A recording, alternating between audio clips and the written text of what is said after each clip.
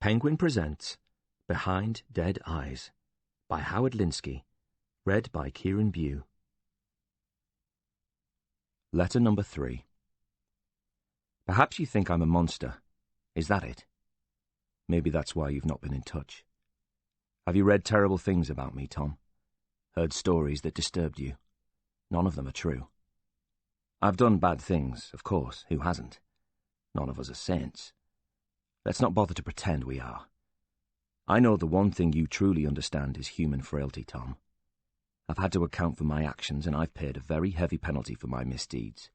But I can assure you, I never killed anyone. Did you believe the poison that drips from the pens of those so-called reporters? They're not interested in the truth, none of them. They spend their lives wading through other people's trash looking for dirt, turning over rocks to see what crawls out. And they have the nerve to call me names. The lady killer. What chance did they give me? Please see me. I'd visit you, but clearly they won't allow that. If we were to meet face to face, I'm certain I could convince you I am not the man they say I am. If you can look me in the eye and actually believe I am capable of such savagery, then I promise I won't blame you for leaving me here. I think you are a truth-seeker, Tom, but you don't seem to be at all interested in my truth. That's disappointing. You are my last and only chance, Tom Carney. Please do not continue to ignore me. Yours, in hope and expectation, Richard Bell. 1995. Chapter 1. Tom Carney was having a very bad day. Maybe it was the new kitchen cupboard doors and the way they refused to hang straight, or the boiler going on the blink again, or perhaps it was the letter from a convicted murderer. No, it was definitely the boiler. He hadn't owned the house long, but it seemed virtually every part of the offending boiler had failed and been replaced at great cost, only for another of its components to buckle under the strain and cease to function. He should have got a new boiler when he bought the creaking old pile, but funds were short then and virtually non-existent today, so he'd opted for the false economy of replacing it bit by bit instead of wholesale. How he regretted that now, as he stood tapping the pipes with a wrench in an attempt to knock the ancient thing back into life. Tom exhaled, swore, and surveyed the stone-cold water tank ruefully. It came to something when a personal letter from a man who had beaten someone to death with a hammer was the least of his concerns. He went back downstairs and tried to phone the plumber again, but the guy didn't pick up. If events ran their usual course, Tom would have to leave several messages before the plumber eventually got back to him.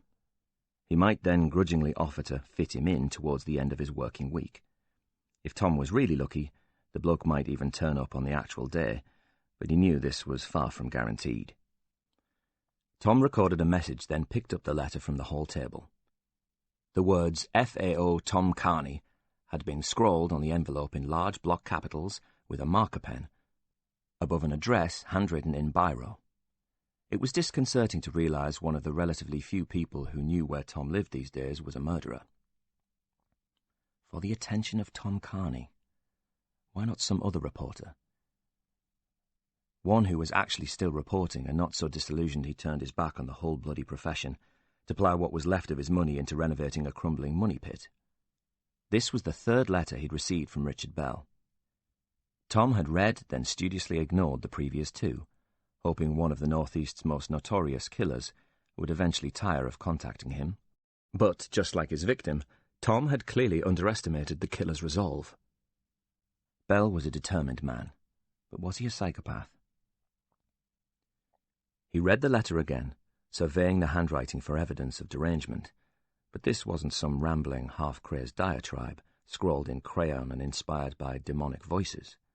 It was angry, and there was an undeniable level of frustration at Tom's failure to engage with him, but that was all. Having singled Tom out, Bell presumably felt the hurt of rejection. The handwriting was neat enough, and it flowed evenly across the page. Tom couldn't help wondering if this really was the same hand that brought a hammer crashing down repeatedly onto a defenseless woman's skull until she lay dead in the front seat of her own car. A jury thought so, and the judge had told Bell he was a monster. Tom remembered that much about a case that dominated the front pages for days a couple of years back. Was Richard Bell insane?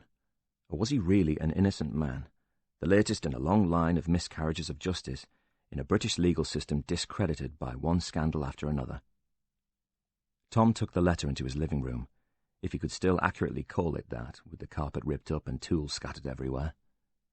He sat in the armchair and read it once more. Richard Bell's message in all 3 of his letters was consistent and clear. He wasn't mad, and he wasn't bad.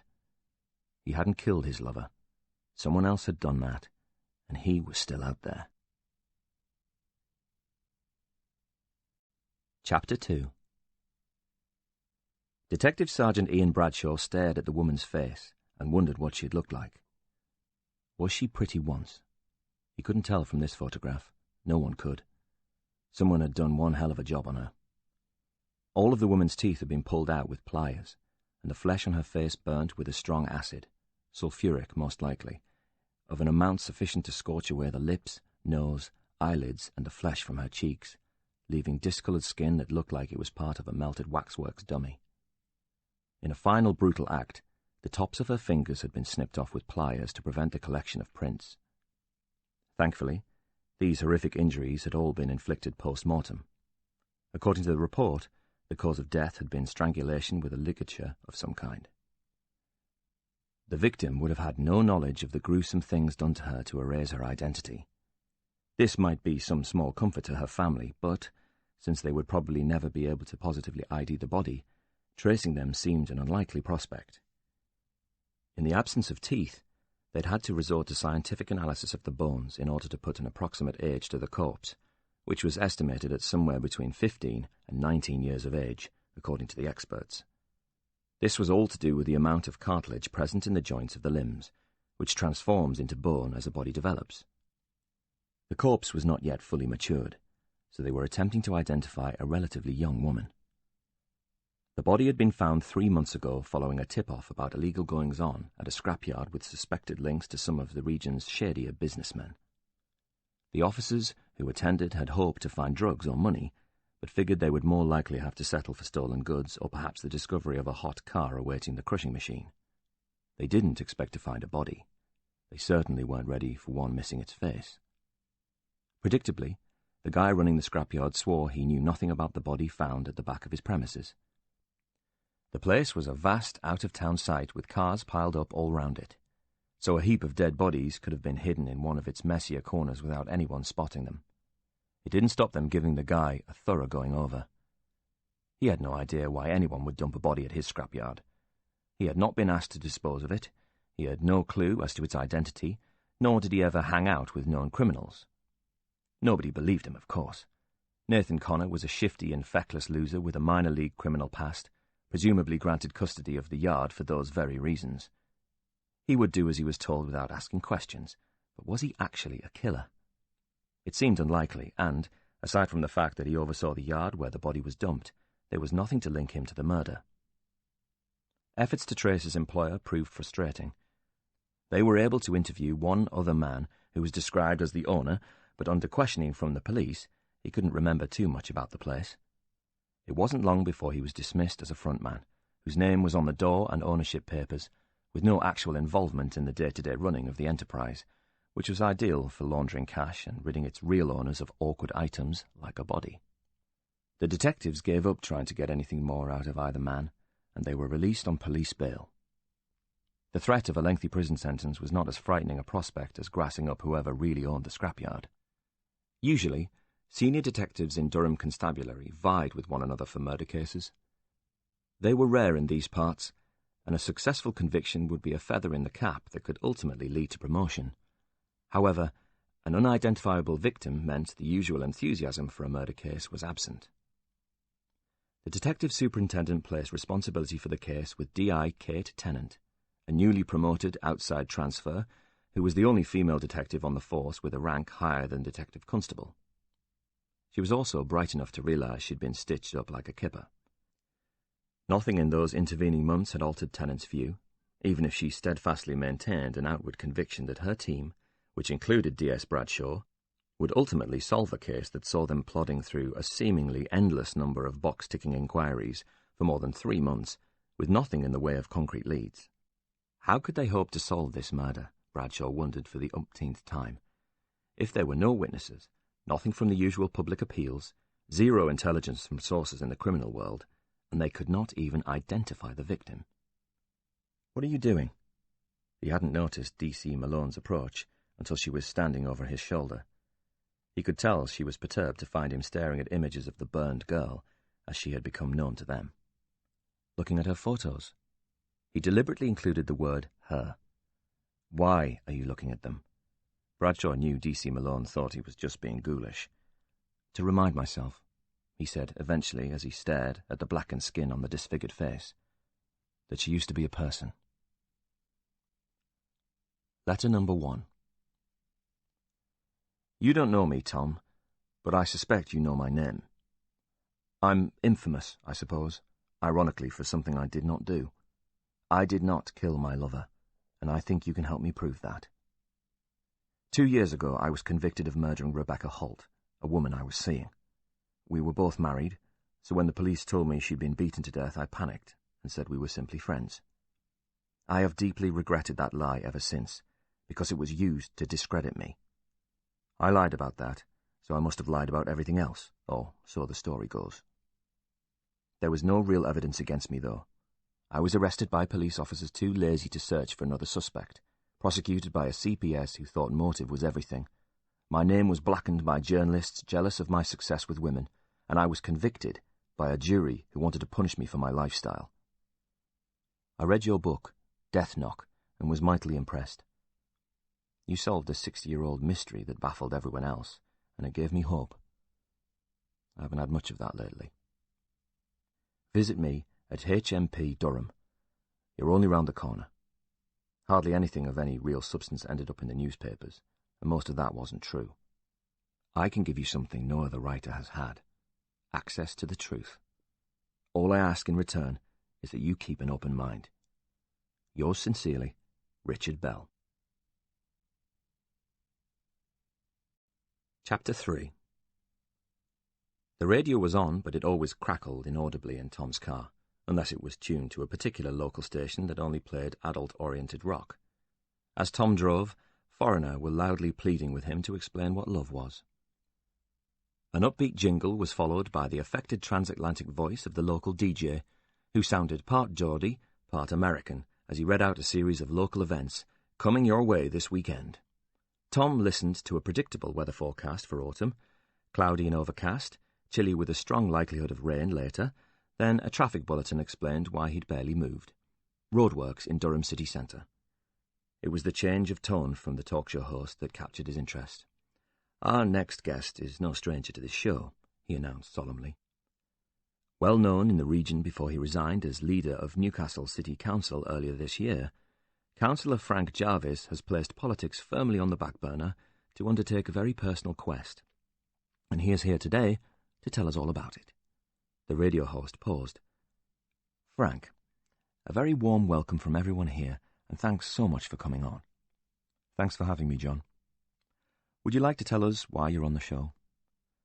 I'm looking for my daughter, the councillor spoke slowly, as if he was trying to control his emotions. Tom may not have been a journalist anymore, but he still devoured the news and recalled reading something about the politician in Newcastle who was worried about his teenage daughter. He was aware of Frank Jarvis, too. The man was something of a firebrand, with an old-fashioned opposition to big business and unrestrained urban development that set him aside from the modernists in his party. Your daughter, Sandra, offered the talk show host gently, as if coaxing the details from his guest, who is 19? That's right. And she's been missing for some time now. 8 months, answered the politician flatly. That didn't sound good. If she'd been missing for that long, the very best you could say was that she really did not want to be found. The worst-case scenario wasn't worth contemplating. Tom didn't hold out much hope for poor Sandra or her father.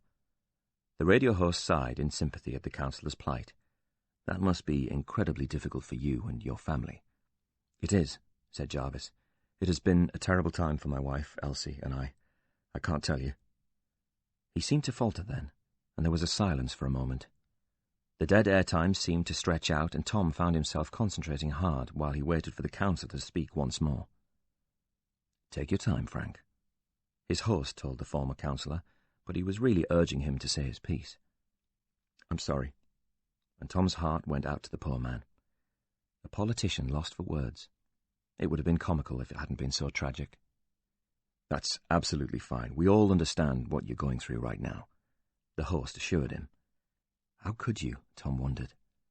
Perhaps you could begin by describing her. There was another pause while Jarvis attempted to find the words. Sandra is 5 feet 5 inches tall with long blonde hair. When she was last seen, she was wearing jeans and a blue t-shirt, with white trainers and a dark brown coat. Now, why don't you tell us, in your own words, what happened on the day she disappeared? My daughter told us she was going out with some friends, he began. She was in her second term of her first year at Durham University and was home with us in Newcastle during reading week. We thought she was staying with a friend and were expecting her back the following night, but she never came home. When he said that, Tom could clearly detect the disbelief in his voice, even after all this time. And what do you think has happened to Sandra? We don't know, Jarvis admitted. We just don't know. It turned out she hadn't stayed with a friend, and no one close to her had seen Sandra for a couple of days before she finally disappeared, but there were a number of sightings of her in the city during that period. And when was the last time anyone did see your daughter? That was on the 18th of February, when she bought a rail ticket at Newcastle Central Station. Do you have any idea where she was going? The host asked. No, admitted Jarvis. And I understand there was no particular reason for her to run away like that. She didn't have any problems. None, he said, and Jarvis sounded surprised again.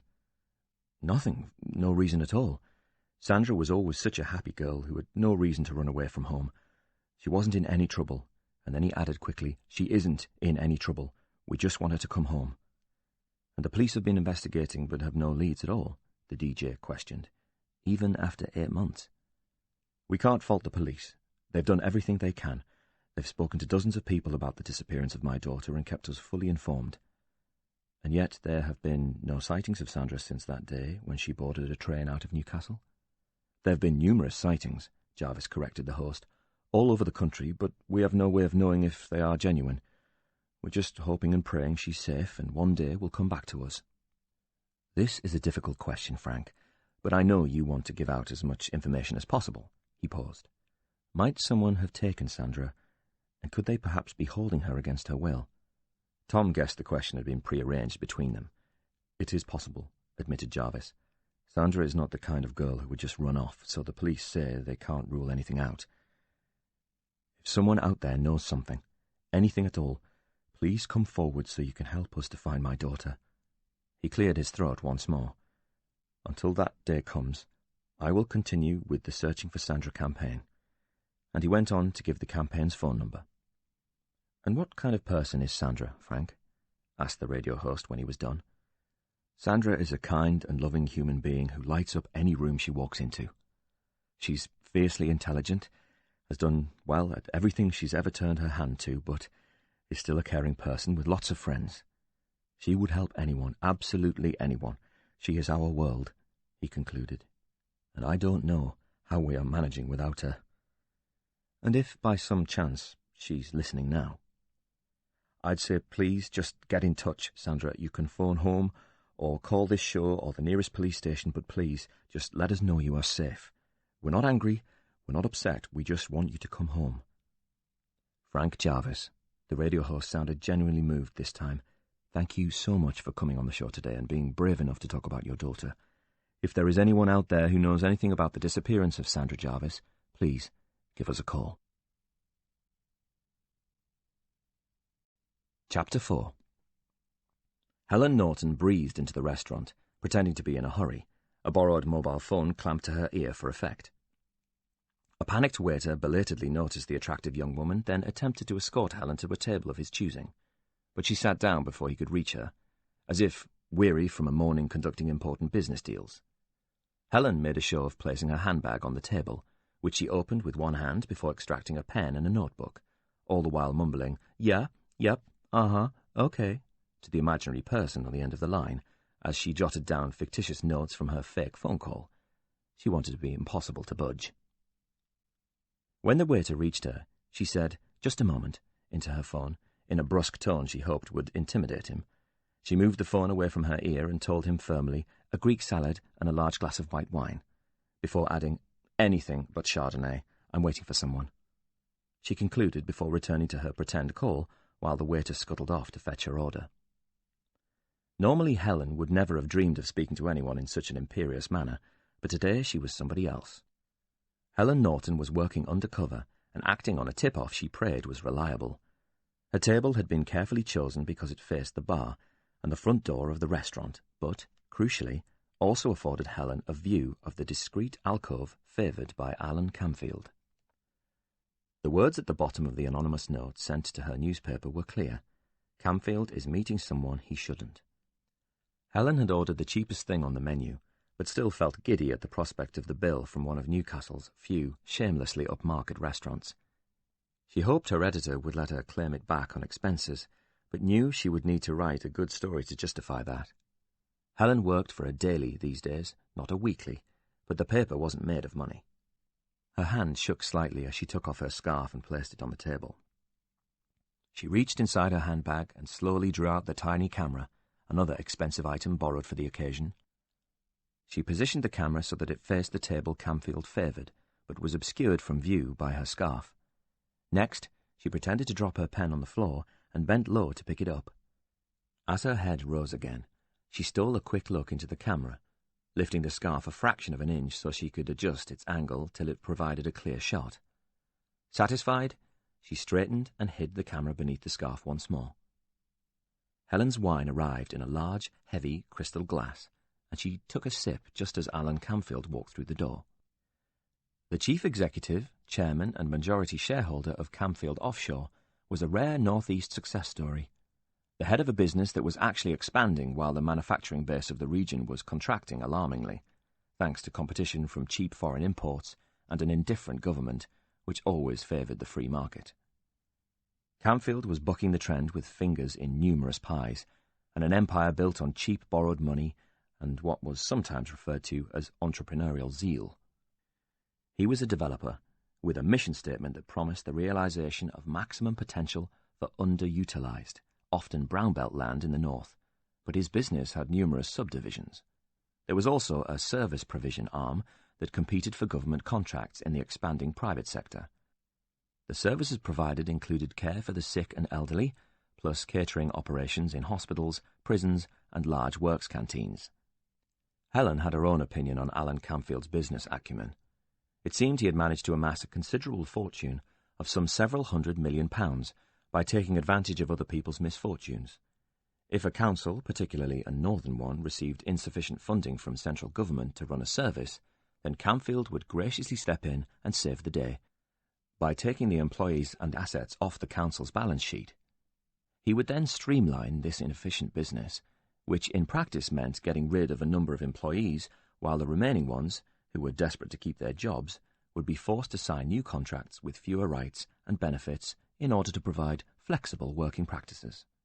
Cut to the bone, this new subsidiary of his business would then provide the barest minimum level of service to the council's dependents, who were often the most vulnerable in society, so their complaints were ignored. Somehow this new, lean and efficient business would then manage to bank large profits, while paying its employees the lowest possible wage for their unskilled labour.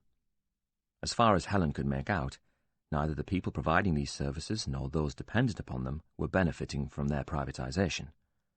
The only one who did gain from the new way of doing things was Alan Camfield. Helen leafed through a copy of Tatler for the first and only time in her life, occasionally stealing furtive glances at the millionaire, who was frowning at the menu as if it was not entirely to his liking. At that point, the second half of her story helpfully walked into the restaurant. A fawning maitre d' personally escorted Joe Lynch, leader of Newcastle City Council, to Camfield's table, with whispered platitudes about how wonderful it was to see him again. So much for the democratically elected representative of the working man, thought Helen. Councillor Lynch took his seat opposite Alan Camfield, and they began to talk quietly to one another. Helen wasn't close enough to hear them, but her tip-off had been accurate. The leader of the council, who could steer opinion either way on the upcoming Riverside property tender, a deal conservatively estimated to be worth more than £100 million to the successful business, was being entertained at an expensive lunch by one of the main bidders. That fact alone, placed into her story, would be enough to cause consternation. Readers would undoubtedly wonder what else Councillor Lynch might be receiving from Alan Canfield in return for his influence. Helen checked the waiters were busy, then she lifted the end of her scarf with one hand and activated the camera with the other. The sound made by the click of the shutter could not have carried much beyond her table, but she waited for a moment to see if either man reacted to it. When they showed no sign of comprehension, she repeated the manoeuvre once more. "Gotcha," she whispered softly to herself. At that point, the front door of the restaurant opened abruptly, and there was a loud bang as it slammed into the wall. The man who swung it open looked puzzled, as if he didn't quite know his own strength, which was entirely possible, judging by his bulk. Along with most of her fellow diners, Helen had looked towards the noise and been shocked at the sight that greeted her. She had never met the man before, but knew him instantly. The maitre d' stepped quickly out of his way, and the waiter let the man pass without a word. Almost everyone in the restaurant recognized the new arrival, or had heard of his exploits. He was the most dangerous man in the city, and he was heading straight for Helen. Photographs of the latest batch of missing persons filled every surface of Ian Bradshaw's desk at headquarters, arranged neatly in rows from left to right. More than a dozen faces stared up at him, and he gazed back at them, not hearing the sounds of his colleagues going about their business, phones ringing, the tapping of keyboards as yet another report was prepared, laughter at the usual office banter. Ian Bradshaw was completely oblivious to all of this. He had already examined the cases of every female reported missing in the northeast of England, dating back years before the corpse of the burned girl was found, but came across nothing to link any of them to her. Like Tom, he'd listened on his car radio as Councillor Frank Jarvis appealed for information on his own missing daughter, and Bradshaw was reminded of a brief period when they had wondered if she might be the burned girl, a theory that lasted as long as it took to compare their measurements. Sandra Jarvis was almost 4 inches taller than the burned girl. Bradshaw widened the radius and asked for help from all over the country, even though his gut instinct told him this girl was local. These pictures had been sent from North Yorkshire, and he read all of the reports carefully, dismissing them one by one. Some were too short or too tall, some he could exclude from their skin tone or other distinguishing characteristics, and others had gone missing after the date their victim had been found. He was beginning to come to the inevitable conclusion that, whoever she was, the burned girl had never been reported missing. But how could a young woman just disappear like that without anyone noticing? Bradshaw looked at her photograph again, taking in every mark and blemish on her charred skin. He knew he was becoming obsessed, but he just couldn't help himself. He had to know who she was. His eyes followed the scorched boundaries on her face and neck, where the acid had robbed her of an identity. Then he noticed something. There was a tiny blemish, which was a slightly different colour from the larger marks on her face and neck. He was still peering at it intently when D.I. Kate Tennant's voice snapped him out of his private thoughts as it carried across the room. "Stop what you're doing for a moment," she called, and the 4 other members of the team transferred their attention to her. Tennant's squad had been steadily dwindling in numbers, as detectives were reassigned to more important cases, now that 12 weeks had elapsed since the burned girl had been found and no progress had been made. "I know you are disillusioned."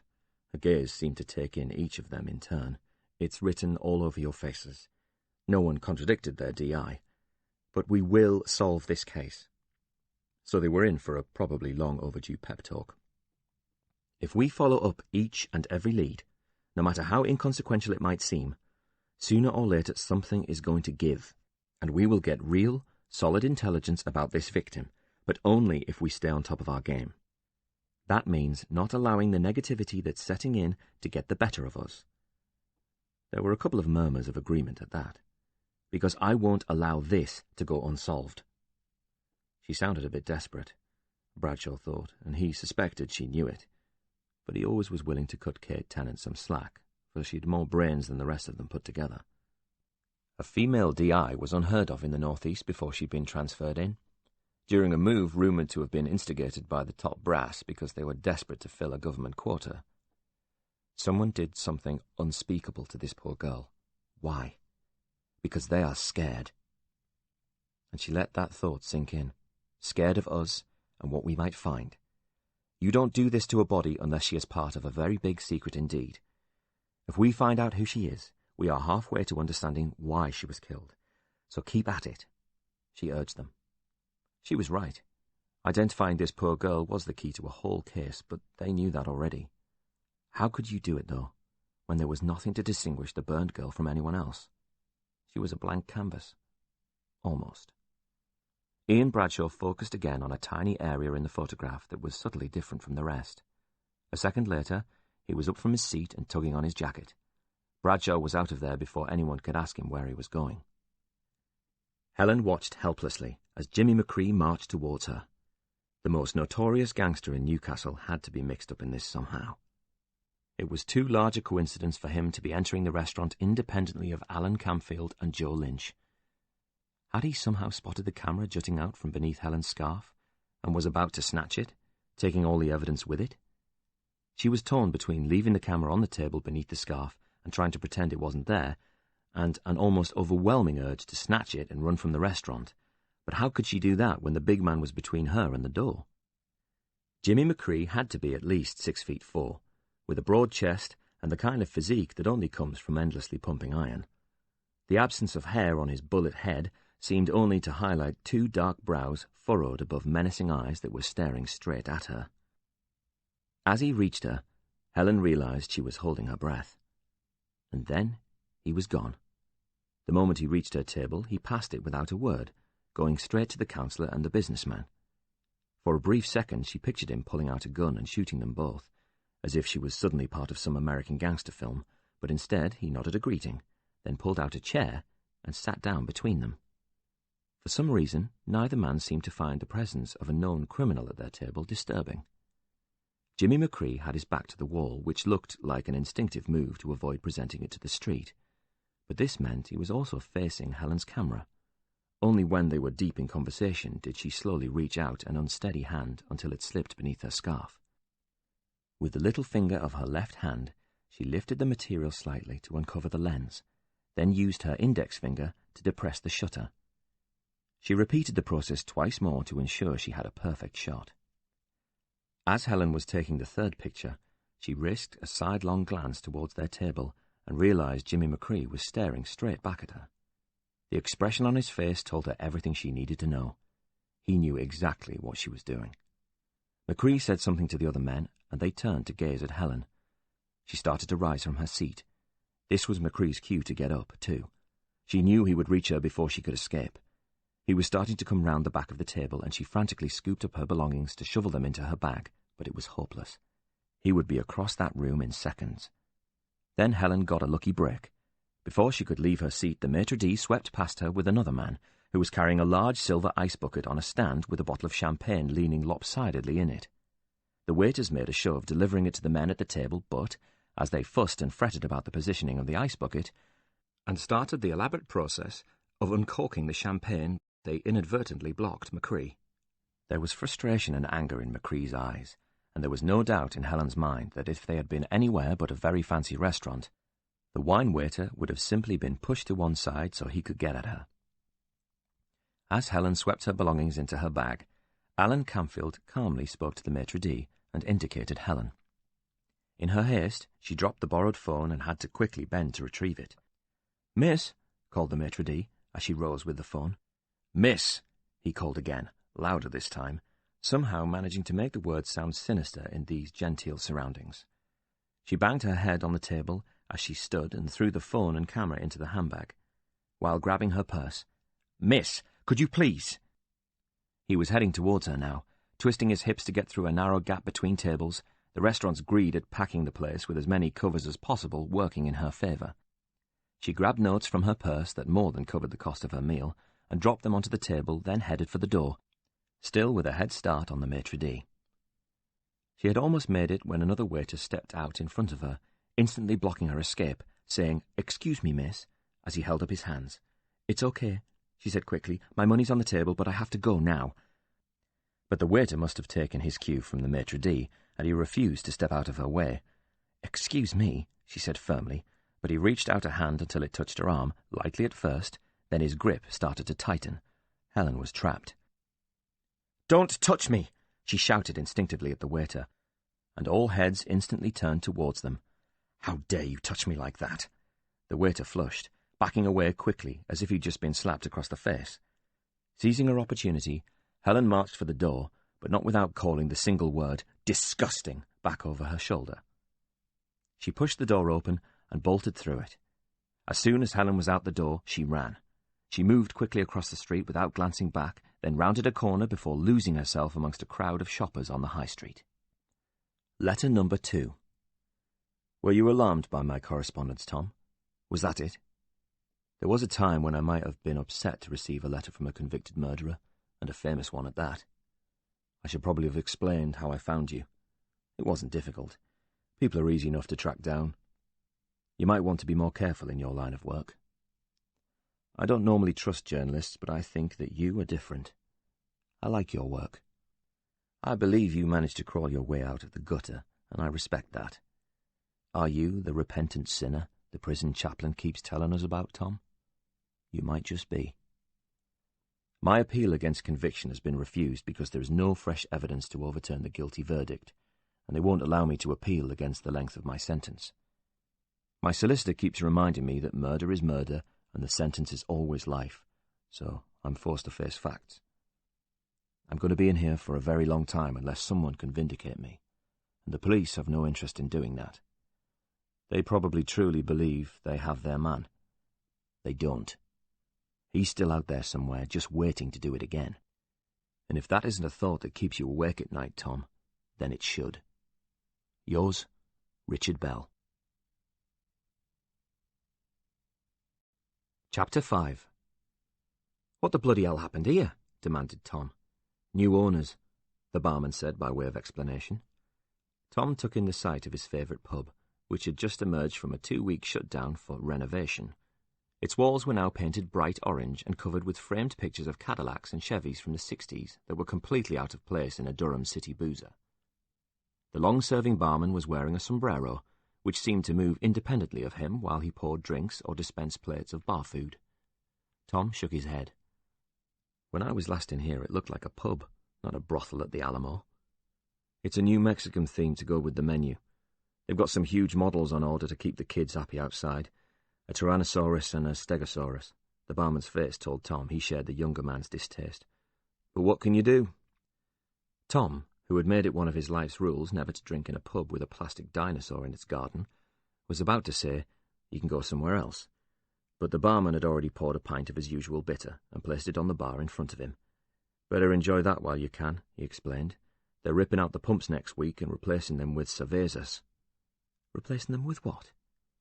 Cervezas? I think it's Spanish for beer. We're getting 3 of them in here on draft. Owners told me that's what the punters want these days. That and plastic dinosaurs, said Tom doubtfully. Are they Mexican dinosaurs? Don't know. The barman thought it was a serious question. Since when did drinkers become punters, thought Tom. They'll go bust in a year. He noticed a small machine on the bar which dispensed jelly beans, as if they were a sensible accompaniment to a pint of beer. But this wasn't the final straw for Tom. The final straw was the repainted toilet doors that said senoritas and hombres instead of ladies and gents. Make that 3 months, he said sourly as he looked at the new bar food menu, which featured chili dogs and refried beans, along with tacos and empanadas. Is there a remote chance of getting a burger in here that isn't smothered with salsa or guacamole? I'll check with the kitchen. And he left Tom mourning the loss of his favourite Durham City watering hole. The barman returned and said, "That's fine. The chef says you can have a burger with nowt." A burger with nowt it is, then. Tom handed over his money. While he waited for his burger with nowt, he sat in the corner trying to ignore the restlessness that was almost always in him these days. What the hell had he been thinking when he bought that house?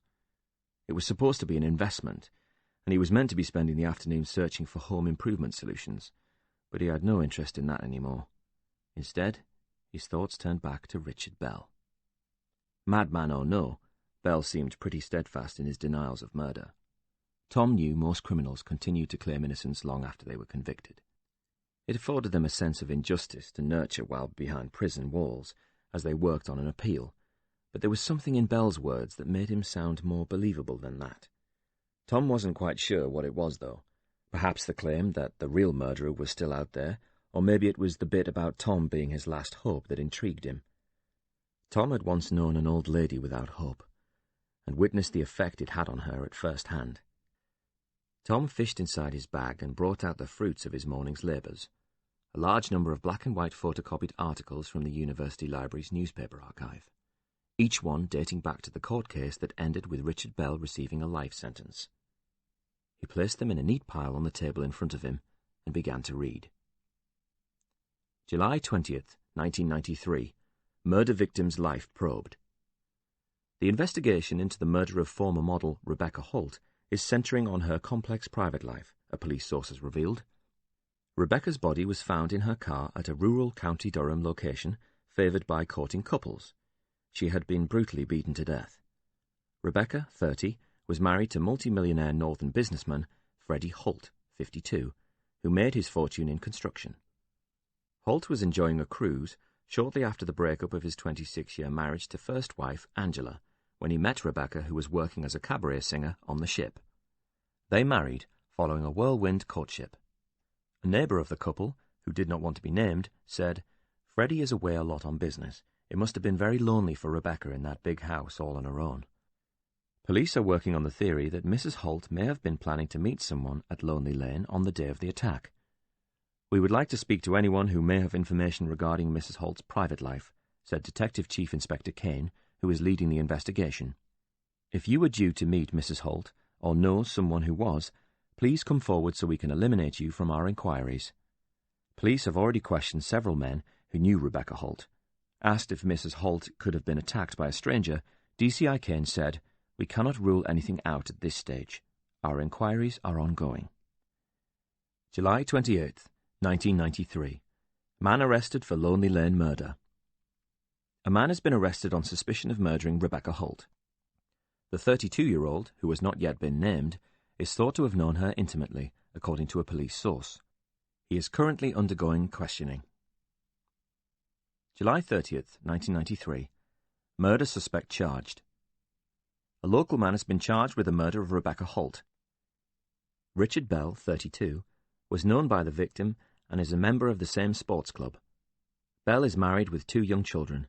He has been remanded in custody awaiting a trial date. October 10th, 1993.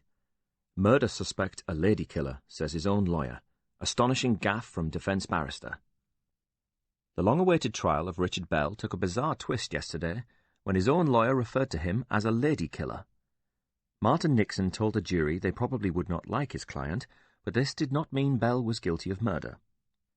Richard Bell is a handsome man who is capable of an easy charm, and has perhaps taken advantage of this in his dealings with women, before adding, "In a bygone era, we might have considered him to be something of a lady killer." There were gasps from the public gallery at that, and the defence barrister immediately added, though obviously not in the literal sense. Richard Bell stared impassively from the dock throughout his lawyer's opening remarks. Bell is accused of murdering his lover, Rebecca Holt, who was found dead inside her car, which was parked in a notorious lover's lane in rural County Durham. Police said she had been brutally beaten with a blunt instrument, possibly a claw hammer, during what was described as a frenzied attack. Bell, 32, initially lied to police about their affair, but, under questioning, later admitted meeting Rebecca regularly for sex sessions. He denies murdering the former singer and swimwear model because she threatened to expose their affair. Bell worked for his father-in-law's company and, according to the prosecution, stood to lose everything if his extramarital activities were exposed by the woman he had been seeing, giving him a strong motive that marks him out as the only credible suspect in her murder. The trial continues.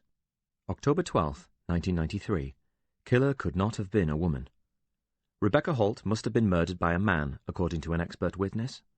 Professor Angus Matthews told a court that a woman lacked the upper body strength for such a sustained and savage attack on another human being. Only a man could have administered blows of such ferocity with a blunt instrument, possibly a hammer, which caused the severe cranial fracturing that killed Rebecca, he claimed. Richard Bell's wife told the court she was standing by her husband, despite his adulterous relationship with the dead woman and the murder charge that now hangs over him. Annie Bell said she took a share of the responsibility for his affair. "I was often busy with work and the children. I regret that now. I want to rebuild our relationship, and we are both determined to make this marriage work. Richard is completely innocent.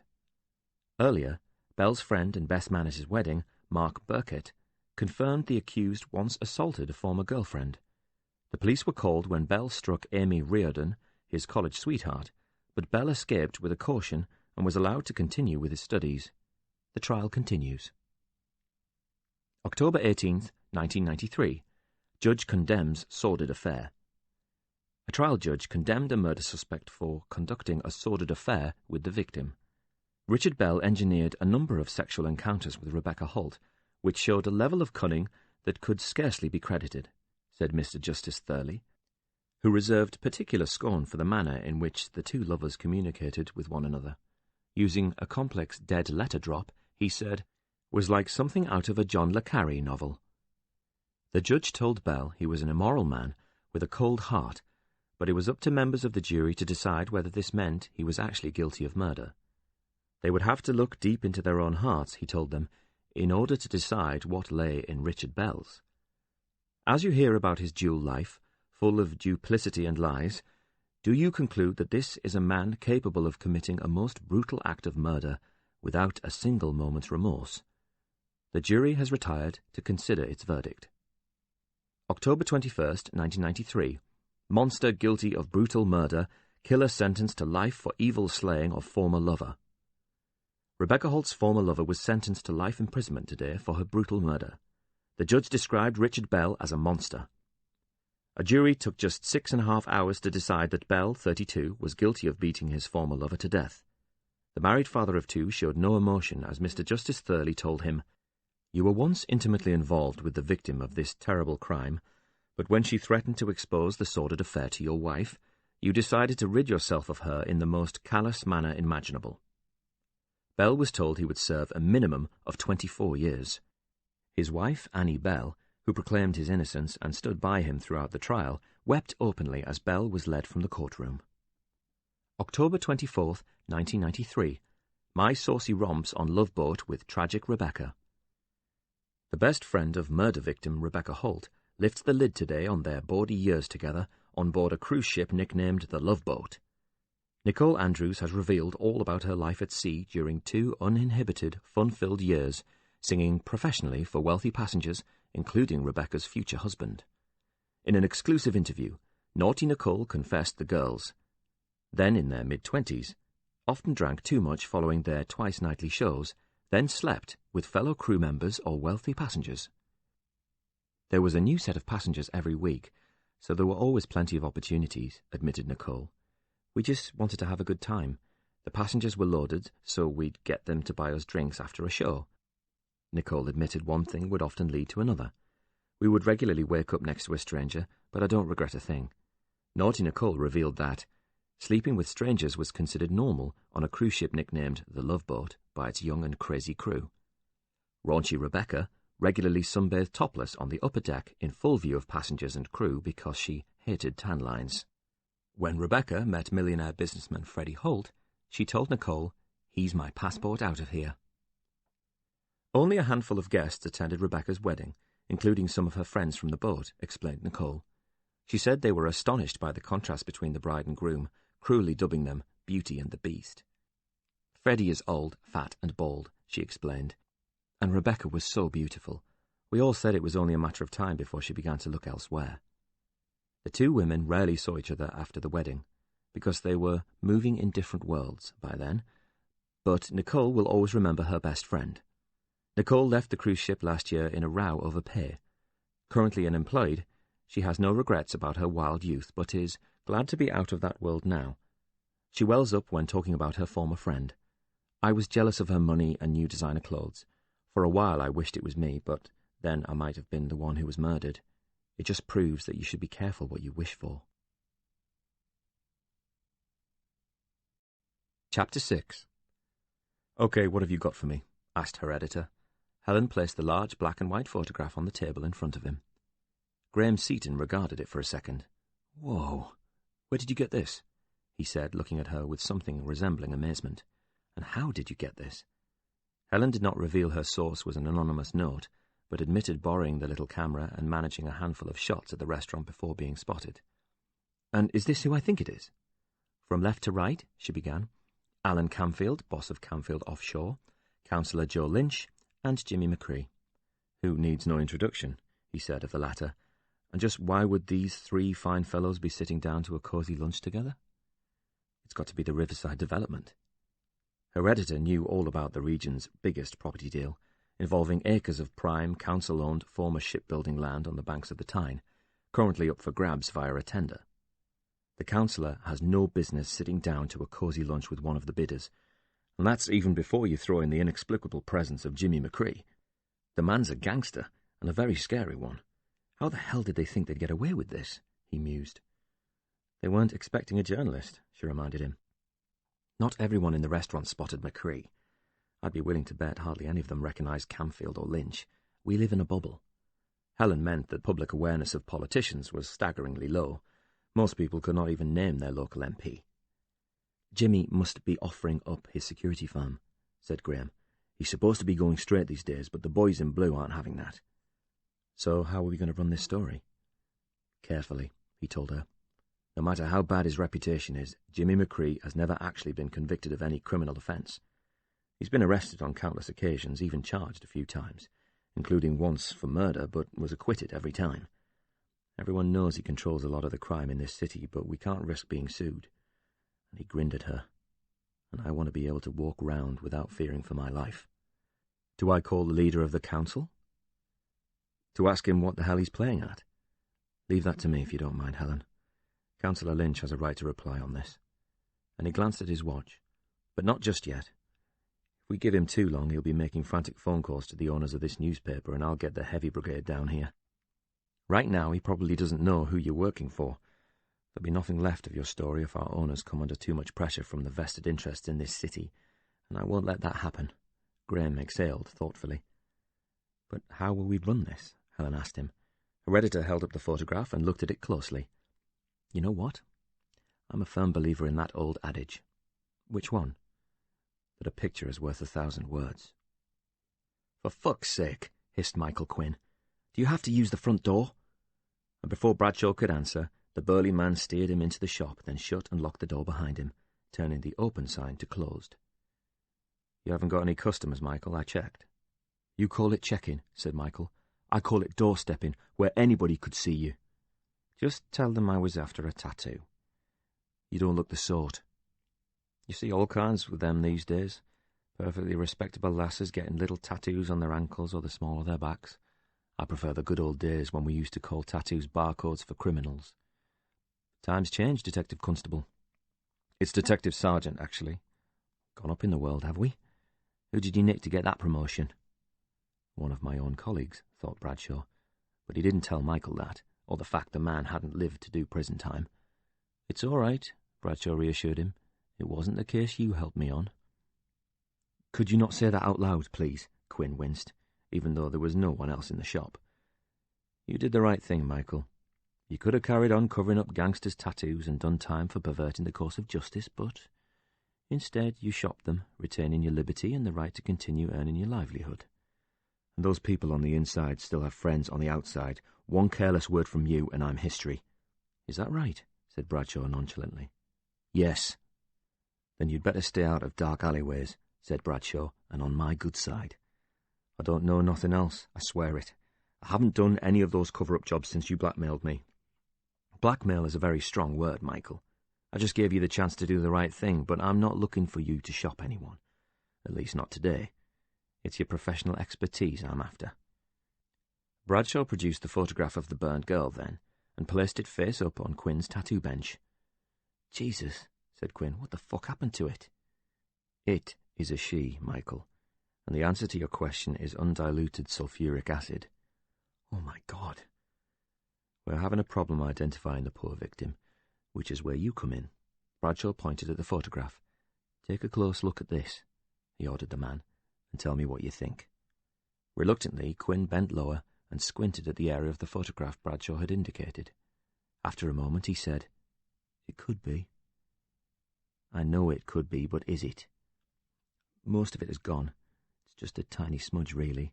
And he swung round a desk lamp with a magnifying glass attached to it so he could take a closer look. Bradshaw watched as Quinn turned on the lamp, peered through the glass and examined the light blue mark on the burned girl's neck. But it does form an angle. I think it is a tat, he said eventually, but it could be almost anything. This was not the answer Bradshaw was hoping for. What do you think it is? Quinn looked again. Well, it could be a number, a letter, or the shape of an animal, or possibly the corner of an emblem of some sort. Bloody hell, Michael, I could have told you that. Well, I need a bit more time if I'm going to examine it properly and compare it. How much do you need? He asked. I don't know, Quinn shrugged helplessly. A while, possibly quite a while. Bradshaw folded his arms. I'm in no hurry. Look, I don't mean this disrespectfully, but could you at least fuck off for a bit and come back later? No, Michael, I couldn't. Christ, hissed Quinn, as if Bradshaw was standing there in full uniform and not a suit. So, if you want me gone, you'd better get a move on. All right. And Quinn did get a move on. He started dragging catalogues containing tattoo designs over to the bench and opening them near the photograph of the burned girl, so he could compare the smudge to them. Take your time, Michael, said Bradshaw, but I'm expecting great things from you. Don't hold your breath, said the flustered tattooist as he leafed through the catalogues. Bradshaw killed time looking at the myriad of designs on the tattoo parlour's walls before deciding that none of them were remotely appealing to him.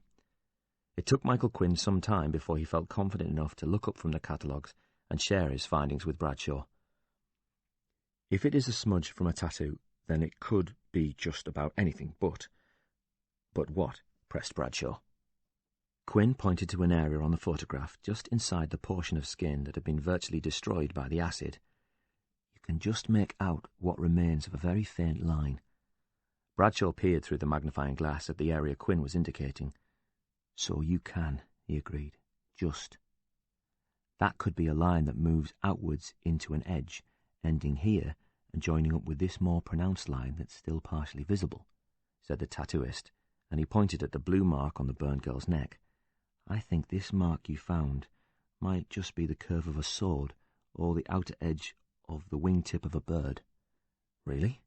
Take a look, said Quinn, and he slid the images he had found along the table so they were close to the photo of the burned girl. These designs are very popular and small enough to go on your neck, ankle, or an inner thigh. I've done a few of those, and he smiled at the memory.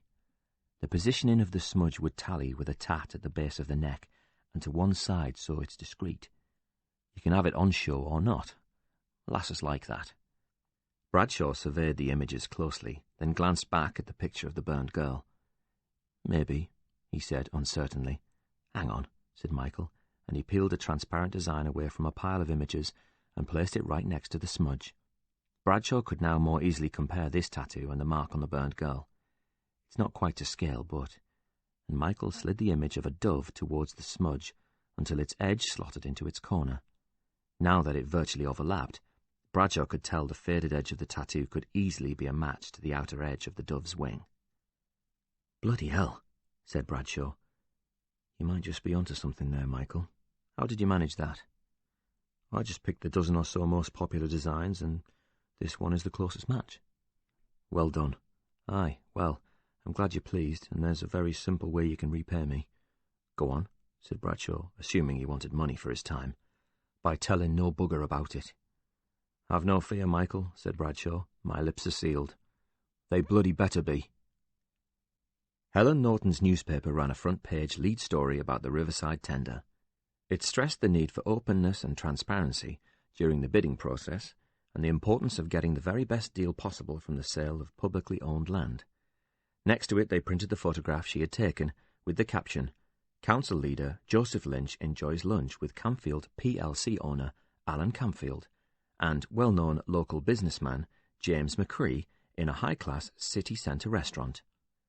The hyphens in McCree's title were her editor's idea. They were not quite as blatant as punctuation marks, but they ably highlighted the ironic nature of their description of the local gangster. For anyone outside the region, that photograph would have seemed innocuous. However, if you were from Newcastle, the image would have been shocking. The leader of the council was sitting down to a cosy and expensive lunch with a multi-millionaire and one of the city's best-known criminals. Councillor Lynch used his right to reply to offer a flustered and angry response, which Helen's editor included at the foot of the article. I absolutely deny I had lunch with Mr. Camfield and Mr. McCree. I was there to meet someone else. Mr. Camfield was already at his table. I went over to say hello to a prominent local businessman I have known for many years. While I was speaking to Mr. Camfield, Mr. McCree arrived at the restaurant to discuss opportunities for his security business. Should Camfield Offshore be successful in their bid for the Riverside Development Scheme? At that point, I left both the conversation and the table. "I should have waited till the food arrived," said Helen. "I've given him an out." "Do you think anyone is going to believe that?" asked Graham. "The people of Newcastle have legendary bullshit detectors. Lynch has been banged to rights. We have done some serious harm to his credibility." "Was he angry?" Helen asked. "No," said her editor. "He was apoplectic." "So will he try to ruin our lives?" "Oh, yes. If I know anything about Councillor Lynch, he will not rest until I'm fired, this paper's closed down, and the building we're standing in is demolished. But you know what? Fuck him. That's journalism. Sometimes you just have to roll the dice and print the story. Otherwise, what's the point?" Helen Norton may have been a reporter, but right then she would have struggled to put her admiration for her editor into words. "Print and be damned, eh?" she managed. "Print and be damned," Graham repeated firmly. Chapter 7. Tom Carney. The prison officer called his name, and Tom, having waited for what seemed like an eternity, was suddenly snapped out of his private thoughts. He got to his feet and followed a burly man in a blue jumper with epaulets on his shoulders. He had expected to be fobbed off. He figured there would be at least a number of bureaucratic hoops to be navigated before he was able to come to the prison. Instead, it was almost as if they were expecting him, and, to his genuine surprise, he was given an appointment that same day. Tom was led into the visiting area. He had assumed he would be among the friends and families of dozens of inmates, but instead of a crowded room full of wives and children at visiting time, he found himself alone in a room filled with empty chairs and small tables. Tom chose one and sat down. He didn't have to wait long for Richard Bell to appear. The heavy metal door at the opposite end of the room swung open, and the murderer stepped inside. He smiled broadly at Tom, and there was a disconcerting excitement in his eyes. Tom was glad of the presence of a barrel-chested prison guard who took up a position a little way from the table Tom had selected. No one else followed Bell through that door. It seemed they really would have the room to themselves. Bell walked towards him. He was still a handsome man, but those famous looks had been diminished by 2 years in prison. The effects of an inadequate diet and being locked up for most of the day were obvious. Richard Bell had traded a life of expensive restaurants and foreign holidays for one of extreme stress, poor nutrition, and perpetual confinement, and it showed. His face, starved of sunlight, was pale, his hair straggly and uncombed, but the most startling alteration to his appearance was the vivid scar on the side of his face. It wasn't entirely new, but fresh enough to provide a stark contrast to the rest of his skin, running in an almost horizontal dark red line across his right cheek. This was a mark Bell would be forced to carry for the rest of his life. Tom stayed in his seat because it didn't feel right to rise for a murderer. He felt decidedly on edge. Seeing Bell in the flesh prompted him to fully recall his crimes. They no longer had the distance created by bland words in a newspaper article. Tom checked Bell's hands to ensure they were empty, but Bell wasn't carrying anything. The killer stretched out an arm to shake his visitor by the hand. "Thanks for coming, Tom. I can't tell you how much this means." Tom did not react. Bell's smile dissolved into a slight frown, but it was one of bemusement, not anger. "I don't think we've reached that stage," Tom told him. Bell seemed to ponder this for a moment before withdrawing his hand. "Fair enough. I appreciate you taking the time to visit me. You were very persistent." 3 letters, recalled Bell. "I'd have written 33 if that's what it would have taken to persuade you," he reflected. "You are just the man to help me." "I didn't say I was going to help you," Tom told him firmly. "I'm here to listen to you. I'll hear you out, but I'm promising nothing." "Of course. You've not heard my side yet." "I understand your caution. I'd have been disappointed if you'd promised me cooperation without hearing what I have to say. That would have meant you were more interested in making money out of me than clearing my name. I don't want the kind of reporter who is only interested in an interview with a killer." Bell said the last words ironically. "You are a killer," Tom reminded him. I'm a convicted murderer, Belle admitted. But I didn't kill anyone, Tom. That's what I've been trying to tell you. And if you'll just keep an open mind, what happened? Tom interrupted, and when Belle didn't comprehend his meaning, he stroked a finger along his own cheek, mirroring the scar on Belle's face. Oh, that. Belle actually smiled then. One of my fellow inmates fell in love with Rebecca during my trial. Like those doomed rock stars of the 60s and 70s, death had done little to quell Rebecca Holt's popularity with the opposite sex. Unfortunately for me, he happened to be a particularly vicious London gangster with a bit of an entourage. He got one of his men to come at me armed with a toothbrush, and his smile turned grim, with a razor blade attached to it. I was actually quite lucky. He was aiming for my throat, but I saw it coming, and at the last moment I managed to duck. The second slash caught me on the cheek, and it opened me right up, he said brightly. There was an awful lot of blood, and I had a second mouth for a while until they managed to stitch me up. I was quite proud of myself, though, continued Belle. After he slashed me, I managed to punch the guy right in the face. I don't know who was more surprised by that, me or him. Most people go down, you see. They clutch their wounds and beg for mercy, but they won't get any in here. Not me, though. I just got angry and thumped him. I think it was all the months of stress and carrying this huge feeling of injustice around with me. I was just waiting to take it out on someone. It's funny. I used to spend all that time in the gym just to look fit, but I'd been doing weights for so many years that when I finally put those muscles to good use, I dropped that guy on the spot. It might actually be the single most impressive thing I've ever done. I mean, if a criminal attacked me in the street with a knife and I decked him like that, they'd run a story in all the newspapers, wouldn't they? I suppose they would, Tom conceded. But not in here. They ran stories all right, but it was lady killer slashed in face by vengeful inmate, as if the guy actually knew Rebecca. There was no mention of the fact I knocked my attacker senseless. They gave him solitary for that, but he didn't give a shit. Lifers. He added ruefully. You just can't control them. Belle added. I don't regret it, though.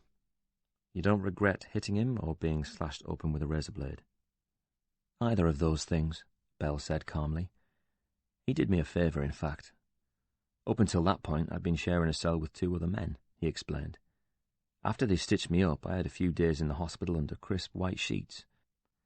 Then when they put me back, I got a cell on my own far away from the nutjobs and gangsters, because they heard there were several people in here still keen to kill me. Rebecca has quite a fan club. Anyway, the governor knew he would look very foolish if anything else happened to me. He pointed to the vivid scar on his face. This made the Nationals, and he doesn't like newspaper reports that make it seem like he isn't entirely in control of his own prison. So I am also in a form of solitary confinement for my own safety, which I appreciate. Is that why we're on our own right now? Belle nodded. My solicitor wanted to sue the arse off them, but I persuaded him not to. Let's just say the governor appreciated my discretion. I get certain unspoken privileges as a result. One of them is time alone with you here today. As long as Andrew is in the room with us, he indicated the prison guard. A cell to myself is another. They can't guarantee my safety any other way, he shrugged. I get a little privacy, I feel safer, my cell doesn't stink of other men. Every cloud? That's pretty extreme. Well, I'm in an extreme situation, Tom, and Belle made a point of looking around the place. Haven't you noticed? They used to hang people here, you know, out there in the courtyard. Imagine that. The last man to be hanged in Durham jail was a 20-year-old soldier named Brian Chandler, who killed an old lady with a hammer, and he widened his eyes ironically at the coincidence. I suppose they would have hanged me if Rebecca was killed back in 1958, but, as I keep telling everybody, I didn't do it. You do keep saying that, said Tom, but nobody seems to believe you. My wife believes me, he said, but you're right, nobody else does, despite the fact there is very little evidence against me. Did you study English at college? Tom changed the subject. Business studies, why? I was remembering your letters, and he quoted from them. The poison that drips from the pens of those so-called journalists. Are you mocking me, Tom? No, said Tom, I'm just noting you have a way with words. He quoted the other man once more. Are you mocking me? Not, are you taking the piss? and he looked at Richard Bell intently. "I wondered if you were a writer in your spare time, that's all." Bell shook his head. "Not a writer, no, but I can appreciate a good turn of phrase, and spare time, as you call it, is all I have these days. I chose my words carefully because there was a great deal resting on them. I read a lot. That's the one thing they are pretty good about. They don't mind us having books, and I devour them. There really is nothing else to do in here. We're locked up for 23 hours a day, so books are all I've got. I read yours in a day. I thought it was exceptional." Tom ignored the compliment. "I reckon I could tell a pretty good story, given the chance." Tom leaned forward. "Then why don't you tell me yours?" Richard Bell began his story with the words, "I'm trapped. I don't just mean in here. I'm trapped in another way. Do you know what is meant by an innocent man's dilemma, Tom?" "I think so, yes." But Bell regarded him as if he was a student who had not yet provided a satisfactory answer, so Tom continued, "You've been sentenced to life in prison for murder, but life does not necessarily mean life. You could qualify for parole once you've served around a third of your sentence. Most murderers don't serve their full term.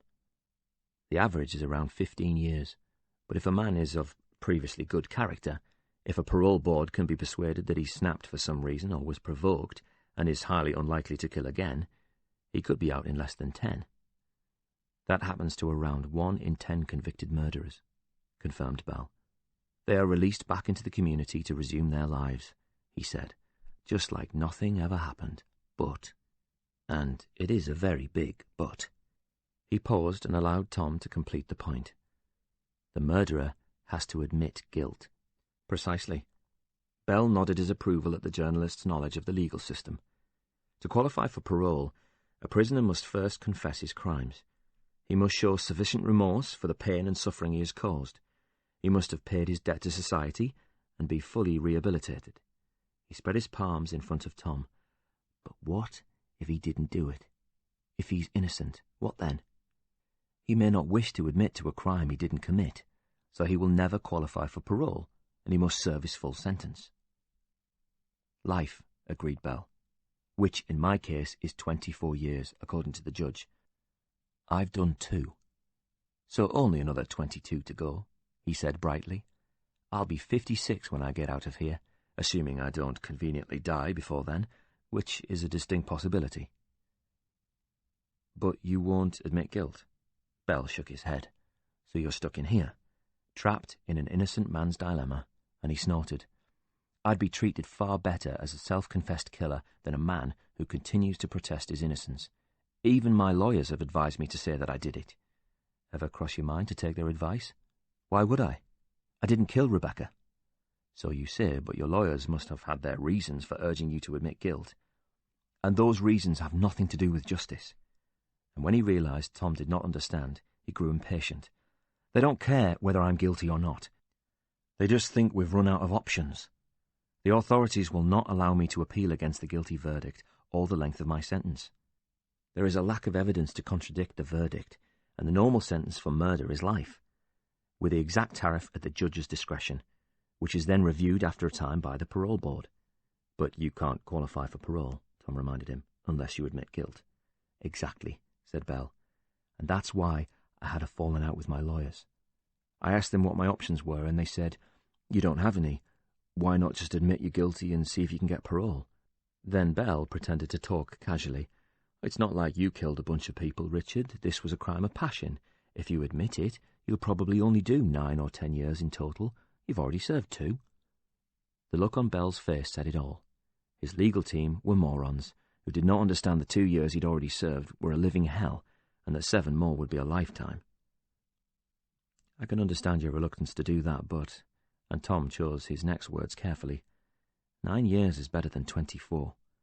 If you don't admit to the killing, the parole board will never recommend you for release. You'll be officially classed as in denial of murder," said Bell. "I should keep my head down, maybe do an open university course, develop a sudden interest in God. If I behave like a model prisoner, then I could be out of here in another 7 years, as long as I take responsibility for my actions and admit my terrible crime. Just say the word and serve a third," he added dryly. "But if I continue to maintain my innocence, I'll do the full tariff. So let's say I admit to killing Rebecca, Hypothetically. Hypothetically, agreed Tom. What then? What happens to me? You serve the rest of your sentence, then leave. Where do I go? What do I do? You go home, assuming your wife will have you. What you do then is up to you. That's where you're very wrong, Tom. It's not up to me. I know Annie would take me back, but I'd have no job and no way of getting one. Not many blue-chip companies employ murderers, and I don't think my father-in-law could be seen to be taking one back either, even if he felt inclined to. You were his sales director. Bell nodded. Whatever would his clients say? I'm not saying it would be easy. Easy? It would be impossible. But, Tom ventured, better than this. It was as if Bell hadn't heard him. What would I do for the rest of my life? Take walks in the park every day, go to the library, read even more books, then maybe meet my girls from school? And he chuckled, but without humour. Can you imagine the looks in the playground? Let's face it, my life is over as soon as I say I did it. I'm not sure you have an alternative. You are my alternative, Tom. I want you to clear my name. I need you to use all of your skills to take a fresh and unbiased look at Rebecca's murder and find out what really happened.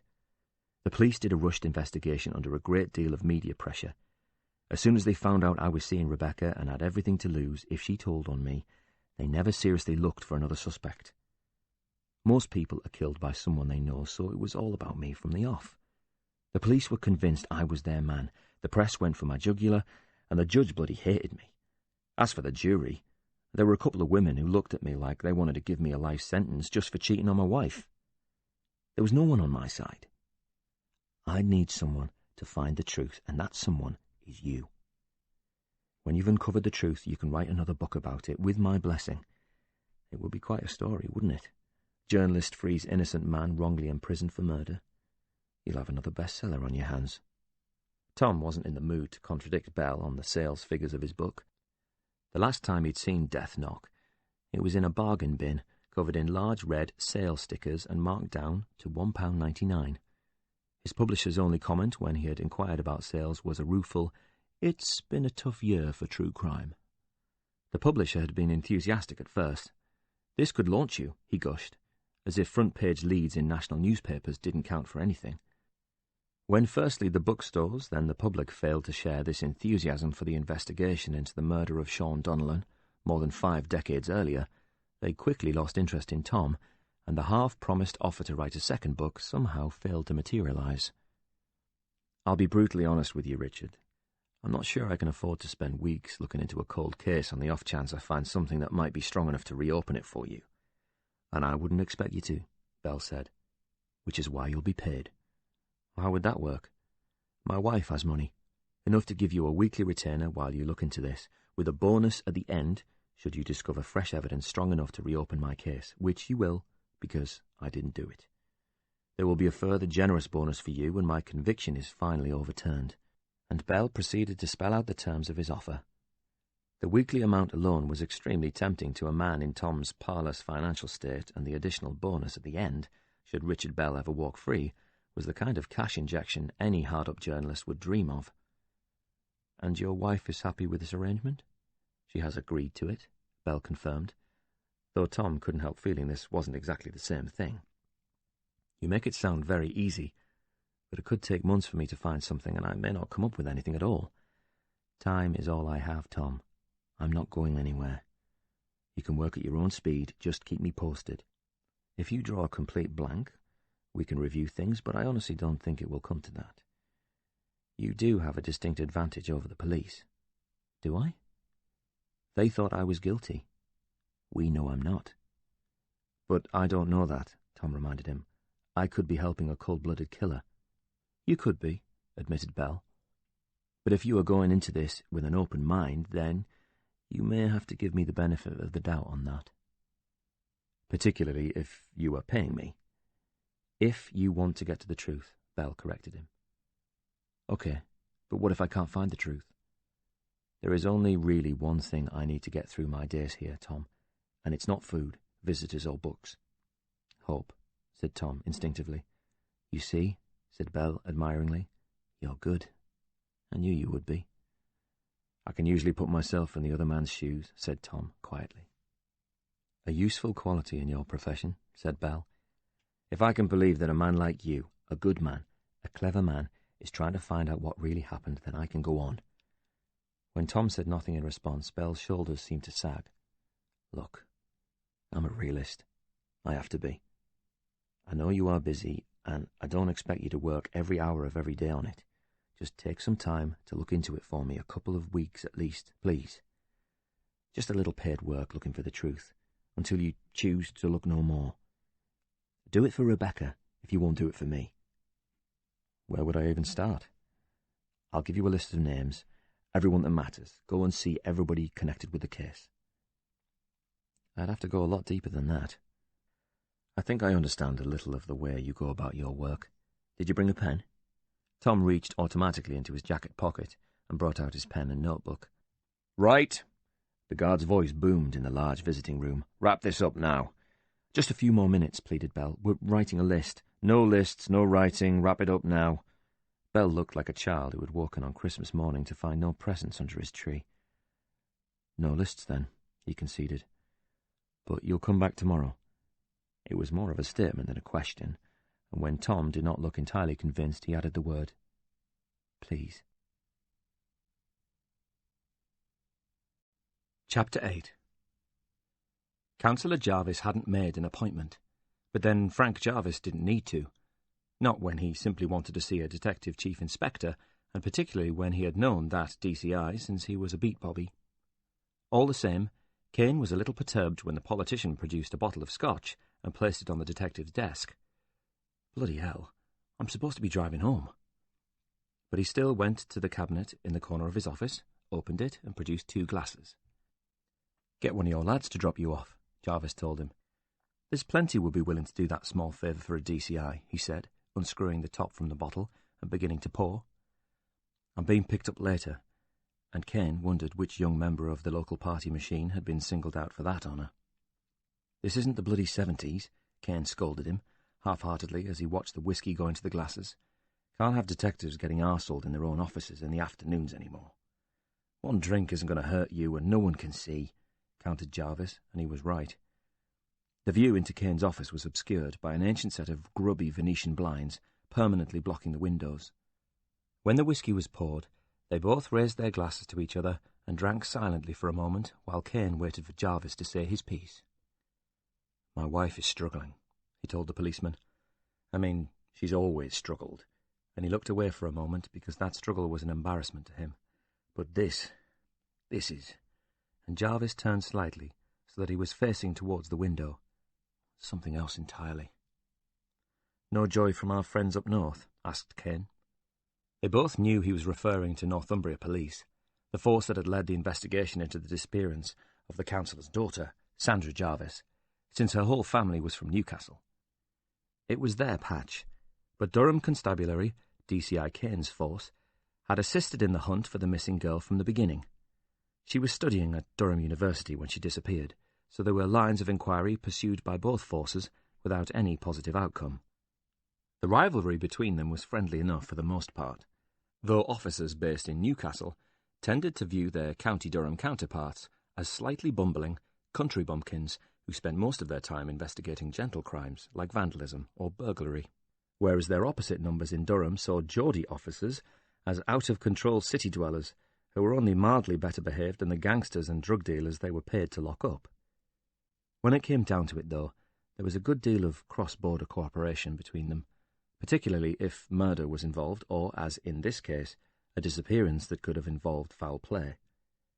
"There's nothing," answered Jarvis, "that new bloke," and he shook his head dismissively.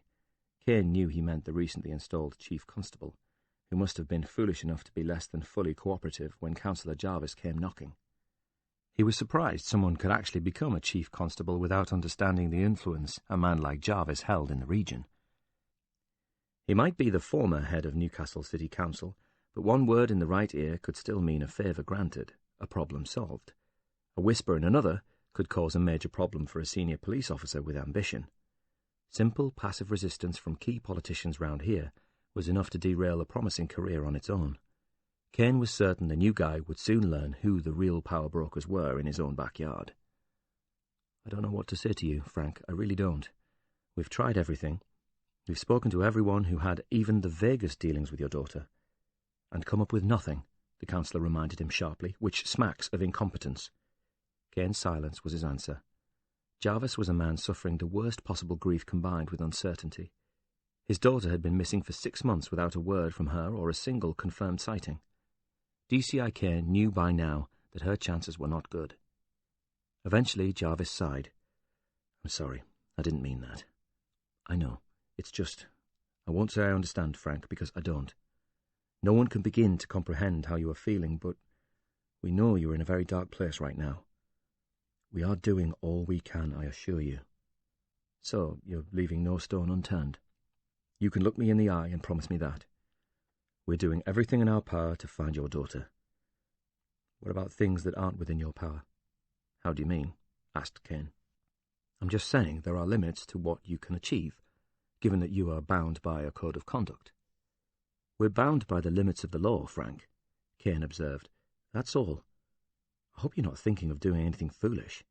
I'm just saying there are lines of inquiry that can't easily be pursued by the police.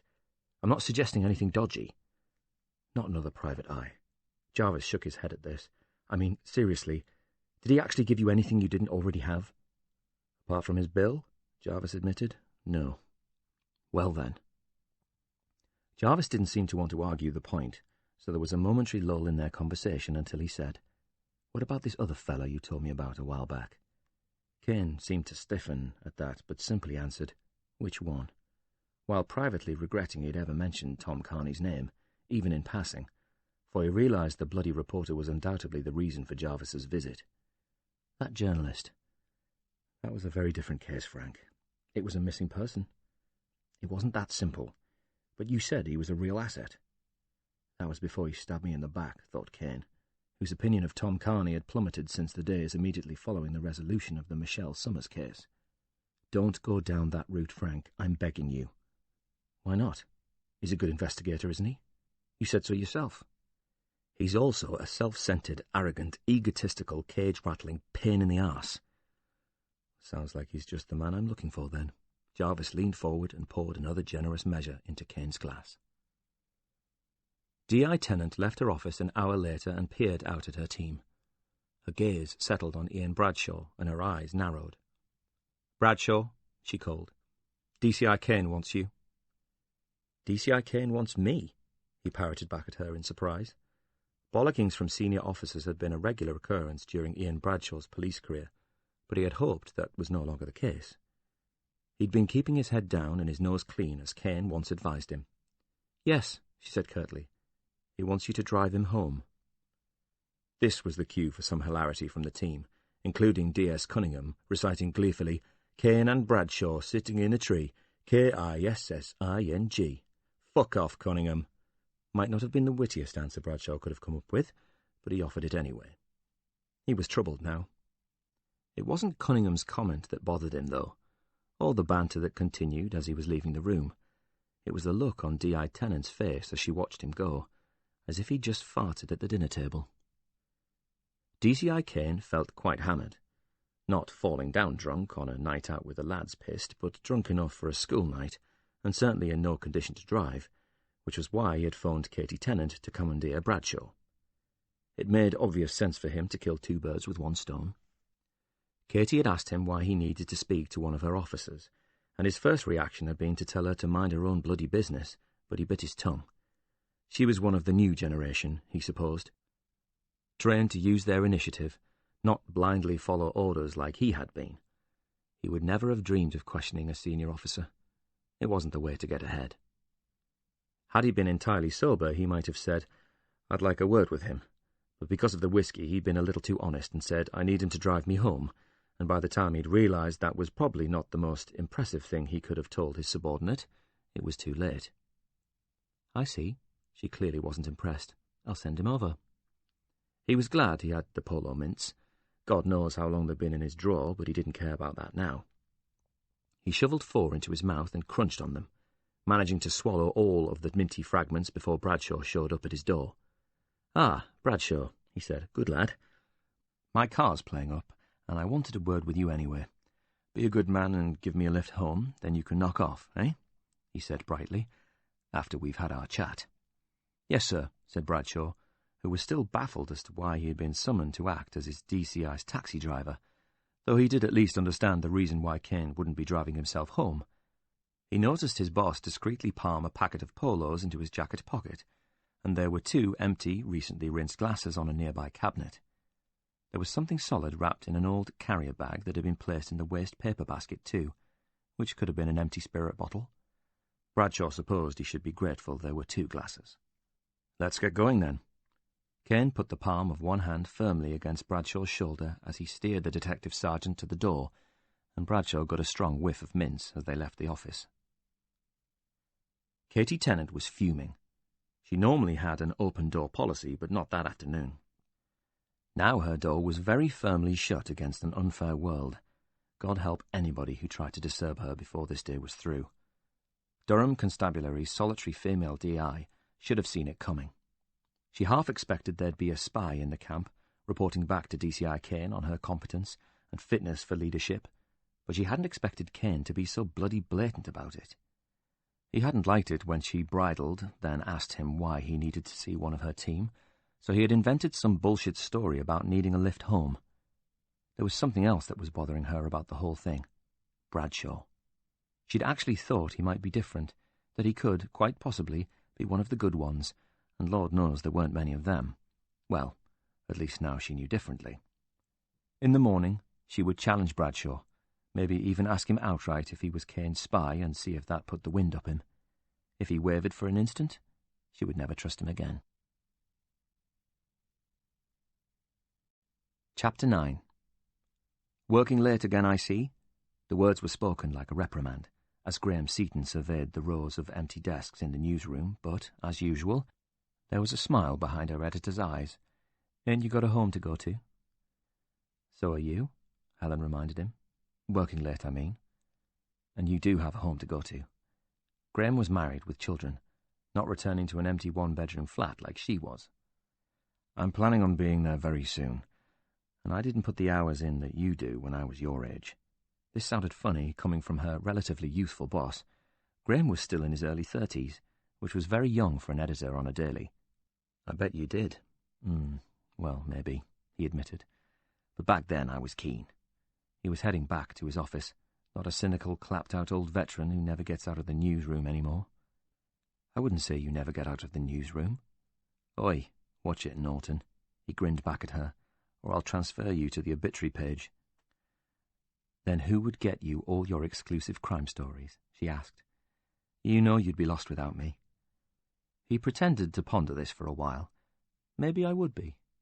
And their eyes locked for a moment. "Don't stay too late, though." And he disappeared into his office. Oh, God, did she just flirt with her boss? Was that flirting, or was it blokish banter? There was no innuendo, but maybe it wasn't what she said, but the way she said it. Her editor was good-looking, but it wasn't just that. What really made him attractive was how damn capable he was. Helen felt she was learning something new every day here, and the 6 months she had been in the job had flown by. Graham was such a contrast to her old editor on the Durham Messenger. Malcolm had been lazy and sleazy with it, which was never a winning combination. After that experience, anyone would have been an improvement, but Graham had trusted her from day one, despite her lack of experience, handing her plum assignments and letting Helen follow her own judgment.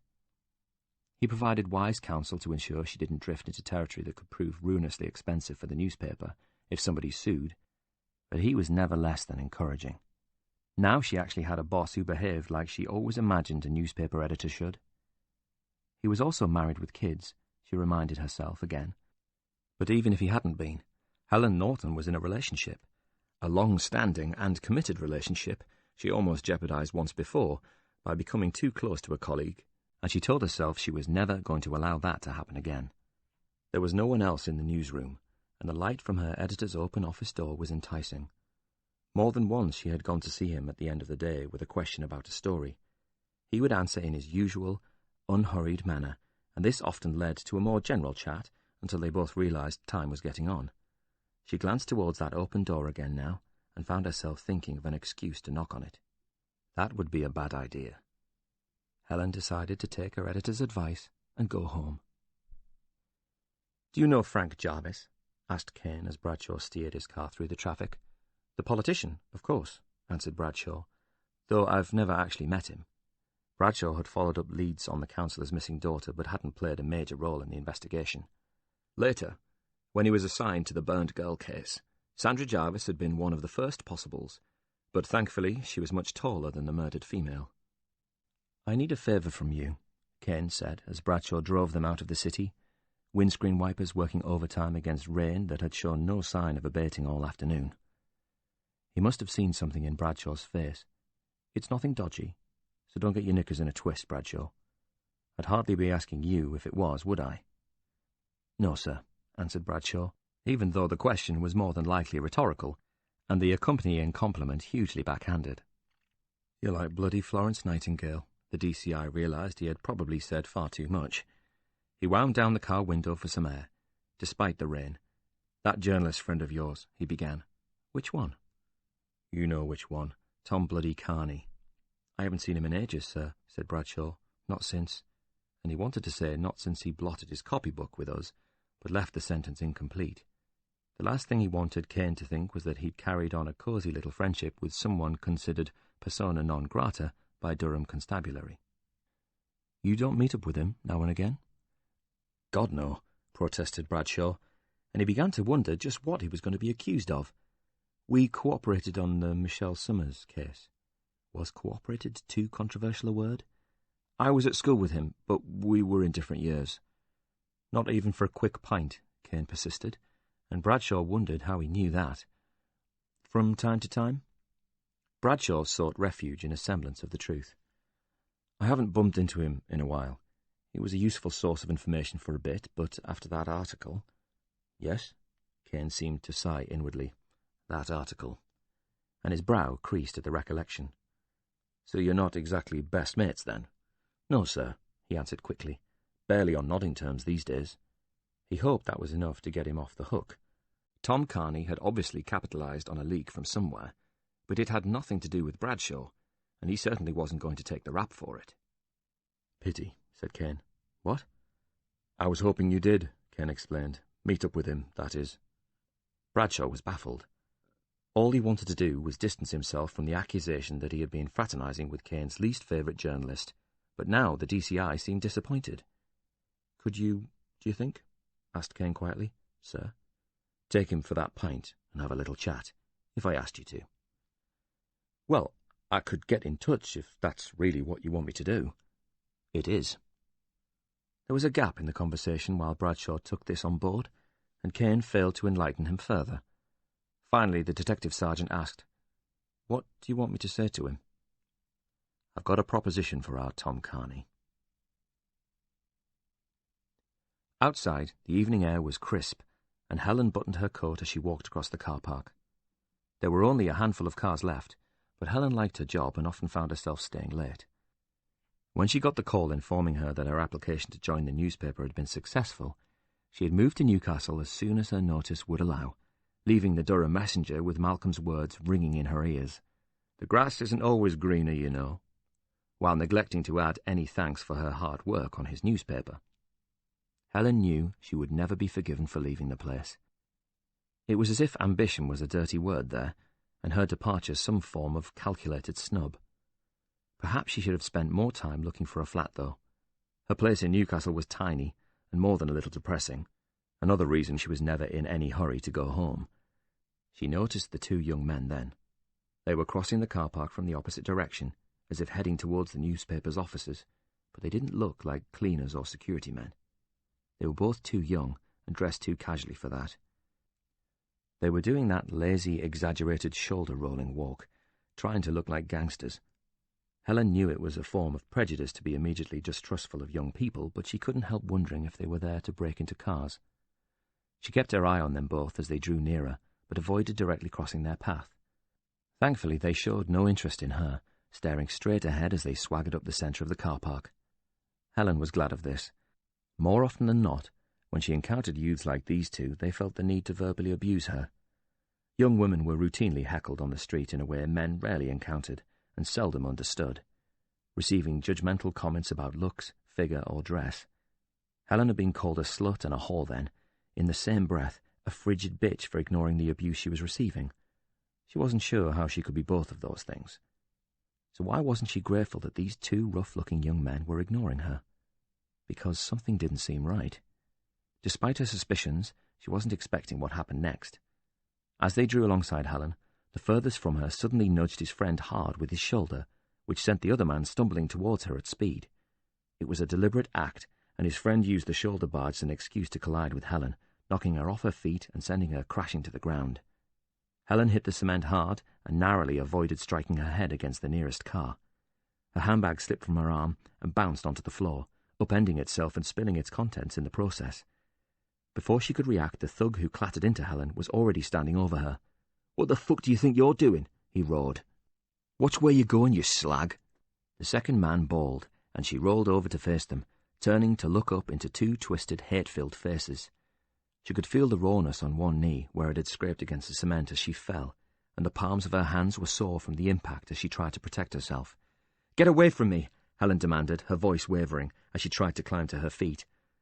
"Who do you think you are, bitch?" And the man who knocked her to the ground leant in close as she got to her feet. She could smell his breath, rank with the stale smell of beer and cigarettes. The second man closed in on her, and Helen began to fear they would attack or even try to rape her here in the car park. She was looking around for anyone who might be able to help her, but there was no one. She could run, but wouldn't be able to get far with two young men in trainers chasing her. She'd never be able to reach her car. When the second man spoke, she instantly understood why they were here. "That'll teach you to stick your nose in." This wasn't some random assault on the first young woman they found. These thugs had actually targeted her because of the stories she'd been writing. They'd been waiting for her to come out of the newsroom, and now she really was frightened. "Oi!" The male voice was deep and angry. "Get away from her!" It was Graham, and she had never been happier to hear him. He was standing on the office steps some distance away. Her editor started to march towards them, and she prayed they would think they'd done enough and melt away. Graham hadn't hesitated to come to her aid, but could he really fight them both off? They looked like the kind of young men who were used to violence. "You've been warned," the second man told her. "It won't happen twice." Then he shoved Helen violently. She shot backwards and fell hard against the bonnet of the nearest car, pain shooting through her spine. Both men took off at a casual jog as Graham ran towards her. She was vaguely aware of them laughing, swearing, and turning back to mock the older man, giving Graham the finger. Sensibly, he did not pursue them, deciding instead to halt by her side. They ran from the car park then, whooping excitedly at a job well done before they vanished into the night. "I'm all right," she told her editor. "I'm all right." Graham took one look at her, his face all concern. "No, Helen, you're not." Then he bent low and deftly scooped the spilled contents back into her handbag, handed it to her, and said, "You're not all right. Come on." Graham took her back into the newsroom, sat her at her desk, and disappeared for a moment to the tiny kitchen area, which was little more than a fridge for sandwiches and a vending machine next to a row of cupboards. She heard a cupboard door open, then close, and this was followed by the sound of a tap running. Graham returned, bent to examine her knee, then gently pressed a wet cloth against it. "Does it hurt?" he asked. "A little," she said, though in truth it hurt like hell. As well as the sting of the cloth against broken skin, she could feel her whole knee beginning to stiffen as it swelled. Who the hell were they? Graham was gently attempting to clean her knee without hurting her, and although it felt strange to be sitting alone in the darkened newsroom with her editor while he sat on the floor and tended to her like this, his concern was touching. "A couple of morons," she said dismissively, although it was tempting to tell him the truth, that they had been sent to warn her off. She couldn't afford to be sidelined by a well-meaning editor trying to protect her. "What did they say to you?" He looked up as he asked this. "Nothing but abuse," she told him. "I'd rather not repeat all of the words if you don't mind." "So you'd never seen them before?" "Never," she replied honestly. "And they didn't know you?" He said it almost to himself, and she decided to treat the question as if it didn't need an answer. "So I guess you were just unlucky." And then he got to his feet. "All clean," he said. "We should call the police now." "Oh, no, really, let's not," she urged him. "What's the point?" She had already lied to her editor by omission, and didn't want to compound the sin by misleading the police as well. It was dark, and I could barely describe them. The last thing I need right now is a few fruitless hours down the police station. At first it looked as if he was about to argue the point. I'm fine, she said firmly. Really. Okay, he said uncertainly. If you're sure. Helen got to her feet then, and instantly regretted it, crying out in pain. He grabbed her as her knee gave way and helped her stand straight again. I'm all right, she said, but he did not let go of her arm. Instead, he steered her to the door, supporting her as they went. I'll drive you home, he said. Your car will be fine here overnight, and I'll pick you up again in the morning. That will set tongues wagging, she told him. I don't mind if you don't. I don't, she told him. Chapter 10. As he drove into the prison, Tom Carney knew deep down he was kidding himself. This was a one-off job, he had reasoned, which would probably only last for a week or two, but it didn't mean he was back in journalism, and he certainly wouldn't be writing another book. Financially, it made sense at a time when he desperately needed an injection of cash, and he absolutely wasn't giving up on the house renovation. Perhaps now he would be able to afford to get someone in to help him finish some of the trickier jobs. The one thing he didn't admit was the truth. Tom was experiencing something he had not felt for some time, a surge of excitement. He was intrigued by the Rebecca Holt case. Tom was convinced there were secrets here, and he wanted to be the one to uncover them. What do you think of me, Tom? Richard Bell asked, abruptly, as soon as they were seated in the visiting room. Be honest. Think of you? I'm sure you've done your homework and we spent time together. What impression did you form of me? I'm not sure, yet. Do I look like a murderer? Bell probed. Very few people look like murderers. Strike that, then. Do you think I am a murderer? I honestly don't know, Richard. Perhaps he had hoped for more. Well, at least we're on first-name terms. You are capable of violence, though, Tom reminded him. I was attacked, Bell protested. It was self-defense. I don't mean in here, I'm talking about the ex-girlfriend. That was years ago. Christ, we were kids. You were 20. Don't you remember what it was like to be that age? I never punched a woman. It was a slap, Bell replied, not a punch, and I'm not proud of it either way. It did you some damage in court. Look, it was a very long time ago, and I got run ragged by the girl in question. I lashed out, and I've regretted it ever since. Ask Mark. Your best man, the character witness that didn't work out the way you intended. That wasn't his fault, said Bell. The prosecution lawyer tied him up in knots, but he'll tell you the truth. What happened with Amy doesn't make me a murderer. I won't lie to you, Tom said. I could look into this case for you, but I won't sugarcoat what I find. I did not kill Rebecca Holt. I did not beat a woman I cared for over the head with a claw hammer. I know that saying it out loud won't make you believe me, but I will not give in until I have cleared my name. Who said it was a claw hammer? Asked Tom, fixing his gaze on Bell. Well, was there a slight stammer in his reply? The prosecution had an expert witness. He said it was a blunt instrument, which was most likely a hammer, Bell corrected him firmly, because of the dimensions of the impact marks on Rebecca's skull. A hammer, yes, but he didn't say it was a claw hammer. Do you own a hammer, Tom? Of course. Usually they have a flat bit at one end of the head to bang in nails, and a claw at the other end to pull them out again. And he looked Tom right in the eye, hence my use of the words claw hammer. Okay, said Tom, letting it go. So you were saying, about wanting to clear your name. Freedom without exoneration is meaningless to me. How can I look my daughters in the eye and tell them their daddy is a killer? Richard asked. Or try to explain that he isn't but had to admit to being one just so he could get out of jail? I understand. Do you? I seriously doubt that. It's not as if saying it would even change anything. I'd still be in here with no hope of release for years. What are you planning for the next 5 years, Tom? Meet a girl, settle down, have some kids, get a home, a better job maybe, with nicer prospects? That's what people usually do. They try to improve their lives. All of that is on hold for me until this nightmare is over. No women, no booze, shit food, nothing to look forward to. What do you think most people would say if they knew what my life was really like? That you deserved it, offered Tom, for killing Rebecca. Yes, he admitted. "You're right. I think that's exactly what most of them would say. But I did not kill Rebecca. You've got to believe me." "No, I don't," Tom told him. "I don't have to do anything." And before Bell could contradict that, he added, "But I've decided I will look into your case. I'll do some digging, and I'll see if I can come up with something new, and, with permission, I'll speak to your nearest and dearest to see if they can shed some new light on the events of that day. But you won't be able to control my opinions or conclusions, and you might not like what I find," warned Tom. "If it's something about Rebecca that you didn't know, or I discover the real reason she was killed, Tom, I assure you I can live with anything if the alternative is to stay in here for the rest of my life." "And what if all the evidence I uncover still points to you?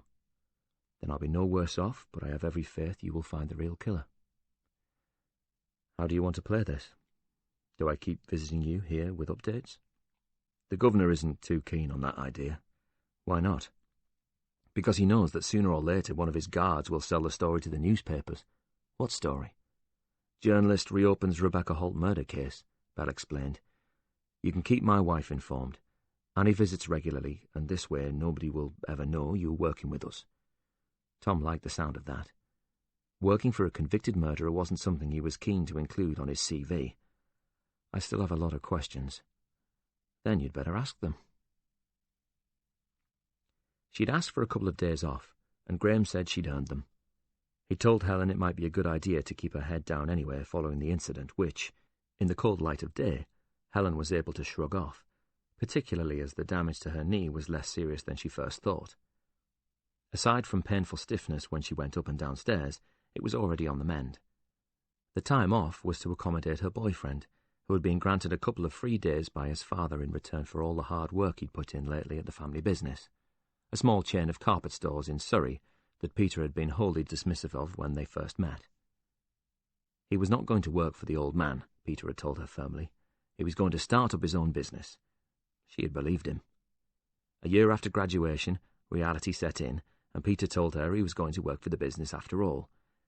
It seemed the prospect of entry-level jobs while he saved up and planned his own venture was not that appealing. "This way I get proper hands-on experience before branching out on my own," he'd enthused.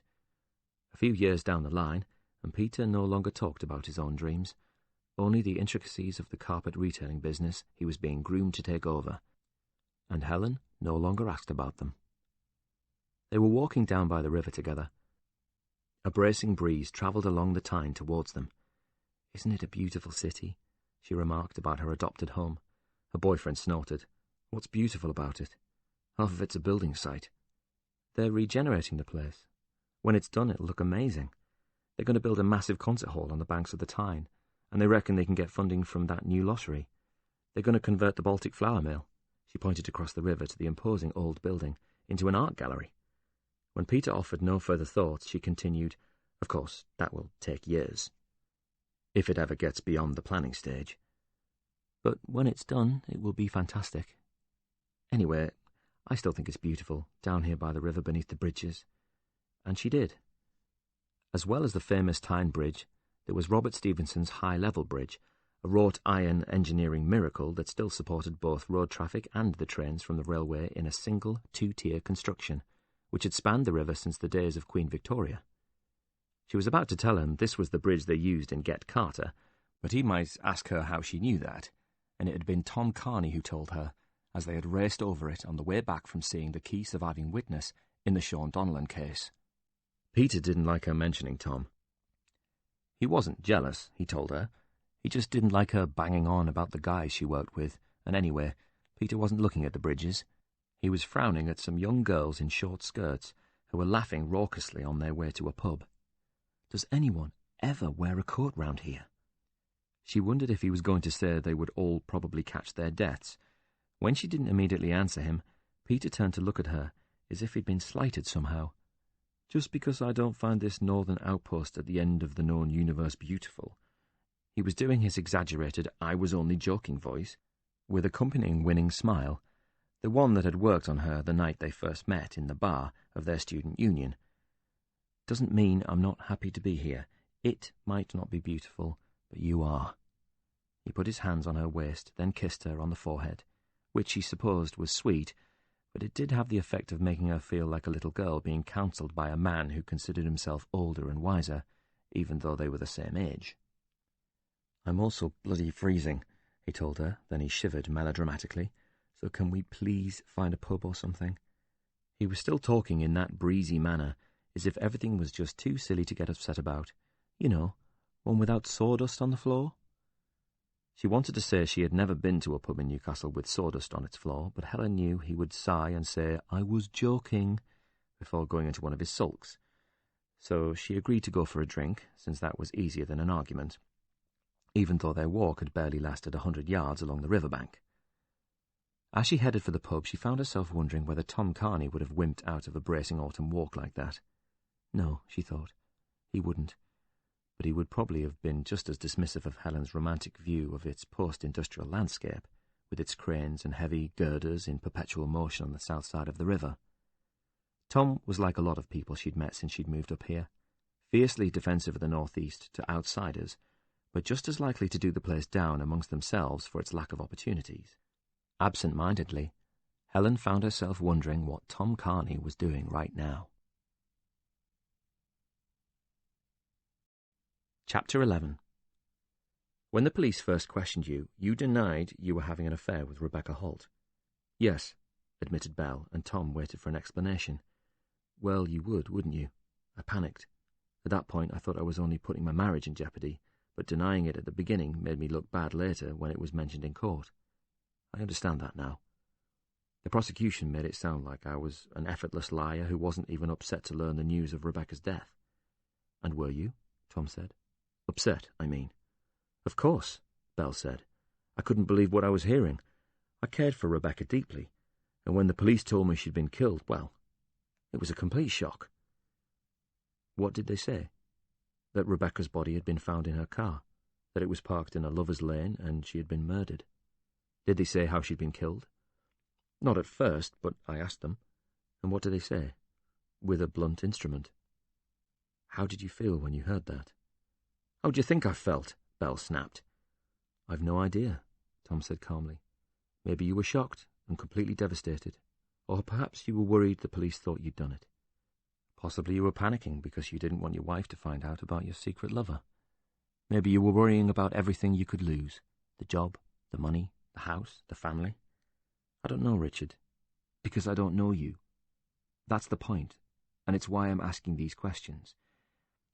And if you want me to help you, then you really should consider answering them." Richard Bell held up a hand to placate Tom. "I'm sorry, you're right. You don't know me, or anything about me apart from what I've told you and the stuff you read about in the newspapers." He was quiet then, and seemed to be recalling the moment when the police knocked on his door. Eventually he spoke. "It was like someone had punched me in the guts. I remember having to make a conscious effort of will just to stay standing and not crumple to the ground in front of them." "Did they question you right there on the doorstep?" "Pretty much. They asked me about my relationship with the victim. I told them we were friends who had met at the sports club. They then asked me if we were just friends, and I assured them we were." And he shook his head. "I didn't know they already knew otherwise." And Richard shrugged. "You would have confessed to the relationship?" "Yeah, of course. But at that point I was still hoping it wouldn't all come out. I was in damage limitation mode." "How did they know?" "One of my notes," he answered. "Rebecca stuffed it into the glove compartment. She must have forgotten to destroy it. Obviously they found it straight away. I don't think the police ever seriously looked beyond me as a line of inquiry from that day to this." "Why not?" "I don't know." And when Tom looked unconvinced, "I really don't. You'd have to ask them. I honestly can't think why they would assume I'd killed Rebecca and not her husband, say, or some random nutcase." "Oh yes, the nutcase theory," said Tom. "Why do you say it like that?" Tom quoted from Belle's letter. "He's still out there, waiting to do it again." "Got your attention, didn't it?" Belle smiled grimly. "That the only reason you wrote it in your letter?" asked Tom. "To get me out here?" "There have been reports of a man roaming the area near the Lover's Lane for years. Numerous incidents have been attributed to that man, or possibly several men. The police don't know if it is the same person, and it is a wide stretch of land. which is why people meet there for... sex? I was going to say privacy, Belle replied, but yes, if you are going to have sex with someone in a car, then Lonely Lane is as good a place as any. Back when I was a teenager, it was known as Shagger's Alley. With some justification, conceded Belle. The lane stretches for miles across fields between two arterial roads, with deep woods on both sides. That combination's always going to attract lovers, plus all manner of sleazy individuals. It was only when we got into the case against me that we discovered there were guys out there doing all sorts of things in the woods and fields surrounding the lane. What kind of things? Voyeurism, for starters, he began. One guy was arrested with a camera and a zoom lens. He'd been taking photos of people having sex in their cars. They don't know if he was a blackmailer or just an old-fashioned pervert. Most people have no idea what goes on in the woods. I certainly didn't know. There's been more than one rapist, Belle told him. Some have been caught and some haven't. It's the ones that haven't you should be looking for. But Rebecca Holt wasn't raped, Tom reminded Belle. No, said Belle. She was beaten to death by a madman. And he looked Tom directly in the eye. Okay, said Tom. Let's say it wasn't you, and it wasn't a madman. Who else could it be? Her husband, said Belle without hesitation. I'm serious. Who had the biggest motivation? If he found out about us... Perhaps, agreed Tom. But why didn't he kill you instead? I don't know. Because I can fight back? Perhaps he didn't fancy his chances against another man. Maybe he just couldn't bear the thought of his property being handled by someone else, so he had to destroy it. His property, repeated Tom. It. That was the way he viewed her, said Belle. She told you this? In so many words? And when Tom looked unconvinced, Richard added, She didn't have to tell me explicitly, but she mentioned things. What kind of things? He was jealous and possessive, said Richard. Sounds like he had cause to be. Not from day one. So he drove her to it. He didn't like her going out on her own. He didn't want her to have friends at all. He'd complain if she dressed nice when she went somewhere without him, or if she wore something too revealing when he was with her. He once told her all he wanted to do was keep her in a box. He thought that was a compliment. Okay, said Tom. I'll look into it. You'll speak to her husband? Yes. Then be careful. Tell people you're going to see him, then make sure he knows you told them. I don't want to read about you being washed up on the banks of the Tyne. That's not going to happen. Freddie Holt is a very ruthless man who does not like to be crossed, said Belle. He had some union problems once, a long time ago. He made them go away. How? The old-fashioned way, using big guys with pickaxe handles. How do you know this? Everybody knows it. I'm surprised you've not heard the stories. I've not, Tom admitted, but I'll check them out. And he thought for a moment. If he's the kind of man who sends men with pickaxe handles after his enemies, wouldn't he do the same to you if he found out you were shagging his wife? I've thought about that. If he knew I was having sex with Rebecca behind his back, he might have been tempted to break every bone in my body, said Belle. But bones heal, and this kind of punishment lasts a lifetime. Quite literally. Are you actually saying he framed you? I'm saying it's a possibility. I don't know, but it certainly suited him, didn't it? He got rid of an unfaithful wife without having to pay her a penny in alimony, and he had his revenge against her lover at the same time. I'd say that was a bit of a result, wouldn't you? Assuming he didn't love his wife, said Tom. It wasn't what I would call love, Belle assured him. Explain the dead letter drop to me, said Tom. Why go to all that trouble? It might sound like a lot of trouble, said Belle, but I couldn't phone Rebecca at her house because I never knew when her husband would be around. There are only so many times you can say, sorry, wrong number. She didn't own a mobile phone, and why would she need one? Rebecca was basically a housewife. She could hardly justify asking him for a mobile when she didn't have any cause to use one, except to go behind his back with somebody. He would have suspected her straight away.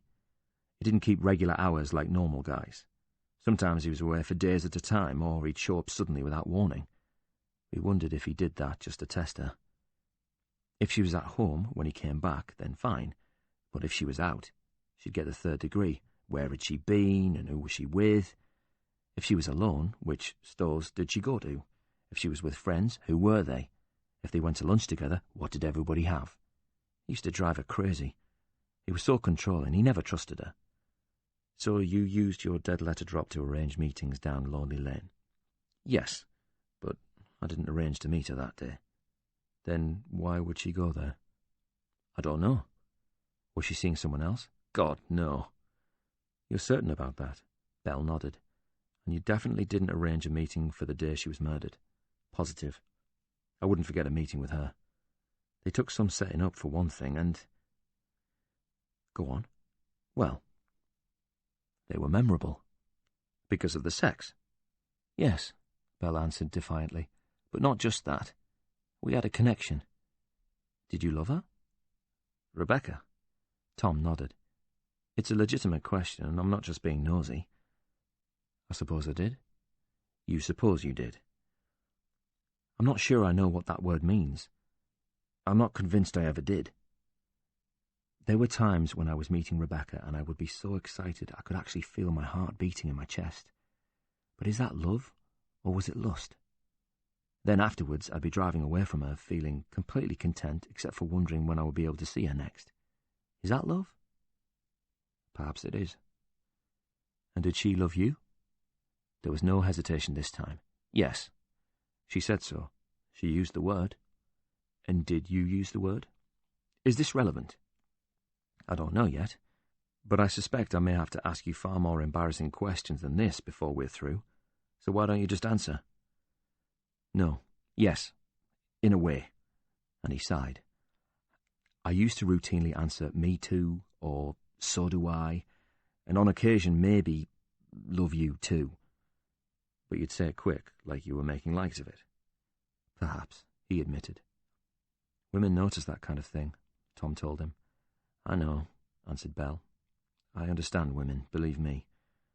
I just always associated the word love with something permanent, and I didn't see how we could ever be a permanent thing. Why not? I'm serious. If she loved you, she could have left her husband and you could have asked your wife for a divorce. You make it sound very simple. It could have been. Belle shook his head. What would we live off? Fresh air? If I tried to divorce Annie, I'd be out of a job like that, and he clicked his fingers. If Rebecca left her old man, he'd tangle her up with lawyers for years. He has money squirreled away all over the place, some in bank accounts in Jersey, property abroad, that kind of thing. You still could have done it, though, Tom persisted. Made a clean break, started somewhere else, if you really wanted to. Yeah, well, perhaps we were just lazy then. Then his voice softened.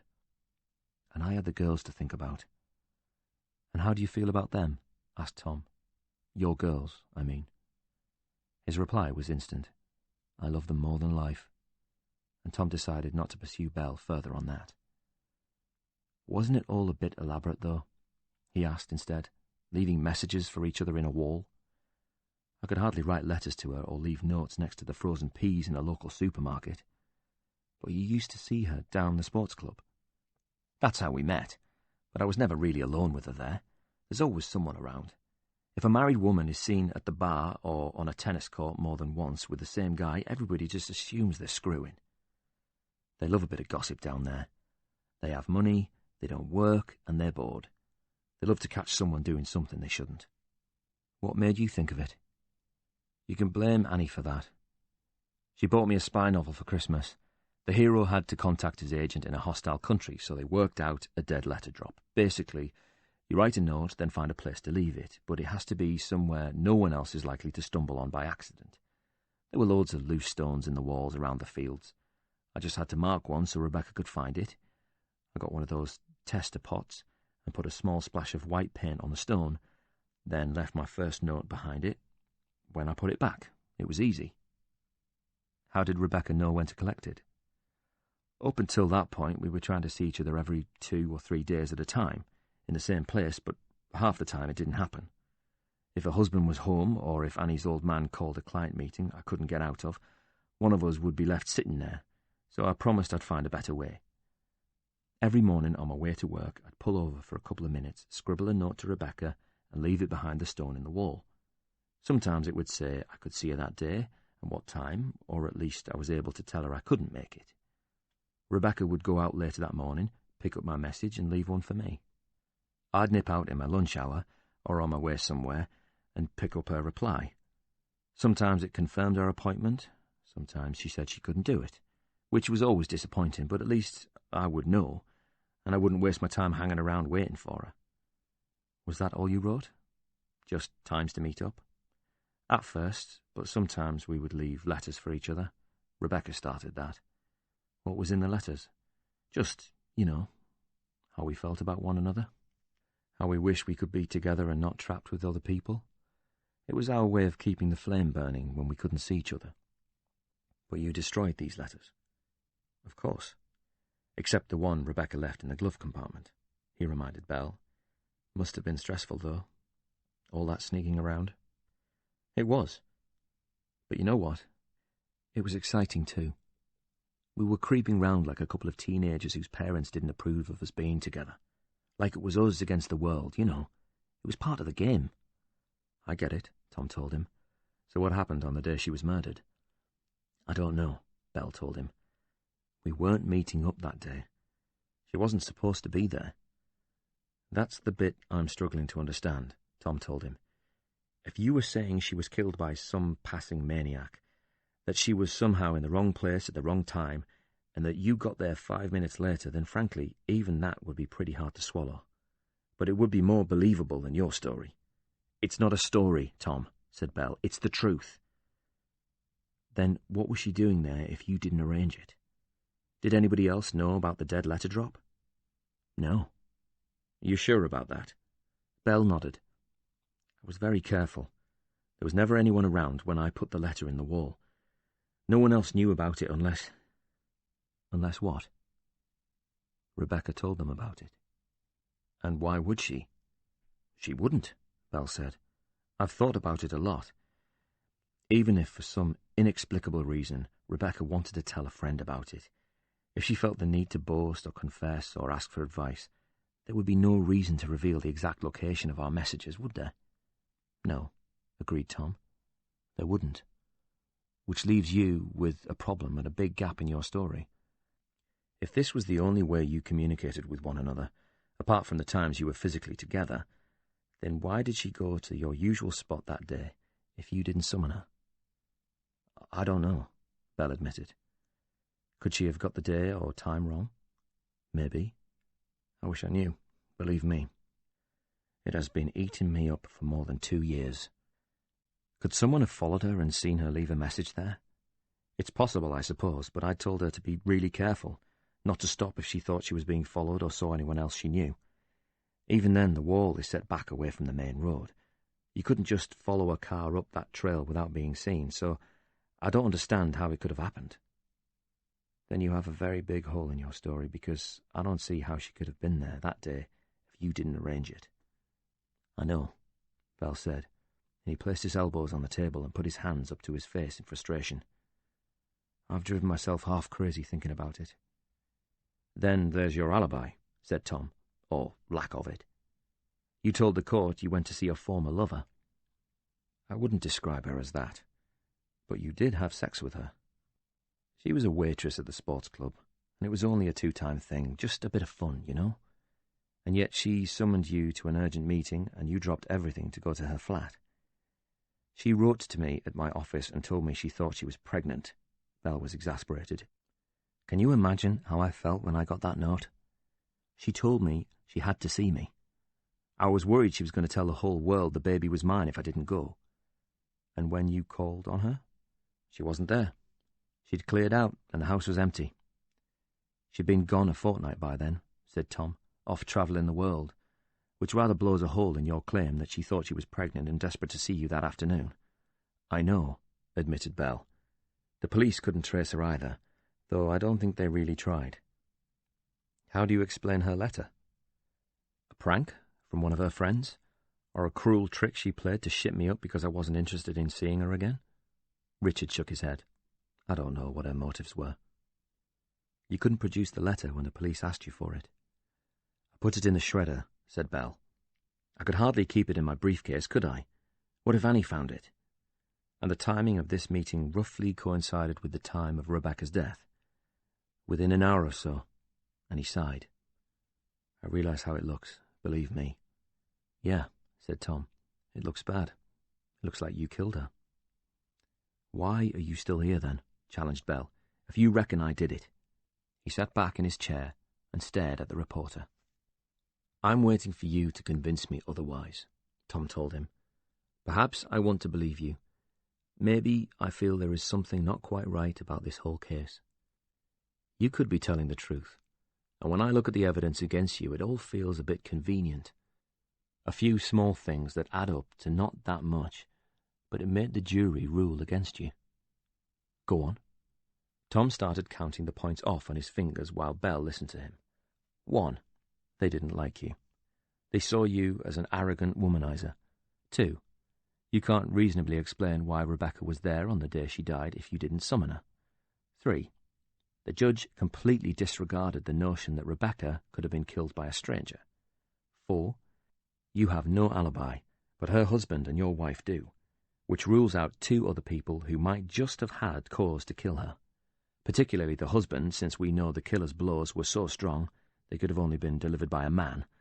But alibis can be bought or concocted, particularly by wealthy businessmen. "Exactly," said Bell. "Though how the hell can we prove that, I don't know." "It's the injustice that makes me so angry," said Bell. "I tell you, Tom, I have even contemplated killing a man in here, just so I could say I actually deserve the punishment I've been given. It's not as if there aren't a large number of suitable candidates. You wouldn't believe the vermin in here. They would chill you." Tom regarded Bell closely. He didn't seem to realize that the words he had just uttered made him sound like a man capable of anything.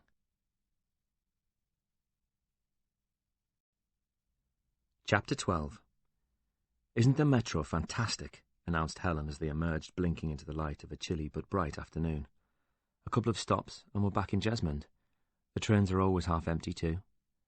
"That's because they're all still in bed," Peter countered, "unless it's collect your gyro day." Peter had been doing this more and more lately, believing every regional stereotype and cracking lame jokes about them. Scousers were thieves, Scots were alcoholics, Yorkshiremen never bought their round, and Geordies were all unemployed.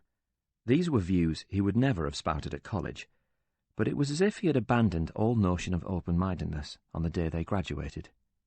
"We went to university with people from different parts of the country," she reminded him, "including the Northeast.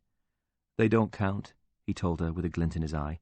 "They escaped, and I bet none of them returned," before adding, "no jobs to go back to. Most of the people up here have jobs, you know." "If you say so," he said, as if he was humouring her. "Not everybody gets the chance to work for their dad." The words were out of her mouth before she could prevent them. She could feel his whole body stiffen. A few steps later, he let go of her hand, which signified the beginning of one of his sulks. She was supposed to apologize then. The withdrawal of the hand was a clear signal, which Helen chose to ignore. He didn't say another word until they were back at her flat. They ate the dinner she cooked, then watched a video he had chosen from her local blockbusters. She gave up on it during the second car chase and read a book instead. It was all about organised crime in the Northeast in the 60s and 70s, and was full of infamous characters, most of them long dead. It told of beatings, protection rackets, and wars over the control of slot machines in pubs and working men's clubs. There were bent coppers, corrupt politicians, unsolved murders, and links with London gangsters like the Cray twins. Helen felt as if she was immersing herself in the history of the criminal world she was now reporting on. Even with the noise of the idiotic action movie in the background, she couldn't put it down. "That's a cheerful read," Peter told her at one point, between shootouts. Later they went to bed. "Do you mind if we don't?" she asked, and he sighed as if this was the most unreasonable thing he had ever heard. "No," he said simply, which of course meant yes, and she wondered if he was about to remind her of the cost of his rail ticket. He couldn't have been too bothered, though, because he was asleep and snoring in minutes, leaving Helen wide awake and restless.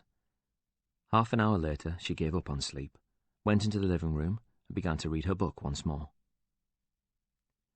The following morning, Tom drove into the private underground car park, ignoring the warning signs about wheel clamping being the likeliest option, unless he was a legitimate client. The building housed a number of legal firms, and nobody could possibly know who he was here to see. He climbed the stairs to a second floor that opened out into a reception area, with soft leather chairs in front of a handful of glass-walled offices. The reception desk of Stone, Nixon and Stone, was manned by an unsmiling guardian who regarded him suspiciously as he advanced on her. "I'm here to see Mr. Nixon," said Tom, with what he hoped was an air of complete confidence. The receptionist's face darkened. "Do you have an appointment?" "I phoned several times, but nobody returned my call, so I thought I'd drop by." "You're the reporter," she said, as if it made sense now. "Mr. Cardy?" "Carney," he corrected her. "Tom Carney. I'm working on a story that features Stone, Nixon and Stone.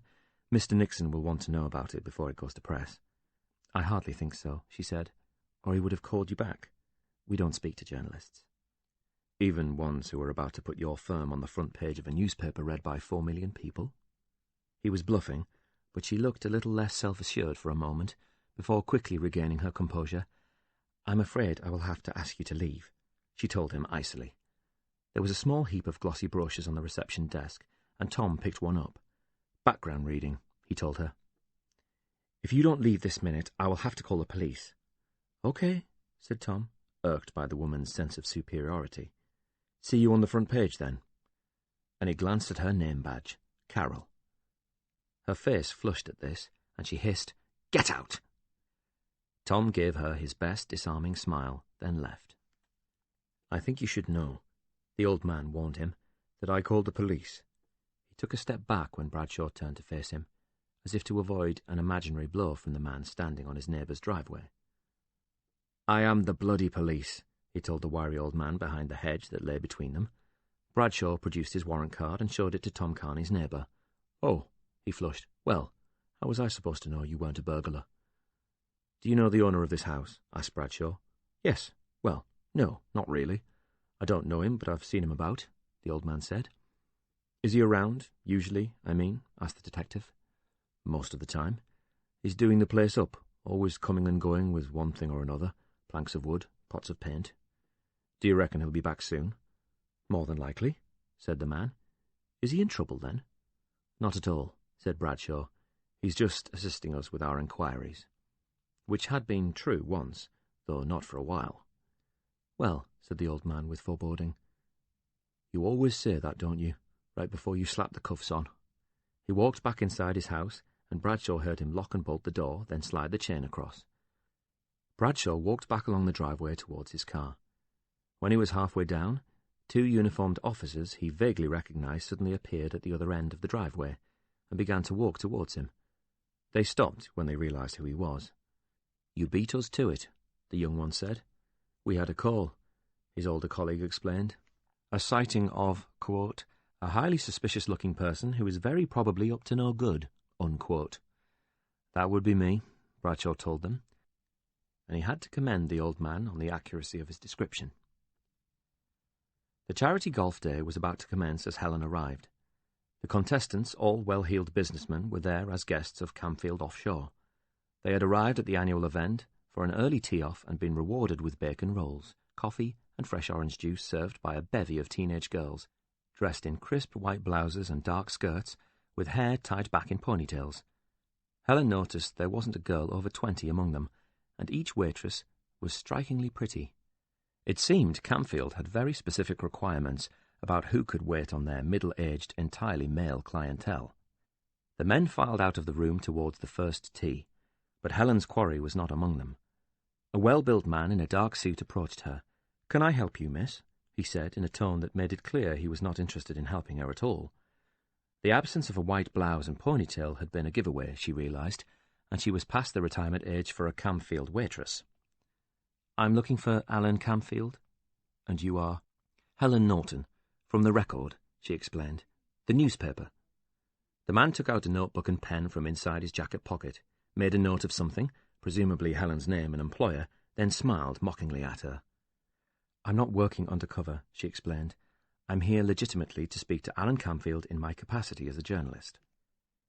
"Mr. Camfield rarely grants interviews, but if you would like the opportunity to write a profile on him, you can submit a written request to our press office," he told her. "I'm not interested in a profile piece. You'd rather harass him at a charity event." "Oh, it's a charity event. So why did he invite a gangster?" she asked, "unless you're going to tell me that wasn't Jimmy McCree I saw in the car park getting out of a big black BMW." "Right, that's it, Miss Norton. and he grabbed her by the arm. "I asked you nicely to leave, and you refused to comply, so I'm escorting you from the premises." And he started to tug her by the arm towards the entrance. "Get off me," she demanded, but he didn't break stride. "You didn't ask me to leave." "Then I'm asking you now." "You can't do this," she told him. "You're hurting my arm. This is assault." "Is it?" He could not have sounded less interested. "Mr. Camfield has hired the whole course for the day. This is private property, and you are trespassing at an invitation-only event." He'd already marched her out through the main door and was pulling her across the gravel driveway towards a row of cars. "Yours, I presume," he said, nodding at the little Peugeot parked at the end of the row of Mercedes, BMWs and Jaguars. Helen saw a group of men on the horizon to her left, heading out towards the first tee. She shouted, "Get off me!" as loudly as she could, causing some of them to stop and turn to see what was amiss. They were greeted by the sight of a young woman being dragged towards her car by a besuited security man. "Scott." The word was delivered with just the right amount of calm authority to halt the security man, who let go of Helen's arm. She scowled at him and clutched the spot he had gripped. Then she turned to look at the half-dozen men staring back at her. At their centre stood Alan Camfield, watching her intently. Next to him was the unmistakable figure of Jimmy McCree. It crossed her mind to march over to Camfield and protest about her rough treatment, while firing off some questions about his choice of guests, and possibly even his plans for the Riverside development. "Don't even think about it," hissed Scott, enunciating each word slowly through gritted teeth, and she realized the security man would probably relish the chance to harm her if she shamed him twice in front of his boss. "On your way." The golfers had already turned their backs and were marching over the horizon to their golf day. She wondered what Camfield would tell them about her. Was she merely a reporter demanding an interview at an inappropriate time, or perhaps she was an anti-capitalist environmentalist who thought profit was a dirty word? Helen climbed into her car and steered it down the driveway. She could clearly make out the surly figure of Scott in her rearview mirror, watching her until she passed through the gates of the golf club. Tom waited in the underground car park for nearly 90 minutes, hoping that Nixon would eventually emerge. He had not really expected to be admitted to the inner sanctum, and was fully prepared for a lengthy wait. On the passenger seat next to him was the firm's brochure, opened on the double page entitled Partners. Martin Nixon's bespectacled face stared out from it self-importantly. Tom read, then reread the copious notes he had taken, glancing up occasionally when the lift doors opened and another serious-looking individual departed. He occupied his time making a list of people to talk to, not including the lawyer who was eluding him. Top of that list was Annie Bell, the loyal, long-suffering wife who still stood by Richard. Was she too good to be true? Tom wanted at least to know why she was so convinced her husband did not kill his lover. He'd like to speak to her father, too, the man who had employed his son-in-law as his sales director. Tom had to wonder if that appointment had been based solely on merit. Then there was Freddie Holt, the supposedly ruthless millionaire who'd been cuckolded by Bell and humiliated when the newspapers printed every detail of the case. Mark Burkett was an old friend from college who had been summoned by the defence as little more than a character witness. That had not gone as well as they might have hoped when Burkett had been forced to confirm a violent incident from Richard's past involving his old girlfriend. Then there was Nicole, or Naughty Nicole, as the press had christened Rebecca's supposed best friend in her exclusive confessional interview. He wanted to speak to Richard Bell's ex as well. If anyone knew what the man was capable of in a dark moment, it was her. He surveyed the list. 1. Martin Nixon, lawyer. 2. Annie Bell, loyal wife. 3. Annie's father, employer. 4. Freddie Holt, Rebecca's husband. 5. Mark Burkett, Richard's best man. 6. Nicole, Rebecca's friend from the cruise boat. 7. Amy Reardon, Bell's ex. It seemed enough to be going on with for now. Finally, a man emerged from the lift who looked a lot like Martin Nixon. Tom glanced again at the photograph in the brochure, then back at the man in the raincoat who was walking briskly towards an enormous silver Mercedes, briefcase in hand. It was him. Tom got out of his car before Nixon could elude him. "Mr. Nixon," he called, and the figure stopped in his tracks and turned to face Tom. "Could I have a quick word?" If Tom was hoping that Nixon might not at first realise who he was soon disillusioned. "I don't speak to reporters," said the lawyer, who had obviously been well briefed by his receptionist. "You're clearly a man in the know," Tom told Nixon as he began to climb into his car, "so you will be aware of who I write for. I have no interest in who you write for, Mr. He had clearly forgotten Tom's name already. "I simply do not speak to reporters." He said that last word like it was an infectious disease. Ever. Is that clear enough for you? At this point, the lawyer was climbing into his car, giving him a look that clearly said, "Back away." But Tom didn't move. Instead, he replied, "It certainly is, but I really would advise against that." His tone was conciliatory.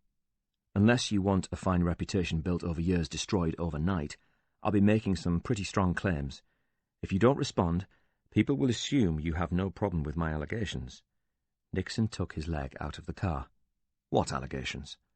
"My argument will be that an innocent man may be serving a lengthy prison sentence because he failed to get satisfactory legal representation from your firm.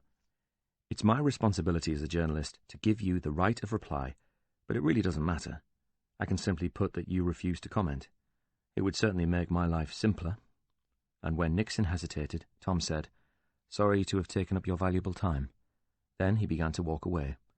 He'd taken a few steps and begun to question whether his bluff had failed when he heard a single, slightly panicked word from Nixon. "Wait," he urged. Tom turned back to face Nixon, who looked decidedly uncomfortable now. "Which case?" Tom made a show of looking round the underground car park. "I don't think it would be proper to discuss it down here. Do you?" When the lift doors opened, the receptionist was surprised to see her boss again so soon, and at first she wondered what he might have forgotten. When she realised Tom Carney was walking calmly behind him, her surprise turned to shock as they both headed for Nixon's office. "Coffee, Carol," Nixon told her curtly, then added, "and biscuits." Tom grinned at her then and enjoyed the look of indignation on her face as she was dispatched to provide him with refreshments. Chapter 13. Bradshaw waited for an hour, hoping Tom had just nipped out for a tin of paint, but he did not return. He decided to give the reporter 10 more minutes, but realised he faced a frustrating day, involving repeat visits to Carney's small semi-detached house, until he finally nabbed him. While he waited, Bradshaw's thoughts idly turned to his girlfriend. He and Karen were an unlikely couple. She was tall, blonde, and beautiful, with a gym-toned figure that would normally have been enough to keep her well out of his league. But when Karen met Ian for the first time, he was at his absolute best, for he was unconscious. There was no way he could mess things up with a terrible opening line, and nerves were never going to get the better of him. Karen was a WPC sent to check on him at his hospital bed by a concerned DCI Kane when Bradshaw nearly drowned. She had brought him fresh clothes from his home, and instead of being disgusted by the mess in his flat, had decided he was like a lot of single guys, hopeless without a woman in his life. He later discovered the nurses had done half the work for him by assuring Karen he was a bloody hero. Although he had done everything they claimed he had done, he still couldn't help feeling like a bit of a fraud. When he eventually came round to find this angelic figure smiling down at him, he'd been quick to dismiss his achievements, and she, naturally, assumed he was just being modest. Bradshaw's unease did not stop him asking her out for a drink when she popped round to his flat a few days later to see how he was doing. Later, she freely admitted she hoped he would invite her on a date. The past 18 months had been a bit of a whirlwind for a man who hadn't had a girlfriend in a long while. As well as numerous visits to pubs, restaurants and cinemas, there had been, he had to admit, some pretty amazing sessions in the bedroom. It was true that Karen was not his usual type, and they did often run out of things to say to each other, having quite different views on the world. She tended to care a lot more than he did about station gossip, frivolous TV shows, and the need to get down to the gym 4 times a week as an absolute minimum. He went with her, though, and Karen assumed he was as obsessed with burning calories as she was. In truth, he exercised because he always felt better afterwards, and it helped to banish the low moods before they took a hold. He didn't tell Karen about this because he instinctively knew she would never understand. There was still no sign of Tom Carney, and Bradshaw figured he had better get back to the rest of the team. The very last thing he wanted was to be in D.I. Tennant's bad books. As Bradshaw drove away, he noticed a curtain twitch at the house next door to Tom's. "Here comes trouble," remarked her editor as Helen walked into the newsroom. "What do you mean?" "A certain high-powered London-based PR agency has been on the phone to me. They represent Alan Camfield." "Oh," she said. "I got a pretty lengthy lecture about not allowing my reporters to intrude on property that has been privately hired for a charitable event, namely a very fancy golf course not too many miles from here." "I see." "Yes," Graham went on. "Words like trespass, illegal, unethical, and press complaints commission were mentioned." "Right," she said, unsurely, and waited for the telling off that would naturally follow. "I used a few choice words myself, including freedom of the press, public interest, and finally, fuck off and don't ever bother me again." He told her, "Don't worry, Helen. I've got your back." Her smile was warm. "Thanks, Graham. I really appreciate it, and sorry for the hassle I caused you." "It's fine. If you're treading on toes, then you must be getting close to something," he told her. "So, what have you got for me?" "From the golf course?" "Nothing," she admitted. "Nothing?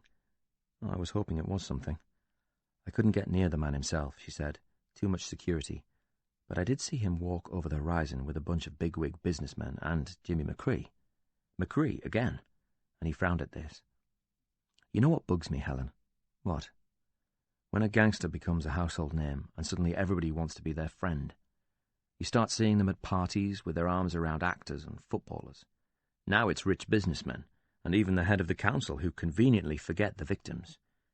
At least when Frank Jarvis was leader, he was openly critical of McCree. Now there's no one willing to take him on. Jimmy McCree has left widows and orphans, for God's sake." Then he took a breath. "I'm ranting now. Sorry." "I agree with every word," Helen told him. "It's partly our fault, I suppose. We write about them. Only to hold them to account." "Do you really think they care about that?" asked Graham. "Yes, I do." And she wanted to say, "If they didn't, they wouldn't send their thugs to knock me over in the car park," but she couldn't admit that to Graham. Not without running the risk he might tell her to stop investigating McCree, Lynch and Camfield. Maybe he would even hand the task to somebody more experienced, probably a man, in a misguided attempt to protect her. The attack proved her investigation was beginning to worry someone, and she was determined not to allow those thugs to deflect her from reporting the truth. "I do have something else," she said quickly. "Take a look at this." And she handed him a folder containing some photocopied documents. "They're from the land registry." Her editor blinked at the papers she placed in front of him. "What is it?" She pointed at an address on the first document. "That's a house that used to be owned by Councillor Joe Lynch." "Right." And he scanned the details. "It forms part of the information openly available to potential buyers of the property, which, incidentally, is up for sale again. It's now owned by a Mr. Cooper, who has had it for just over a year." "So it's back on the market," he said, "and was previously owned by Lynch." She nodded. "Mr. Cooper bought it from Councillor Lynch. What do you notice from the information on that first sheet?" "Well," he said, "the councillor picked it up for a song back in 1979, and he's made a tidy profit on it in around 14 years. So, fair play to him, I suppose." And he looked at his reporter. "He's not the first to make a few quid on a property in Newcastle. Some of the outlying areas have really come on. I know he's meant to be a socialist, Helen, but I doubt we could run a story criticising him for cashing in on a mini Northeast housing boom." "No," she said, "we couldn't. But I did some digging. 3 other similar-sized houses sold in his street at around the same time. They both went for less, a lot less." She could tell her editor was interested now. "So the councillor knows how to drive a hard bargain," he offered. "He must do," she said, "because he managed to get 30 grand more than the market rate for his house when he sold it." 30 grand, said her editor in disbelief. "Are you sure?"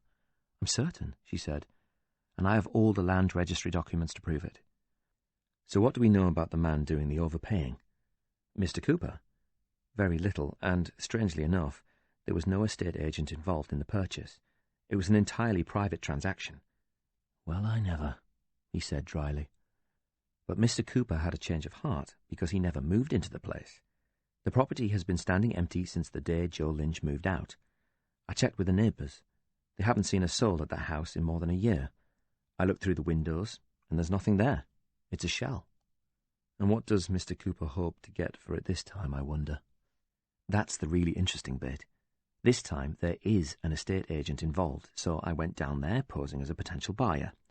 I asked about the price, and they confirmed it is on the market at the going rate, meaning our man will lose just under 30 grand in a year, if he holds out for his full asking price. That's quite a hit he took, and her editor smiled, considering he never lived in it or rented it out to anybody in the intervening period. Any luck in tracking down Mr. Cooper for a comment? She shook her head. Thought not. He's abroad, apparently, according to the estate agent. Mr. Cooper is a very private businessman, and they only deal with him over the phone or by fax machine, but of course, everything is all above board. Of course, and she laughed. The estate agent actually said to me, "Don't worry, love, it's all cushy," and the editor's smile grew broader. So what's your conclusion? As if I didn't know already. Someone paid Lynch off, she said, and whatever he did for them, it was worth 30 grand. But Joe Lynch didn't want anything as grubby or incriminating as cash in a brown envelope. So instead, they bought his house at a vastly inflated rate, and he pocketed the difference. Whoever the buyer really was, they waited a year to avoid suspicion, and now they are quietly disposing of their asset. But what did the buyer of Joe Lynch's house get in exchange for his generosity, I wonder? Whatever it was, they got lucky with Lynch because he's leader of the council now, and head of the planning committee, so he has a big say in the riverside development. In that case, his price will have gone up considerably.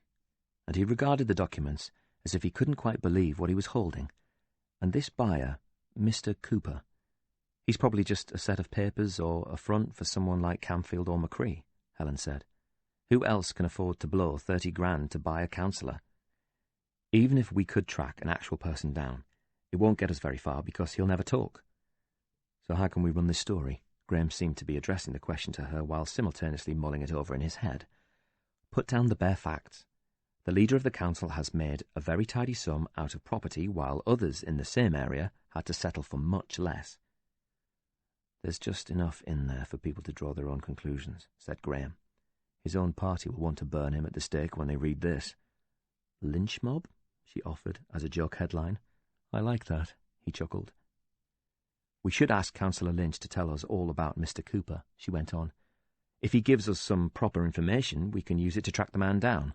If, as I suspect, he tells us nothing, we can say he refused to tell us anything about his mystery buyer. I'm hoping he'll say he never met the bloke personally, which will make him sound like those guys who get sent down for possessing stolen goods. They usually say they bought them from a man they met down the pub, but they can't remember his name. Even better, he said. Are you going to phone the councillor now? Not yet, she said. A wise man once told me not to give a guilty party too long to come up with excuses, or call in the lawyers. I was thinking an hour before deadline. Meanwhile, I'll write up the rest of the story and leave a gap at the bottom for the councillor's flustered denials. Then get writing, and I'll hold the front page. And he grinned at her. Again. You realise I've got grizzled veterans in this newsroom who are beginning to look at you with hostile eyes because you're starting to make them look bad. Then he placed a hand on her shoulder and gave it a gentle squeeze. Seriously, this is really good stuff, Helen. Well done, you. I mean it. Thanks, she said, for his support was beginning to mean a lot to her. When he had gone, it struck Helen he no longer asked where she was getting her stories from. Perhaps he knew she wouldn't tell him about her anonymous source. Someone was very unhappy with the way Joe Lynch was going about his business as council leader, and they were more than happy to tell Helen all about it. The latest note to land on her desk had been typewritten, just like the rest. Ever wonder why Joe Lynch sold his family home? It asked her. Or how he managed to get so much more for it than anybody else. It took a while for Tom to persuade Nixon to discuss Richard Bell's case at all. In the end, he was forced to agree to write his piece with no mention of the law firm, in exchange for their version of what actually happened in court. This Tom did reluctantly, but only out of principle. Unbeknown to Nixon, Tom wasn't actually writing a piece for the largest tabloid in the country, merely investigating Rebecca Holt's murder on behalf of her supposed killer. I want to talk to you about the advice you gave your client before the trial, Tom began. I gave him a lot of advice, said Nixon as he broke a digestive biscuit into 2 equal halves with absolute precision, some of which he chose to ignore. I'm talking specifically about the revelations surrounding his private life. Oh, that. And he took a tiny bite of his biscuit. You got him to admit to a whole series of, you called them assignations, with women other than his wife, Tom reminded him, which did not exactly endear him to the jury. The barrister sighed. Yes, well, we were between a rock and a hard place there. We quizzed him about his affair with Rebecca Holt and decided there was little point in denying it. The police knew about it already, and if he lied about it again in front of a jury, the prosecution could bring proof of the relationship into court.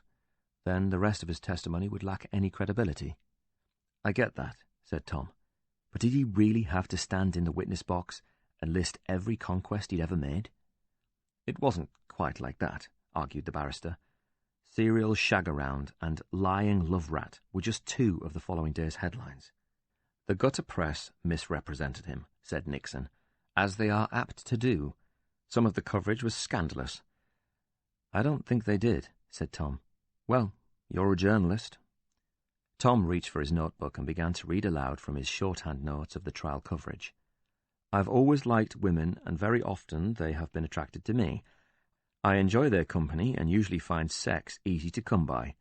I know I should not have continued seeing other women once I was married, but I became convinced I was somehow entitled to do this because of the stresses of my life. I enjoyed the thrill of the chase, and freely admit I was attracted to the forbidden nature of these affairs. I knew it was wrong, but I couldn't help myself. I enjoy sex, and, from what I have been told, I am good at it. I suppose I must be, because they usually come back for more. And Tom raised his eyebrows at that. Now tell me he doesn't sound like a narcissistic prick who thinks he is above society's norms, and therefore capable of murdering his inconvenient mistress. On reflection, began the barrister. This is off the record, right? Tom nodded, entirely.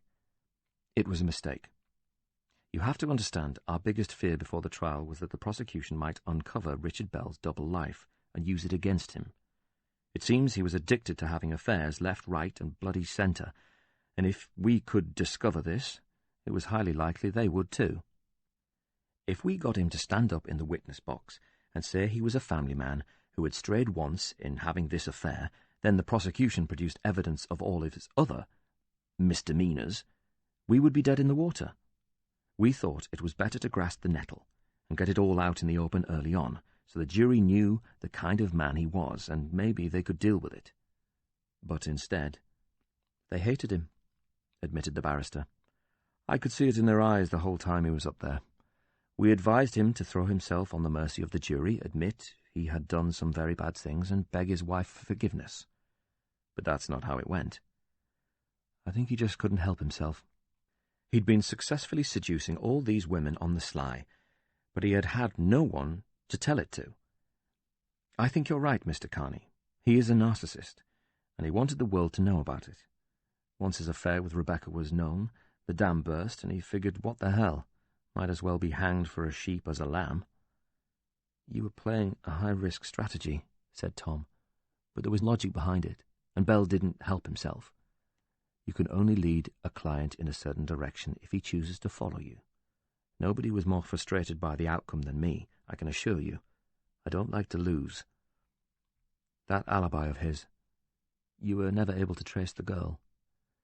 There were vague reports she may have gone to Koh Samui or Bali, but she never told anyone where she was off to. She was just an Aussie girl who'd been all over Britain and was now off seeing the rest of the world. We knew that if we did find her, she would probably just say she never wrote the note Richard claimed to have received from her. She was long gone by the time he received it, so it wasn't much of an alibi. If anything, she would probably have harmed his case. Who did write it then? If it really existed, your guess is as good as mine. Thank you for your time. It's been useful, Tom told him. I do have one last question, though. What's that? Did he do it? The barrister snorted. How should I know? All right, then, Tom corrected himself. Do you think he did it?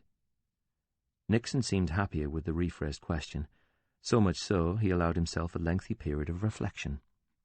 Tom became conscious of traffic noises outside, then the voices of a couple of teenage girls from several floors below. Finally, the barrister spoke.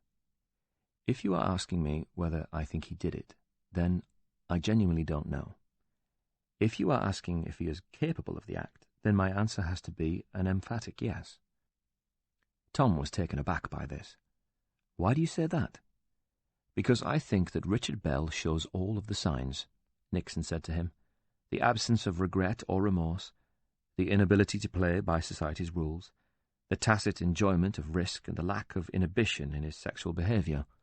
Most of all, I suppose his lack of empathy." "All the signs?" asked Tom. "Of a psychopath." Chapter 14.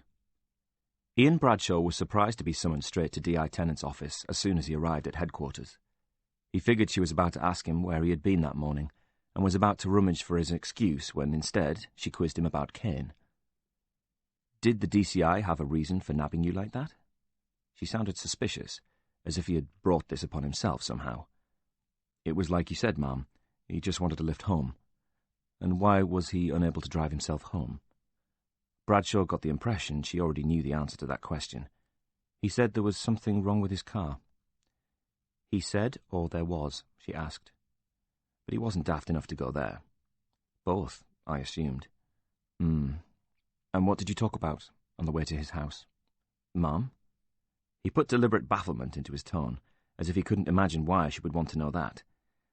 Bradshaw wanted to tell her it was none of her business, but he suspected that would get him into a whole new world of trouble. "Nothing much, but he did ask me about my future and aspirations." Bradshaw hoped he might be on safe ground with that. "Did he now? And what did you say?" "I said I was happy where I was for the time being." "Why? Don't you want to get on?" Tennant asked sharply. "Yes, of course I do."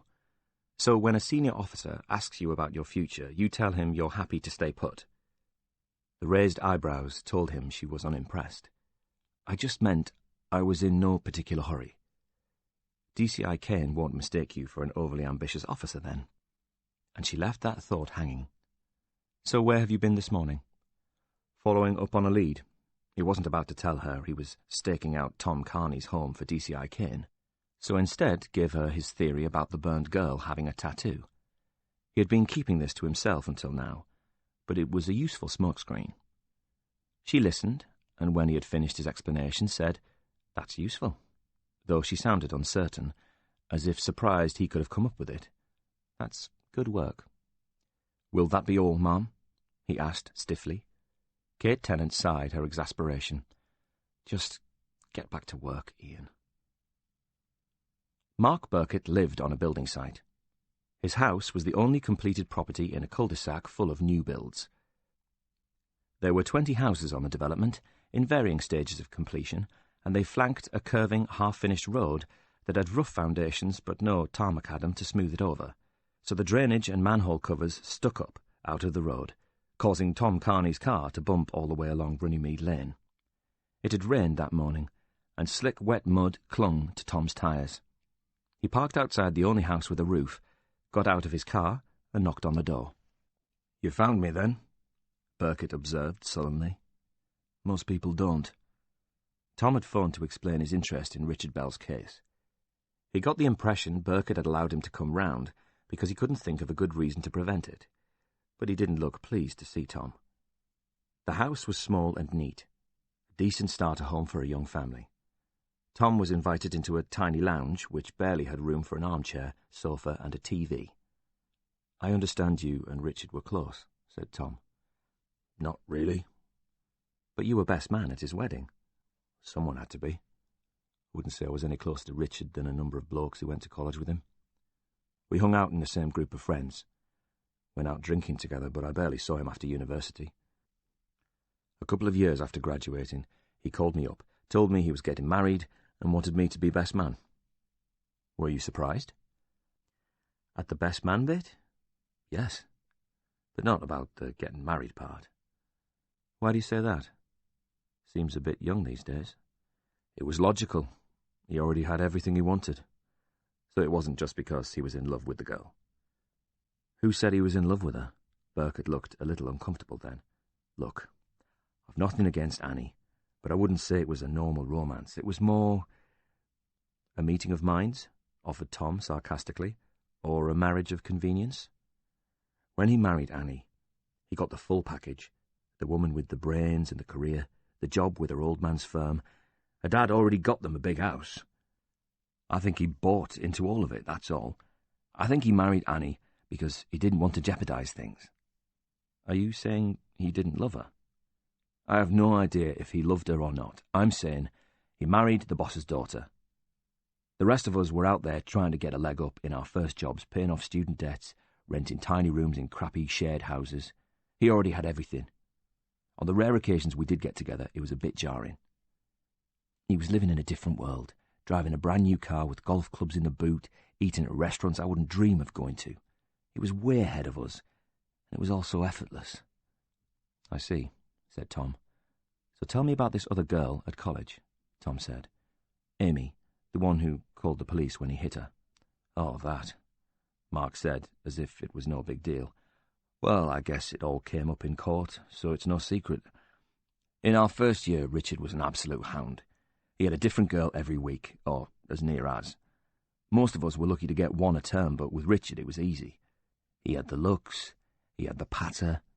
Women just fell for him, but he never showed any inclination to stop rutting around. Burkett smiled grimly. Until he met Amy. Then he changed? We were in our second year by then. We'd moved out of halls and were sharing a grotty place on the edge of town. We threw a housewarming and she showed up with a mate. Is that how he met her? Burkett nodded. She was a fresher and didn't know anyone, but I tell you, every bloke in that room stopped what he was doing when she walked in. Good looking. Stunning. So every guy wanted her, but Richard was the one who started going out with her. Predictably so. And to be fair to him, he did carry on seeing her. This wasn't a one-night thing for once. How long were they in a relationship? Burkett shrugged. 6 months or so. But back in college, that's a lifetime. So what went wrong? Who knows? But one day, Amy suddenly called it off. And you don't know why. Who can tell for sure what goes through a young girl's head? I got his side of it, of course. He was devastated. He thought they were a permanent item. Apparently she didn't. Why not?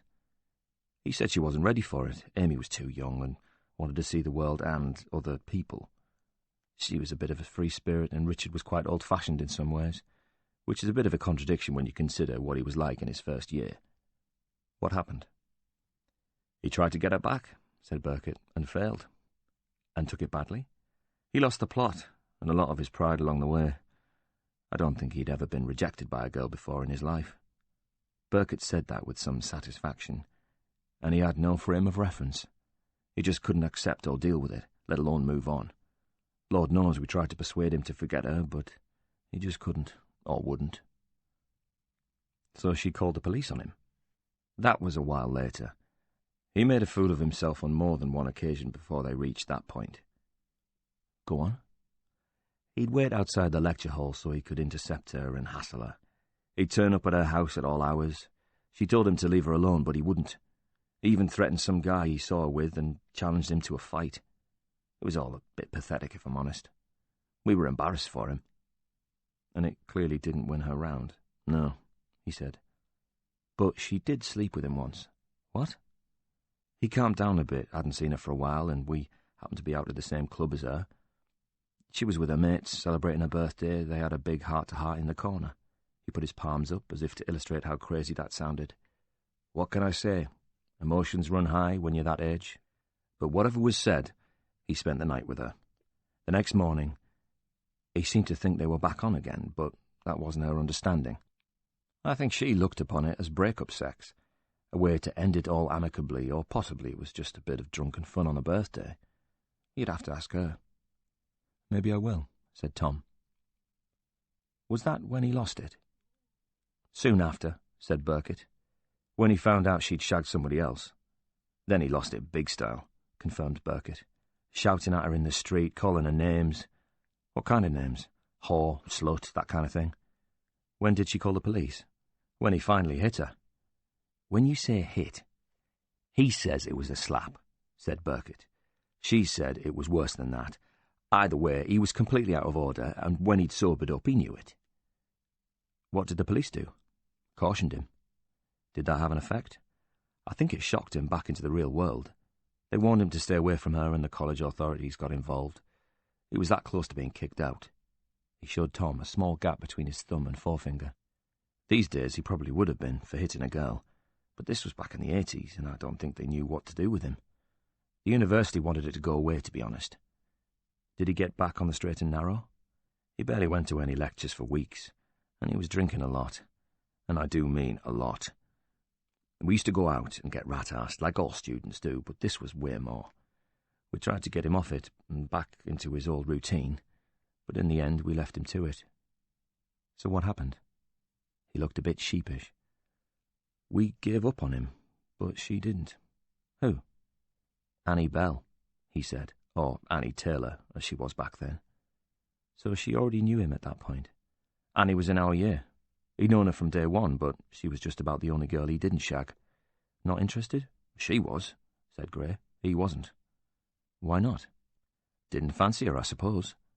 "Yet he ended up married to her." "Stranger things have happened." "So how did they go from him not fancying her to becoming a couple?" "I came home one day and she was sitting in the kitchen with him. He looked like shit, and she'd obviously been giving him a long talking to. I left him to it, but whatever she said to Richard, it worked. I hardly ever saw him without her again after that." "But how? I still don't fully understand this." "Well, nor do I really, but she managed to do what nobody else could do back then, and she got his arse back in gear. She must have pointed out he was chucking his whole life away, and he finally got the message. Then she helped him." "With what?" "Everything. They started studying together in the library, and he began to catch up on his uni work. He attended lectures and tutorials and avoided being chucked off his course. She'd turn up at the house with groceries or food she'd cooked for him, and even started doing his washing. Honestly, it was like they were already married by the time we started our finals." "And he wasn't rutting around anymore?" "Not back then, unless he was very good at hiding it. But we found out just how good at the trial, didn't we?" "Was that all there was to it? And he sorted out the mess he'd made for himself, so he stuck with her?" Burkett shrugged. "It's my best guess, but honestly, who knows what goes on between two people? I'm not sure how I can really help you." "You've been a help," Tom assured him. "Look, I agreed to see you because you're helping Richard, but I told you we weren't really that close. He's never been down here, and he only met my wife once, at his wedding." "Not the best at keeping in touch, was he?" "Well, you could say that," he admitted. "I know life gets in the way and everything, but we made a big effort that day, stayed in a hotel, bought him a nice gift. But I barely saw him afterwards." "Any reason for that?" "We didn't have a falling out. I just got the impression he didn't need an old mate from uni and his equally penniless girlfriend hanging around." "You don't think Annie had anything to do with it, do you?" "The murder?" Burkett was shocked. Tom shook his head. "No. Richard not bothering to stay in touch with you." "I never had a problem with her. I reckon we just weren't part of his world." "Okay. Well, I guess we're done then." Burkett followed him to the door, and Tom made his final question sound like an afterthought. "So, what do you think about this Rebecca Holt killing? Did he do it?" "You clearly think he didn't, or you wouldn't be here. I'm keeping an open mind. I've barely scratched the surface yet." "I think Richard is an uncomplicated man who knows what he wants," said Burkett, "and usually gets it. But when he doesn't, he can lose the plot. I saw what happened with Amy. As to whether he actually did it, I have no idea." "You wouldn't vouch for him?" "How could I?" said Burkett, as he walked Tom to the front door and opened it onto the unfinished street. "I persuaded my wife to buy this place," he said. "She wanted an old townhouse, but I told her we'd get more value for money round here if we bought a new build off-plan." He sounded desolate. "Well, you probably will," Tom assured him, "once it's finished." "Finished?" he said, and he looked at Tom as if he was mad. "Does this look new to you?" And it was not until he'd asked that question that Tom fully noticed his surroundings.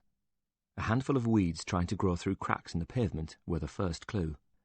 Then he realized some of the brickwork on the unfinished houses looked faded and battered by the weather.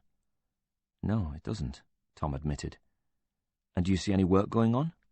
We've been here 2 years, Burkett told him, and they haven't laid a brick in 12 months. What happened? Developers ran out of money, and he surveyed the cul-de-sac with a renewed sense of disbelief. Is there any chance that anyone else could buy the place and finish the work? Asked Burkett. It would be cheaper to start afresh somewhere else than pick this mess up. There are properties here that have had the wind and rain battering them for months. You'd have to knock them down and start all over again. No one's going to do that. Won't your insurance company? They say I have a structurally sound house, and they did not insure the surrounding infrastructure for me. They're only interested if I get burgled, experience subsidence, the house collapses or it burns down, and, if it does catch fire, they pretty much implied I would be their first suspect, he concluded, just in case I were to get any ideas. That's awful. We're trapped here, Burkett said. I am paying a mortgage every month on a house that is literally worth nothing. Who is ever going to buy it from me when this is what they see when they draw back the curtains? There's nobody else living in the street. We thought it would be a nice place to bring up kids, but it's a building site. My wife cries herself to sleep every night. He smiled grimly. We are here to stay, unless we win the lottery. It was dark and getting late by the time Tom finally returned home.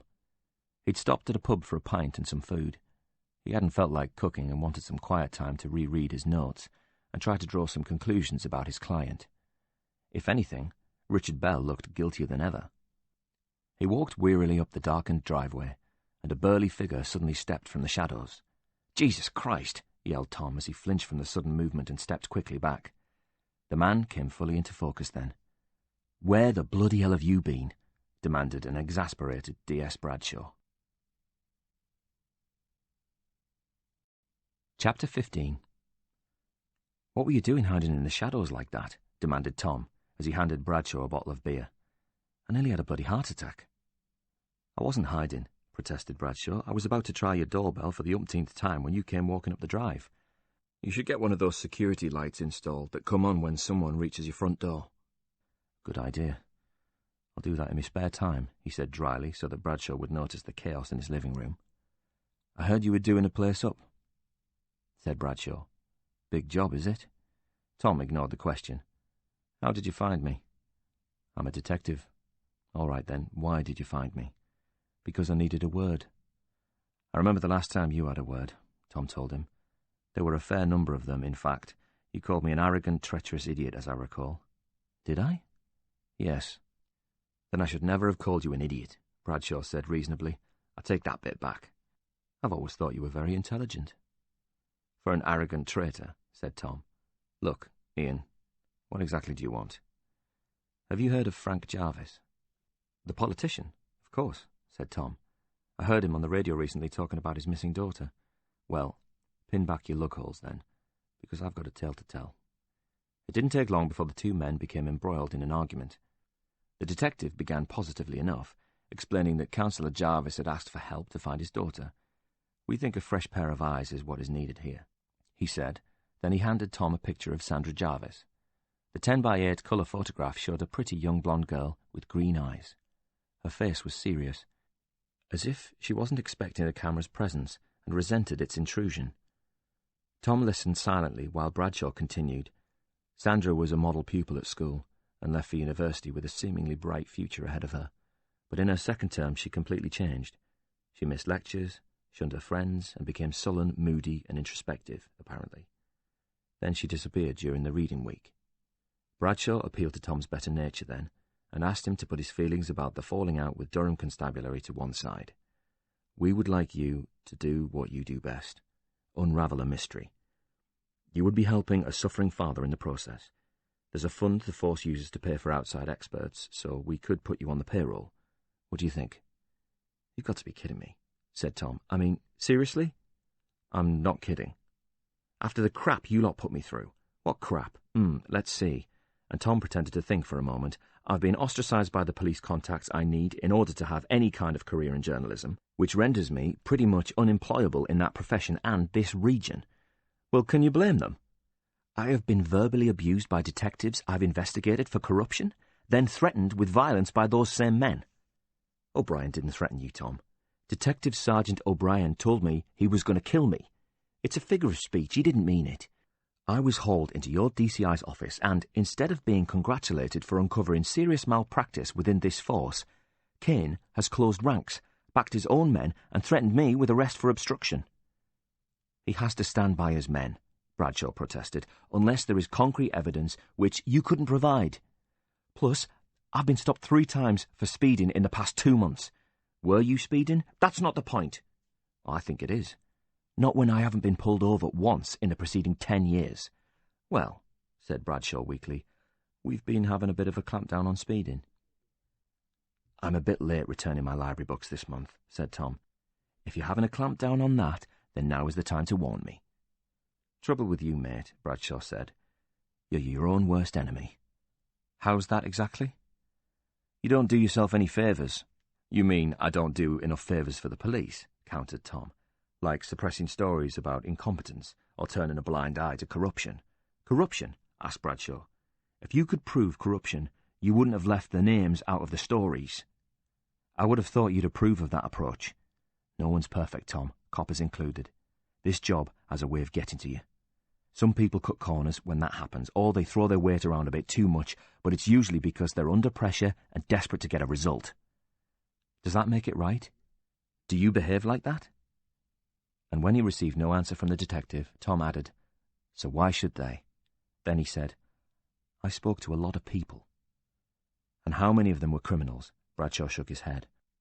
I hope that one day, if anybody questions your conduct, they will give you the benefit of the doubt before they ruin your career on the word of a bunch of crooks. Most of them were crooks, yes, admitted Tom. Pissed off ones, drug dealers who were shook down instead of arrested, streetwalkers who had to give freebies so they could carry on working for a living. So they claim, said Bradshaw, and most criminals will say anything to get a police officer into trouble. You have detectives in Durham Constabulary who use blackmail and extortion on a daily basis. Expect a cut of a criminal's enterprise instead of locking him up, and that doesn't concern you? Asked Tom. Or are you only interested in catching real villains? You think we're all the same, don't you? All coppers are bastards, all of us bent and on the take. No, snapped Tom. But what I don't understand is why honest cops always bend over backwards to save the crooked ones. I don't believe you're all on the take, or even half of you. I'm willing to subscribe to the rotten apple theory.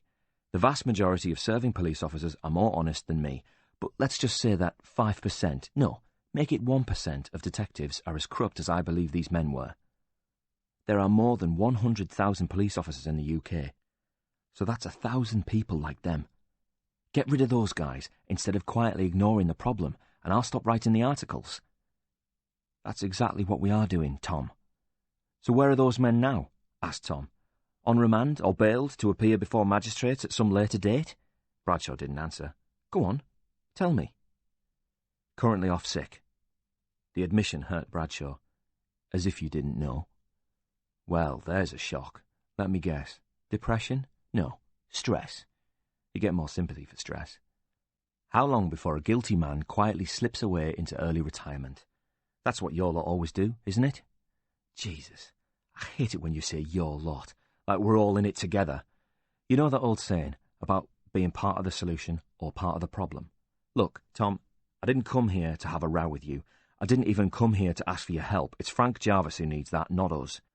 He's the one who'll suffer if he never finds his daughter. He just wants to meet with you. But if you won't help him because you still bear a grudge against Durham Constabulary, then that's your prerogative. Tom didn't respond to that. Instead, he left the room with the beer he'd been drinking and went into the kitchen. Bradshaw hoped he was thinking it through. He drained the dregs from his beer while he waited, and when Tom returned, he said quietly, It's just... I've got a lot on at the moment. I can see how the DIY might be taking up all of your precious time, but I'll leave this here just in case. And he placed a manila folder full of documents on the table in front of him. There's enough here to give you an overview. Like I said, a man is suffering right now, so if you wake up in the morning and change your mind about working with us, then I'll see you at the Rosewood Cafe. Breakfast will be on me, if you're mature enough to accept it. Ian Bradshaw left, but as he was walking down the driveway, Tom appeared at the door behind him. Ian, he called, and when Bradshaw turned back to face the journalist, hoping he'd had a change of heart, Tom called, You're a sanctimonious prick at times. Has anyone ever told you that? No, replied Bradshaw cheerfully, but I've been called far worse things. I'm bloody sure you have, replied Tom as he closed the door firmly behind him. Tom Carney didn't sleep that night. Instead, he lay awake reminding himself of numerous good reasons for avoiding another partnership with Durham Constabulary. Even if they had sent a bloke he usually had a high opinion of to act as peacemaker. Tom was busy enough with the Rebecca Holt case. The more he thought about it, the more he became convinced the jury had convicted Richard Bell of murder on the strength of a collective aversion to his personality, coupled with previous evidence of a loss of control against a woman years earlier. The lack of an alibi didn't help either. To be truthful, Tom Carney did not know whether Richard Bell was a murderer or not. Bell could very well be conning him to evade justice, but Tom was intrigued enough to probe deeper to find out what really happened to Rebecca. But, and there was a big but, he would struggle to do this without cooperative contacts in the local police force. In the past, he could have called up Ian Bradshaw and asked him to check a fact or give him a bit of inside information, but that avenue was now closed to him. In fact, he knew that if he reopened an old case like the Rebecca Holt murder, this would only serve to annoy Bradshaw's superiors further, since they already had their conviction and would not want its veracity threatened by a meddlesome reporter. There was also his financial situation. Richard Bell's family would pay him a retainer while he worked on the case, and he was glad of this, since it might help him to keep his home, but even working on the case part-time would rob him of the hours he needed to finish the seemingly never-ending project. If the police were willing to pay him too, Tom could hire someone to finish all the jobs in the house. Then he could sell it and go back to what he was really good at. He couldn't do that while he was embroiled in an ongoing feud with Durham Constabulary, though. Finally, there was the girl to think of. Tom knew a favourable outcome was unlikely at this stage, but whatever had happened to Sandra, her family deserved to learn the truth, however painful that might be, rather than see out the rest of their lives in a terrible limbo, not knowing if their daughter was alive or dead. Tom sat up then, pulled back the covers, and climbed out of bed. What's the bloody point? He asked himself, as he gave up on sleep and trudged downstairs. He made a cup of tea, then picked up the photograph of Sandra Jarvis that was next to the file Bradshaw had left him. The girl's unsmiling face gave her an enigmatic appearance, as if she was deliberately harbouring a secret. "What happened to you?" he asked Sandra's picture. "Where did you go?" Chapter 16. The Rosewood Cafe had one of those bells that rang when the front door opened. Ian Bradshaw glanced over at the door's steamed-up window every time the bell made a sound. On the 6th time it rang, his vigilance was rewarded. "I didn't expect you to turn up." Bradshaw looked into a tired face with dark marks under his eyes. "I'm always happy to take a breakfast from Northumbria Police," Tom told him. "I wouldn't want you to think of it as a bribe. Right now, for a double bacon butty I'd sell my soul, along with all my journalistic principles." "What principles?" scoffed Bradshaw. Then he grinned. "We can throw in a fried egg if you like, and a pot of tea." "Coffee," Tom insisted, and he sat down opposite the detective. A moment later, a young girl appeared, and Tom waited till she had taken their order. "Okay," he said, "I'll help you with your case." But before Bradshaw could enjoy his small moment of triumph, he added, "But there's one condition." "What?" "You have to help me with mine." Kane did not invite Bradshaw to sit down, and the younger man was glad of it. He wanted to get out of the DCI's office before Katie Tennant learned of his presence there and got the hump with him again. "Did you tell him we'd put him on the payroll?" asked Kane. "Yes," said Bradshaw. "And?" "It wasn't enough. The greedy bastard," the DCI flared. "I don't mean the money," Bradshaw said quickly. "It's not about that." "What then?" "He's working on something else," said Bradshaw. "And you're not going to like it." He explained Tom Carney's interest in the Rebecca Holt case then. "You're joking," was Kane's response, and Bradshaw wondered why people always said that, even when it was patently obvious no one was joking. "I'm afraid not." "Why does he want to open up that can of worms? Richard Bell was tried and convicted, but the evidence was largely circumstantial," said Bradshaw, adding hurriedly, "according to Carney." "I'm familiar with the case. I was SIO on it," Kane reminded Bradshaw, "and there was enough there to satisfy us and the CPS that there was a reasonable chance of a conviction in a murder trial. The jury agreed with us, and Bell got life. But he's convinced Tom Carney he's innocent." Carney is not saying he's innocent, just that there is some doubt about his guilt. He thinks the jury might have been influenced by Bell's personality. Quite possibly, admitted Kane. The man shagged everything that moved. Bell's family are hiring him to take another look at the case. They want him to try and discover new evidence that might exonerate Bell. I'm thinking of the shortest verse in the Bible right now, admitted Kane. Sir? Jesus wept. Kane sighed. He won't find anything. We went over it all endlessly. Then it probably won't do any harm, offered Bradshaw.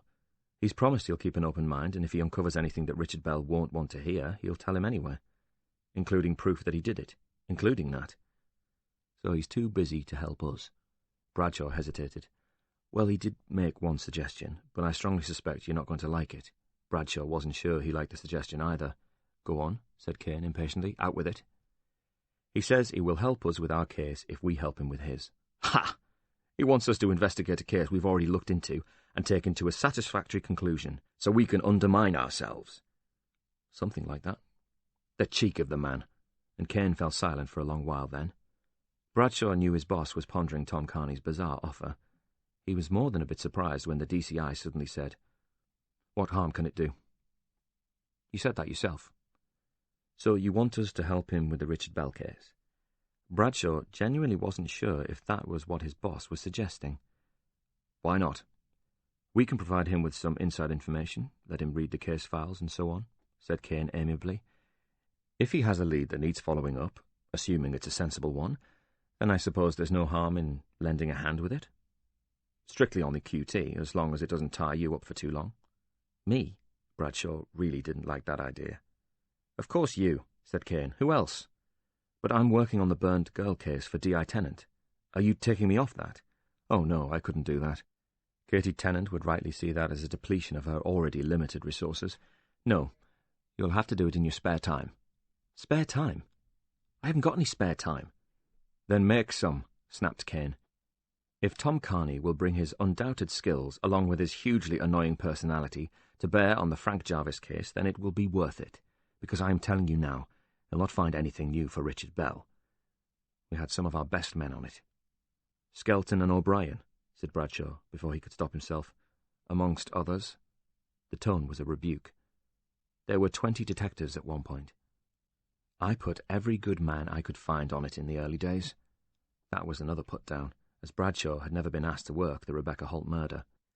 I'm not sure I will get away with working on the Sandra Jarvis disappearance and re-examining the Rebecca Holt murder in my spare time without D.I. Tennant noticing, sir.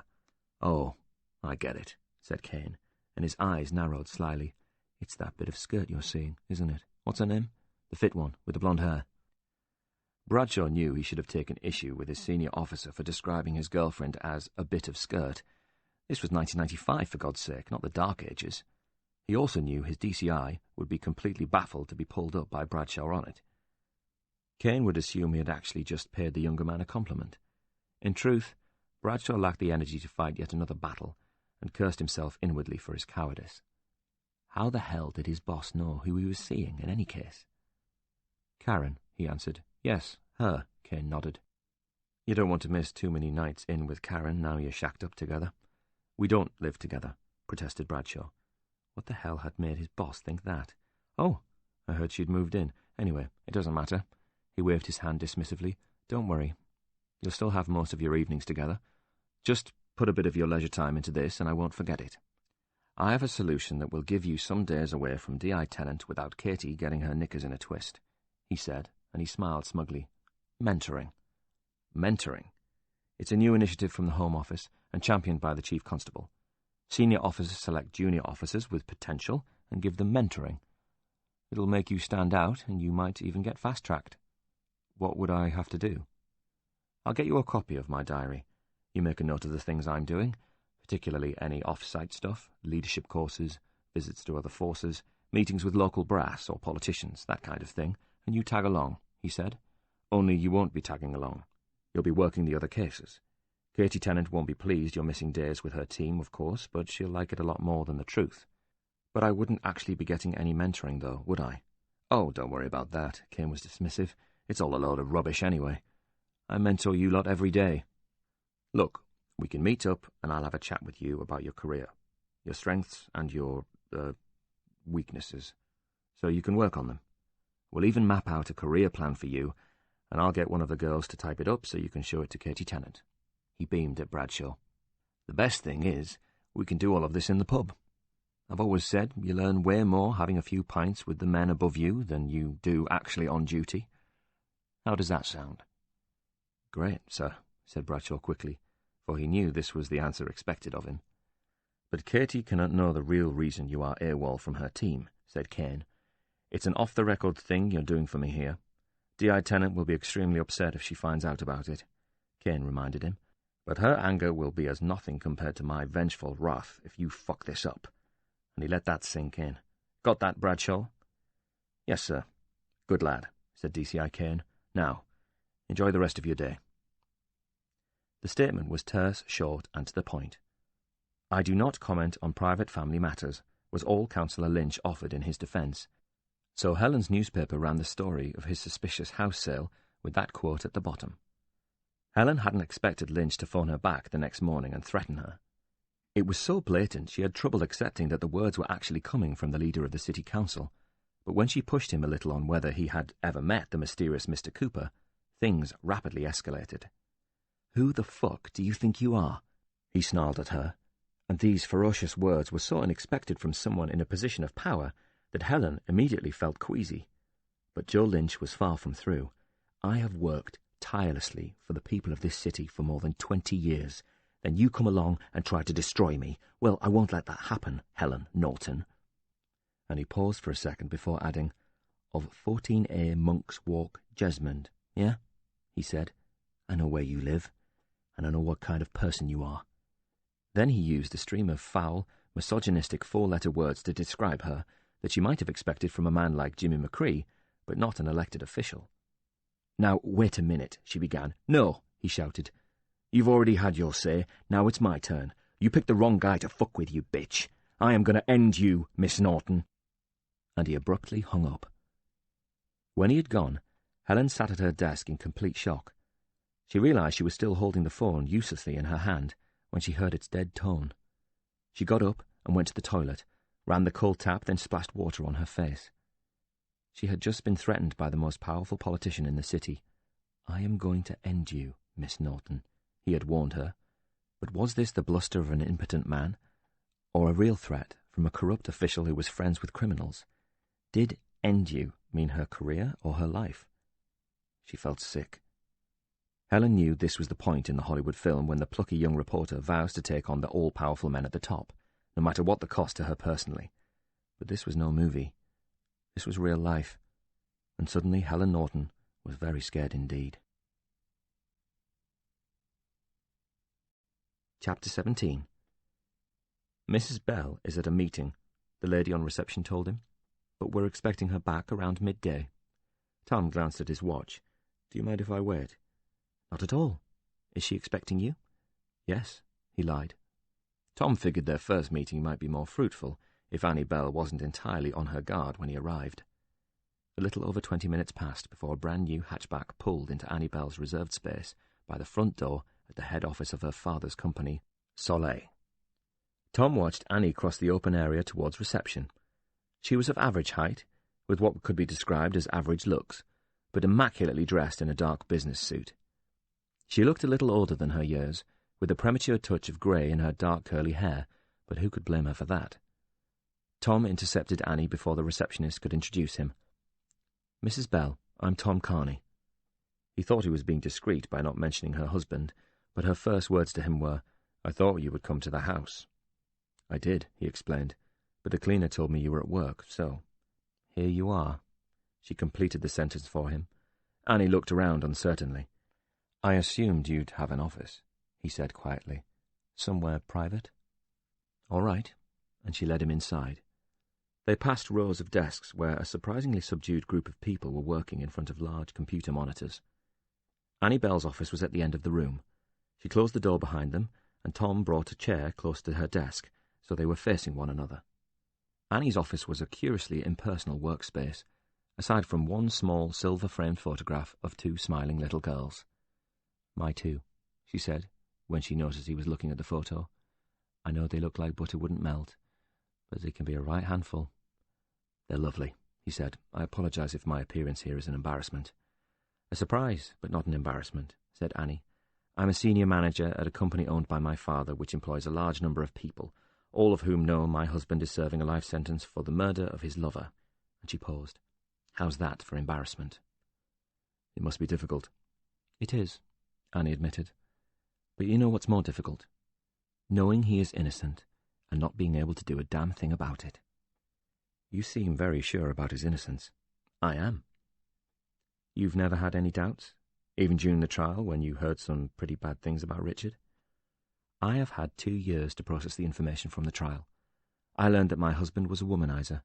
Do I like that fact? No. Do I take some of the blame for it? Perhaps, but not all. He did what he did, and he certainly had a choice not to do it. Does that make him a murderer? God, no. Richard is a gentle soul. I know him better than anyone, and I can tell you this from my heart. He did not kill that woman. He noticed she did not refer to Rebecca Holt by name. So who did? Kill her, I mean. Then he added, Was it you? If that's meant to be a joke, it's not very funny. It's an honest question, he said, and one I have to ask if you want me to look into your husband's case. When she was slow to respond to that, Tom added, Assuming you do want me to look into it, because now's the time to tell me if you don't. I'm in favour of anything that might help my husband prove he's innocent, Mr. Carney, though I'll admit I was pinning my hopes on a successful appeal. We all were. But you have your doubts, he asked her, about me looking into the case. She took a while to answer him. I don't want my husband's hopes to be raised without foundation, she said. Richard was devastated when his appeal request was rejected. He went into a big depression for a while, she explained. Then he read your book. The next time I visited him, it was all he could talk about. He told me he'd written to you and was hopeful of a reply. I didn't discourage him because I could see what that faint glimmer of hope did for his mood, but I'll admit I'm concerned about the impact on him, if you're unable to find anything new. So am I. I'm not even sure I'm the right man to help him. Richard is convinced you are, said Annie. He calls you a truth-seeker. But do you think he's clutching at straws? Drowning men do. Is that what he is? Oh, yes, she said. I can see the effect that place is having on him. I have to get him out of there. By finding the real killer. Right now, that would appear to be our only option, wouldn't you say? It wasn't you, then? He asked amiably. No. Convince me. She sighed and looked out of her window for the umpteenth time since they'd been there. Not here, she said, and suddenly Annie Bell was on her feet. Annie marched to the front of the building at speed, but Tom managed to keep pace with her as they left the headquarters. I can't talk in there, she said, and he understood that. It couldn't have been easy being Annie Bell, even 2 years after the trial. We'll go to the park. As they walked past her car, he said, Nice motor. She answered absent-mindedly, I drive a different one every week. How do you manage that? I don't own them, it's from the manufacturer. We have a large fleet of company cars. We get demonstrators dropped in every 2 or 3 weeks, she explained. The novelty wears off pretty quickly. I'd be willing to risk that, he said. So what exactly does Soleil do? We provide a range of integrated IT solutions tailored to suit the needs of an individual business. We don't just sell unsuitable products, then leave you to pick up the pieces. Our sales team act as management consultants who will help a firm with every step, from the purchase of hardware to the creation and installation of tailored software and staff training programs. Then we help to set up management information reports. Sounds like a lot of hand-holding. Must be expensive. In this life, you get what you pay for. The entrance to the park was a few hundred yards from Annie's office. She directed him to a bench in front of some hedges shaded by a large tree whose leaves had started to fall, and they littered the ground around them. I have my lunch here every day, she said, and he got the strong impression she did that alone. It's my favourite spot. It's very peaceful. He joined her on the bench, and they sat for a moment in silence until she decided to answer the question he'd asked in her office. I might very well have harboured murderous thoughts towards that woman, if I had known anything about her, said Annie. Oh, I knew of her existence, even met her once, but I had no idea she was in any kind of relationship with my husband until the police turned up on our doorstep to tell Richard she'd been murdered. Then it all came out, eventually. They quizzed me about her, obviously. I suppose I was even a suspect at first, but I had an alibi for the day of the murder. You had a day off, he recalled, shopping in town. Yes, she said.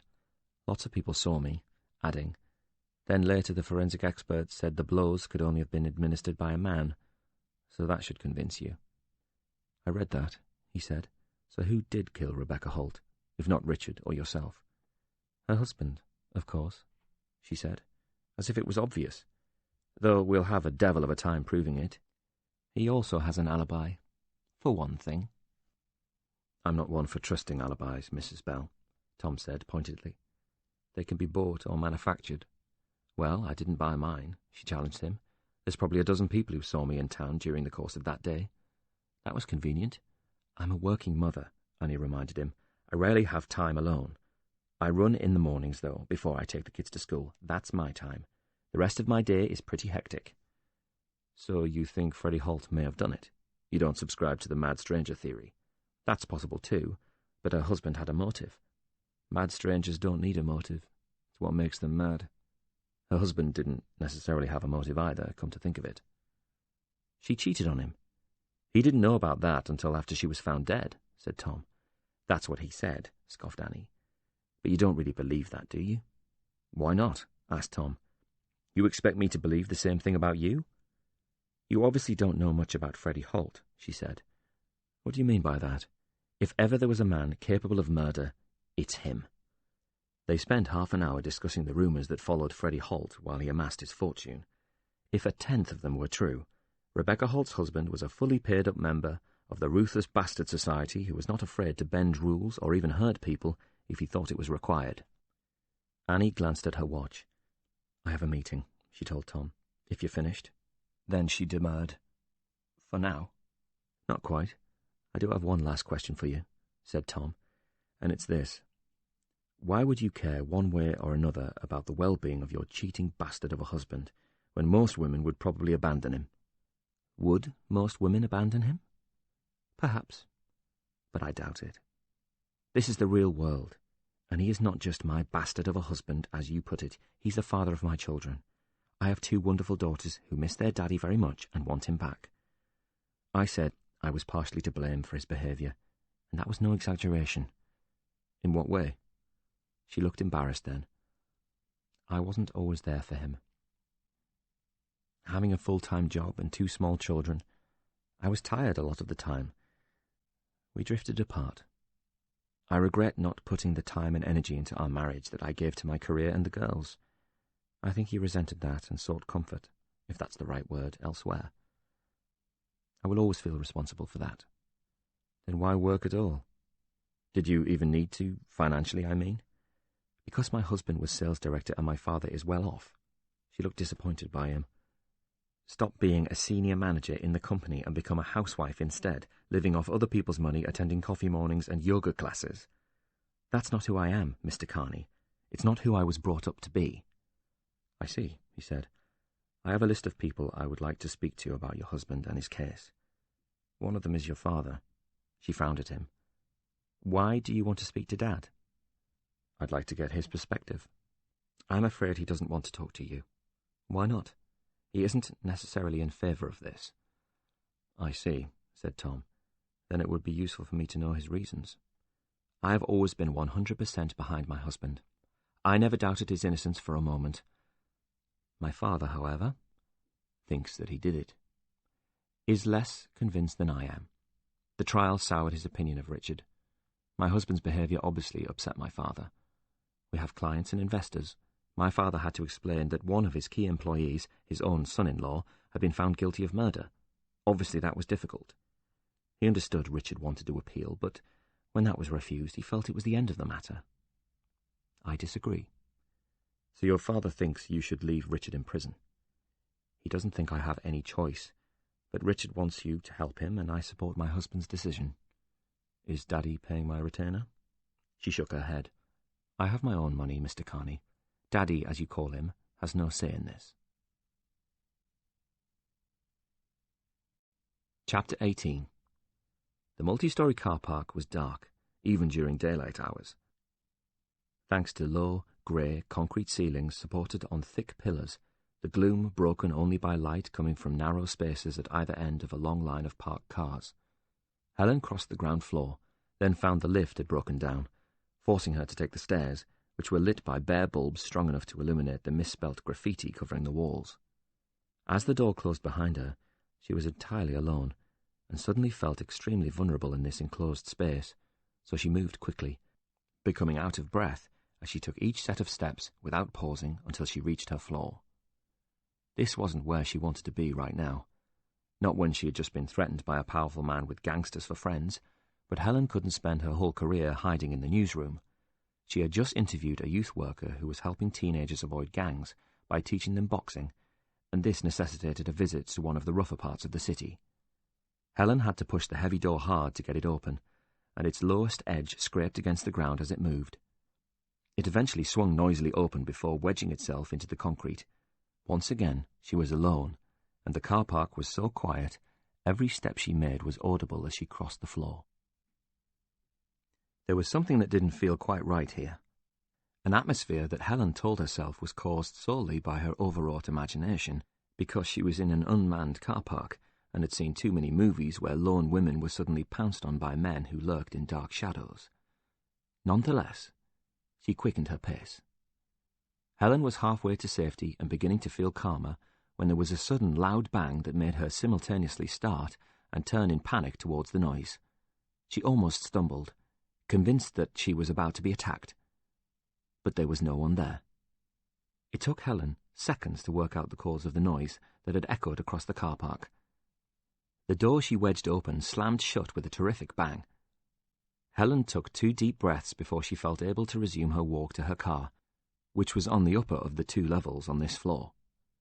That meant climbing the ramp the cars used, and she could not see a footpath. She did this briskly, while looking around her to make sure no one was following. Helen knew she was well and truly rattled now, but she couldn't help herself. She vividly recalled the threats from Councillor Lynch and knew the company he was keeping these days. She told herself she had good cause to be nervous. Helen spotted her car, but as she drew closer, what she saw stopped her in her tracks. Someone must have followed her here. How else could they have known where to find her car?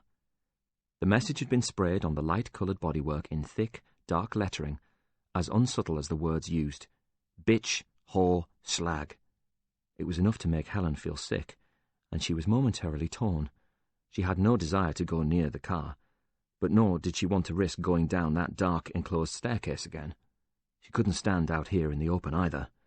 What if the man who had done this was still nearby? What if he was watching her right now? Helen decided to move and set off at a normal walking pace towards her car, noting with relief that at least her tyres remained undamaged. If the vandal was watching her, she was determined not to let him see how upset she was. Helen banished her feelings of revulsion and kept walking. She put her hand into her bag and drew out the keys so she could get into the car and drive away as quickly as possible. She was only a few yards from her car when it suddenly dawned on her that whoever did this could be inside. He might even be lying in wait for her on the back seat. She steeled herself and gripped the keys in her palm, ensuring the pointed ends stuck out through her fingers. If he was inside and he leapt for her, she swore she would gouge him in the face. Heart pounding, Helen reached the car and stole a quick glance inside, but saw nothing on the back seats and no one hiding in the footwells. Instantly, her fear of the car was replaced by a desperate desire to climb inside it as quickly as possible and lock the door. She moved the key into a more natural position, opened the door, and got in as fast as she was able. Helen slammed the door so quickly she banged her knee, but without pausing, she started the car's engine, reversed swiftly out of the space, and drove as fast as she dared for the exit. The rain was lashing down on Ian Bradshaw as he stood disconsolately on Elvert Bridge, cursing Tom Carney for his lateness. Why had he agreed to meet the reporter in Durham City out in the open? Because the weather had been deceptively warm and sunny earlier that day, and it had seemed like a good idea at the time. "You're late," he told Tom as he trudged towards Bradshaw with his hands tucked into his jacket pockets. Traffic was a bastard. They're digging up the roads again. I told you, we should have met in a pub. Tom couldn't see the point of meeting at all, since he couldn't imagine DCI Kane agreeing to his little deal. "I'm on duty," Bradshaw reminded him. "It's all right for you." And the two men walked across the stone bridge together into the old core of the city. "Then have a bloody orange juice, for God's sake," snapped Tom. He squinted against the rain that was driven into them by a swirling wind and steered Bradshaw along Sadler Street, which led to the famous cathedral at the top of the hill. They didn't get that far, though, as Tom motioned for Bradshaw to follow him into the Shakespeare, an ancient, tiny pub that provided a comfortable nook against the foul weather. Tom ordered the drinks while Bradshaw removed his sodden coat and hung it on the back of a chair where it dripped onto the floor. "Kane has given the go-ahead," he said when Tom returned with a glass of orange juice and a pint of bitter the detective eyed enviously. "Really?" Tom could hardly have been more surprised. "You did tell him my side of the deal?" he asked suspiciously. "Of course," snapped Bradshaw. "Don't worry. You'll get the help you asked for." "Oh, so that's it." "What?" "He asked you to do the helping, didn't he?" Tom told him, "which explains why you were narked." "Well, you should have seen that coming." "I'm not narked. I'm just dripping wet, and you're the one with the beer." Bradshaw sipped his orange juice, then pulled the face a small child makes tasting medicine. "I thought you'd be happy. You got Kane what he wanted." "And you got what you wanted too," Bradshaw reminded him. "I'm just the one stuck in the middle. Cheer up, it'll be like old times. I'm just very busy right now, but maybe I'll have more luck with another case. So, where do we start?" Tom shrugged. "Anywhere," he said. "Everywhere. That's helpful." Tom realized Bradshaw was determined to play the grump, so he began with the case the detective cared about most. "Okay, answer a question I have about Sandra Jarvis. According to the file you left me, she was seen around the city for a couple of days after her father saw her last. They had an argument, she stormed off and didn't come back. But where did she go?" "They drew a blank on that," said Bradshaw, meaning his compatriots in the Northumbria police. "She didn't crash with a friend. If she did, they couldn't find her. Or him. Or someone was lying," said Bradshaw. "So if she didn't stay at a mate's, what did she do between rowing with Dad and leaving the city 2 days later? We don't know, but we got a number of sightings when we appealed for witnesses after her disappearance. She was seen in the Granger Market and Northumberland Street. There were also sightings in the Quayside and one at the Metro Centre. So she went shopping. Doesn't sound like Sandra Jarvis was too stressed at that point then. But she was definitely last seen at the railway station. They have a whizzy new CCTV system. An eagle-eyed detective went through hours of footage until he spotted her." "Good for him," said Tom, and he meant it. "And they say your job isn't glamorous." "It has its moments," said Bradshaw, "but most of the time it's mundane slog, like the case I'm working on right now, in fact." And he told Tom Carney a little about the burned girl and the problems they were having identifying her.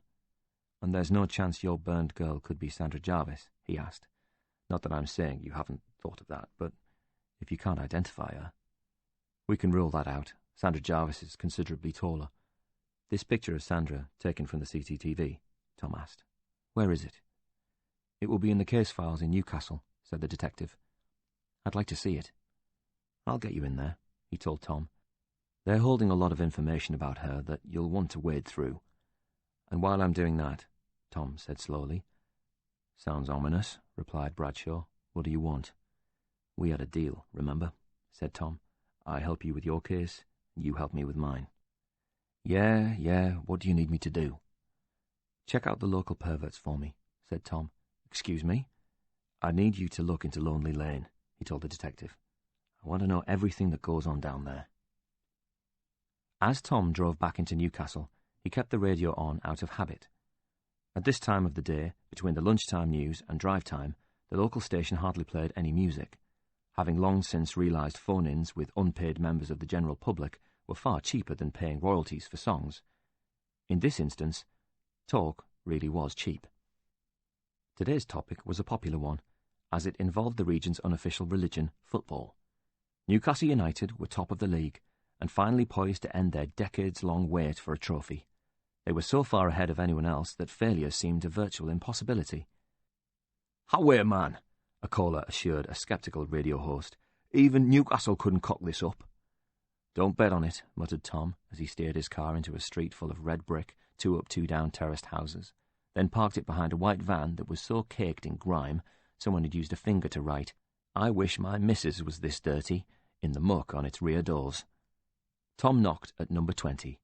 She took so long to answer he assumed no one was in, and was about to walk away when the front door swung open. "Mrs. Jarvis?" he asked the startled-looking woman who answered. "Yes," she said in a very quiet voice, as if she wasn't entirely sure. "I'm here to see your husband," he told her. "I'm Tom Carney." He expected her to ask him in, but instead she disappeared into the house without another word, leaving the door open. Rather than wait on the doorstep, he followed her inside. As he entered the lounge, she was leaving it through the kitchen door, and he heard the heavy back door open. She mumbled something that could have been, "I'll get him," but it was barely audible. He was left standing in the living room, and he was not alone. An old lady wearing a white cardigan over a floral-patterned dress was sitting in an armchair, peering at him intently, her face cratered by deep wrinkles. "Who are you?" she asked accusingly. "I'm Tom," he offered, and hoped that might be sufficient explanation. "And what do you want, Tom?" she asked archly, as if everyone who visited the Jarvis household was a con man of some kind. "I'm here to help Councillor Jarvis." From her age and the fact she seemed quite at home here, this had to be Sandra's grandmother. "Help him with what?" "He has asked me to try and find his daughter." He knew this revelation could upset the old woman. "Oh, that one," she said dismissively. "She's a little cuckoo." Tom was taken aback by the description of her own granddaughter, but from the slightly glazed expression on the old lady's ancient eyes, she did not appear qualified to comment on someone else's mental stability. She opened her mouth as if she was going to add something. "It's not as if." "Be quiet, Mother," snapped Mrs. Jarvis, who reappeared suddenly in the doorway. The old woman didn't seem unduly concerned at being silenced so sharply. The councillor's wife turned her attention to Tom. "He's not out back. He must be down the allotment." She said this as if she couldn't quite remember whether he had told her or not. "Okay," said Tom. "Could you maybe point me in the right direction?" "So, what can I do for you, Detective Sergeant?" asked Sergeant Hennessy. He was one of those old hands who was always cheerful because he was edging closer to retirement with every passing day. "I'm after some information about Lonely Lane," said Bradshaw. "Shagger's Alley?" asked Hennessy. "What do you want to know?" "It's something I'm looking into for a case." He felt no need to elaborate, but needn't have worried, for Hennessy didn't even feign interest. "I've heard it's like the Wild West out there," Bradshaw concluded, expecting the other man to play it down. "You would not believe what goes on out there after dark," he offered instead, other than the obvious. Bradshaw assumed he was hinting about darker deeds than teenage sex and extramarital affairs. "We've not had many arrests, though." "There's been loads," said Hennessy, and when Bradshaw looked puzzled he added, "Just not many charges. Between you and me, we let most of them off with a caution or a warning. Why?" "Because, my dear friend," said Hennessy, "if we arrested every man down there with his cock out, the cells would be fit to bursting, and the assistant commissioner would have my guts for garters." "I don't understand," said Bradshaw, and he really didn't. "Surely, if these people are caught committing criminal acts, we should be arresting, charging, and convicting." "Oh, my poor naive soul," Hennessy said to Bradshaw condescendingly. "It cannot work that way. Why?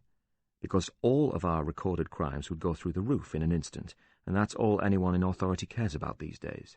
Stats and figures. No.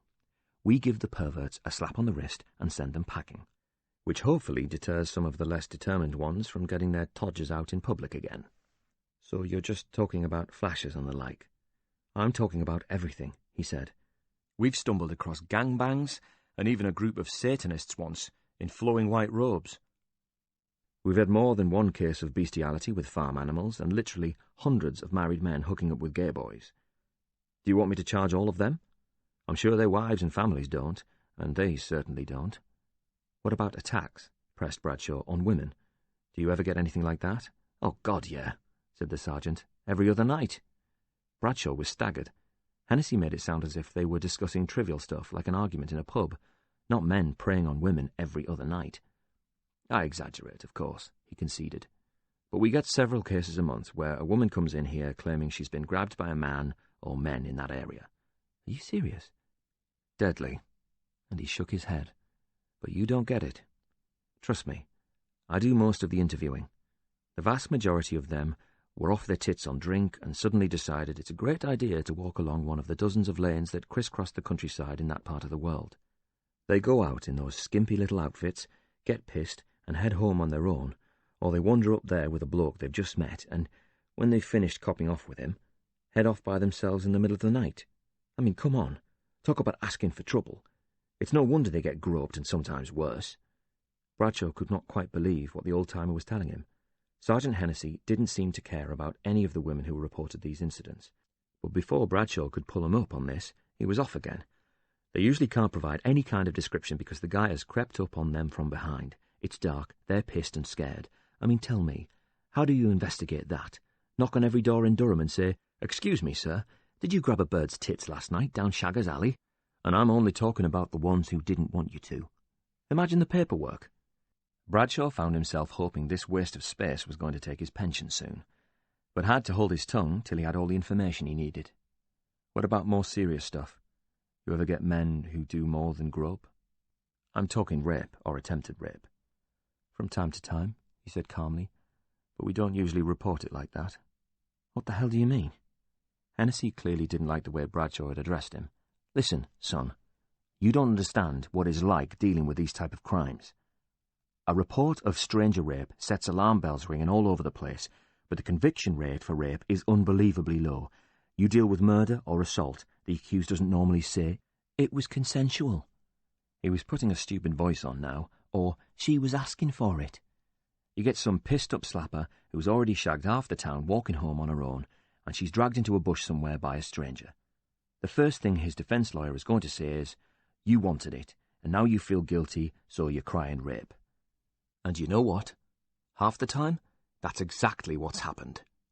He surveyed Bradshaw to see if he understood his reasoning. I'm telling you, 99 times out of 100, a jury is going to go along with that. So it's the victim's fault, said Bradshaw. Is that what you tell them? No, he said. Look, don't be like that. I'm not callous. I sit them down, make them a cup of tea, and give them a biscuit. We even get female officers to have a word with them, but most of the time, they end up agreeing with us. About what? That it's not worth pursuing. You're not serious. Of course I am. Look, why put yourself through the ordeal all over again when we probably won't ever find the guy, let alone arrest him? There's all those intrusive examinations from the doctor. You've got to go to court, and they pick your whole life apart. The newspapers are jotting it all down, and the bloke who's done it to you is standing in the dock not 5 yards away. Far better to put it all behind you and get on with your life. Bradshaw picked up the photograph on Hennessy's desk. Your daughter? He asked of the dark-haired, smiling girl in her graduation robes. Yep, he said proudly. Let's hope she never meets one of the men you've been too lazy to arrest. What did you say? And he got to his feet as if Bradshaw had stepped over the line. For a moment, Bradshaw actually thought a punch might be thrown his way, but he was ready for that. No, you hang on. And Bradshaw towered over the time server and jabbed him in the chest with a finger.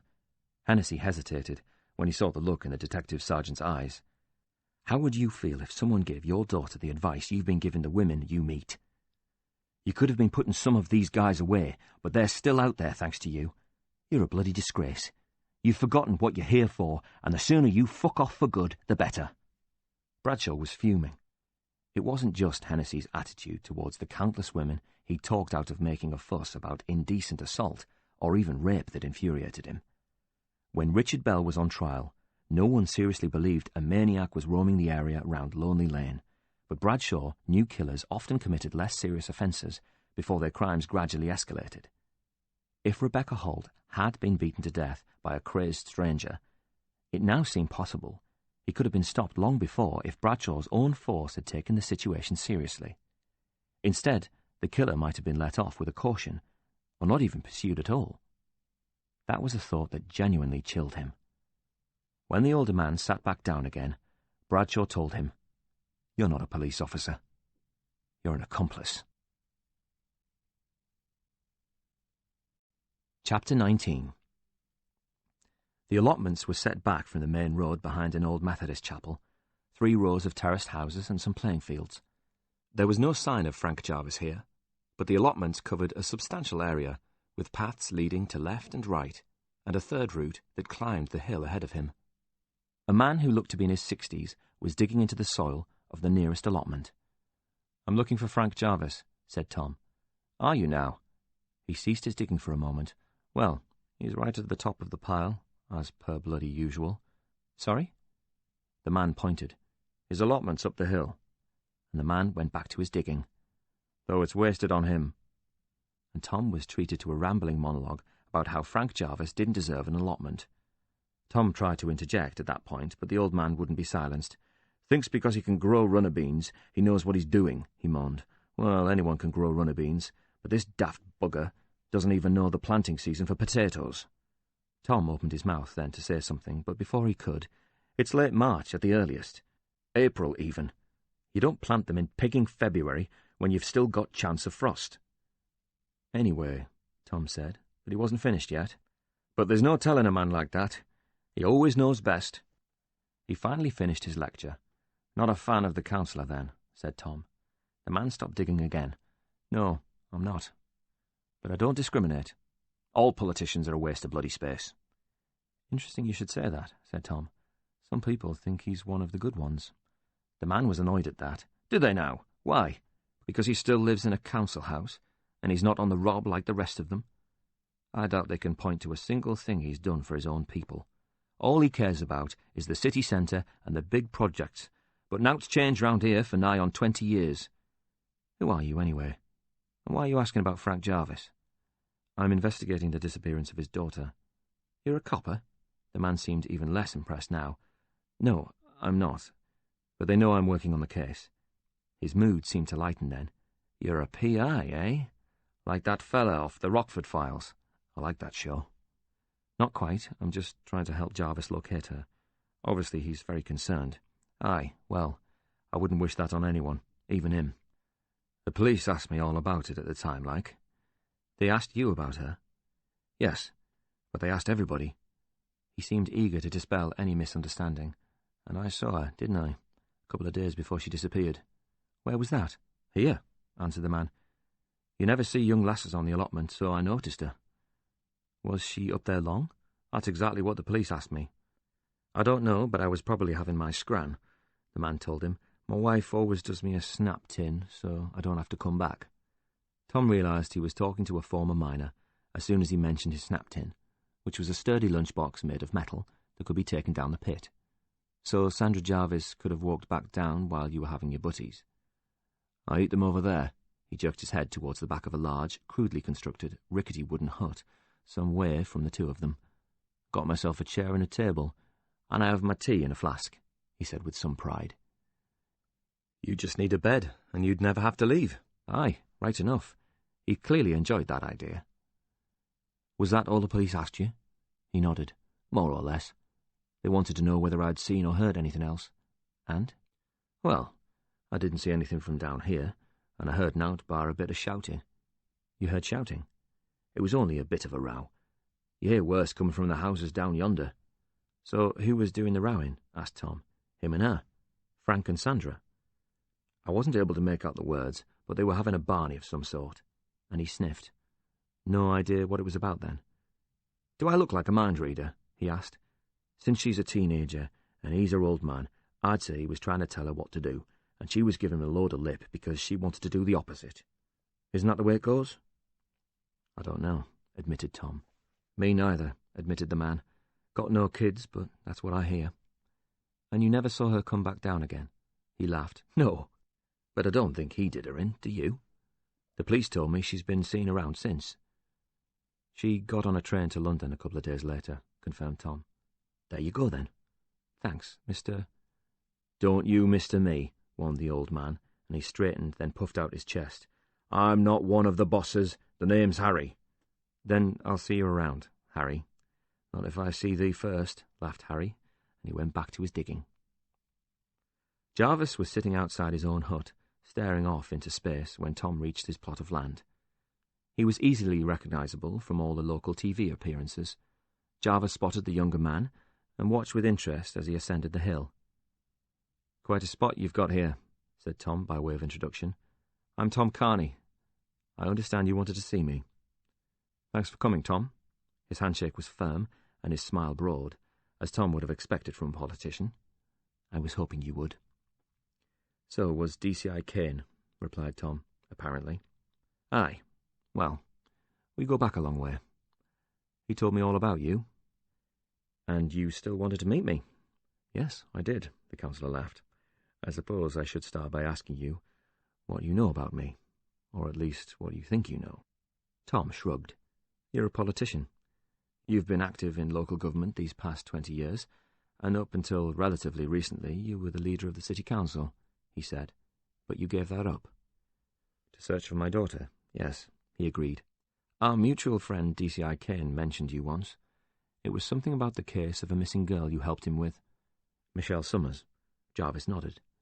"That was a very unusual case, and I don't see how it could possibly relate to the disappearance of your daughter." "It doesn't. But you sounded like a resourceful man who might be able to help someone in dire need, and I am that someone." "What exactly did the DCI tell you about me?"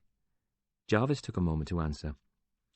"He told me you were a journalist who thought like a copper, but had more freedom to investigate things than a police officer does. He said you were clever, and you sometimes saw things other people missed. In short, he rates you highly." "That doesn't sound like Kane," said Tom, and the counsellor sighed. "He also said you were a bit of an arsehole. There, I've said it. Happy now?" Tom laughed. "Was that all?" "He added a few other choice phrases," admitted the politician, "like stubborn, opinionated, cocky, and there was something about a chip on your shoulder, the size of the Tyne Bridge." "Oh, that does sound like him. Thanks for the honesty. Glad we could clear the air. Look, whatever he actually thinks, it was Kane who put me onto you. He doesn't suffer fools, and nor do I. Now, can you help me or not?" "What do you want me to do?" "Find my daughter," Jarvis said simply. "Just like that?" asked Tom. "How?" "Well, if I knew that, I wouldn't need you, would I? I don't know how, but I want you to use your skills to try to get to the bottom of Sandra's disappearance." "And you think she's still alive?" Tom probed. "I'm sorry, but I obviously have to ask that." "Aye, I do, for what that's worth. Call it a feeling, call it pig-headedness, but I firmly believe Sandra is alive. She's out there somewhere. If she wasn't, we'd have found her body by now." "Not necessarily," thought Tom, but he wasn't going to share that notion with her father. "What makes you think I can succeed where the police couldn't?" "I might be a politician, but I don't live in an ivory tower. We both know there are sections of society, whole communities even, that won't talk to the police, no matter what's at stake. I grew up in the West End of Newcastle, and to a lot of people there the police were the enemy. Now if someone out there knows something, but they're into drugs or prostitution or Lord knows what, then they aren't going to talk to a detective. But they might talk to you." "Why?" "Money," Jarvis said. "I haven't got much, but I have some, and I'm prepared to part with it in return for information on the whereabouts of my daughter. Contacting a journalist wouldn't be most people's first port of call. So who else did you try aside from the police, I mean?" Jarvis seemed embarrassed then.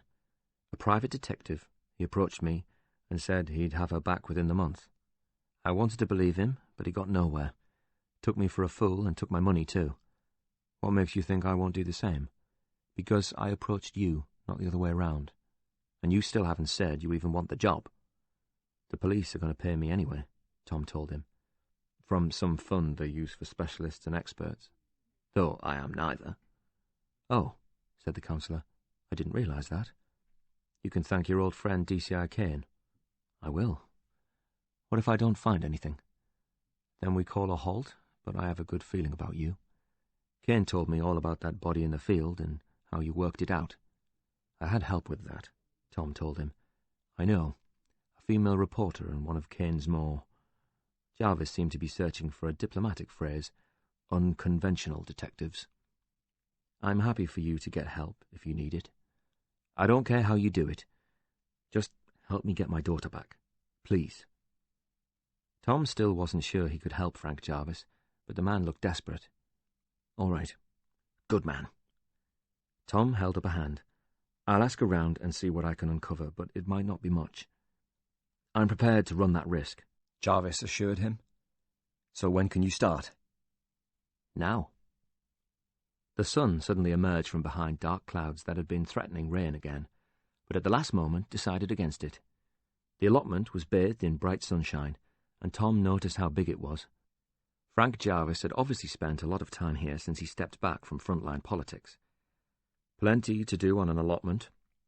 "Always," agreed Jarvis. "I've had one for years. Grown most of my own veg since then," he said proudly. "My dad used to have one." Tom surveyed Jarvis's plot. "Isn't it a bit high for growing stuff? The vegetables don't seem to mind, and my bit's sheltered by the top of the slope." "You should have said you were coming, though," he told Tom. "I'd have met you at the house and saved you the bother of trailing up here." "It's no problem. I went to your house. Your wife said you'd be here." "Did she?" He sounded doubtful. "Yeah," said Tom. "I met your mother-in-law, too." "Well," said the politician, "now you know why I have an allotment." And he did a little grimace. "No one can bother me up here, including her. If you got any sense out of Audrey, you're a better man than me." I only spoke to her briefly, but she did say one thing that puzzled me. "And what was that?" "It was about your daughter," Tom informed him. "She said she was cuckoo." Jarvis snorted. "She can talk." Then he turned serious again. "You would have thought her own grandmother might have been a bit kinder under the circumstances. But she's always been a malicious old bag, that one." "Why do you think she said it?" "I have no idea. There's nothing wrong with my daughter's mental health. She wasn't depressed, mad, or suicidal. You're not going to get very far if that's a line of inquiry. I suspect you noticed that if anyone is cuckoo, it's Audrey. Her and her senses parted company many moons ago. So there's no substance in it." "God, no. Sandra was as sane as anyone. Her behaviour did change before her disappearance, but she wasn't having a nervous breakdown or anything." "But that change in behaviour was noticeable enough to cause you concern?" Jarvis nodded. "I read up on it, even asked a doctor who's a friend of mine. I didn't tell him I was asking about Sandra. I made out I had a friend who was worried about his son. I told him the behaviour I'd witnessed, and he came to a simple conclusion." "Which was?" Jarvis seemed to sag then. "Drugs. You know, I used to have a very old-fashioned view on drug users. I thought that if parents took the time to outline the pitfalls of drug abuse, if they came down hard on their children, if they caught them with a spliff, then they would never lose them to drugs. That's what I used to think." "And what do you think now?" "That I was a fool," he admitted. "That it can happen to anyone, your kids, my kids, anybody's kids. If they get a taste for drugs, they'll give up everything for them because nothing means more to them than the next fix. I've seen it down at the rehab centres and the needle exchanges. We have to provide them, otherwise the playgrounds will be full of used syringes. It's a bloody tragedy." "You think that's what happened to Sandra?" "I hope to God I'm wrong, but it's my best guess." And he fell silent for a moment before eventually adding, "Though I've imagined worse things." "She wasn't gone long, though. From home, I mean. What was it, a term and a half? It doesn't take long," he said sadly. "How do you think she would get her hands on hard drugs in her first year at university, particularly a posh one like Durham?" "Forgive me, Tom, but that's one of the things I'm asking you to find out. Though, if you don't mind me saying so, you're being a bit naive. There's a drug dealer in every city, town, and village in this country. They hang round every playground, pub, and university campus. They have to. Dealers are parasites, and the only way they can make a living is to find new users. Drugs are the ultimate growth industry. I've read the reports, I've seen the stats. They call it a war on drugs, and I can tell you this, we are losing it." "Did she have a boyfriend? Someone who could have got her started with drugs?" "She never told us about it, but somebody must have got to her. I don't think she would have gone looking for a dealer. Somebody must have taken advantage." That line of inquiry went cold, but I'll look into it again. Jarvis took out a packet of cigarettes then, and offered one to Tom, who shook his head. "Very sensible. I saw a fella on the way up here," Tom said, "by the name of Harry. Old misery guts. He told the police you rowed with your daughter a few days before she disappeared." "I told them that too," said Jarvis. "Did she come up here to have a row with you, or did one just develop?" "Why would she come all the way up here to start a row?" asked Jarvis. "I don't know," admitted Tom. "She obviously felt the need to see you. She could just have waited for you to come home, but instead she walked all the way up here. So either it was important, or she wanted to talk to you in private, away from her mam and grandma." Jarvis nodded and gave a grim smile. "You are a perceptive man. She did want to talk to me in private. It didn't start as a row. but soon developed into one, I'm sorry to say. What was it about? The future, said Jarvis. Her future, to be exact. She wanted to drop out of college. Why? She wasn't enjoying it. It wasn't what she was expecting. She couldn't see the point of it and wasn't making many friends. He paused. I think Sandra thought I'd hear her out, agree with her reasoning, and give her my parental blessing. But you didn't. I told her not to be so bloody stupid. Me and my daughter are both cut from the same cloth. We can be strong-willed, stubborn even, so we clash. She was born several weeks premature, you know, so she's had to fight to survive from day one. I've always encouraged her to question everything, in fact, but she's still a young woman and can be naive. I was the same when I was her age, he admitted. I was the big idealist who thought I could change the world. She thought she could drop out of college and travel, then somehow magically have a career, despite a bloody big hole in her CV and no proper qualifications. I told her she was an idiot for thinking that way, after all the hard work she'd put in to get there. Look, if I could go back in time, I would handle it differently. I was too harsh on her, and she got upset. He looked downcast. She then said some things that I wouldn't tolerate. What kind of things? She was rude to me. Jarvis seemed embarrassed at the recollection, saying I knew naught about the real world. She started shouting at me, so I shouted back. I'm not proud of my behaviour or hers, but I was worried she was throwing her life away. What brought the argument to an end? She did, he said. She stormed off. And you let her go? I thought it might be for the best, Jarvis said. Let her cool off and try to talk some sense into her later. And Tom could tell he was hurt by the implication he did not care enough to go after his daughter. Maybe Frank Jarvis wondered if Sandra might still be here now if he hadn't let her go. He visibly slumped then. I never realised it would be the last time I'd see her, he said, obviously fighting back the tears. Not the last time, Tom assured him, for he was embarrassed by the man's discomfort and the fact he had caused it. Tom never liked to plant false hope in anyone, but he couldn't help himself now. We'll find her. Chapter 20. He'd started the argument, but it was only now he realised Karen was right. He had been an arse.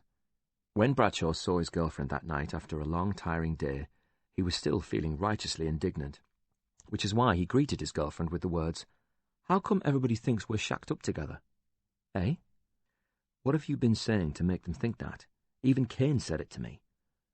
I haven't been saying anything, said Karen, and I certainly haven't been talking to your DCI about us. He had intended the conversation to be a relatively mild one, during which he would tell his girlfriend he didn't appreciate people discussing them behind his back. Unfortunately, he had not foreseen the conclusion Karen would naturally come to. Oh, so you're ashamed of me, are you? What? No, of course not. I'm good enough to be seen with, good enough to be shagging, but not good enough for anyone to think we might be in a proper relationship. Don't be daft, we are in a proper relationship. Yeah, of course we are. Just so long as it doesn't involve me staying over too many nights a week, and I take my toothbrush with me when I go. While he usually felt he might be a little more intelligent than his girlfriend, Bradshaw had to admit he was absolutely no match for her in an argument. They rowed for over an hour, and she seemed to effortlessly move between all the emotional states, from anger to sadness and despair, then back to rage, via tears, and some highly imaginative industrial language. Karen even threw cushions at him at one point, while he desperately tried to placate her. In the end, she opted to leave, and Bradshaw belatedly realised this had been a problem entirely of his own making, so he very quickly went into reverse gear and apologised. A lot. I hate it when we row, she said as she snuggled up to him in bed an hour later, following make-up sex that had somehow pleasingly evolved from the high state of adrenaline they were both in by the end of their argument. Well, we don't do it very often, Karen, he said as he drew her closer to him. I can see why people might get confused by us, though, she said. We do spend a lot of time with each other, but that's 'cause we're good together, babe. She laughed again.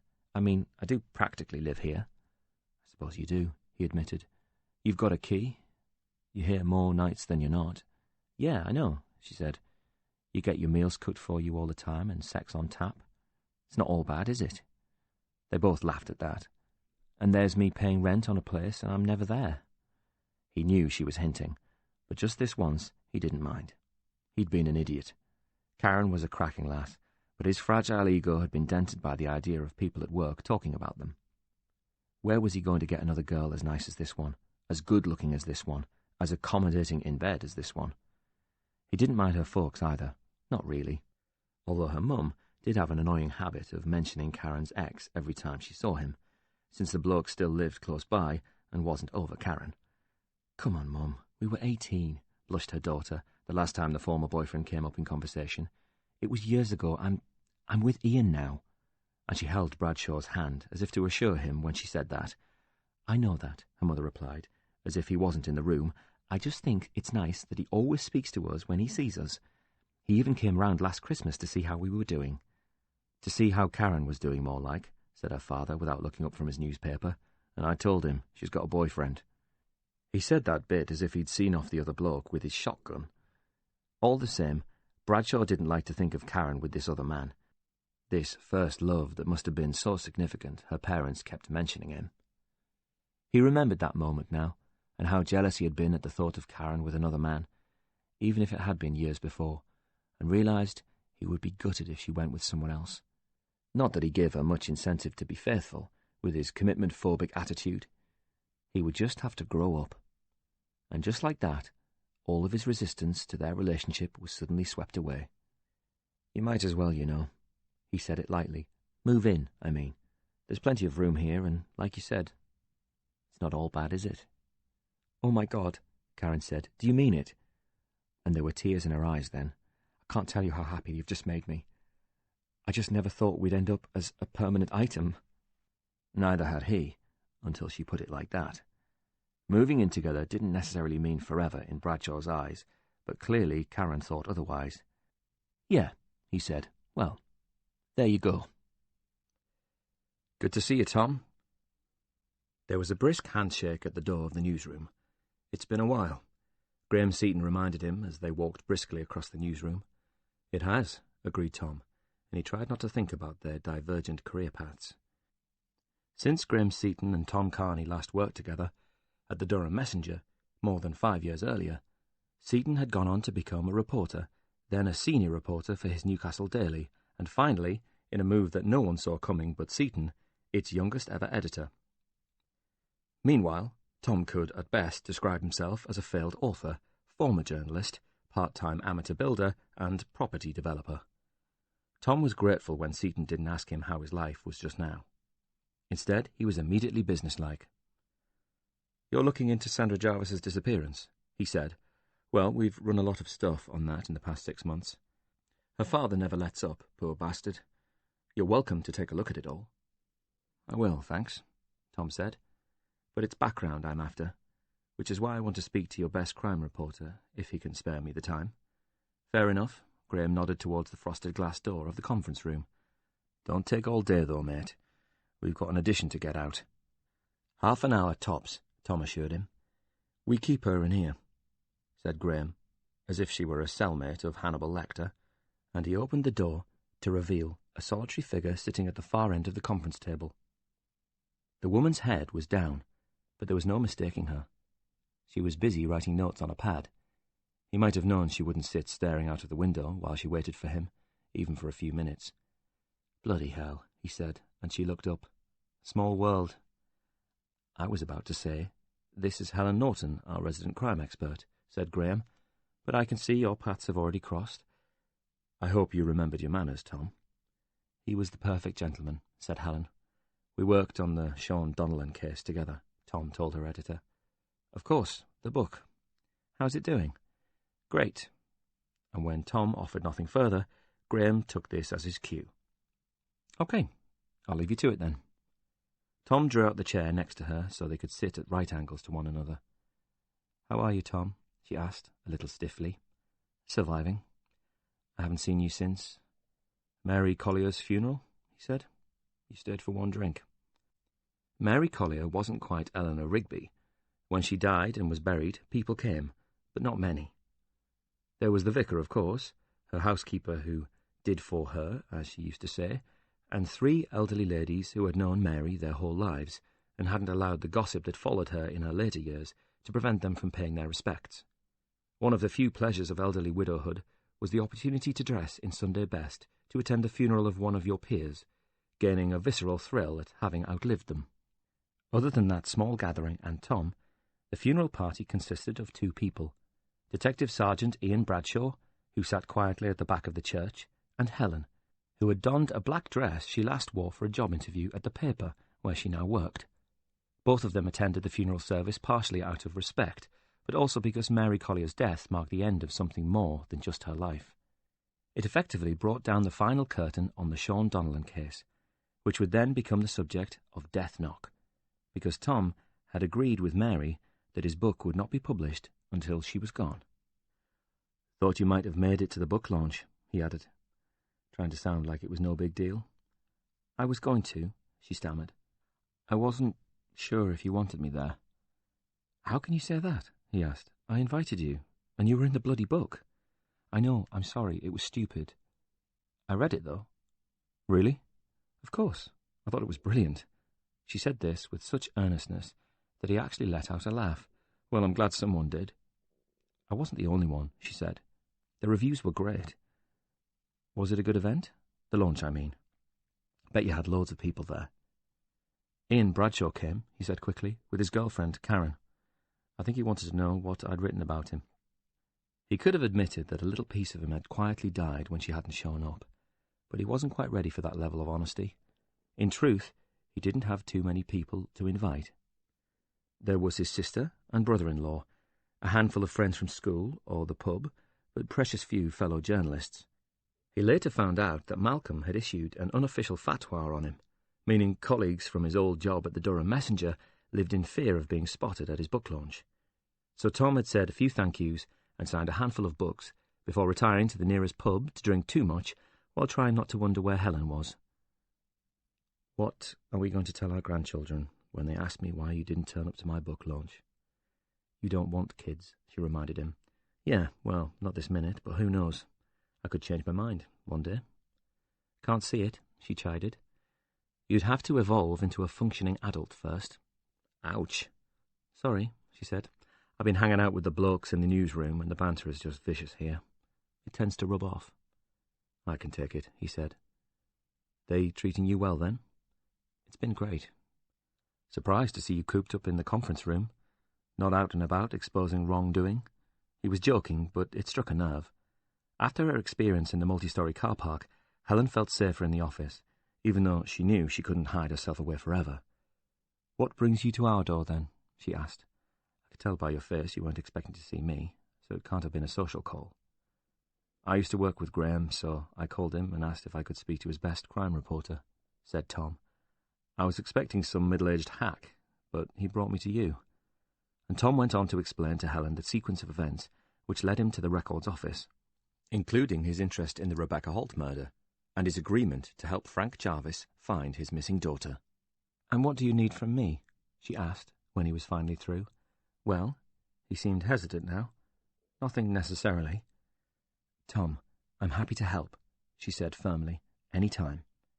"Thanks," he said, relaxing a little. "It's just that I don't have a newspaper behind me these days, so anything you come across on either of the cases I'm looking into would be really useful. We'll probably end up going over the same ground, but—" "That never stopped us before?" "No, it didn't. It was how they had first met, in fact. Thanks, Helen, I appreciate it. Least I could do." Tom took this as a form of apology. "So how are things with you?" he asked. "Good," she said. "Graham has been great." "Who wouldn't be, compared to Malcolm?" he asked. "Even so," she replied. "He's been letting me write some interesting stuff about local politicians and their links to some pretty ropey people." "Newcastle has always had its fair share of gangsters," he smiled. "Some of them in City Hall." "You must be pissing people off." "There is that possibility," she conceded. "Be careful," he told her. "Articles on corruption tend to upset people." "You ought to know," she reminded him. "Yeah, well, just don't do anything I wouldn't do. I'm not preaching. I realize you know what you're doing. Things are going well, then. You're okay, I mean." "Yes, thanks." He noticed she hadn't mentioned the boyfriend. He had to assume he was still on the scene, though. "You seeing anyone else?" she asked, and he must have looked a little surprised by the directness of the question. "Today, I mean. while you're in town," she added quickly. "I'm going to the Highwayman on the quayside. Sandra Jarvis worked behind the bar there part-time, and in the holidays. Maybe I'll find someone who worked with her. They might know something." "I don't know it," she said, "but the name rings a bell." "Then I'm going to Northumbria Police HQ to read the case files, though that might take a while as there are loads of reported sightings." "You'll be there all day by the sound of it." "There is one thing I would appreciate from you," he told her. "Name it." "I'm missing a bit of background on Frank Jarvis. There's a lot in the public domain, but I could do with a little gossip." "You mean dirt?" she asked.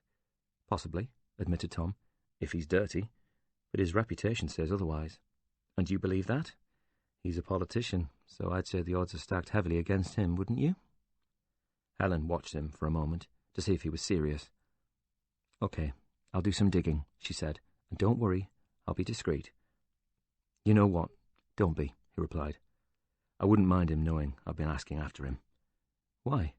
"2 reasons. 1, it shows I'm doing my job properly. And 2, I'd quite like to see if it rattles his cage." Chapter 21. The 2 Julies lived in a small student house with a couple of other girls.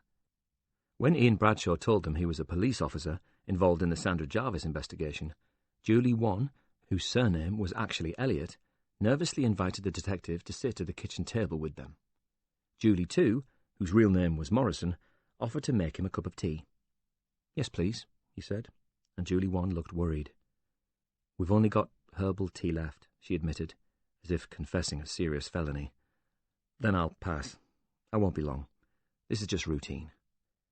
He didn't normally try to put people at their ease before questioning them, but these 2 looked guilty and nervous in a way that only the entirely innocent can. Up until Sandra's sudden disappearance, they had probably never had any dealings with the police. "We're not suspects or anything?" asked Julie 2. "Suspects?" he repeated. "In Sandra's disappearance?" "I don't know," he asked amiably. "Are you?"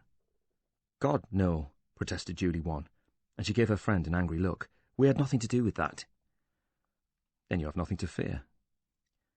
"We haven't been able to locate Miss Jarvis, and it has been some time since she went missing. When that happens, we like to go over everything again, piece by piece, to see if there's anything we've missed, or if someone remembers something in the meantime they didn't mention previously. Okay?" They both seemed visibly relieved at that.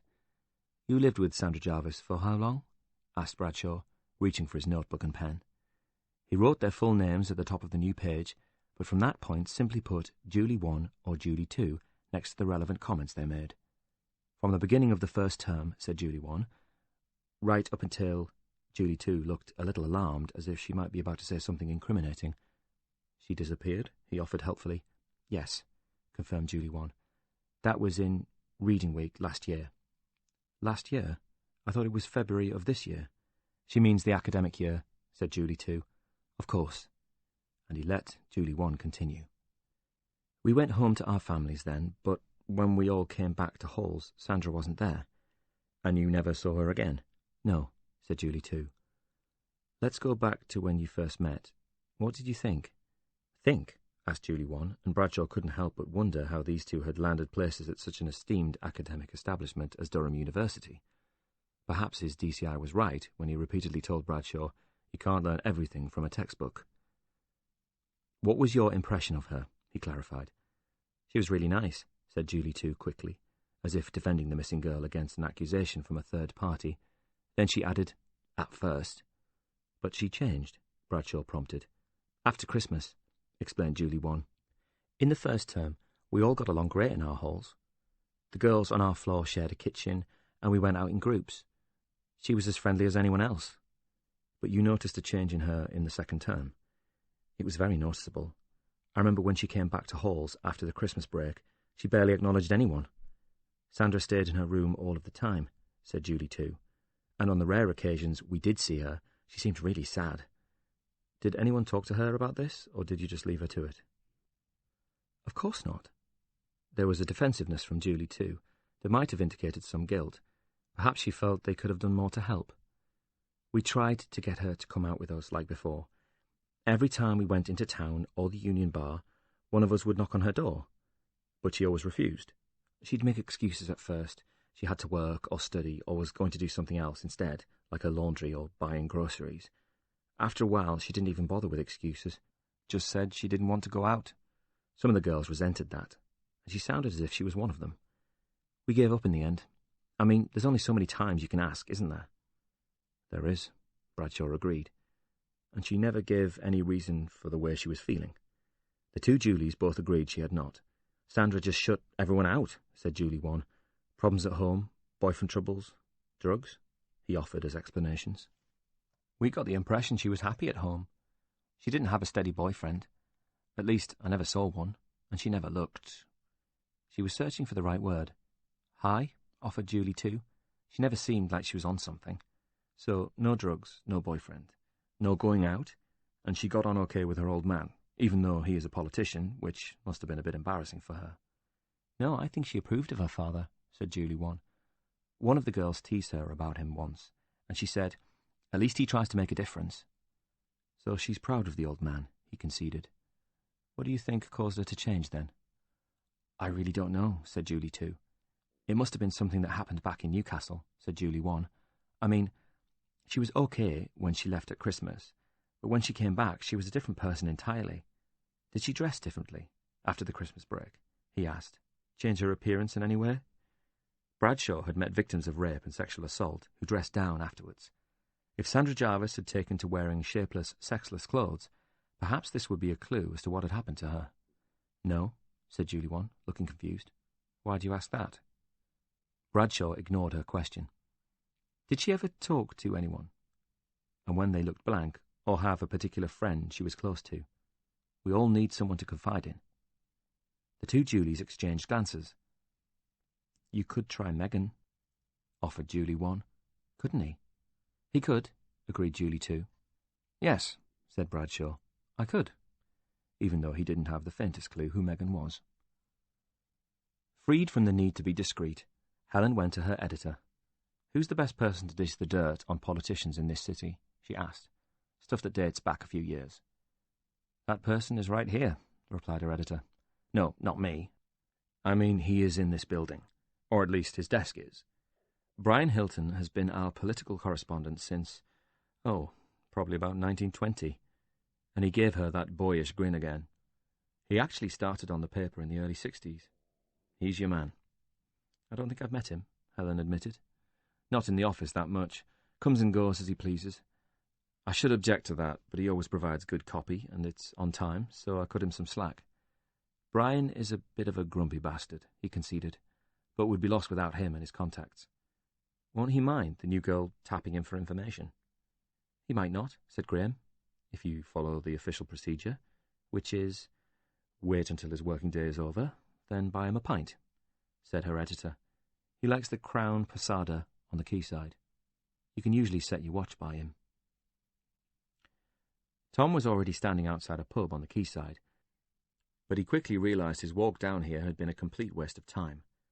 Sandra Jarvis had worked at the Highwayman before departing for college and returned there to do shifts during the Christmas holidays. Since her personality had changed entirely following that break between college terms, there was a reasonable chance her time at the pub might have had something to do with it. He had gone over the possibilities in his mind as he made his way there. Sandra had been bullied, harassed, or possibly even assaulted. She'd had a relationship that had suddenly turned sour, leaving her depressed. Or perhaps she'd been enticed by drugs sold on the premises. None of this sounded entirely plausible to him, but then neither did her sudden disappearance. Any hopes Tom may have had about getting a lead from the pub were instantly dashed, for the Highwayman was no more. Despite a prime spot on the north bank of the river, a short walk from the Tyne Bridge, it had ceased trading. The door was locked and boarded up, the windows already pasted over with bill stickers advertising gigs. Tom peered through a gap and saw that all of the pub's furnishings were still there, including tables, chairs, and even the beer pumps behind the bar. Whoever ran this place must have left it in a hurry. Realising he was going to get nowhere standing outside the abandoned pub, Tom left and arrived very early for his pre-arranged appointment at police headquarters. They didn't seem to mind. A helpful junior detective handed him several thick folders. These were full of witness statements, background information on Sandra Jarvis's life and her movements, plus a large number of reported sightings of the missing girl from all over the country, many of which could probably be classed as wishful thinking or mischief-making. He was allowed the use of a small room to examine the files in private, and they even brought him a mug of tea. It had been some time since he had experienced that level of cooperation from the police, and he had to admit he was glad of it. They left him to it, and he began to read. The pub in the marketplace wasn't a typical student watering hole. It was an old-school local boozers' pub, and, when she was not attending lectures, Megan Aitken worked behind the bar there. Bradshaw showed her his warrant card and asked her if she had a minute. "No," she told him, in a granite-hard Glaswegian accent, while eyeing him suspiciously. "I've lunches to get out." There were less than a dozen customers in the pub, and none of them looked like they were there for the food. "I'm sure this strapping young man here can cope without you." Bradshaw stopped a rake-thin barman as he passed and said, "You can manage on your own for 5 minutes while Megan helps me with an important police matter." The youth didn't seem to know if this was a question or an order, so he simply mumbled, "Sure," while Bradshaw indicated Megan should follow him to a table in a far corner. When he told her why he was there, she said, "Well, I didn't think it was 'cause I hadn't paid my council tax, but I've already had the police asking me about Sandra, and her disappearance had bugger all to do with me. And we are going over old ground so we don't miss anything." "Good luck with that," Megan said sarcastically. "Who sent you my way?" "Some girls that knew both of you. They said you might be able to shed some light on the reasons for Sandra Jarvis's disappearance. Was it Tweedledum and Tweedledee?" And though he was poker-faced in response, Bradshaw knew she was referring to the two Julies. "I bet it was. Why the hell would I know anything about it?" "They thought Sandra may have confided in you, since you were such good friends." "Did they now?" "Well, she didn't, and we weren't that close." "Why did they think you were, then?" "No idea, except they probably thought we were bestest buddies because we were the only two girls on our course who weren't posh and minted." "Really?" "Well, I don't see anyone else doing bar work to survive. There are girls here who spend $500 a month just on clothes. That must be annoying." "It is what it is," Megan said, as if she didn't care, but she evidently did. "Did Sandra work here too?" "We did some shifts together at weekends during term time. She worked in a place in Newcastle during the holidays." She thought for a second. "The pirate?" "The highwayman. Aye, that was it." "Did she like bar work?" "There are worse ways to get by, but you only do it for the money. I'd rather be on this side of the bar, but there you go." Sandra felt the same. "And when you did these shifts together, when you had a drink afterwards or went for a fag break, she never told you anything about herself?" "Not really. Certainly nothing that would make me understand why she suddenly disappeared like that," said Megan. "If she disappeared." "What do you mean by that?" "I mean, if she had just upped and left, wouldn't someone have found her by now?" "Not if she didn't want to be found." "You think something happened to her? Someone hurt her, maybe?" "Well, it seems likely, doesn't it?" "It's certainly a possibility. But who would want to harm Sandra?" "How should I know?" Bradshaw was beginning to seriously question the wisdom of interviewing Sandra's college friends. It seemed the missing girl hadn't bothered to open up to anyone. "I don't suppose there's anyone you can think of who might know something about Sandra that nobody else does." He was clutching at straws. Megan shook her head. "You'll have already spoken to her roommate," she said, as if that was obvious. She had a roommate? The case files hadn't made that clear. She shared a room in halls with Olivia Barrington, but that only lasted for the first term. Why? Did they have a falling out? Megan shook her head. Olivia wasn't used to sharing things, was she? So she kicked up a fuss until they moved her, and she got her own room. "I see," said Bradshaw.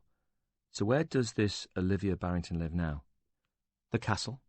Megan said the words quickly, and her strong Scottish accent led Bradshaw to assume he misheard her. "I'm sorry, for a second there, I thought you said she lived in a castle." Helen had to walk down Dean Street to get to the pub on the quayside. A road so steep she was forced to tread carefully to avoid accidentally stumbling into a run. She almost walked past the Crown Posada at first, an ancient Victorian watering hole with a stone facade, dark stained glass windows, and a single sign above the door to denote its presence. Once inside the pub, she headed for the bar while scanning the room for any sign of Brian Hilton. She spotted him soon enough. He was sitting on his own in an alcove not far from the front door. Though they hadn't met, Hilton was one of the few journalists at her paper who merited his own photo byline, and, except for a few extra lines on his face since it was taken, he looked exactly like his picture.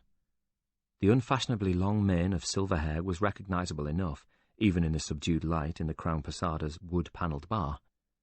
Helen ordered herself a bottle of beer and a pint of whatever he's drinking, and she gestured towards Hilton.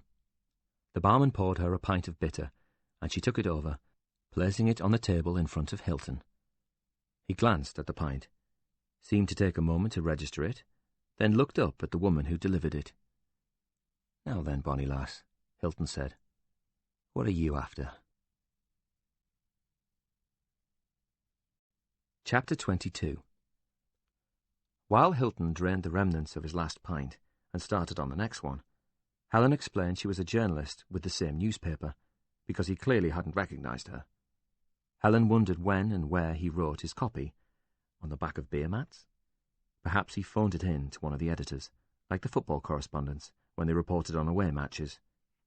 She recounted a respectful, heavily edited version of the conversation with Graham about Hilton's in-depth knowledge of the local political scene.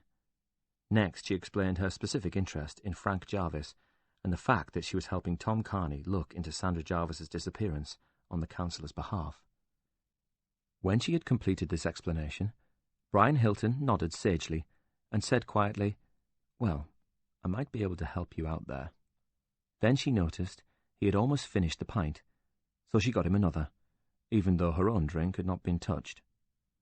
Hilton took a sizable gulp of beer, and Helen realised this conversation was likely to be expensive. Frank Jarvis. He spoke the name like he was trying it on for size. The Kingmaker. "Is that what they call him?" "Amongst other things," he said, "but that probably sums him up. If you want to know someone who can actually get things done round here, who isn't all mouth and no trousers, then look no further than him." He drank some more. "There are people in politics who can get themselves elected, able campaigners who can muster up support from the grassroots of the party, and there's only one party round here, of course. Those are the people who climb the ladder," and he counted off the stages on his fingers. "Town councillor, borough councillor, county councillor, MP, government minister, and that's ultimately what they want, most politicians will tell you. I came into this so I can change things, so I can make a difference." Another huge swig of beer, and Helen waited patiently. "But that's bollocks," Hilton thought for a moment. "I have seen dozens of politicians come and go, and they all want to be important. They love that feeling even more than money or sex. It's all they care about, in fact." There was another long sip of beer, and he put his pint back on the table. "Except Jarvis." Helen waited for him to elaborate, and when he failed to do so, she said, "So what does he want?" "Well, contrary to everything else I've just told you, Pet, I have formed the impression that this guy actually does care about the city he lives in. Sure, Jarvis likes the sound of his own voice, they all do, but I don't think he's that bothered about people kowtowing to him." "Is that why he never stood for Parliament?" "Partly," he answered. "I think that went a long way towards it. He figured he could get more done if he stayed in the region." "Better to be a big fish in a small pond?" she asked. "Maybe." His eyes narrowed just a little. "But there was something else," she said, "wasn't there?" "Oh," Hilton said dryly. "Very good. You should be a reporter." She ignored his mocking tone and noticed his glass was 2/3 empty. "I'll get us another drink," she said, "and you can tell me all about it." Improbably, Olivia Barrington did live in a castle, and not just any castle. She lived in the castle. Ian Bradshaw had grown up just miles from Durham City and been on countless day trips there as a child, ambling up the hill to the famous cathedral and castle, which towered high above the River Wear. All this time, he had no idea it was possible to live in the actual castle, but Megan Aitken assured him it was home to more than 100 hugely privileged students. Bradshaw was still wondering if Megan was winding him up when he arrived at the ancient Norman castle and climbed the steps by the main door. Would this be the student equivalent of one of those tricks played on young apprentices, where they were sent for a long stand or some sparks for the grinder? However, when Bradshaw asked a male undergraduate if he knew Olivia, he struck lucky and was directed to the keep's highest floor. Her room had 2 doors. The heavy outer one was wide open, with the inner one ajar. Bradshaw could hear the B-52s on the radio. He knocked loudly enough to compete with Love Shack, and she called, "Come in!" Bradshaw found Olivia working at a desk by a leaded window, which gave her a stunning view of the Romanesque cathedral opposite and the palace green that lay between the two ancient buildings. He wondered if she took it for granted. Olivia peered over the top of her glasses at Bradshaw in confusion, having presumably been expecting a friend, not a detective sergeant. Once he told her who he was, she immediately stopped what she was doing, got to her feet, and gave him her full attention. If the two Julies possessed public school accents, Olivia's seemed to inhibit an even higher plane, as if educated for future employment at Buckingham Palace. She apologised for her unkempt appearance, explaining she was revising for exams and hadn't even had time to have a shower that morning, let alone wash my hair. Bradshaw found himself mentally translating her words before writing them down, and was usually a beat behind her as a result. He wondered how Sandra Jarvis had found sharing a room with a girl who made the two Julies seem almost working class by comparison. Sandra was really nice, and it was very jolly sharing for a time, but I'd simply die without my own space, she explained. Bradshaw nodded and began the same round of questions he'd asked the other girls. The first 10 minutes of his interview were routinely repetitive, with Olivia confirming Sandra had never mentioned particular problems with home, love life, or academic studies. Bradshaw was already planning which pub to visit, so he could grab a pint after a fruitless day, but Olivia was still talking about how really intense university could be. When he happened to mention it was even more pressured for Sandra, because she worked in a bar as well, Olivia said, "Oh, yeah, and she worked through the holidays too," with the wonder of someone who has never had to work a day in her life. And there was her other job as well. "Her other job?" asked Bradshaw, as, once again, there had been no mention of this in the case files. "Yeah, that did sound rather stressful." "What other job?"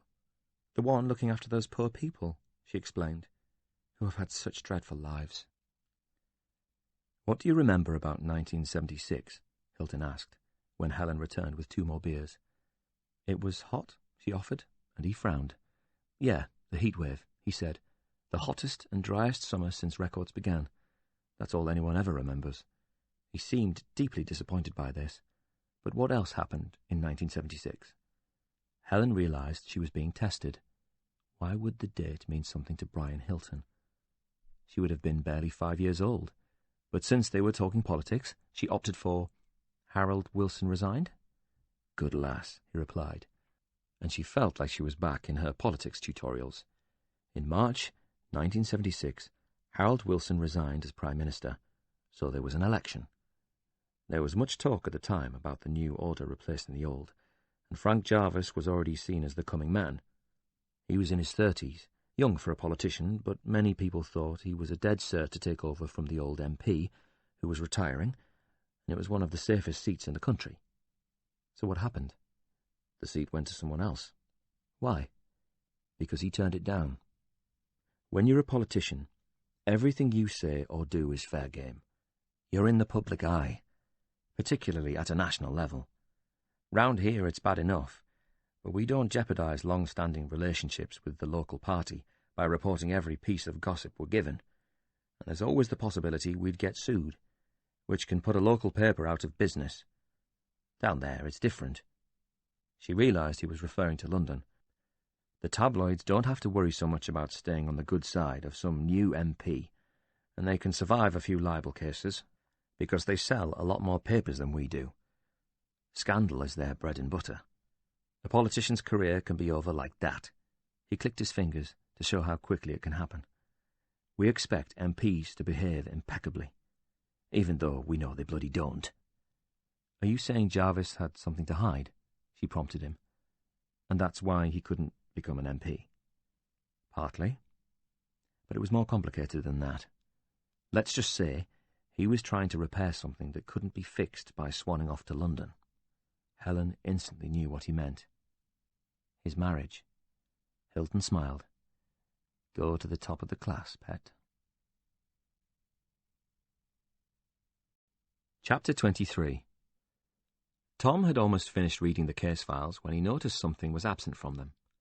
The last sighting of Sandra Jarvis in the northeast had been at Newcastle Central Railway Station, one of the first places to invest in the relatively new, not inexpensive technology of CCTV, because large railway stations had more than their fair share of trouble from drunks and fights between rival football fans. The still from one of the cameras that showed Sandra Jarvis buying a rail ticket was missing from the file, which was odd, since it was a crucial piece of evidence. Tom was then told he had a phone call, which was a surprise, since hardly anybody knew he was at the police HQ. "It's me," Helen said. "Thought you'd still be there." "I'm nearly done," he told her. "Can you pick me up at the quayside?" she asked him. "I got that dirt you wanted." Blimey, that was quick. Helen was standing directly under the Tyne Bridge, sheltering from the rain, but putting herself in even greater jeopardy from falling bird shit, which was a hazard for anyone walking beneath its girders. He flashed his lights, and she quickly jumped in next to him. "You've gone up in the world," she said. "Eh?" "Your car," she remarked, on the 2-year-old black Renault he'd finally upgraded to. "It's not that flash," he said shortly, and drove away. Helen had grown used to the need to play everything down round here. It seemed the biggest sin in the Northeast was to become too big for your boots. "I would never accuse you of being flash," she said. "Just, it's good to see you doing well. You deserve it." "What makes you think I'm doing well?" "Oh, I don't know," she said brightly. "Perhaps it was the several front-page leads in national newspapers a while back, followed by the critically acclaimed non-fiction book of the year. I don't remember picking up that award." "You know what I mean." She mock-punched him on the shoulder. "Have you been drinking?" "I have been working," she announced grandly, as she told him about her drinks with Hilton and everything she had learned about Frank Jarvis. It seems Mrs. Jarvis had a major wobble when Frank was about to be selected as a Newcastle MP, and he turned down the nomination at the last minute. He rejected the chance to become an MP. "To save his marriage," said Helen. "Alan heard rumours of an affair, which he said was highly likely. A lot of young women used to volunteer to help the Labour Party campaign back then. He told me it was because of Women's Lib. He reckons Jarvis probably had a fling with one of the party's dolly birds." "How refreshingly old school," deadpanned Tom. "Mrs. Jarvis must have found out about it because Frank disappeared for a few days at a critical point. Then he turned down the nomination." "Wanted to spend more time with his family, eh?" "He may have been forced to do that, otherwise someone would have leaked it. This was nearly 20 years ago, when people were a lot less tolerant of that sort of behaviour." "Any idea which dolly bird he had an affair with?" "I'm afraid not," she said. "But there was one other thing that will interest you." "Go on." "It seems Mrs. Jarvis has always had a bit of a drink problem," Helen explained. "She has it under control most of the time, but during that period she was drinking more heavily than normal, and she crashed her car." "Blimey," he said. "Was she done for that?" "No charges," said Helen. "What did she do? Abandon the car and stagger off?" "Not exactly. The story goes that she spun off the road and skidded into a wall somewhere out in the sticks. She wasn't badly hurt, but she just stayed there and waited for someone to come along.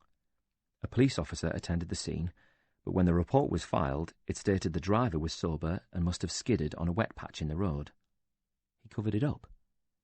That has always been the rumour, because back then Mrs. Jarvis was rarely sober." "Bloody hell," said Tom. "He's probably chief constable by now." "Whoever it was," she said, "he recognised Jarvis was the coming man and decided it would be sensible to help him out of a big mess. I keep hearing how incorruptible Jarvis is. I was beginning to believe it, and you managed to dispel that myth in about 5 minutes. More like an hour and a half. And I wouldn't say it made him corrupt necessarily. What would you call it then? It's not the same as taking backhanders, is it? He was protecting his wife from arrest and possibly prison. Wouldn't you do that?" "Possibly," conceded Tom, "but I have no intention of standing for public office." "Brian Hilton said that was one of the problems of our system," she replied. "He reckons we expect politicians to be morally superior to everyone else, but they're just the same as the rest of us. In my experience, they're a lot worse. Anyway, whatever happened, it must have shaken them both. He dropped out of the running for the safe seat and eventually became leader of the city council. There were no more rumours about affairs, and Mrs. Jarvis kept the drinking under control, at least in public. Their marriage has been rock solid since then, apparently." "Where are we going, by the way?" she asked him. "I'm off to meet Ian Bradshaw.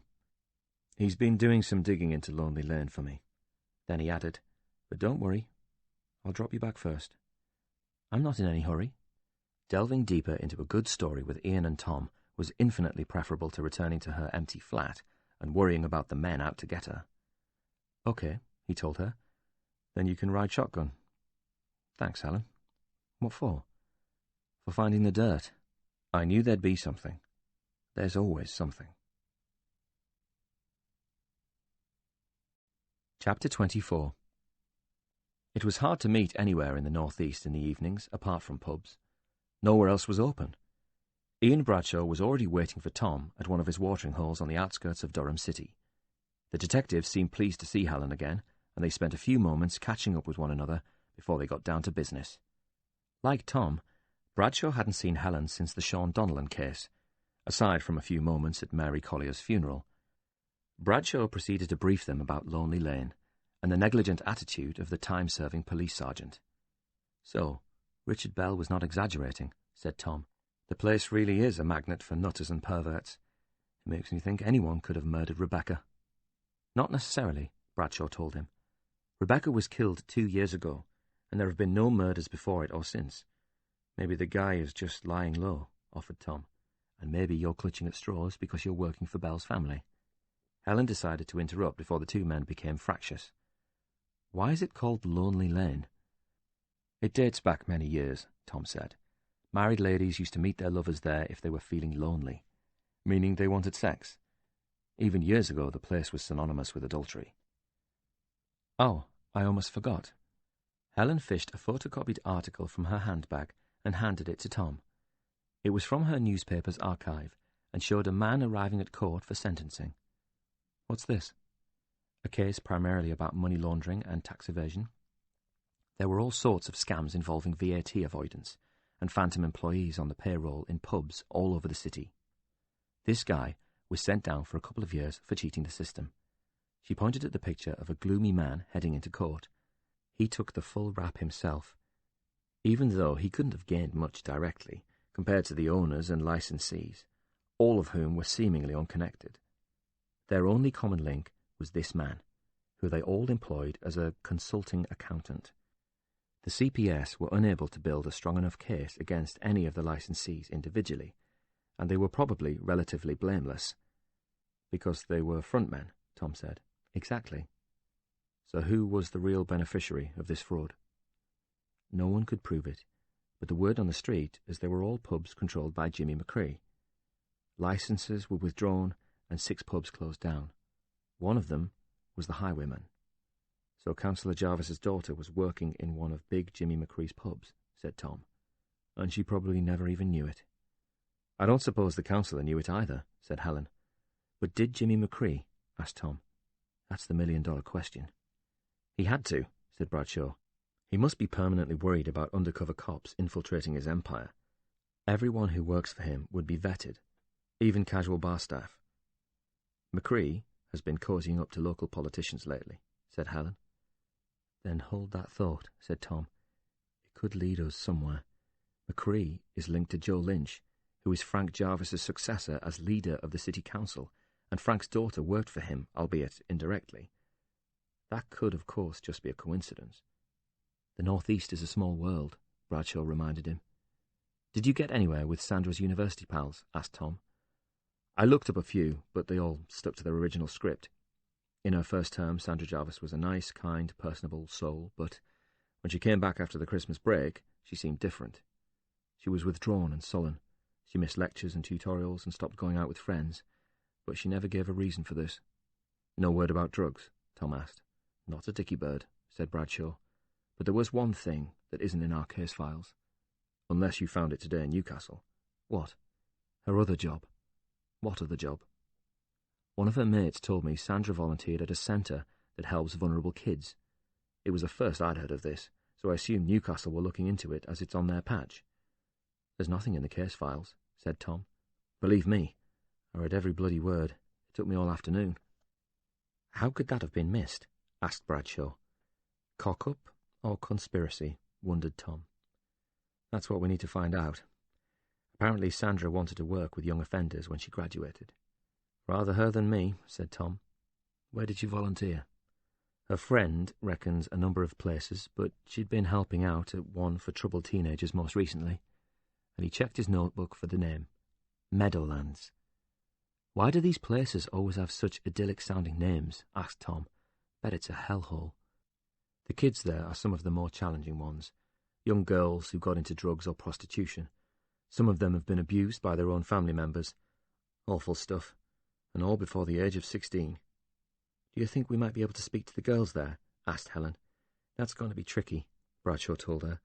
Reporters dealing with vulnerable young people. I'm not a reporter, Ian, Tom reminded him. I've been hired by the police to provide expert analysis. Fair enough, conceded the detective. That wasn't the only thing, not in the case files, Tom said. The photograph of Sandra Jarvis buying her ticket at the train station is missing. You mean it's been removed? I don't know. Possibly. Like you said, cock-up or conspiracy. It's probably just fallen out of the file. I'll ask them to find it for us. Despite his frustration around a lack of clear progress in either case, Tom felt energized somehow. He realized it was because he was no longer digging into the Sandra Jarvis or Rebecca Holt cases on his own. He was part of a team again. The same team that had blown the lid off the Sean Donnellan and Michelle Summers cases, and their work had already begun to bear fruit. Ian had uncovered the sordid truth about Lonely Lane, following one brief chat with a police sergeant. Then he had discovered Sandra's link to the Meadowlands care home. Helen, meanwhile, had found the reason for the closure of the Highwayman pub, then given Tom an intriguing story about Frank Jarvis's private life. Tom felt as if he was moving 3 times faster now they were both on board. What are you looking so smug about? Asked Helen. Nothing, he said. Chapter 25. The foreman made Tom wear a hard hat and a high-visibility vest in a matching canary yellow before he would let him onto the site that morning. Freddie Holt was waiting for him there. He was standing on a large gantry erected on the edge of a former brewery which was being levelled for redevelopment. "You're the journalist," observed Holt, but he was not interested in handshakes or pleasantries. Instead he said, "Take a look at this. What do you see?" Tom Carney surveyed the huge expanse of land before him. Aside from rocks poking out of mud where the brewery once stood, there wasn't much to see. A derelict site. Freddie Holt sighed. Is that all? Tom was beginning to get the picture, but he felt no great desire to humour the old man. A graveyard, he offered, facetiously. The wreckage of a once proud industry. Opportunity, the businessman corrected him. That's what I see. But then I have a vision. What kind of vision? Give me 1 year, Holt said, as if it was within Tom's power to do so, and I will transform this wasteland into a thriving retail park with shops, cafes, restaurants, and a multi-screen cinema, and you know what that means. Profits? Jobs. He gave Tom a disappointed look. Hundreds of them for local people. Yeah, but they're not real jobs, are they? Countered Tom. They're muck jobs. What? The businessman either didn't understand the phrase or chose not to. Muck jobs, explained Tom. You know, and he mimicked an unenthusiastic tone, as in, do you want fries with that? Then reverted to his normal voice. A muck job, low skill, low pay, no prospects. Might as well work for McDonald's. Bullshit, scowled Holt. But he didn't offer a contradictory argument. Sorry to rain on your parade, Tom said, but some of us don't buy it. When I look at this site, I don't see the demise of a proud industry. Holt was animated now. I see an uncompetitive factory brought low by greedy unions and swept away by economic forces because of their unreasonable demands. You're not fond of them, are you? Asked Tom. The unions. I've heard the stories. What stories? The men you use never go on strike, Tom said. There must be a reason for that. Freddie Holt eyed Tom suspiciously. My secretary said you wanted to write an article about me, he said, but I won't contribute to a hatchet job if that's what you're planning. I won't be writing anything bad about your development, Tom assured him. You'd better not be. I'm here to talk to you about Rebecca. What? The businessman was furious. You said, I know what I said to your secretary, and I'm sorry, but I didn't think you'd see me if I told her the truth. Well, you were right about that, said Holt. Now see if you can guess what I'm going to do next. Throw me out, presumably, which is fine if you want Richard Bell to be released. Released? What are you talking about? The bastard got life, and I hope he rots in there. He's doing life, all right, but on the flimsiest of evidence. His family have asked me to look into his case to see if it can be overturned. And you expect me to help you? Holt's face was reddening. Tom shook his head. No, I expect you to convince me otherwise. I've told them I'll keep an open mind. If you can persuade me he's guilty, then I'll leave him in there. As you say, to rot. Holt frowned suspiciously. Why should I believe that? No reason. But you speaking to me is not going to secure Richard Bell's release, and it may just prevent it. Freddie Holt hesitated for just a moment. Then we'll talk inside. He jerked his head towards a large porter-cabin, then set off down the metal steps of the gantry, his heavy steel-toed boots clanging ominously with every stride. Helen knocked on the apartment door and waited. Then she knocked and waited some more. She was about to leave when she noticed the spy-hole in the centre of the door and got the distinct feeling she was being watched through it. Sure enough, her patience was rewarded when the door opened a fraction, but stayed on the chain. A woman in her early 30s peered through the gap at her. Tom had suggested Helen might be the best person to interview Amy Reardon, and she had agreed, even though it had meant a drive to Leeds. Tom was right. Amy was nervous enough with a woman standing on her doorstep, let alone a man. "Amy Reardon?" asked Helen, and when the woman did not respond, she went on, "I'm Helen Norton. I work for a local newspaper in Newcastle." She stressed that part, for she assumed Amy would be less supportive if she thought she worked for a London tabloid. "And I'm investigating the Richard Bell case." "That case is long over," said Amy, her voice barely audible. "Why dig it all up again?" "Because there might be some doubt about the conviction." It was the shortest explanation Helen could think of. "I've come quite a long way to speak with you, and I was hoping we could talk about Richard." The woman shook her head. "No," she told Helen. "I've nothing to say about him." And before Helen could utter another word, the door was closed firmly in her face. "So you're interested in the truth, are you?" asked Freddie Holt, once they were inside the porter-cabin. "Well, here it is. Richard Bell beat my wife to death. It's that simple." "Possibly," said Tom. "But there were other suspects." "Including me?" "Oh, I've heard it all before. In and out of court," he sighed. "And I have to put up with the gossip as well. Freddie Holt knew his wife was shagging that bloke Bell, so he killed her and framed the poor bugger for it. Isn't that how it goes? I suppose I should be flattered people think I'm capable of something that cunning, but Christ, it's fantasy, man." "I tend to agree with you." "You do?" Holt was clearly surprised by that. "Yes." "Then why are you here?" "Because I want to know more about Rebecca," said Tom, "other than the stuff they wrote in the paper." "Most of which was bullshit," said Holt indignantly. "Particularly the stuff her supposed best friend said. Do you know that bitch Nicole actually wrote to me to say she was devastated by the article? The woman posed in her bloody underwear next to those words. She took that newspaper's money, then had the nerve to beg me for forgiveness. She actually said the paper made it all up, lying bitch." Tom decided there and then there would be little point in interviewing naughty Nicole. "I hate to break the news to you, Mr. Holt, but they probably did." "Aye, well, I wrote back to her. Told her I hope she gets cancer and dies before she has time to enjoy that money." "Was none of it true, then? The stuff the newspapers wrote about you and Rebecca?" Freddie Holt sighed. "Look, I'm not an idiot. I'm no Tom... what's his name?" He paused to think for a moment before remembering. "Cruise. I realised it wasn't my looks that attracted Rebecca. I thought she felt safe with me, stable. She had no worries. She didn't have to work, nothing. There's not many can say that these days." He looked at Tom for confirmation. "Is there?" "Maybe not," Tom said. "I didn't even need kids. Mine are grown up." "Did she want them?" "No. At least she said she didn't. But if she did want them, we could have worked something out." Freddie made it sound like a business contract that was open for negotiation. "All I wanted was for her to be happy. I fell, and I fell hard. There's no fool like an old fool. I married a woman 20 years younger than me. What did I expect would happen?" "You sound angry. Of course I'm bloody angry. He seemed to make a conscious effort to calm down before saying calmly, "And that's why I killed her." Tom said nothing, just stared back at Freddie Holt. "That's what you want to hear, isn't it? I got into one of my famous tempers and beat my unfaithful wife to death in a jealous rage. That would suit you, wouldn't it? It's about the only thing that would get that tow rag out of his life sentence.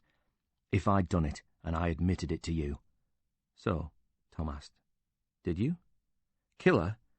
Don't be fucking wet. Of course I didn't. I loved the bloody woman." He was emotional. "Still do. And yes, I know how stupid that makes me sound, but I miss her. Or maybe I just miss the way she made me feel," he offered. "Perhaps that amounts to the same thing." "But she didn't feel the same way." "Evidently not. And you never suspected." "I told you I was a fool," Freddie said. "It does me no credit to admit it." That barrister for the defence, Tom knew he was about to tread on delicate ground, gave you a hard time, didn't he? Thought he could ruffle me, yes. But he didn't. It takes a lot to knock me sideways, and Rebecca's death had already done that. He was talking nonsense. Because he said you had a better motive for killing your wife than Richard Bell. Yes. Why was that again? As if you don't know. Holt gave Tom a dirty look, but continued regardless. I was the jealous, controlling husband, wasn't I? The old, bald, unattractive man with the beautiful trophy wife, as that bastard called her. Like that was all she was to me. When I found out about Belle, I killed her in a fit of jealous rage. Except I carefully delayed that outburst of temper until I could lure her down a lover's lane, then murder her in a cold, premeditated manner, which sort of weakened his argument. There was also the money. Come again? Your money. If she divorced you, she still would have ended up with some of your fortune, particularly if you couldn't prove adultery. Why would she need to leave me to get my money? I gave her everything she could ever want. She had her own credit cards and a separate bank account with an allowance. I never questioned anything she bought. She lived very well. But she was in love with Richard Bell. She was screwing Richard Bell, there's a difference. I don't think for a moment either of them would have left the marital home. I was supporting her, and from what I heard, his wife was carrying him. The two of them wouldn't have been much cop on their own, would they? He was a bit bloody useless, by all accounts. It was clear he took some satisfaction from Richard Bell's lack of success outside of the bedroom. Just a pretty boy, really, though I hear he's not quite so pretty anymore. You heard about his slashed face? Oh, yes, said Holt. And no, I didn't pay anyone to do that to him, though I can't say I was devastated when I read about it. I thought it was a form of justice, since looks are all he's got. Look, maybe I did leave myself open, but we all have our weak spots, Mr. Carney. I loved Rebecca. Why can nobody else see that?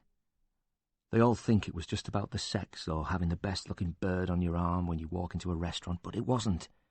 I genuinely loved the girl. The lawyers, he continued, they all wanted me to get her to sign one of those, what are they called, prenuptial agreements, like they have in America. But I mean, he shook his head. You can't ask your wife to sign something before you marry her, in case it doesn't work out. If you do that, you're bloody doomed from the start.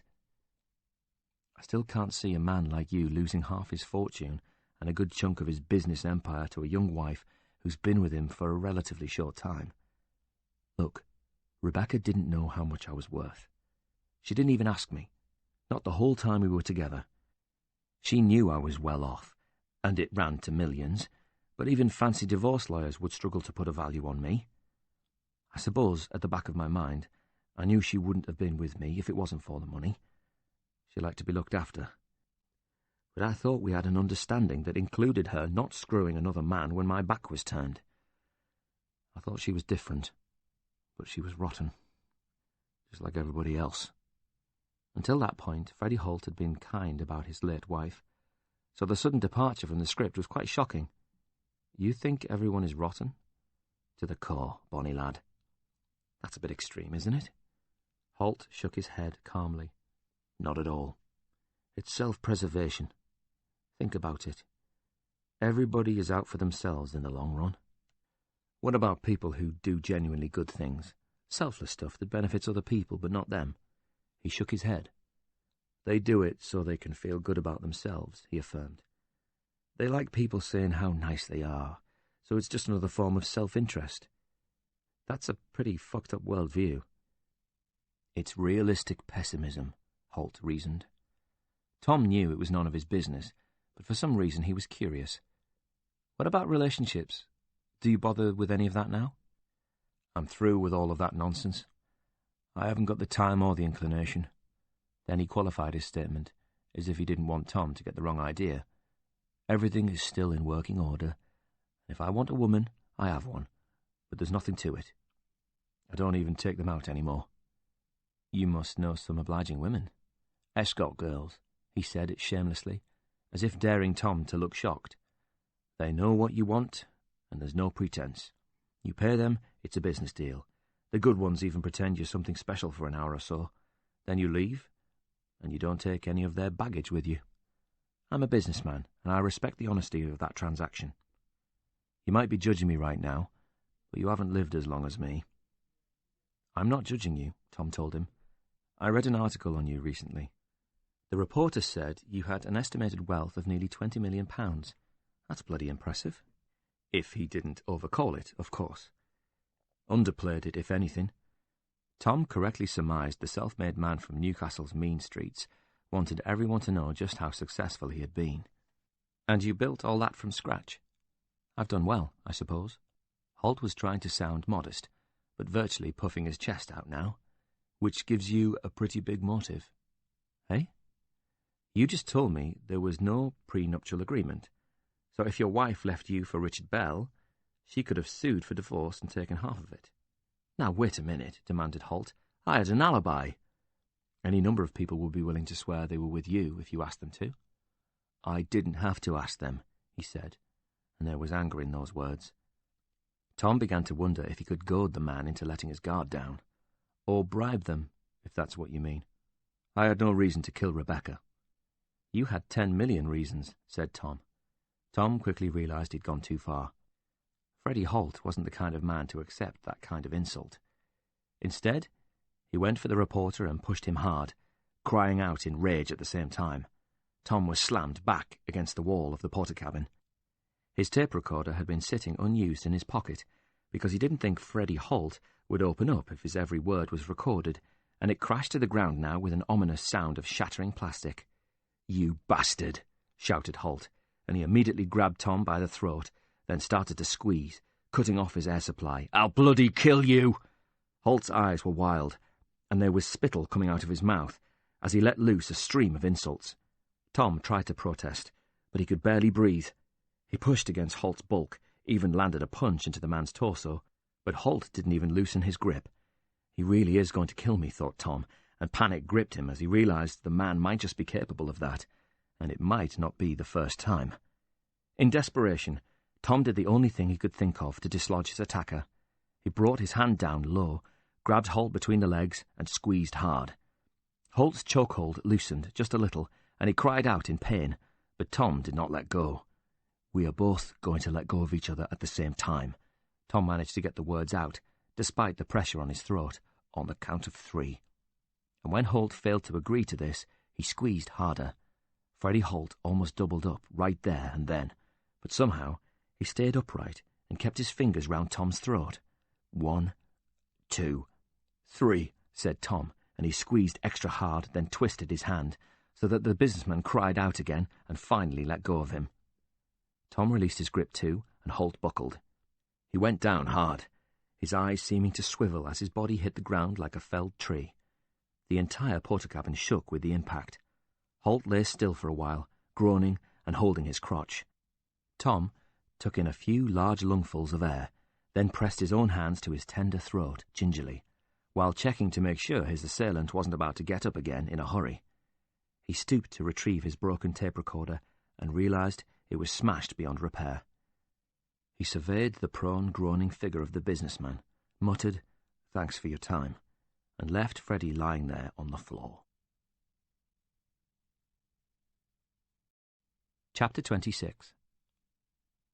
You want me to write to you? Asked Bradshaw in disbelief. New rules, explained the voice on the end of the line. New procedure. You can't just phone us up and ask for a copy of photographic evidence. You could be anyone. I could be, admitted Bradshaw, but I'm not. I told you, I am Detective Sergeant Ian Bradshaw of Durham Constabulary, and I am formally requesting to view a piece of evidence in the Sandra Jarvis missing persons case. You can easily check if I'm legit just by calling me back on the Durham Police switchboard number so they can put you through. And I told you there's new rules in place, and I can't do that.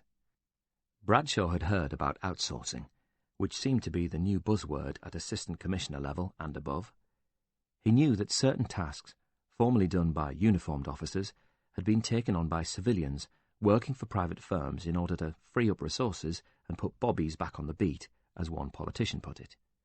This was the first time he'd been forced to deal directly with one of the androids employed by them. He was already missing the good old days when all you had to do was ring someone you knew and ask them for a favour. So I have to put the request in writing. Yes. Is a fax okay? No. It has to be a letter. Yes. Why? It just does. Because that's the procedure? Yes. Okay, let's say I understand I have to actually write to you to request the photograph, but at the moment it's missing. So could you at least look for it and call me back if you manage to find it? It could be an important part of our investigation. No, I can't do that. Why not? Because I'm not allowed to look for something that hasn't been formally requested. Again, why not? Because we are very busy here and I can't waste the time. Bradshaw wanted to say, but you're more than happy to waste mine, then thought better of it. He was still hoping to get the guy to see sense, though that hope was beginning to fade with every passing minute. So you are seriously saying I have to write you a formal letter, put it in the post to you, then wait for it to arrive at your HQ before you'll even start to look for a photograph you might never find? There was a deep sigh on the other end of the line. That's the procedure. Jesus, hissed Bradshaw, his frustration bubbling over to the point when his usual discretion left him. If the building was burning down, would you wait for the evacuation order to arrive in the post before running out of it? Now you're just being objectionable, the man told him. I don't have to listen to this kind of abuse. Abuse? I haven't even started yet. All right, okay, I'm sorry. It's just this procedure of yours is very frustrating, that's all. It's not my procedure. I don't make the rules. I only follow them. That's what the Nazis said at Nuremberg. Of course. I didn't mean it like that. I would be very grateful if you could commence looking for the missing photograph upon receipt of my letter. Please. Of course I will, he said stiffly. Thank you, you officious git. Helen had been sitting in the cafe for nearly an hour, sipping cups of tea she didn't really want, so she could justify her presence to the owners. She told herself she would give it another 20 minutes before admitting defeat. From her seat by the window, she could see the entrance to Amy Reardon's apartment block. She'd hoped her note and the public setting of the cafe might persuade the woman to join her there. Helen had not really expected Amy to let her into the flat, which is why she'd written the note in advance. She worded it carefully, not knowing how Amy would feel about Richard Bell. True, she had been assaulted by her college boyfriend and forced to call the police on him, but they had presumably shared some good times together before that point. So despite his inexcusable behaviour, it was possible Amy didn't like to think of her former boyfriend spending the rest of his life in prison. In her note, Helen had chosen a neutral approach and attempted to hand some power back to Amy. Though the judge had, controversially, allowed her history with Richard to be mentioned in the court, she had not been called to give evidence for either the prosecution or the defence. Helen wanted to give her the opportunity to speak about the man she had once been intimate with, to condemn him or help to save him, but ensure that either way the choice was hers. She had folded the note, written the name of the cafe on the blank side, and slid it under Amy's door. The woman Tom described from his interview with Mark Burkett was a free-spirited soul who was too vibrant and carefree for an immature and controlling Richard Bell. Time and circumstances had altered Amy Reardon. Helen could tell that from the moment she first saw the woman, and she could see it now as she watched Amy leave her apartment block and make her way cautiously to the cafe. She was dressed as if to hide her looks, in blue jeans and a baggy jumper, sleeves pulled down over her hands and balled in her fists. What the hell had happened to Amy in the intervening years, thought Helen, as the other woman opened the door of the cafe. She sensed she was about to find out. He drove one-handed, rubbing the chafed skin around his throat with the other hand. Tom kept reliving the moment when Freddie Holt lunged for him. Was it murder he had seen in the older man's eyes? And what would he have done if Tom had been incapable of fighting him off? More to the point, had Tom been given a glimpse of what he had done to his wife? Perhaps both Annie and Richard Bell were right about that. Freddie Holt had a strong motive and hadn't tolerated it when Tom reminded him of the fact. How could he have been so stupid? Tom had been deliberately goading Holt, looking to get a reaction from the businessman, testing his feelings for Rebecca to gauge if they were real. He would surely be more likely to let something slip in an emotional state, but Tom had woefully misread the situation. Holt was a street fighter who grew up swinging punches. Tom had meant to press Freddie, but only to knock him off balance, not push him right over the edge. With time before his next appointment, Tom headed back into the city to replace his broken dictaphone. He'd had a good few years out of the tape recorder, and it had seen him through many an interview. Now, though it was broken and obsolete, Tom knew just how it felt. Amy Reardon sipped from a cup of fruit tea and spoke in a very quiet voice, as if Richard Bell was sitting at the next table. Helen had to lean forward to hear her. Amy was still an extremely attractive woman, but she looked incredibly tired. "I'm sorry I didn't let you in," she told Helen. "I've had some problems lately." She didn't elaborate on what they were. "That's okay," she said. "Thanks for seeing me." Helen explained why she was there, including the role Tom Carney was playing in their investigation, but stressing that nobody was saying Richard was innocent just yet. "Richard has a sweet side and a dark side," Amy told Helen. "He is capable of love, but it has to be on his terms. That's why I broke it off with him. But he's not used to rejection. He takes it very badly. It brings out the worst in him." "Richard wanted to control you," said Helen. Amy shook her head. "He wanted to own me. It was great at first, but then he started making comments like, 'You're not wearing that, are you?' And, 'Who was that you were talking to?' And her face showed her anger now. I was 19, for God's sake. I was enjoying life, and he wanted to keep me tethered to him." She sat back in her chair and started twirling a strand of hair in a nervous, repetitive gesture. It got much worse. "I don't think he even realizes his behavior isn't normal." She shook her head. "It's always the way. For some reason, men get obsessed with me." This might have sounded egotistical from another woman, but not the way Amy Reardon said it. Like it was a curse.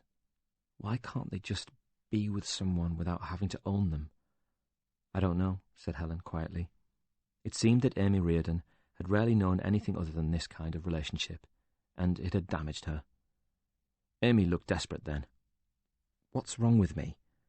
she pleaded, as if the other woman could provide her with an answer. The shop had changed since Tom had last been in there. The owner used to provide recording equipment for journalists, secretaries and clerks, who took dictation, with a sideline in 35mm cameras and rolls of film, but lately he'd branched out, and the small shop looked like something Q from the James Bond films would have been proud of. The technology leap in the past decade meant that machines, which were once the preserve of large companies or wealthy individuals in the 80s, were now available to anyone with a bit of disposable income. The dictaphones, or personal recording devices, as the owner insisted on calling them, were stored in a locked glass cabinet, and the prices varied wildly. "I just want a bog-standard one," Tom insisted. "I'm a journalist, not a spy." "What's this?" he asked, picking up something that looked like a cross between a chubby pen and a torch. "A nanny cam." "A what?" "It's the latest thing from America," the owner enthused. "You just put it somewhere discreet, and you can secretly record the room. It's called a nanny cam, so you can check that the nanny is looking after your kids properly and not harming them." "So you're filming a young girl without her knowing?" "Aye," he admitted. "Sounds a bit creepy to me." "What's all this stuff?" Tom was pointing to a second cabinet. "Covert listening devices." "Bugs?" "Yep." "Everything is so tiny," marvelled Tom. "That's the future.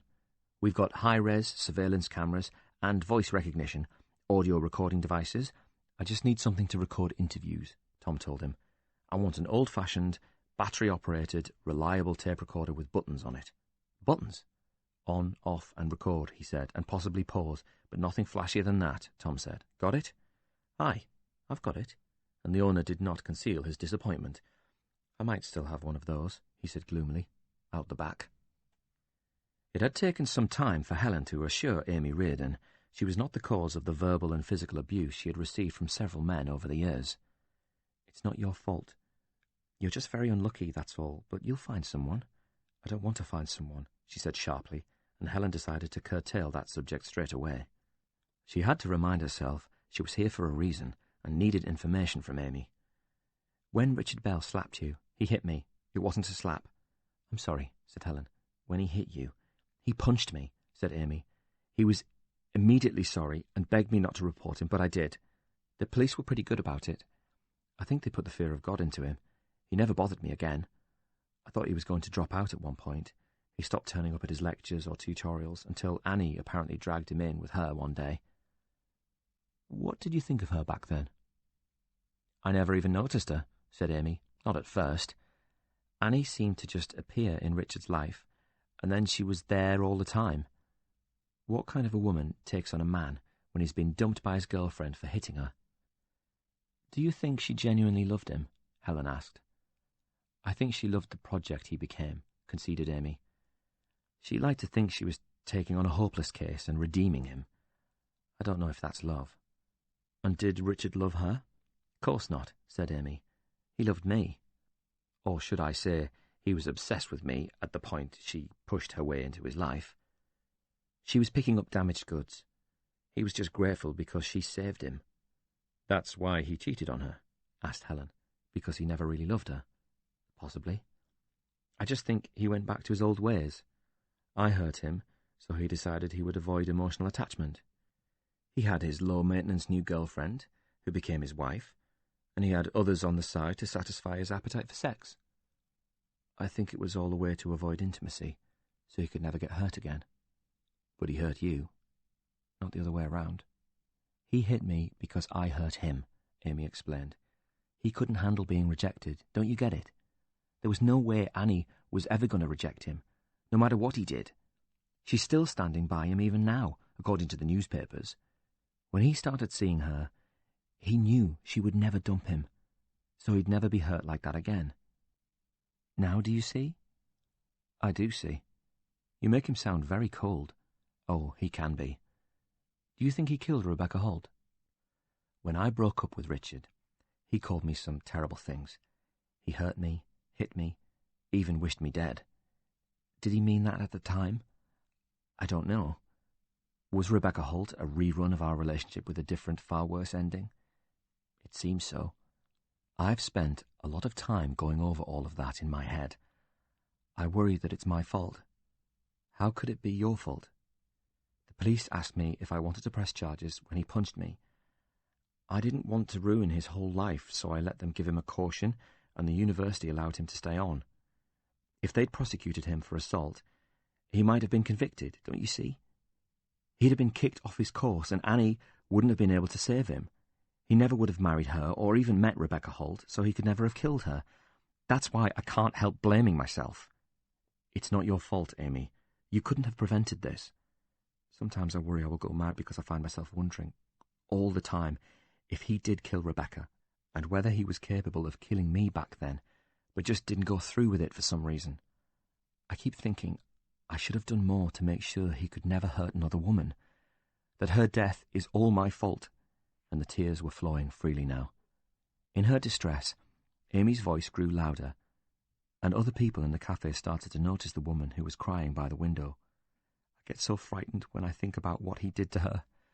I keep thinking about it over and over again, she sobbed, because I know it could have been me.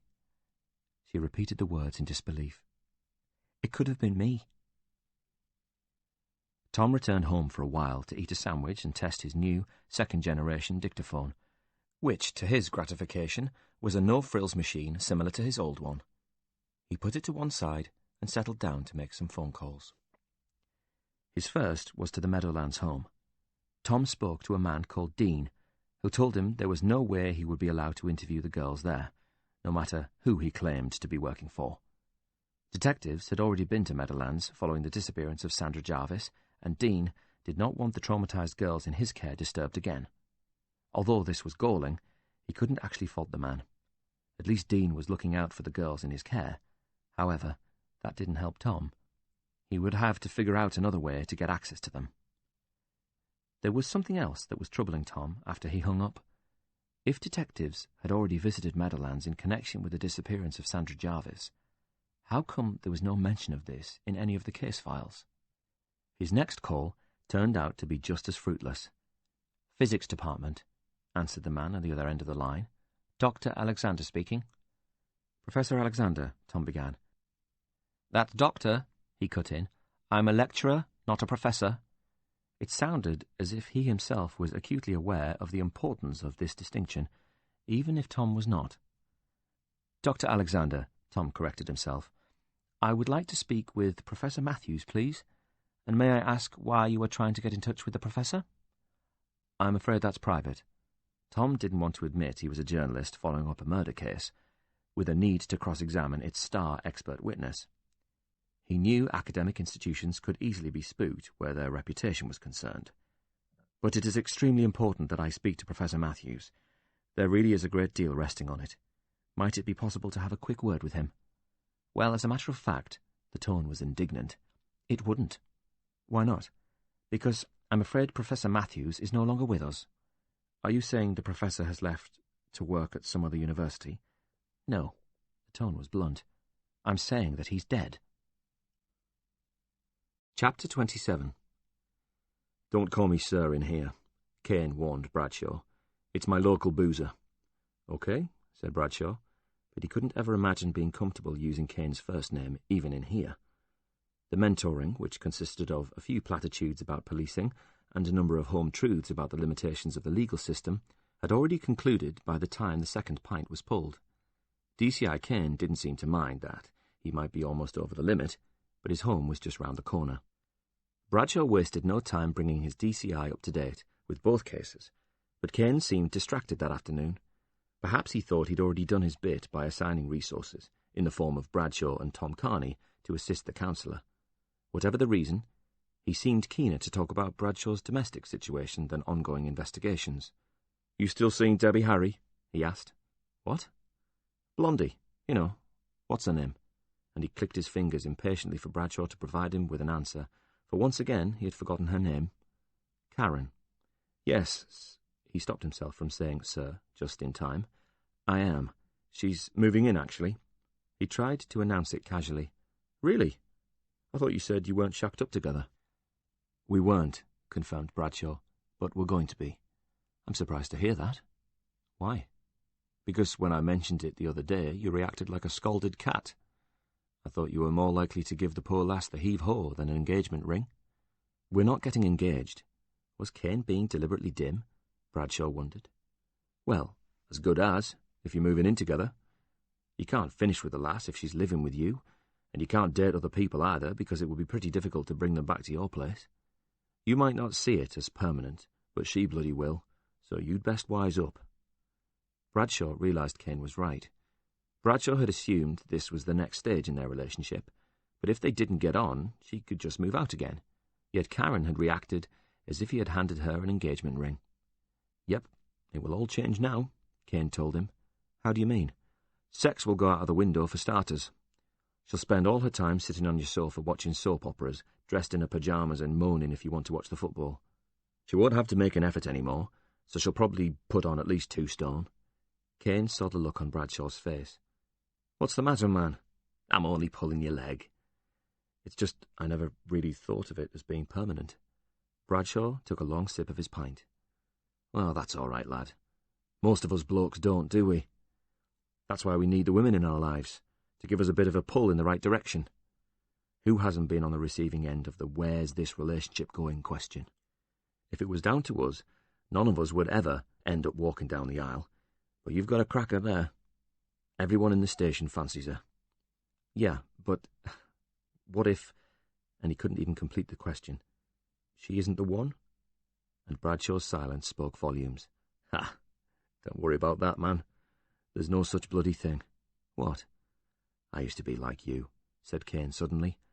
I know you find that hard to believe, but I was, many moons ago. I was the romantic type, see? I used to believe in all that guff once upon a time. You know, red roses on a birthday, wining and dining the lady, parachuting down with a box of milk tray in my teeth, all that shite. But you don't now?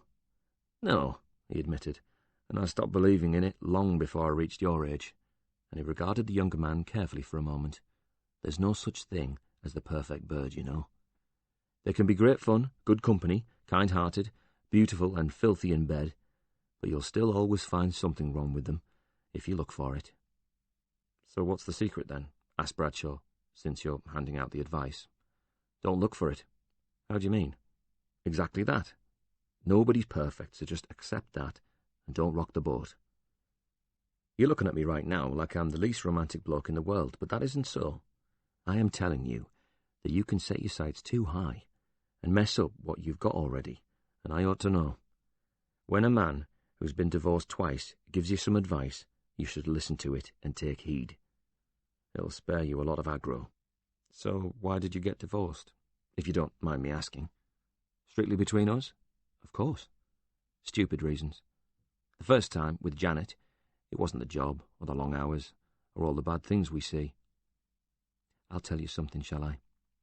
Most of the guys on the job who say that's why their marriages broke up are lying. I mean, for some of them, it is undoubtedly true that the force caused their marital problems. I'll grant you that. But with a fair few of them, it's just a handy excuse because they couldn't be asked to keep their marriage going. They don't want to admit it. Is that what happened to you, then? Kane sighed. Truth is, I got bored. And he seemed to be reflecting on that for a moment before adding, it was fine at first, then, after a few years, I'd come home and she'd be there doing the ironing or cooking the dinner and, I don't know, I just didn't fancy her like I used to, and I felt a bit trapped. Then I met this WPC, and he raised his eyebrows at his own folly. She was young and fit and looked bloody good in the uniform. So I gave her the chat. I was older and higher up, and she was flattered, so I started seeing her on the sly. Did your wife find out about it? Oh, yeah, but not because I wasn't careful. Things were great with my little WPC for a while, but there was something I hadn't bargained for. What? She was a bit of a bunny boiler. Oh. So once I'd had my fun and the novelty started to wear off, I tried to gently kick her into touch. I figured she knew I was married, and he shrugged to indicate he assumed she would be reasonable about it. But she went ballistic, loopy, swearing at me in the car park, calling me all sorts while people were walking by, and he still seemed a little shocked at the memory. She was screaming, "You bastard, you used me, and now you think you can just ditch me when you feel like it and go back to your bloody boring wife." And he exhaled. All of that was true, if I'm honest, but I didn't expect her to tell the whole world about it. It didn't help my career. You can have your bit on the side in our world, as long as you're discreet about it. Her screaming at me like a nutter while the detective superintendent is parking his car a few yards away isn't discreet. I reckon that cost me a good 3 years on the promotion front. And then, of course, there was Janet. He seemed to need to take a sip of his drink to explain that bit. My sweet little WPC found out where I lived and went round there to tell her all about us. I don't know what she thought she'd achieve, but I came home to find my clothes packed in 2 suitcases on the doorstep, and I was out of there. No second chances, no get-out-jail-free card. My marriage was over, and he clicked his fingers, like that. And for what? A few sweaty tumbles in the back of a car, and once in a hotel. That's rough, offered Bradshaw, when it seemed some modicum of sympathy was expected from him then, even though Kane had already admitted he deserved everything he got. And I still see her around from time to time. Janet? Kane shook his head. No, the bunny boiler. She's still a WPC. Got a husband and a couple of kids now, or so I heard. But every once in a while, she'll be in the same crowded room as me, when there's some big event or other. I'd love to say she's fat and ugly now, but she isn't. She's still quite tidy. Of course, I could never forgive her for what she did, but you know the really strange thing? What? Despite everything, when I see her, I still get that little surge here. And he thumped his chest with his fist. Or maybe it's a bit lower down, he admitted, a combination of lust and excitement, which means if the opportunity arose, I'd still give her one in the back of my car. Isn't that daft? When I know I should run out of the room and keep going till I'm way over the horizon, I can't help myself, because I can remember what it was like when it was really good, you know. That lass cost me my marriage. Actually, no, that's not fair. I cost me my marriage. But you know what I mean. She contributed to it, and I still look at her and think, yep, I would. Blimey. I know. Which goes to show how bloody stupid men are. The way we think, even when we know it's going to cost us thousands of pounds and endless grief, we still do these ridiculous things. You said you were divorced twice? Yeah. Second time was Carol. It was nowhere near as dramatic. We got on fine at first, but I rushed into marriage because I think I was trying to get back what I'd lost. And a bit of me wanted to show the force I was respectable again. You know. I was being considered for promotion at that point, you see. Anyway, it turned out we didn't have that much in common, really, and, this is the killer, she was nowhere near as good company as my first wife. Neither of us were very happy, but somehow we managed 5 years before we called it a day. No kids, thankfully. You with anyone these days? Nope. I've had enough aggravation for one lifetime, but I can still remember my youthful aspirations, which is why I'm counselling you. I used to want the perfect woman too, you see. I was looking for someone who would be a soulmate, a companion, a lover, a friend. Someone who could pick me up when I was feeling sad or depressed. Someone who needed me, but not too much. A lass who was the right height, with the perfect figure and the long hair, the beautiful eyes and legs that went on forever, who would give me blowjobs morning, noon and night, then make me bacon sandwiches for breakfast. In short, I was looking for something that didn't exist, so, unsurprisingly, both my wives came up wanting. That's why I ended up on my own, when it comes down to it, Ian. Because I had wholly unrealistic expectations. And he drained the last of his pint. These days, I'd settle for the bacon sandwich. He placed his empty glass firmly down on the bar. And the occasional blowjob. When he was finally done, Bradshaw didn't know how to respond, so he stayed silent. Kane must have sensed his discomfort, so he said dryly, "Anyway, I've enjoyed our little chat. You mark my words, and feel free to ignore them. I'm sure you will. I'm hardly the best person to give relationship advice now, am I?" Frank Jarvis stopped what he was doing on the allotment when he saw Tom. It took him a while to bring the older man up to date, the two of them sitting together outside Frank's hut while the sky darkened. "I'm a bit surprised you didn't mention this voluntary work Sandra was doing," said Tom when he was done. "Didn't I?" asked Jarvis. "Isn't it in the case file?" "No," said Tom. "It isn't." "Well, it should have been." "Interesting," said Tom, and he wondered who might have removed it and why. "Tell me about this place, Meadowlands." "I didn't know she was helping out down there. She didn't tell me," Jarvis said. "I knew about the volunteering, but it was several different places. Old folks' homes, kids in care, that sort of thing." "Why would she keep it from you?"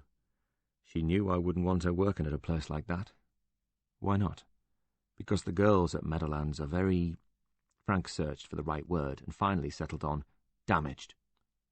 I wouldn't have wanted her hearing about the stuff they'd been through, but that was Sandra. She was always keen to help anyone in trouble. It was said with a hint of pride. "Did she go there regularly?" "A couple of evenings a week, occasional weekends." "What did she do?" "Helping out generally, a bit of guidance, some teaching of basic skills like reading and writing, a little counselling, unofficially, obviously. She didn't tell me much about her voluntary work because everything was meant to be confidential, to protect the girls. You can't chit-chat about it over the dinner table. I found all this out afterwards." "Did many people know your daughter was volunteering?" "I didn't broadcast it, and she used her mother's maiden name." "Why?" "Because she didn't want the staff to know her dad was leader of the council. They'd think she was getting special treatment," he informed Tom. "Or she was a spy." Tom admired the girl even more for that. "I want to go down there, to speak to the staff, and, if it can be cleared, some of the girls." "Oh," said Jarvis. "Why would you want to do that?" "For the same reason I want to speak to everyone else that knew her," said Tom, "to see if they can shed some light on the reasons for her disappearance." "Fair enough," said Jarvis, "but I suggest you call them first, or they might not let you through the door." "I already did," said Tom.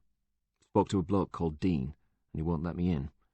I can go through official channels, get DCI Kane to phone his counterparts in Newcastle, request formal interviews, but I figured you could use some of that famous influence of yours to open the door for me."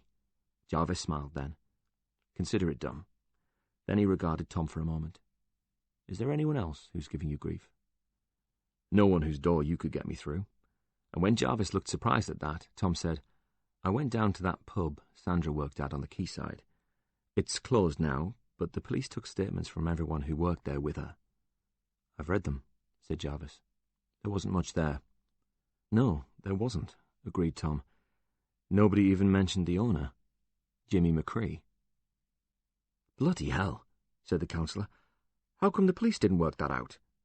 "I'm not sure," said Tom, though he had his suspicions, corruption being chief among them. "I guess it got overlooked somehow." And Tom told Jarvis about Helen's detective work. "Very bright lass, that reporter," observed the counsellor. "Have you met her?" "No, but I've read some of her recent articles about Joe Lynch." "Do you think McCree could have known your daughter was working in one of his pubs?" "I honestly don't know." "But he could have found out," said Tom. "It's possible, I mean, probable, even. The people who work for him would be expected to pass on information like that, but... But what? What good would it do him? I grew up in the same streets as McCree, around the same time. He chose one path while I chose the other, and I followed his career with interest. I've campaigned against him and folk like him. I've been an ardent opponent of anyone who deals drugs or takes part in organised crime in my city, but he's never moved against me before. I can see where you're coming from. Jimmy McCree is not a nice man. I used to think he was the devil, but I've since learned there are a lot worse than him out there. And I've never heard of him harming innocent members of anyone's family. In a way, he's quite old-fashioned about that sort of thing." "Honour among thieves, eh?" "If there is such a thing." Jarvis didn't sound sure about that. More to the point, why would he do it? "I don't know," Tom admitted. "But Sandra has disappeared, and there must be a reason for her disappearance. We can rule out anything at home, and we're drawing a blank at her university, so that leaves this Meadowlands place, and the fact that she used to work in a boozer controlled by Tyneside's most notorious gangster." "You're right about one thing," said Jarvis. "I won't be able to get you through his door, and I wouldn't want to, for your sake. Jimmy McCree is a very private individual. Oh, I know he's seen around town, but he won't take kindly to a journalist sniffing about, especially one who's on the police payroll. He'll already know about that, by the way." "From his contacts on the force?" asked Tom. "Exactly," said Jarvis. "If you get too near him, I'd be surprised if you didn't take a beating. Not there and then, obviously, but some other time, when you were coming out of a pub or your own front door. Jimmy would be miles away when it happened, of course, and he'd have an alibi. Like you said, not a nice guy. Well, a lot of pubs in the Toon have dodgy owners or bent money behind them. And I could be barking up the wrong tree here, but it got me thinking. What about?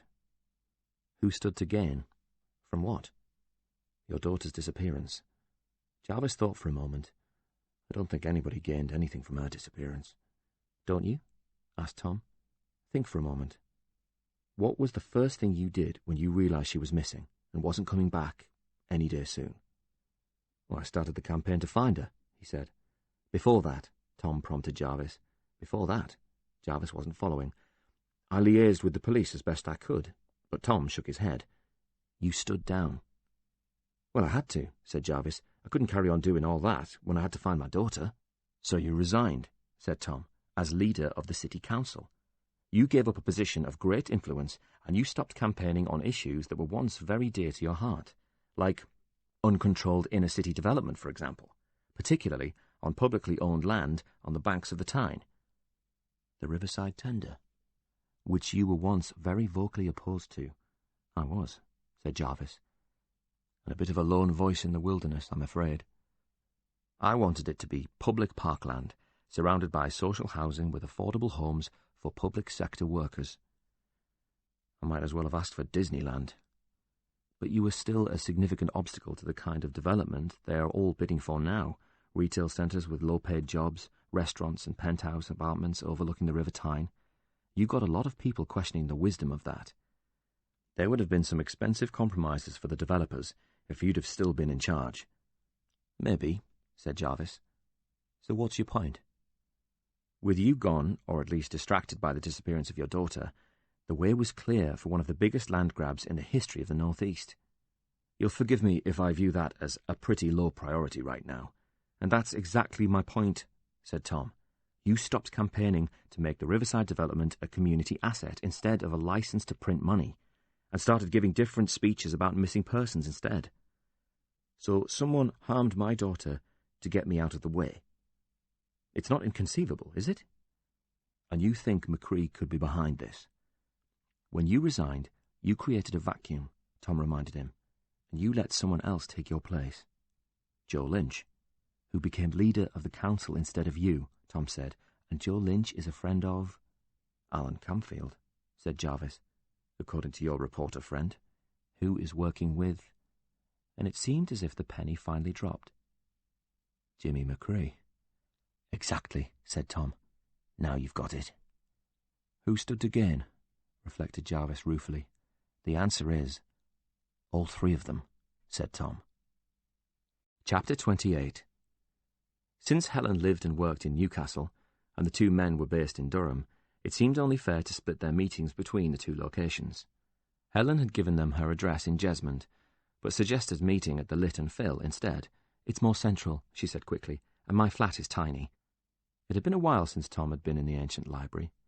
Its full name was the Literary and Philosophical Society, but everyone called it the Lit and Phil. It had occupied the same spot near the railway station for 170 years, and held more than 100,000 books between its walls. The place had the atmosphere of a stately home that suddenly decided one day to admit members of the public and allow them to occupy its battered old chairs so they could read in peace. It was an oasis of calm in a bustling city, and Tom wondered why he didn't use it more often. Helen was sitting at a table near a wrought iron staircase that curved up to the ceiling. Two huge bookcases on either side lent her spot an element of privacy.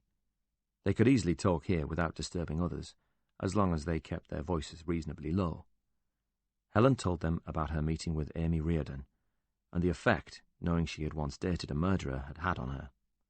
Amy is a damaged individual, she concluded, and some of that has to be down to Richard Bell, whatever else he's guilty of. It sounds like she has had trouble with a number of men, observed Tom. Are you saying that's her fault? Asked Helen sharply. No, Tom retorted. I'm saying she's unlucky. And so was Rebecca Holt. Richard Bell wasn't the only violent man in her life, and he told them about his run-in with Freddie. So Rebecca went from one angry, controlling man to another, observed Bradshaw. Again, Helen took umbrage. Or maybe Tom just brought out the worst in him. How did you get on with Frank Jarvis? Asked Bradshaw, eager to avoid another argument about victim-blaming. He's in a state, said Tom, as you would expect, and he gave them a detailed report on his time with Jarvis. When he was done, he told Helen, he's a fan of yours too. I think he's quietly amused by the way you are steadily dismantling Councillor Lynch. What about Meadowlands? Asked Bradshaw. He says he can get me in there, so we will see if he really can make things happen in this city. And when the detective seemed happy with that answer, Tom asked, What about you? Me? The highlight of my day was getting love life advice from my DCI. Surprisingly, he didn't seem all that arsed about either of the cases we're looking at. Sliding desk, said Tom. The Sandra Jarvis case is now being handled by someone else. You. That's what I figured, said Bradshaw. So we'd better not mess this up, if you want a career. I figured that too. And when no one seemed to have anything to add, Ian said, If that's everything, I should really be getting back home. Bradshaw and Tom got to their feet then, and started to move away from Helen's table as they said their goodbyes. Helen stayed in her seat and seemed to hesitate before speaking. Before you go, she asked Bradshaw, could I have a word? And since they had shared a car, both men turned back to join her. I meant with Ian, she said awkwardly to Tom, if that's all right. Oh, Tom said, momentarily taken aback. Of course, no problem. I'll just go and wait in the car then. She hated to exclude him, but she needed Ian's advice as a policeman.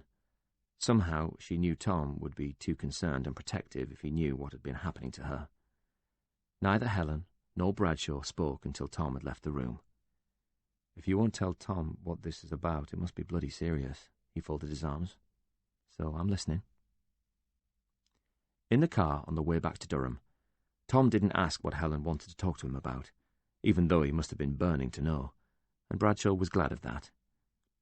He would not have been able to betray her confidence if Tom had pressed him, but it was more than that. He understood why Helen didn't want Tom to know about the attack on her in the car park, the threats over the phone, and the vile message sprayed on her car. Tom would want to do something about it, but what could he do that wouldn't place him in just as much danger?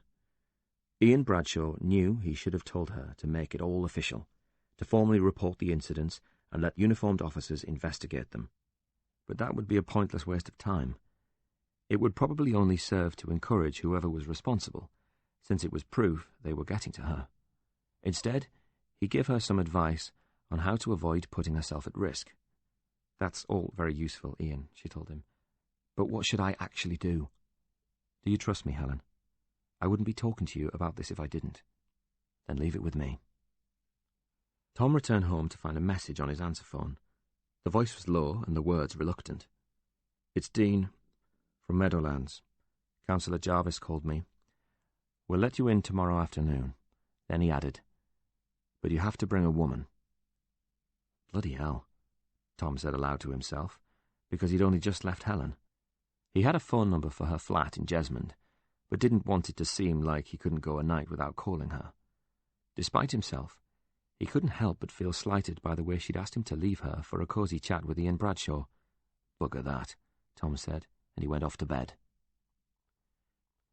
Jimmy McCree regarded the man standing on his doorstep that morning with something between amusement and disdain. He turned to call back over his shoulder. "Put the kettle on, pet," he told an unseen partner, "and make a cup of tea for the officer." Then he smirked and walked back into his house, leaving the door open for Bradshaw to follow him inside. Bradshaw had never met Jimmy McCree, but the gangster wasn't psychic. In this part of Newcastle's West End, if you saw someone dressed in a suit and tie, it was more than likely a policeman. In some ways, the folk that lived here were decent people, and the streets supposedly a lot safer than more deprived areas, like the run-down high-rises not so many miles from here. Drugs were less of an obvious problem than feuding between the rougher families. Domestic violence or drink-related incidents were more common in this corner of the city, and crime was seen as a perfectly viable career path. For many, it was the only option. Jimmy McCree and his family had ruled this part of the world for years, and he had never left its terraced streets. Bradshaw wondered what was the point of having all the money he was reputed to have earned if he couldn't spend it on anything. But if McCree did move to a mansion in Gosforth, he would lose a good portion of his romanticised Robin Hood man-of-the-people image, and the protection from the community he lived in would vanish along with it. McCree sat in an armchair and filled it with his bulk. He was an imposing figure with huge biceps that threatened to rip through his t-shirt. He beckoned for Bradshaw to take a seat. "I've not seen you before, bonny lad," and his eyes narrowed. "You didn't come down here mob-handed," the big man noted. "So, you've obviously got balls."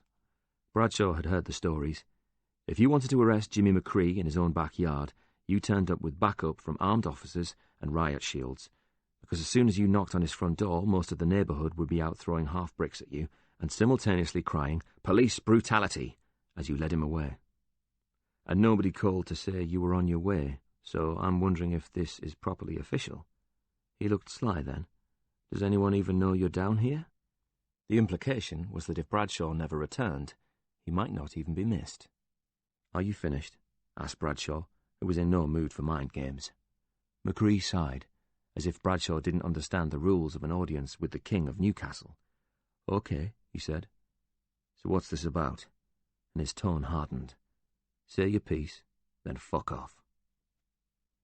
It didn't take long for Tom to find the faculty building, and nobody challenged him as he walked its corridors searching for the relevant room. He was grateful academic people didn't believe in wearing their knowledge lightly, preferring to broadcast their credentials to the world, with names and titles on every door, along with the letters denoting their qualifications. When he found the right door, he knocked. "Come," was the slightly imperious response. He entered to find a man standing by a blackboard, busily scribbling numbers and symbols. "Looks complicated." And when the doctor turned towards him, he said, "Tom Carney, we spoke on the phone." "Everything looks complicated if we have no understanding of it," said Dr. Alexander. "French, Swahili, the notes on a music sheet," the doctor said, and he added some numbers to his work before finishing. "If someone shows us what it all means, however—" "Yeah," agreed Tom, doubtfully, while hoping the doctor would not try to explain the enormous equation that filled a large section of the blackboard. "I can cope with a bit of French, but I suspect that might be beyond me. Please tell me you're not one of those people who can't comprehend the difference between astronomy and astrology." "I think I can at least manage that," and the lecturer peered at him expectantly. "Astronomy is the study of the planets and the stars," Tom said, "whereas astrology is just bullshit." The doctor seemed pleased with that answer. There is no scientific basis in the notion that the future can be predicted by the position or motion of the stars, and he nodded in agreement with his own point. Astrology is often referred to as pseudoscience, but I think that's very generous. I rather prefer your description, though I suspect I won't get away with that in any of my lectures. Then he seemed to remember something. "Didn't you call to speak to Professor Matthews?" "That's right." His frown deepened. "And I did inform you the professor died some months ago." "You did," said Tom, "but I have a couple of questions, and I hoped you might be able to help me with them. I'm afraid I didn't know him all that well. They are about physics, actually, not the professor." And the doctor looked doubtful.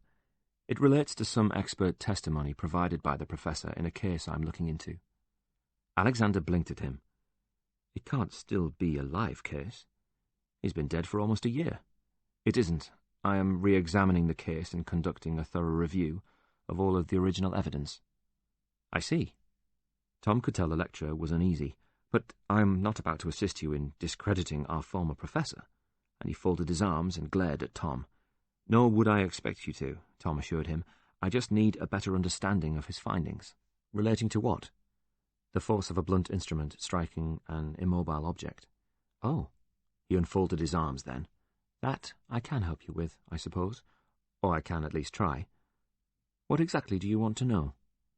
"To be specific, I want to understand how you would go about calculating the force of a hammer blow." "Oh, that's relatively easy." "Really?" Tom was surprised to learn this. "Yes, it's just Newton's equation of motion." "I could pretend I know what you're talking about, but—" The lecturer reached for a piece of chalk and went back to his blackboard. He grabbed a dusty cloth and rubbed an old equation from the board, leaving a gap large enough to write his explanation, calling out the letters as he wrote them. V squared is the final velocity of the hammer, which can be calculated because it is equal to u squared, the initial impact speed, minus 2ax, with a being the deceleration and x being the distance travelled. You follow? "Kind of," said Tom, unsurely. "It's simple physics. How do you calculate the level of force used if you don't know the impact speed or the distance travelled because you weren't there to measure it? You can't." "But Professor Matthews did." Dr. Alexander shook his head. He couldn't have done. He had to have made certain assumptions if he wasn't there to witness the, I was going to say experiment, but clearly it was more serious than that if he was testifying in a court of law. Tom explained the circumstances behind Professor Matthews' appearance in court. "Oh, dear Lord," said Alexander. "That's truly horrific." "So how did he do it?" asked Tom quickly. "Calculate the force of the blow, I mean." "Well, the simple answer is he couldn't have done." "What?" Tom had been expecting a long discussion about the mechanics of that calculation and, if he was lucky, some small grey area of doubt that could be used to dispute the professor's findings. He wasn't expecting this, however. Well, he wasn't at the scene, was he? He didn't witness the crime, and wouldn't have been able to calculate its force just by looking at it. So how did he come up with his findings? "I don't want to disparage the late professor," the doctor said quietly, "but I am surmising he simply worked backwards." "How do you mean?" "He surveyed the damage caused to that young lady by the hammer, then estimated the level of force required to cause it. From that he could extrapolate until he had a series of estimations of velocity, impact speed, and the deceleration required to administer the deadly blow." "But how could he ascertain whether a man or a woman were capable of delivering such a blow?" "I don't know." And when Tom seemed dissatisfied with that answer, The professor felt compelled to add, "I suppose if it were me, I could attempt to replicate those conditions in the lab, using male and female students, perhaps, to see how many of them were capable of reaching the required levels." "And did he do that?" "I have no idea, but I suspect not. But I don't understand how he could come out with such a strong opinion. He said that it would be a practical impossibility for a woman to deliver that blow." "Did he?" The lecturer bit his bottom lip thoughtfully. "Look, I've never done that kind of work, and I wouldn't want to, but if you are called to comment on these cases, you are there for a reason. The defense, or in this case the prosecution, want an expert opinion, and it won't be highly regarded if it is something woolly. No one is going to ask you back on the stand if you say, 'Having examined all the facts, I don't know what went on.' Professor Matthews was a favoured expert witness precisely because he was more comfortable making pronouncements based on less comprehensive data than many of us." Alexander's answer was a masterful piece of understatement. In short, the professor craved the fame of the courtroom and the accompanying exposure in newspapers more than scientific accuracy. "So he guessed," announced Tom, stunned at the realization. "I know it was a highly educated guess with a whole bunch of letters after its name, but it was still a bloody guess. I prefer to call it a supposition, but I suppose you could, if you wanted, see it as a guess." Christ bloody mighty. Chapter 29. Tom's knowledge of physics hadn't greatly improved during his time with Dr. Alexander, but his understanding of the world of the expert witness had increased markedly. Their fields of expertise were usually so narrow and specialist that normal members of a jury would be in no position to question the findings of a professor and would simply take their opinions as scientific fact. Tom wondered how many men and women were languishing in prison because an expert said they must be guilty when they were not. Professor Matthews stood up in court and ruled that only a man could have killed Rebecca Holt. It had taken Tom just minutes with his former colleague to discredit that theory. In that sense, it had been a successful morning so far, and buoyed by this, he took a handful of coins from his pocket and fed them into a payphone in the lobby of the university building, then dialed Helen at the newspaper. As he waited for her to pick up, he wondered again if he should invest in a mobile phone. He could probably justify their convenience, but not their cost, and though they were smaller than the brick-like unit he'd had when he worked for a tabloid, it was still a pain trying to fit one in a pocket, and there were large parts of the northeast where the signal strength made you feel as if you were on the moon. "Hello?" Tom recognized Helen's voice straight away. "I need a woman," he told her. "Are you always this direct?"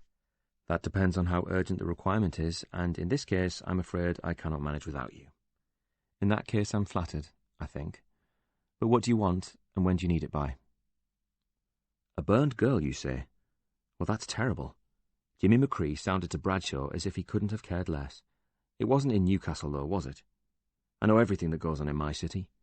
Bradshaw found himself irked by the arrogance of this man. It wasn't his city. "Her body was found in a scrapyard in County Durham, but for some reason we've had trouble tracing the owner. Nobody seems to want to tell us who he is." "Really? That sounds a bit dodgy to me. Has it crossed your mind that it could just be a front? You know, for criminal goings-on?" Bradshaw ignored him. "I'm very sorry, officer. I'd love to help you with that one, but I can't. Tell you what, I'll ask around, though."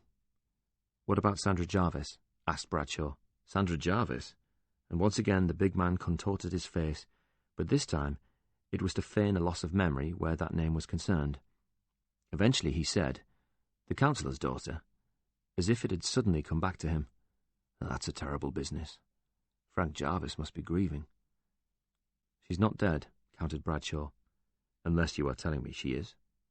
"It's just a figure of speech. I meant her unexplained disappearance must be causing him grief. Nothing messes with a man's mind more than problems involving his immediate family."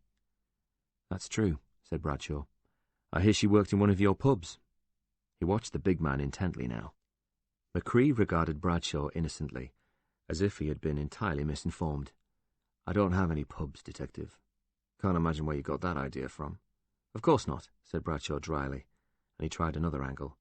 "Some folk have profited from Sandra's disappearance, haven't they, since Frank Jarvis had to step down as leader of the council. You can hardly blame Joe Lynch for taking over a vacant position. It's not his fault Frank's daughter has gone missing. Since when has ambition been a crime? Know him pretty well, do you? The counsellor, I mean. I've met him because of my business, but I wouldn't say I know him. Do you? I know he likes to threaten journalists. I've heard naught about that. Bradshaw knew then and there that he was never going to get the infamous Jimmy McCree to let down his guard. He could have stayed there all day, and McCree would bat back all of his questions with the consummate skill of a man who has been questioned countless times by police and never once been convicted. Bradshaw hadn't expected it would go any other way. He simply wanted to be face to face with McCree, to meet the famous adversary at the top of the hit list of every policeman in the northeast of England, and he also wanted a quiet word. So Joe Lynch never asked you to terrorise Helen Norton. McCree didn't even pretend he wasn't aware of Helen, a burned girl, a missing girl, and an annoying girl. You've got a thing about women, Detective. I'm guessing you're a regular Sir Galahad. I'm here to warn you off her. Oh, really? And he leaned forward in his chair then, exuding menace.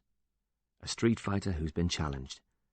Well, I've no idea what you're talking about, but if I did, I'd probably take offence at that. You need to stay away from her. I've never been near the lass, except one time when she took my photograph in a restaurant without asking me, which was an invasion of my privacy, by the way. There was a second time when she followed me to a private charity event at a golf course, and that was very rude of her, don't you think? That why you set your thugs on her? Asked Bradshaw, and damaged her car. Or are you going to say you had naught to do with that too? I don't know any thugs, and I'm not the sort to bear grudges against a woman, even one who seems obsessed with me. But if I was the type to take exception to someone, I wouldn't mess about just spraying their car.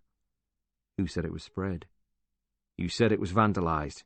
Round here they would key it or spray it. I assumed it was one or the other. You're right, though, admitted Bradshaw. That's not really your method. Sickening beatings and the occasional murder are more your style. I've never been convicted of giving anyone a beating.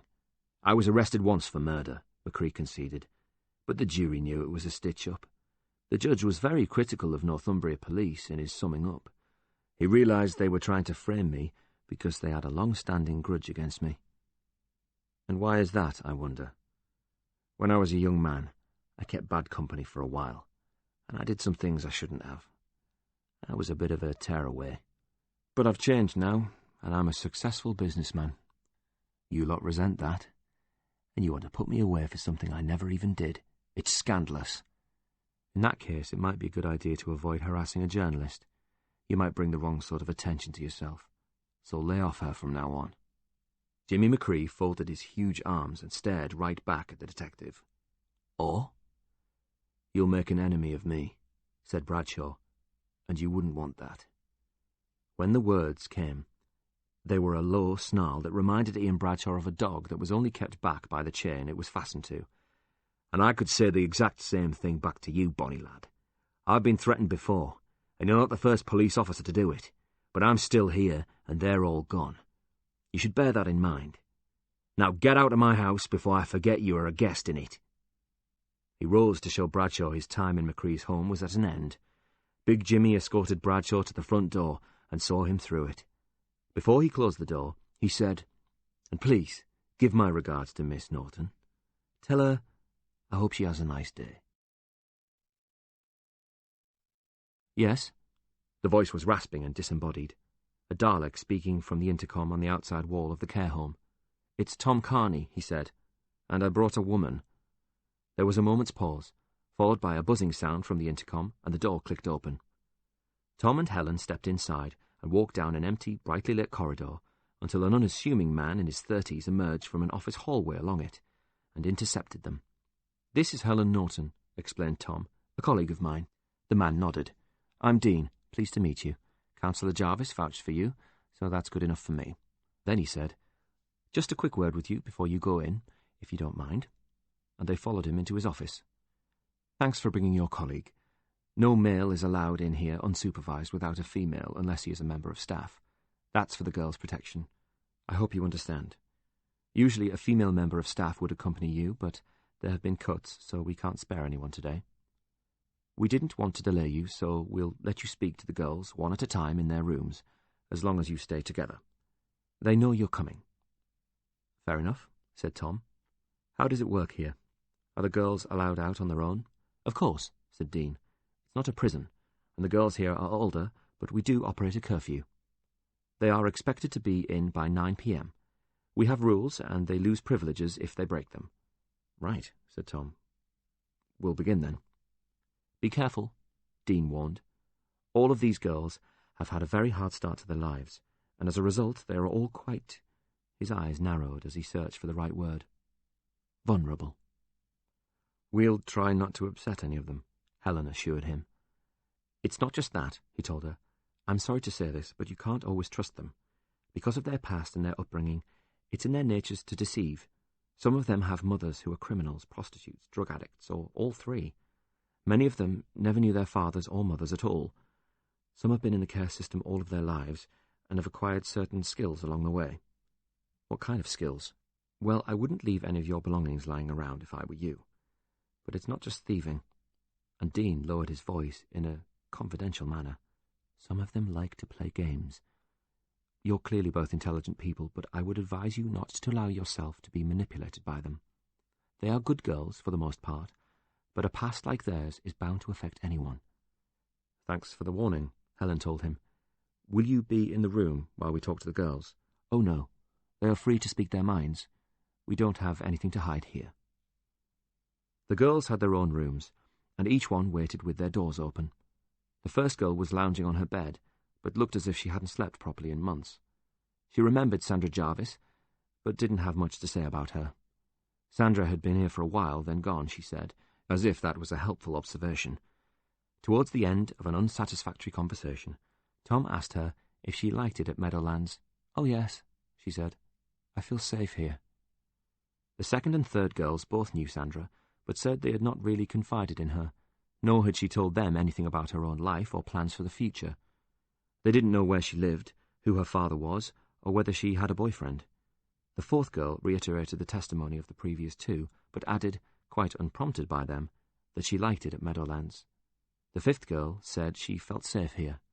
The sixth refused to speak to them at all, except to say she knew nothing about Sandra Jarvis, other than the fact that she had long hair. Then she told them to "leave me alone for fuck's sake," and clammed up. Girl 7 offered very little beyond her assertion that everyone here was well looked after, and she felt safe. The next room had no one in it. The last girl in the corridor was slumped on her bed, with her head propped up slightly on a pillow, and only her eyes moved when they entered the room. Tom guessed she was around 15 years old, but it was hard to tell the exact age of any of the girls. She was wearing faded black jeans and an orange t-shirt with a designer logo, so it was either fake or stolen. The girl had a slim figure and long, dirty blonde hair. When Helen asked her name, she gave it up reluctantly, as if it could be used against her. "Carly."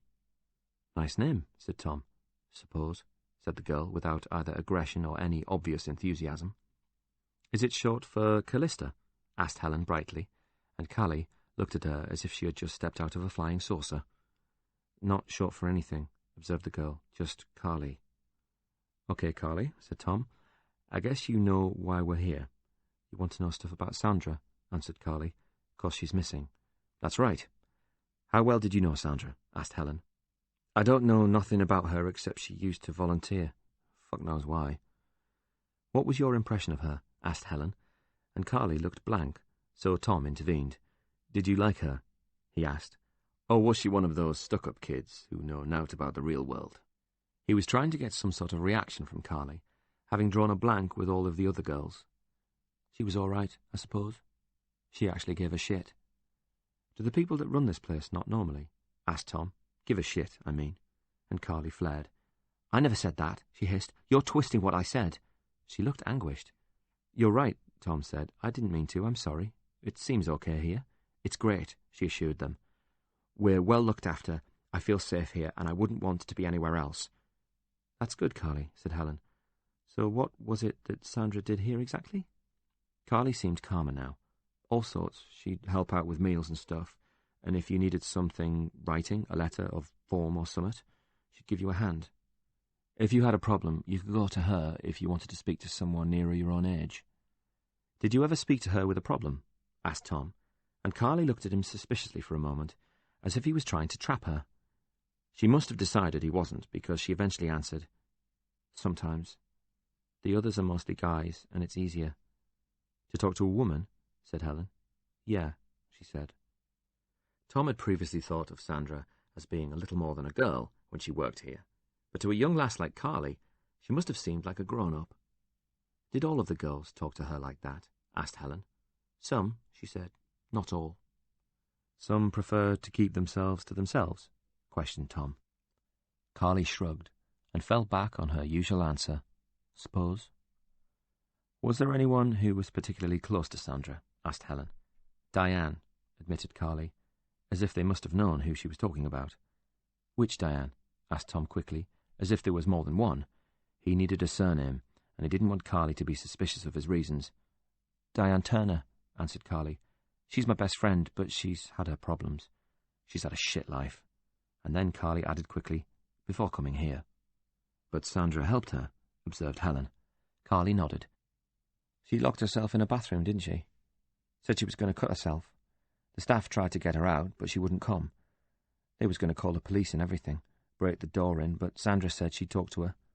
She persuaded them to back off for a bit and give Diane some space. She sat on the floor outside and spoke to her through the door. After a bit, Diane opened the door, but only to let Sandra in.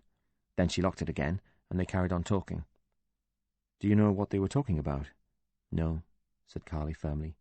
"Me and Diane was good mates too, but she wouldn't even tell me." "What happened?" asked Helen.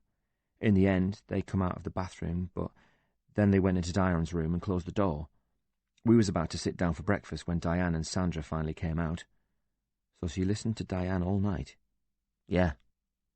"Must have been quite a conversation for it to go on that long." "Suppose." "How did they look when they finally came out?" asked Tom. "Knackered," she said. "How do you think they looked?" "Upset? Relieved? Happy? Pissed off? You tell me." "Upset," she said. "Tearful?" asked Helen, and Carly nodded. "Both of them?" She nodded again. "And you've no idea what it was all about?" This time, Carly shook her head. "I told you I tried asking Diane what they talked about, but she wouldn't tell me. And Sandra wouldn't be allowed to tell. It's confidential, isn't it?" "It was like it was their secret?" supplied Helen. "Yeah." "Must have been a pretty big secret if it took all night to come out," said Tom. "That was a signal for the shutters to come down again." "Suppose," said Carly. "Is that Diane's room next door?" he asked. Carly shook her head. "Used to be. She left." Another brick wall, thought Tom. The one person who might have been able to tell them something about Sandra Jarvis was already gone. "Why did she leave?" asked Helen. Carly shrugged. "Got sick of it," she said. "Wanted to go to London, get a job, get a flat." She said, as if all those things were easy. "Did they mind her leaving like that?" Helen probed. "Who?" "The people who run this place," she said. "Dean," she offered as an example. "Like it or lump it, can't they?" said Carly. "Can't stop her, can they?" "You must have heard from her, though," said Tom, "if she was your best mate." "She sends me postcards." "Postcards?" asked Helen. "From London? Whereabouts in London?" "Well, she ain't going to write that, is she?" said Carly. "She was underage when she left. If they found her, they'd drag her back here." "What does she say on the postcards, then, if you don't mind me asking?" "Watch her, babes." Carly smiled at the memory. "She always starts off like that. Calls me babes. And she tells me stuff." "What sort of stuff?" "What she's up to. You know, stuff," said Carly. But she quickly grew impatient with the line of questioning, so instead she rolled across the bed, slid open the drawer of her flimsy bedside cabinet, then pulled out a handful of postcards. Tom took them from Carly. One had a big red double-decker bus on it. Another showed the statue of Eros in Piccadilly Circus. A third featured a guard dressed in a red tunic, with a ceremonial bearskin hat, and finally there was an image of Buckingham Palace. They all had London postmarks on them, so they really had been sent from the capital, and the dates showed gaps of between 4 and 6 weeks. The messages on the back were very short and etched in spidery capitals by someone who obviously struggled with writing. One just said, "Miss you, babe." They were signed, "Die," but he supposed they could have been written by anyone. He turned one of the cards round and asked, "This definitely her writing?" "What do you mean?" "You're sure they're from Diane?" "Yeah, of course," she sneered at him. "Who else they're going to be from?" He ignored the question. "She doesn't say much," Tom said gently, "about her life down there." Carly finally sat up then and took more of an interest in the conversation. "She can't, can she? In case they go looking for her. She's keeping her head down, but she's going to get in touch when she can, and we're getting a flat together." "You're planning on joining her in London?" asked Helen. "Once I'm older," said Carly quickly, "when it's allowed." Helen guessed she was used to telling figures in authority what they wanted to hear. "Has Diane got a job?" "Looking for one, isn't she?" Her tone was defensive now, and Tom immediately changed his line of questioning so as not to antagonize the girl. "When did she go down to London?" he asked. "A while back." "Was it around the same time that Sandra Jarvis went missing?" "Before that," said Carly. Then she frowned. "No, after." She thought some more. "Must have been just after. There's no way Diane would have left with Sandra." "Diane and Sandra together? Like a couple of lezers?" And she laughed, as if this was the best joke ever. "I didn't mean it like that," Tom told her. "I mean like you and Diane," he said. "Friends." Carly shook her head. "Nah, they weren't mates like me and her." "Is this Diane?" asked Helen, and Tom realized she had picked up an unframed photograph of Carly and another girl that was propped up on a shelf. They were outdoors somewhere, the local park possibly. Carly was pulling a funny face and her friend was laughing. It must have been a nice moment Carly was determined to keep. "Yeah," she said, "that's Diane." And she went quiet then, as if seeing her friend made Carly feel her absence more acutely. It looked for a moment as if that was going to be the end of the conversation, but then Carly's eyes seemed to widen and her teeth bared. "You bitch!" she snarled at Helen. "You fucking bitch!" Before the reporter could utter a word in her defense, Carly was up on her feet, lurching towards an alarmed Helen. Chapter 30. Tom tried to grab Carly, but she shot past him, barged Helen aside, and carried on towards the door.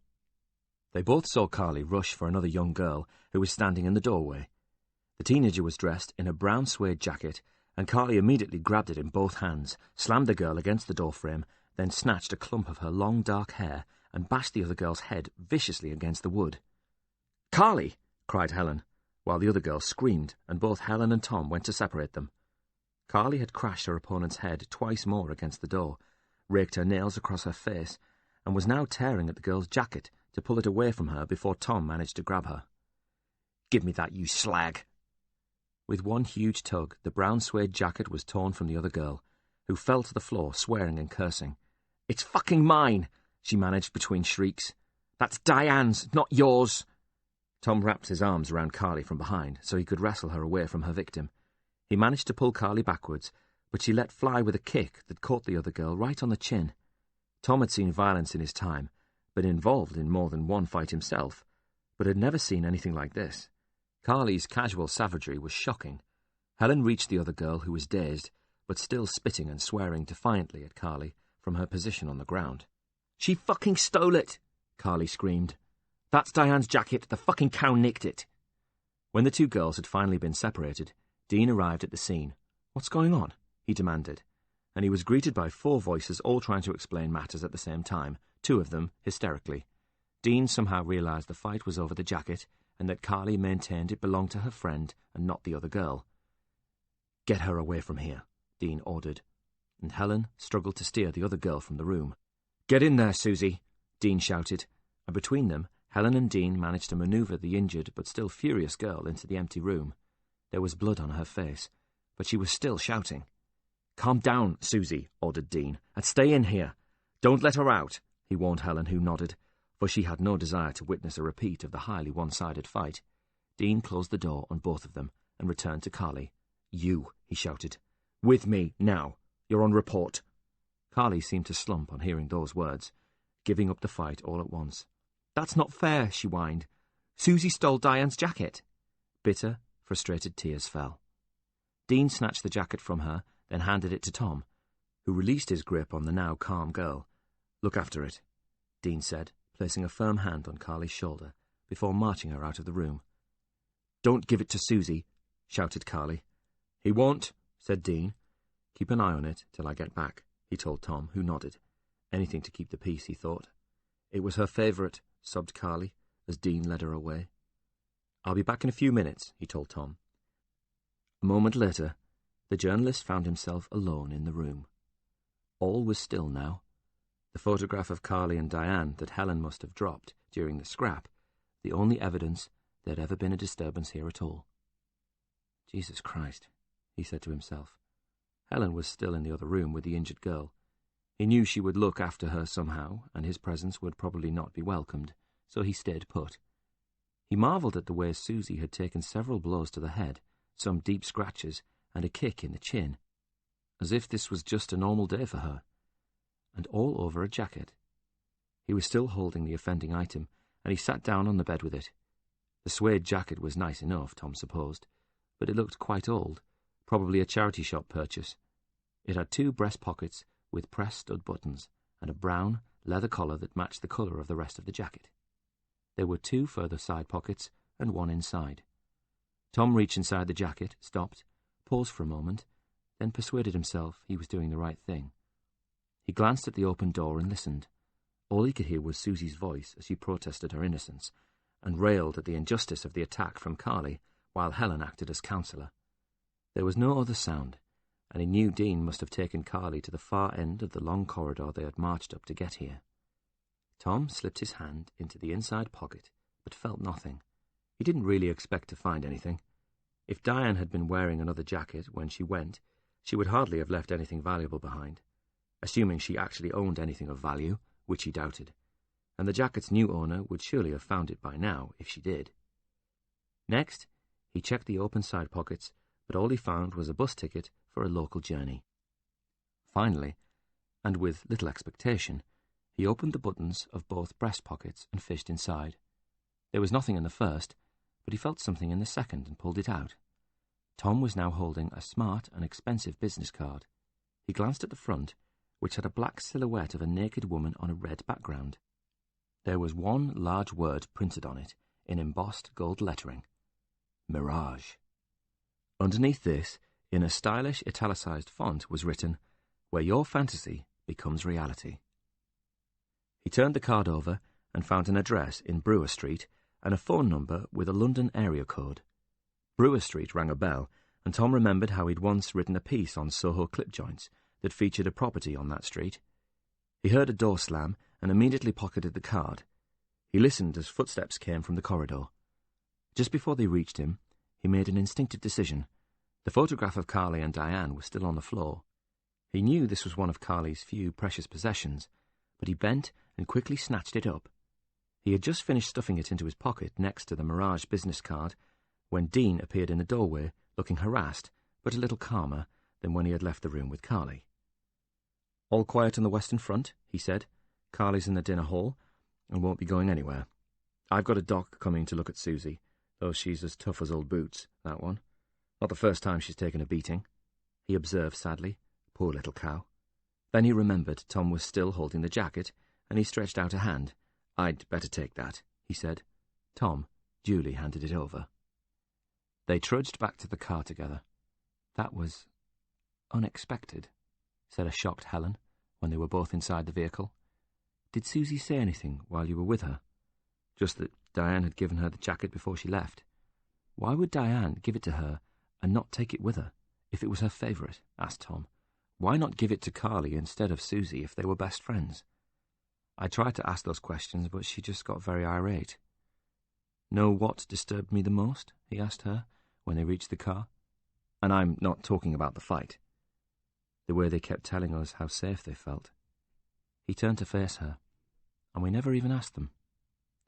"Sounded like they were all reading from the same script to me," observed Helen. "I wonder who wrote it." It was D.C. Malone who answered the phone. "Yes, he's here," she said, eyeing Bradshaw. "Ian," she called. "It's the bloke from the garage, about your car." "Thanks, put him through." And D.C. Malone stabbed at some more buttons, then waited until Bradshaw's landline began to ring. He gave Malone a thumbs up before answering. "Ian Bradshaw speaking. Have you found the problem yet?" "Sorry, pal. She's a total write-off," said Tom. Bradshaw swiveled in his chair, so he was facing away from his colleagues. "How did you get on at Meadowlands?" he asked quietly. "It was interesting." "How so?" Tom briefed Bradshaw on the fight at Meadowlands, and the way all the girls there seemed brainwashed, except for one. Diane Turner, Tom told the detective, who absconded around the same time as Sandra Jarvis. "You want me to do some digging about this Diane Turner?" "Not unless you can do it under the radar. If you start asking questions about Diane, it'll be noticed. And forgive my paranoia here, but we don't know who we can trust." Tom expected a lecture from Bradshaw about not every policeman on the force being in the pay of gangsters, but instead the detective said, "Just because you are paranoid doesn't mean they ain't out to get you." "Exactly. You can check it out discreetly, but something tells me Diane's disappearance wasn't reported." "It wasn't," confirmed Bradshaw. "How could you possibly know that without checking?" asked Tom. Then he remembered the case Bradshaw was working on. "Because of the burned girl?" "Believe me, I'm familiar with every missing persons report from the past year." Bradshaw's immediate thought was that if Diane's disappearance had gone unreported, she might even be the burned girl. But he knew that was a long shot, and she was probably just another runaway. Tom must have realized that's what he would be thinking. "Diane is alive and well and living in London, apparently. She's been in touch with Carly, but finding her won't be easy. We have no address, and she doesn't want to be found." "A missing teenage girl in London," observed Bradshaw dryly. "I know," admitted Tom. "A needle in a haystack." "That's all right," said Bradshaw dryly. "I'm not remotely busy." "There's one other thing," Tom told him, and he reached inside his pocket, drew out the business card, and looked at it. "What is it?" asked Bradshaw. "Mirage," Tom told him, "where your fantasy becomes reality." Chapter 31. Tom's train into London was half an hour late. It was met by an army of impatient cleaners and station staff, keen to shoo the passengers from it as quickly as possible so they could turn it around for the return trip that evening. It hadn't taken Ian Bradshaw long to come back to him with information about Mirage. As Tom had guessed, from the business card, it was a gentleman's club. Places like Mirage had been springing up all over London lately, thanks to the relaxing of attitudes around the sale of sexual services. Stripping in working men's clubs or the backrooms of dodgy pubs had been replaced by more open, respectable, and far more lucrative lap-dancing clubs like Mirage, which was owned by a man named André Devine. He was seen as pretty clean for that world, with no known connections to organised crime, but Bradshaw had stressed the word known and warned Tom to be careful. "So you're off to conduct research into naked women?" "The things I do to solve your cases for you." Mirage seemed like just the place for a troubled young runaway like Diane Turner, and if she was there, maybe she could shed some new light on the disappearance of her confidant, Sandra Jarvis. Tom stepped out of King's Cross Station and made straight for the Underground, taking the Piccadilly line to Leicester Square. He cut through Chinatown with its myriad restaurants and exotic grocery stores before entering Soho from Greek Street. He knew his way around well enough from a 6-month stint on the country's biggest-selling tabloid. Soho was always good for stories. In any other town, a sex shop with painted-out windows would be relegated to a quiet side street.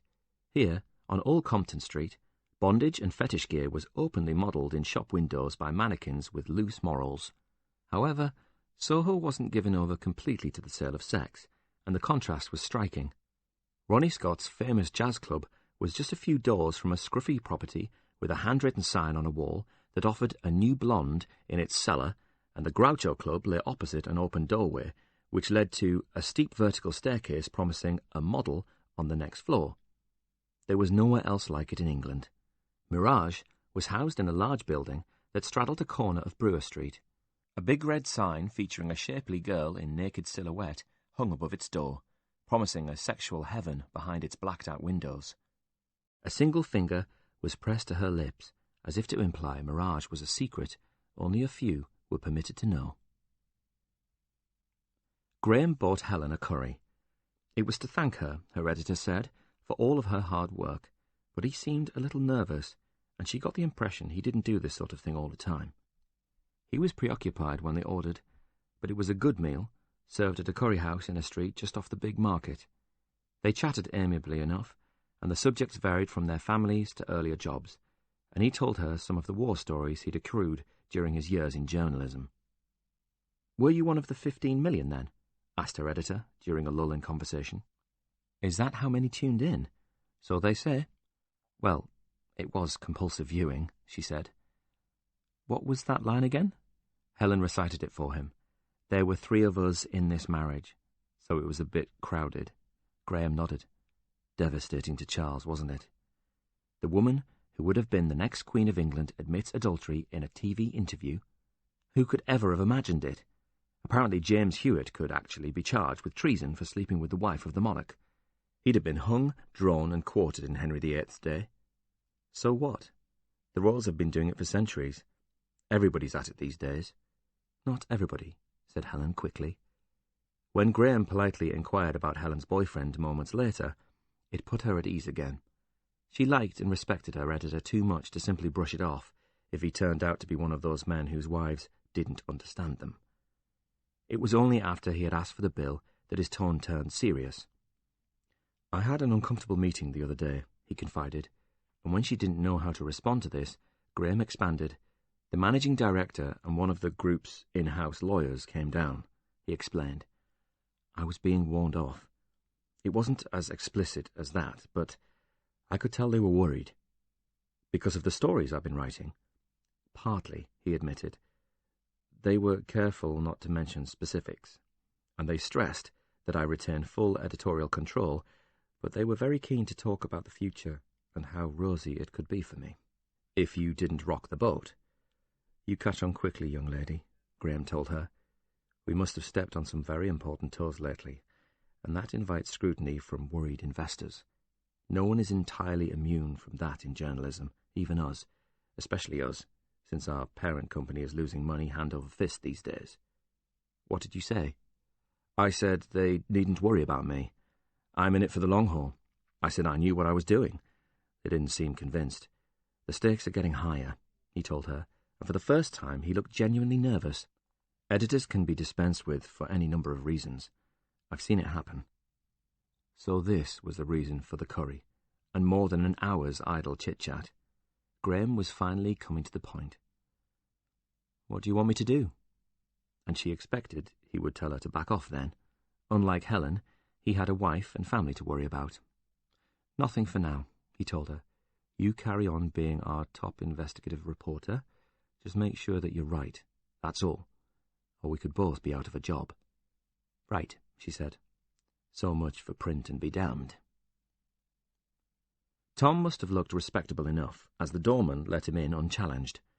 Getting beyond the girl who took his money was harder. He had to pay her twice. There was a membership fee, then a one-off admission charge before he was even admitted to the club. This place was a license to print money. The sight that greeted him was a surreal one. Aside from the bar staff, the only men in the place were dressed in suits and surrounded by a large group of girls who played the room. The girls were all dressed in elaborate lingerie, but nothing else. A handful of them marched straight up to Tom and encouraged him to buy a private dance before he even had time to order a drink. Not just yet. His refusal was greeted by disinterest or outright hostility from the girls. You can't just sit here, one of them told him, as if he planned to enjoy the view without paying for it. He ignored her, went to the bar and ordered a single bottle of beer, which cost him $5. This was going to be an expensive night, and he doubted that DCI Kane would allow any of it to be claimed back on expenses. Tom sipped his beer and watched the girls coldly. He had no interest in their hustling of the businessmen or the gyrations that followed. He was looking for Diane Turner, but none of these girls looked anything like her. A girl approached him then. She was a strikingly attractive brunette, who was less direct than the others. Taking your time? I'm looking for a girl. Then you're in the right place, she smiled. Tom took a chance then. I'm looking for this girl, and he slid the photograph of Diane Turner from his pocket, keeping his hand over the image of Carly so she wouldn't confuse the two. Her smile vanished. You a copper? The accent was harsher than before, betraying her East End origins. No, he said, I'm just... But she was already leaving, and he thought he detected a look she had given someone. Seconds later, Tom's instinct was proved right when 2 huge doormen appeared out of nowhere, blocking his path. Can I help you? Asked one, as if that was the furthest thing from his mind. Possibly, offered Tom, who was unsure of the best tactic to employ if he was not going to be thrown out on the street, or worse. "Show me," demanded the man, and he held out a hand. He must have seen Tom show the pictures of the girl. "I'm looking for her." He handed it over. The doorman glanced at it for a moment, but did not say whether he knew either of the girls, and he held on to the photograph. "Why are you looking for her in here?" And there was a definite hint of menace in his voice, as if Tom had brought trouble to the establishment. "I heard she might be working for Mr. Devine," said Tom, "and I'd like to speak with him, if I may." "And who the fuck are you?" "I'm a journalist, and I'm investigating the disappearance of a young girl. I think Mr. Devine might be able to help me." "Doubt it," said the doorman. "You wait here." And he walked away, taking the photograph with him, to Tom's alarm, since he didn't have a copy. The other doorman remained, towering over Tom, who took a long drink from his expensive bottle of beer. He had a feeling that, either way, he wouldn't be standing with it there for much longer. Moments later, Tom was in a first-floor office with his arms outstretched, while one of the doormen ran his hands briskly up and down Tom's body. "First time I've been patted down before an interview," said Tom, "but I suppose you can't be too careful."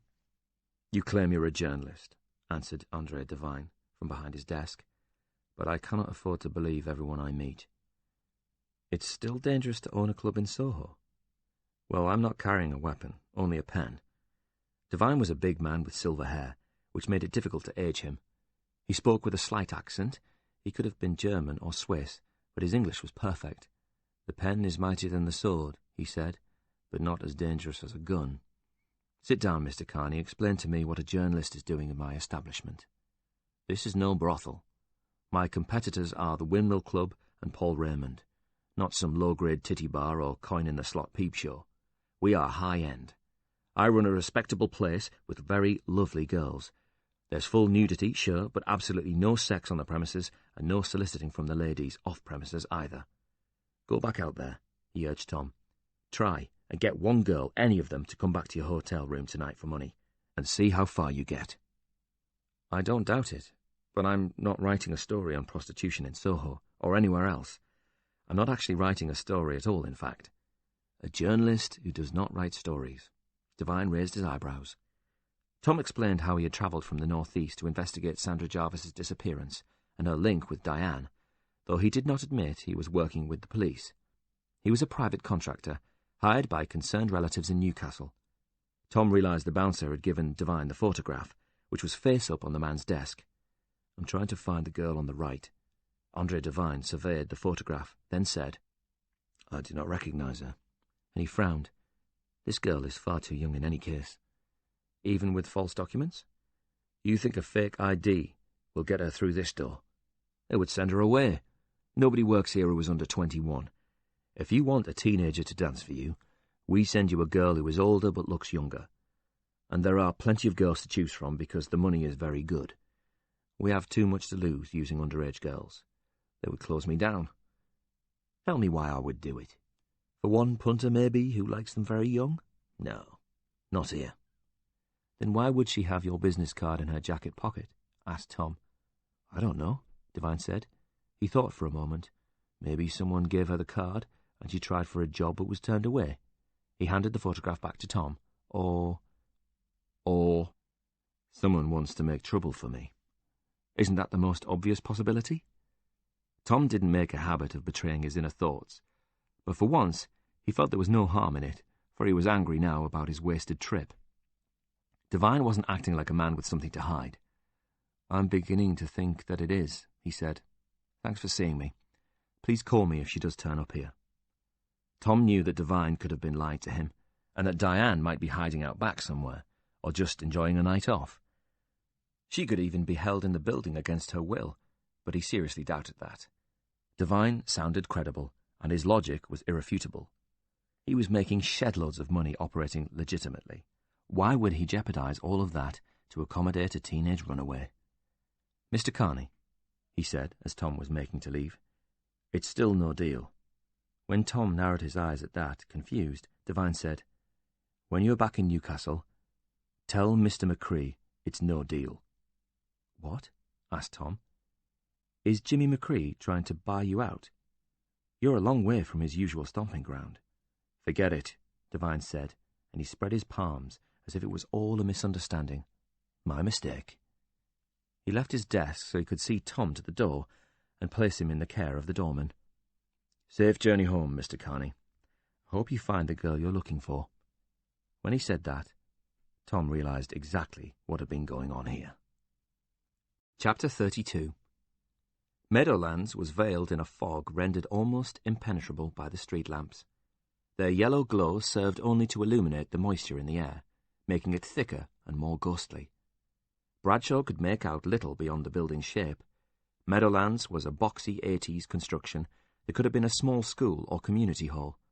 It was set back from the road, with a thick barrier of laurel bushes placed between it to protect the residents, or possibly the outside world, depending on your point of view. From his car, which was parked in a residential street, Bradshaw could see through the metal gate that kept the entrance secure. The building's windows all had blinds drawn down over them, and a single light above the main door illuminated the entrance. The detective had driven down here on a whim to check the place out, but there was really nothing to see, particularly in this fog. He thought of Tom then. The reporter would be in London now, checking out Mirage, and Bradshaw ruefully imagined his friends surrounded by semi-naked girls while he shivered alone in his car. Short straw again, he told himself. He could have flashed his warrant card and gone in, but he didn't want anyone to know that Meadowlands was attracting renewed police attention just yet. Instead, he watched and waited. Half an hour later, Bradshaw was just about to give up and pull away from Meadowlands when he was startled by a sudden thump on his side window. He turned round to see a young girl peering down at him and wound down his window. 2 packs, she told him. What? Of cigs, she said, but he was none the wiser. And a bottle of vodka. She grew impatient with him then, as if he was supposed to understand her meaning. Look, if you ain't got them, you can buy them at the shop. She waited, then seemed to get annoyed.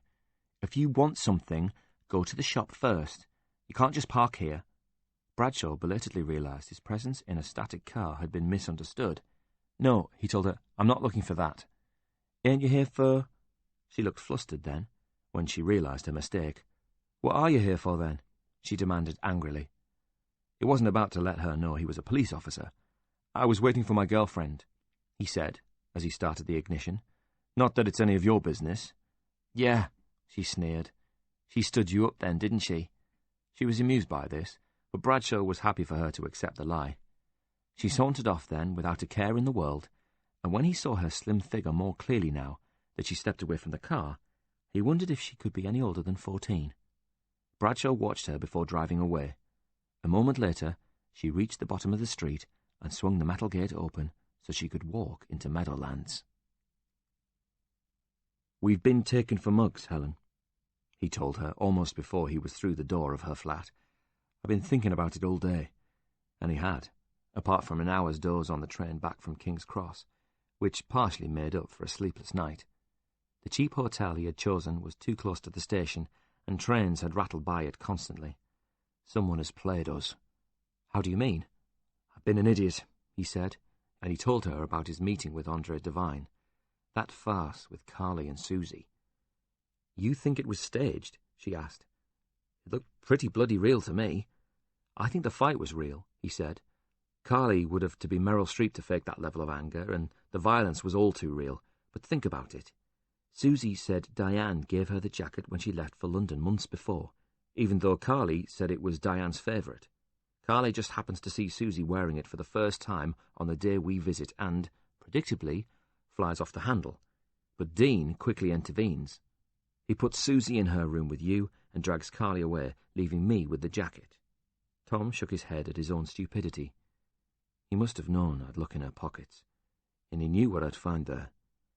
Because he planted it. What makes you so sure? I've been lied to by experts, Helen, including at least one cabinet minister, but this fella was baffled by my presence in his club. There was I, expecting to see young girls like Carly and Diane being exploited while everyone turned a blind eye, but it wasn't like that. The place was, I don't know, not classy exactly, but upmarket and expensive. There was no shortage of beautiful women in their 20s hoovering up cash from business types, with more money than sense, and I don't think anyone was being coerced.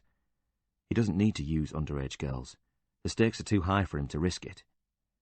Maybe Diane tried to get a job there and they wouldn't let her in. Perhaps, but I reckon a girl like Diane would have the street smarts to know she ain't going to get near the place. So Dean sent you on a wild goose chase. Dean, or someone who controls him, and he told her Divine's parting comment about Jimmy McCree.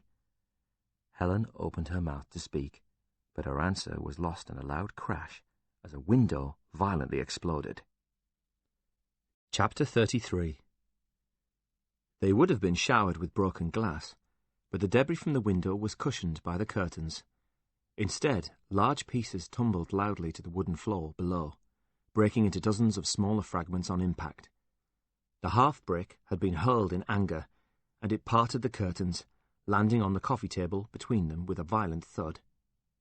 Tom went straight to the window and looked out. As he did so, another half-brick shot past him, narrowly missing his head. "Jesus!" he hissed, and the youth outside jeered at him. "Come on, then!" roared the teenager, and Tom's first instinct was to run outside and grab the lad until he realised he was not alone. Another half-dozen boys in their late teens were behind him, mostly obscured by the darkness, a snarling pack of animals in jeans and sweatshirts. Another brick thudded against the wooden frame of the broken window. There was a bang on the front door then, and he realised there were more of them. He turned to face Helen, who looked like she couldn't believe what was happening. "I'll call the police?" "No time." He grabbed her by the arm. "We get out now." They ran into the hallway just as one of the glass panels on the front door shattered, as a wooden post came through it and landed on the hall carpet. "Back door?" he asked, frantically, and she nodded dumbly. Tom started to run, but Helen broke away from him. "My bag!" she shouted. "There's no time!" But she was already back in the lounge. Tom watched helplessly from the hallway as the remaining glass panel in the front door broke and an arm came through it. A hand snaked round and a palm slapped against the doorframe in an effort to find the lock and open it. They'd be inside in seconds, and Helen was still looking for her bag. Tom grabbed the only weapon available, the wooden post used to break through the door. He swung it hard onto the invading hand, and there was a gratifying howl of pain from the invading teenager before he pulled his arm away. Tom watched him retreat, holding his damaged hand, but others were trying to get through the door now. He backed away just as Helen rushed out, clutching her bag. They ran down the hallway and through the kitchen. Behind them, someone kicked what remained of the door in. Tom wrenched open the door and pulled Helen through it, into the backyard. Ahead of him was the back street and his car, but before they could reach it, another youth stepped out in front of them, swinging a baseball bat. Expecting Tom to retreat, he raised the bat high, but Tom did not stop or go backwards. He knew their only chance was to break through, and tackling one armed man was better than the snarling gang whose noisy, threatening progress through the flat could be heard behind them. As the thug brought the bat back, Tom ran into him, thrusting his head forward hard at the last second right into the young man's face. He cried out in pain and fell to the ground, clutching his bloodied face. Tom didn't have time to take advantage of his felled opponent, or even wrench the baseball bat from him. Instead, he powered on through the backyard and out through the open gates, with Helen behind him. The car faced Helen's flat, and Tom had his keys out to open it, but the mob were too close, and he couldn't wait for her to go round the other side. Instead, he grabbed Helen and forcefully flung her through the open driver's door. She landed heavily as he scrambled in after her. They were a tangle of arms and legs now, as she attempted to right herself in the passenger seat, and he tried to slam his door behind him. Tom managed to close it and pop the lock just as the first snarling youth reached him. His attacker's face pressed right up against the glass of Tom's side window, as he tugged hopelessly on the door handle, cursing and spitting at Tom, who thrust his key into the ignition and turned it, while the first thug banged on the glass. The engine started first time, and Tom had never been more grateful, but his relief was short-lived. Just as he was about to put it into gear, the youth nearest his window retreated, and the face of the man he had headbutted appeared. There was blood all over the lower part of his face, and his nose looked broken. The baseball bat came smashing down against the window. There was an almighty crash, and Tom's senses were filled with a combination of noise and pain, as he was showered with broken glass, which sliced the skin on his face as he closed his eyes against the fragments. He blinked furiously to try and clear them. The man with the baseball bat struck again, trying to steer it into the gap he made with the first swing. He narrowly missed Tom's head and caught him a glancing blow on the shoulder. For a moment, Tom felt as if every nerve of his body was united in pain. With a cry of rage, he jerked the car into reverse gear and slammed his foot on the accelerator. The car shot backwards, and the front wheel ran over his attacker's foot. Tom heard the young thug cry out in agony, but they weren't safe yet. Tom reversed the car a few yards into the dead end in Helen's street, so he could drive out the other side. He was now faced with a vicious, screaming gang, armed with bricks and bats, and they all descended on the car before he could move it. Blows rained down on them, and the sound of denting metal and broken glass was terrifying. Then a brick was hurled, causing a spider's web of cracks to the windscreen on Helen's side. Another attacker reached his broken driver's side window now, and a punch came through it. Tom ducked, but not quickly enough, and a hard, bony fist crashed into the side of his head. He instinctively floored the accelerator. The car shot forwards, and one of the youths was knocked violently to one side. The car flew past the gang, but the back street they were in was short and narrow. Too late. Tom realized he was going far too fast, and there was another brick wall straight ahead of them. "Jesus!" he hissed as he slammed on the brakes just in time. He was forced to reverse a short way, so he could get the angle needed to turn into the tight bend with walls on either side. They were heading back towards the gang now, who were all running after his car. Tom changed gear and twisted the steering wheel, guiding the car round the bend and down the tiny side street that bordered the block of flats. Heavy objects hurled in frustration by the youths banged against the rear of his car, but he didn't care about that now. Tom sped down the side street and out into the main road without looking or stopping. At the bottom, he took another sharp turn, taking them even further from danger. "Are you okay?" he shouted. "Yes." Helen looked shaken. "Oh my God," she said. "Your face." A quick glance in the mirror made him realize the cause of Helen's alarm. He looked like a gunshot victim. The cut at the top of his forehead bled so much at first it was in danger of restricting his vision, but he wasn't going to pull over. They left their attackers trailing behind, but he wasn't going to take any chances in case they were following in a car, and kept going till they were well clear. Only when Tom was convinced they were far enough from the scene, with no one behind them, did he turn into a well-lit pub car park to deal with the wound. "Let me see," urged Helen, concern in her voice. But after a moment's scrutiny, she told him, "I don't think it's as bad as it looks, thank God. You've got one cut on the side of your head and a whole bunch of little ones above your eye. I don't think it needs stitches." He swiveled the rear-view mirror, took a quick glance at the cut and said, "I'll be fine. My thick head took most of the impact." "How can you joke about it?" she asked. "You saw what they did back there." "I'm just thanking my lucky stars we got out of there, more or less in one piece." "I suppose we were lucky," she admitted. Helen didn't want to think about what would have happened to them both if they'd been trapped in her flat by that mob. "You got much in the house?" he asked, and when she didn't seem to understand, he said, "You know, stuff." "A few clothes," and her voice trailed off. She was relieved she didn't have a lot for them to take, "but I don't want to go back there." "Don't worry, we can phone the police." "They never come," she said quickly, and he wondered how she knew that. Had there been other incidents at her home? "We can call Ian," he said. "He'll sort it. There'll be a phone in the pub, but you'd better make the call." "Why?" "I don't think they'd be too chuffed if I walked in there looking like this." "Okay," she said. "I still don't want to go back there, though." "You don't have to," he told her firmly. "Just call Ian and tell him what happened. He'll get someone over there. And don't worry.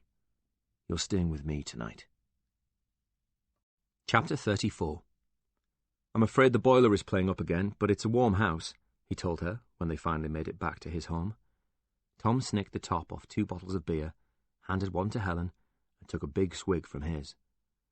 "Should you be drinking alcohol after a blow to the head?" "Probably not," he admitted cheerfully, and he took an even bigger drink. Tom checked his answer phone, and there was a message from Bradshaw. He had managed to get someone down to Helen's house to secure it overnight.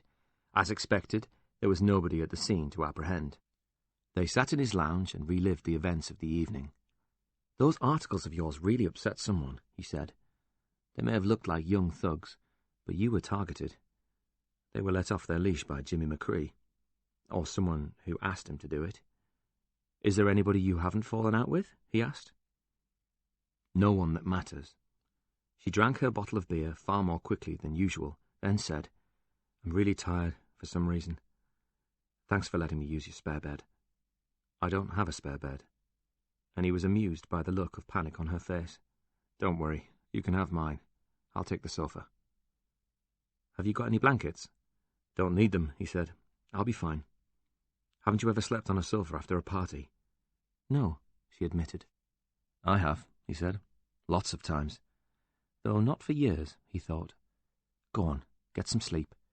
Things always seem better in the morning. I feel terrible taking your bed. It's no bother. They said good night a little stiffly, and Helen went up the stairs. She sat on the double bed in Tom's room and was about to get undressed when she heard the stairs creak and the unmistakable sound of footsteps coming up them. She instinctively froze. There was a soft knock on the door. Yes, she said. Can I come in? He asked. Yes, she repeated unsurely.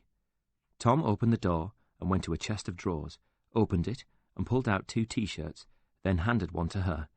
Thought you might need something to sleep in, he said, and there's clean towels in the airing cupboard. Thank you. Night-night, pet. And he left her to it.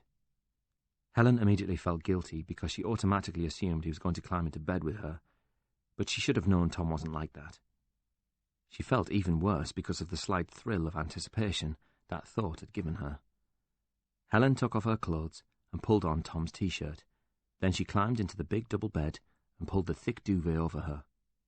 Within minutes, she was in a deep sleep, but Helen was awakened an hour later by a sudden sound outside. 2 cats were fighting.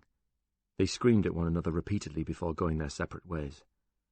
Helen realized she was cold, and then thought of Tom downstairs with no blankets. Tom was fully clothed, lying on the sofa with his coat pulled over himself, but he couldn't sleep. He had consumed 2 more bottles of beer after Helen had gone to bed, and now he was trying to doze off in a freezing room, but his legs were too long for the sofa. That, and the injuries to his face, head and shoulder, meant that no matter what position he lay in, he couldn't get comfortable. He heard a click then, and a crack of light shone under his door from the hallway onto his carpetless floor. He sat up groggily as Helen opened the door. She was wearing his T-shirt, and he had to make a conscious effort not to stare at her bare legs. You're going to freeze, she announced. Come on, you don't have to stay down here. Helen deliberately left the light off in the bedroom. She climbed into her side of the bed and turned away from him while he took off his jeans. Somehow she knew Tom would not get the wrong idea about this, and he didn't. But she was very aware of the weight on his side of the bed when he joined her, and the heat from his body. Thanks, he said quickly. No problem, she said. When Helen opened her eyes in the morning, it took her a moment to remember where she was. Then she rolled over and saw Tom Carney sleeping next to her. She tried not to think what Peter would have made of this, but soon that thought was banished by the memory of the attack on them at her flat. All of a sudden, her jealous boyfriend seemed to be the least of Helen's problems. She glanced at her watch on the bedside table and was surprised at how late it was. They had both been exhausted by their ordeal. She left Tom sleeping and slipped out of the bed to use the bathroom. Tom stirred, and she watched him as he rolled over without waking. Helen came out of the bathroom moments later, and when she reached the top of the landing she yelled out in alarm. A strange man was standing at the foot of the stairs, staring back up at her. The man almost jumped out of his skin when he saw her. Sorry, pet, he spluttered, though he looked at least as alarmed by their contact as she had been. I didn't know you were... I didn't realize he was... Then he stopped and took a different approach. I'll put the kettle on. What's the matter? Asked Tom as he opened the door and blinked at her. There's a man, she managed. Oh, shit, yeah, I forgot about him. And when Helen looked at him disbelievingly, that's Darren, my brother-in-law. He's a joiner. And when that proved insufficient explanation, he's out of work at the moment. I hired him to finish some of the jobs on the house while I'm busy with these cases. He soon realized the effect that seeing a strange man in the house must have had on Helen, following their ordeal the night before. I'm really sorry. Now that Helen had calmed down, her first thought was that she'd just met Tom's sister's husband for the first time in her underwear and one of Tom's T-shirts. Come down, Tom said. I'll introduce you. Tom went down the stairs moments later, while Helen got dressed. He found 3 steaming mugs of tea on the kitchen table and his brother-in-law grinning at him. Thanks, Darren, he said, Helen's just... It's none of my business, bro, interrupted Darren. But what happened to your face? I hope she didn't do that. It's a long story, and he was thankful Darren wasn't the kind to insist on him recounting it. But do us a favour and don't tell Sis about it. She'll only fret. I won't. But I saw your motor on the way in. Looks like you had an argument with a lorry. Is there any chance I could borrow your car for the day until I can get the insurance company to give me a rental? No problem. I'll be busy straightening your kitchen cabinets and sorting these ancient floorboards. Just bring it back in one piece. Thanks. No bother. Do I have to keep quiet about your new girlfriend too? He asked. No, but we're not... Course you're not, he said as Helen, fully dressed now, entered the room. Sleep well, did you, pet? He asked her cheerfully. Bradshaw was waiting for them at Helen's apartment. My landlord's going to go crazy. She observed the bare wooden boards that had been hastily nailed over the broken windows. He's insured, Bradshaw told her, but you might want to think about moving. She just nodded dumbly. I'm only back here to collect my things. And though Bradshaw's face betrayed very little, Tom guessed there wasn't much left to collect. They followed Helen into the apartment, and Bradshaw left them to it. Tom went with her into the front room. Every piece of furniture had been upended or smashed. She took one look at the scene, turned, and left the room. When she reached the bedroom, the sight that greeted Helen stopped her in her tracks. The sheet and duvet had been torn from the bed and slashed with a knife. The mattress had been hacked out with a blade of some kind, and its stuffing spread around the room. Helen's clothes had been pulled from her wardrobe, dresses were torn, her coat slashed, jeans and T-shirts were thrown everywhere. Drawers had been pulled out and upended, and her underwear scattered around the room. Wordlessly, Helen went to the kitchen and returned a moment later carrying a roll of black bin bags. She tore off the first bag, opened it, and began to scoop the nearest debris straight into it. Tom watched her for a moment, and when it became clear to him that she no longer wanted to keep a single item from the room, he said, I'll help you. No, she said firmly. I'll do it. Then she turned to face him, and though she was doing a very good job of keeping it all together, Tom could see in her eyes how much this had hurt her. Helen, he said again, I'll help. He took the bin bags from her, tore one from the roll, and began to fill it.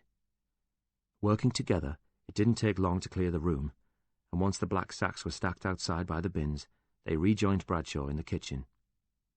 This wasn't some random act, he told Helen. I've spoken to my colleagues in Northumbria Police, and they've seen this before, but never round here. It's usually a punishment for those suspected of cooperating with the police in rougher parts of the city. Gangs like this start with burglaries and muggings, which gets them noticed by organised criminals, who use them for jobs they don't want to be associated with.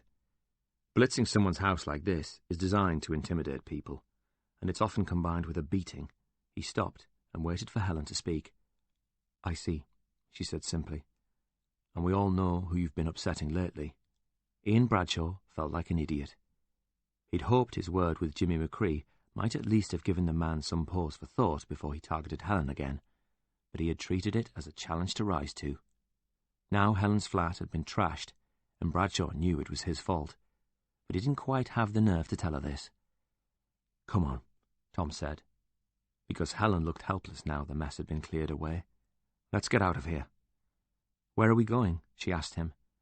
To the scene of another crime, and when she didn't understand, he said, Lonely Lane.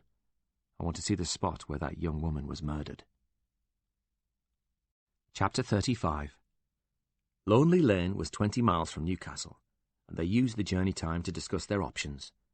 Tom told Bradshaw his theory that he had been sent to London deliberately by Dean to sidetrack him, and how the club owner Devine had mentioned Jimmy McCree on his way out of the building. It always seems to come back to McCree, Camfield and Lynch, doesn't it? Observed the detective. Want me to have a word with Councillor Lynch? Bradshaw asked Helen, even though he knew the last time he'd had a word, it only made things worse. He hoped a councillor, even one in a gangster's pocket, might be made to see sense more easily. Don't waste your time, Ian, she said as they climbed out of the car. Talk to the leader of the city council without good cause, and you'll be on traffic duty before your feet touch the ground, Tom assured him. I don't think there's much you can do. You have no proof that Jimmy McCree ordered the attack on Helen, or that Joe Lynch or Alan Camfield influenced it. I say we keep digging into the Sandra Jarvis case until we find a link to any of them. When we have proof, we bring them all down." "You make it sound easy," said Helen. "It won't be," Tom assured her. "It never is." They walked down Lonely Lane, which was wide enough for one car to travel along, as long as it didn't meet another one coming the other way. Here and there, bushes had been trimmed back and chunks taken out of the banks of grass on the side of the road to create hollows that allowed vehicles to pull in and let oncoming cars pass. Presently, they ran out of road, and the land changed so that Lonely Lane became a short grassy surface between farmers' fields that had been worn down by cars and generations of dog walkers. A low barbed wire fence separated the fields from the lane, but its ancient fence posts sagged in parts and dragged the wire fencing down with it, making it an ineffective barrier to anyone who wants to roam the nearby woods. The sky was dark and overcast now, with the ominous promise of rain. The only building for miles was a single grey stone farmhouse that overlooked parts of the lane, but as they walked along it, they came across numerous blind spots and sheltered bits of land, which fell away from the lane to create discreet parking spaces. No wonder this place was favoured by illicit lovers and the voyeurs who preyed on them. There was no one here today, though. Autumn was turning cold, making it a less desirable spot, and the notoriety of the Rebecca Holt killing would have put a lot of people off Lonely Lane as a romantic destination. Tom was willing to bet there would be others who were less faint-hearted, and still likely to come here once darkness fell. He turned his attention back to the detective. "Did you take a closer look at those alibis for me?" asked Tom, deliberately changing the subject. "While you were swanning around the flesh pots of London?" Bradshaw asked Tom. "I did." "And?" Freddie Holt was seen by a number of people that day. He visited a construction site, had a meeting with a supplier, and signed some papers at his solicitor's. Interestingly enough, there are a couple of gaps in his day where the only person who can account for his actions is himself. Are the timings of those gaps significant? I'd say not. If he murdered his wife in between his other appointments, he is not only a very cool customer, but extremely good at weaving through traffic. Then Bradshaw added, "You look disappointed." "I figure Freddie Holt is capable of just about anything. But if he was going to buy an alibi, surely he wouldn't leave any holes." That's what I thought. "What about Annie Bell's alibi?" "Pretty watertight." Bradshaw found the relevant section in his notebook. She went shopping that day, and a lot of people saw her. She was in town for hours and can account for most of the time before, during, and after Rebecca Holt's murder. "How is that possible?" wondered Helen out loud. "She dropped the kids at school first, then parked in the old open-air car park at the edge of town before walking to the shops." "Why there?" interrupted Helen. "Why not the multi-story?" "She told us she doesn't like multi-stories because she worries she's going to scrape her car on the pillars. She prefers the old car park because she's used it for years. We know she was there because her ticket had the entry time on it," continued Bradshaw. "We also know when she left because she outstayed the expiry time by 20 minutes and had to go to the office and pay a late payment fine. They slap a ticket on your windscreen, but you can settle up with them instantly on the day instead of writing off." "She doesn't strike me as the kind of person who forgets how long she's paid for," said Tom. "Once in town," Ian said, reading from his notes again, "she went to the dry cleaners to drop off some clothes and had the collection tickets to prove it. Then she took a dress back to a store because it didn't fit properly. The transaction showed up on her credit card as a refund, so we know that was legit. Her next appointment was with a travel agent, where she spent half an hour talking to a woman there about a package holiday and left with some brochures." "Doesn't just browse aimlessly, does she?" remarked Tom. "Very organised. Likes to get things done." "She stopped for lunch at a cafe called Oscar's, but there was an argument." "What about?" asked Helen. "Her order," and he glanced at his notebook to confirm, "a jacket potato. She wanted cheese, and they gave her tuna." "And that caused a row?" asked Helen. "Couldn't they have just exchanged it?" "They did offer," said Bradshaw, "but only after the waitress had told her she got what she originally asked for. And Mrs. Bell didn't take kindly to that. She made a bit of a scene, gave the waitress a right dressing down, and told off the manager.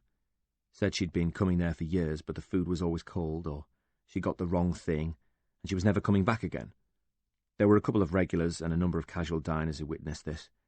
We traced some of them. They recognised her photo and confirmed she'd lost her temper with the staff." "Interesting," said Tom. "Where'd she go next?" "A bakery. where she ordered a replacement lunch of a sausage roll and a coffee. She ate it in the place, kept the receipt. "Why would you?" asked Helen. "Keep the receipt, I mean. You've eaten your sausage roll and drunk your coffee. What use is the receipt?" "No use, but she probably stuffed it in a purse with her change and forgot about it." Next stop was the cinema. "I'm guessing she had the ticket?" asked Tom, and Bradshaw nodded. "She keeps everything," said Helen. "Lucky for us." "And for her," said Helen. "What did she see?" "Schindler's List." "Good choice," said Helen, and Bradshaw suddenly remembered wanting to see it on video with Karen, but she said it would be too depressing, so they watched Mrs. Doubtfire instead. "A long film, too," said Tom. "Did anyone ask her about it?" Bradshaw nodded. She'd seen it all right and described it well enough. "And after the cinema?"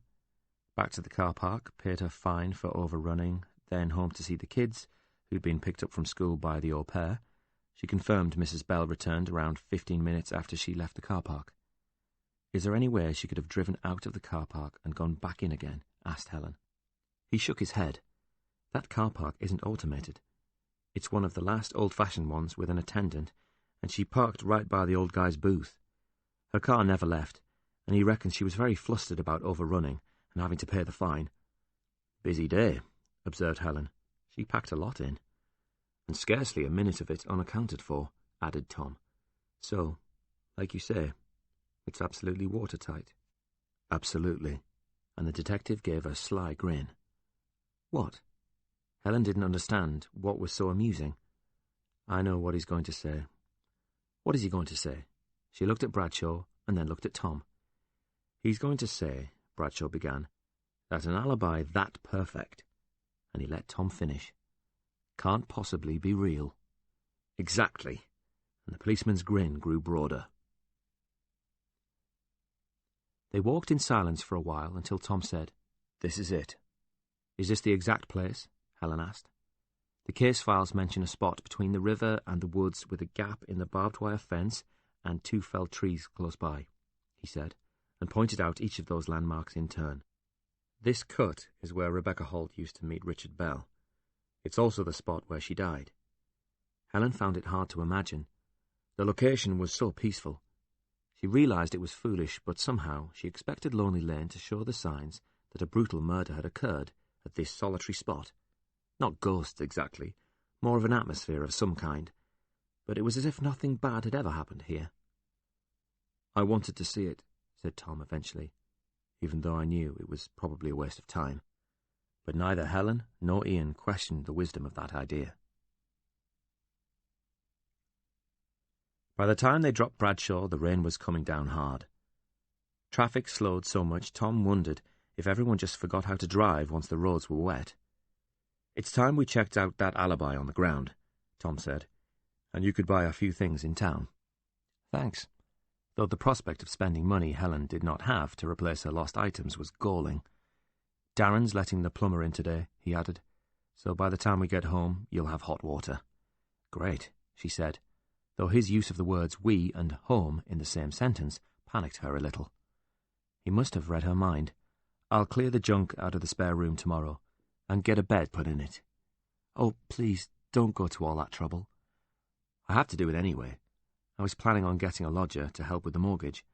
I figured you probably wouldn't want to carry on sharing my bed for too long. Tom could also think of someone else who wouldn't be keen on that idea. I meant I shouldn't impose on you by staying any longer." Perhaps she was also thinking of her boyfriend now.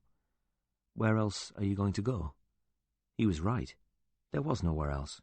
Staying in a hotel for even a few days was prohibitively expensive on a local journalist's salary, and Helen didn't know anyone else well enough to stay with them. Tom seemed to think that was the end of the discussion. "I am going to park where Annie parked, then I'll walk every yard she walked to see if her alibi really stacks up." According to Ian's colleagues, it does. Annie Bell's alibi was a little too good to be true, but if she really had proof she was elsewhere when Rebecca Holt was murdered, then how could Annie be in 2 places at once? "There are some good detectives working this patch," Tom admitted, "but they're not all as diligent as Ian, and you have to remember they weren't looking too closely." "What do you mean?"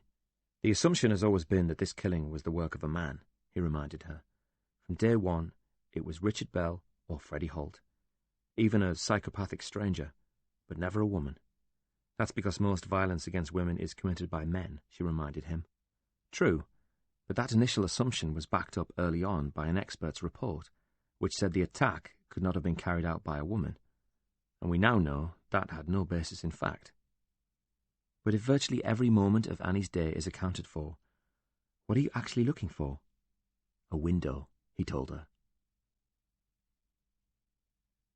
The social worker looked weary, harassed and overworked, but she was at least helpful. Ian Bradshaw told her he was concerned about residents of some of the care homes in the area being targeted and used by a gang of professional shoplifters, and she seemed to take this on face value. He didn't mention Meadowlands at first, because he didn't want anyone to know he was particularly interested in the home. Instead, they had a general conversation about the types of young people who ended up in care, and the merits or defects of the various places that housed them all. I'm afraid the stories are often pretty harrowing, and she proceeded to tell some of them, leaving out names in the interests of confidentiality. She painted a bleak picture of neglect and abuse, and her sympathies very clearly lay with the children she was tasked to protect, no matter what they had done. Her tone altered slightly when he asked her, "And what about the Meadowlands home?" "Oh," she said, "that place. A bit of a last-chance saloon, if I'm honest. Meadowlands houses quite damaged young girls who've already been in a lot of trouble. I'm not saying we've given up on them exactly, but it sounded to Bradshaw as if she and her colleagues probably had. What exactly is the problem with the Meadowlands girls? They are too difficult to manage elsewhere, so they've been corralled together in one place to prevent them from influencing girls who might still have a chance of avoiding trouble. Unfortunately, they tend to egg each other on, so the reoffending rates are highest there.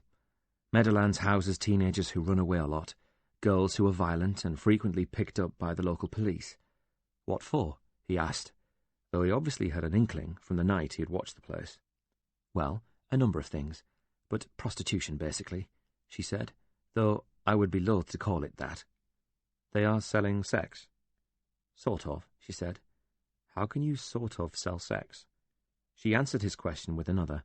"What kind of women turn to prostitution, in your experience?" "They tend to fall into a couple of categories," said Bradshaw. "The ones who sell sex for cash, either because they want to or are forced to, but either way, money changes hands. They work from their homes or rented accommodation.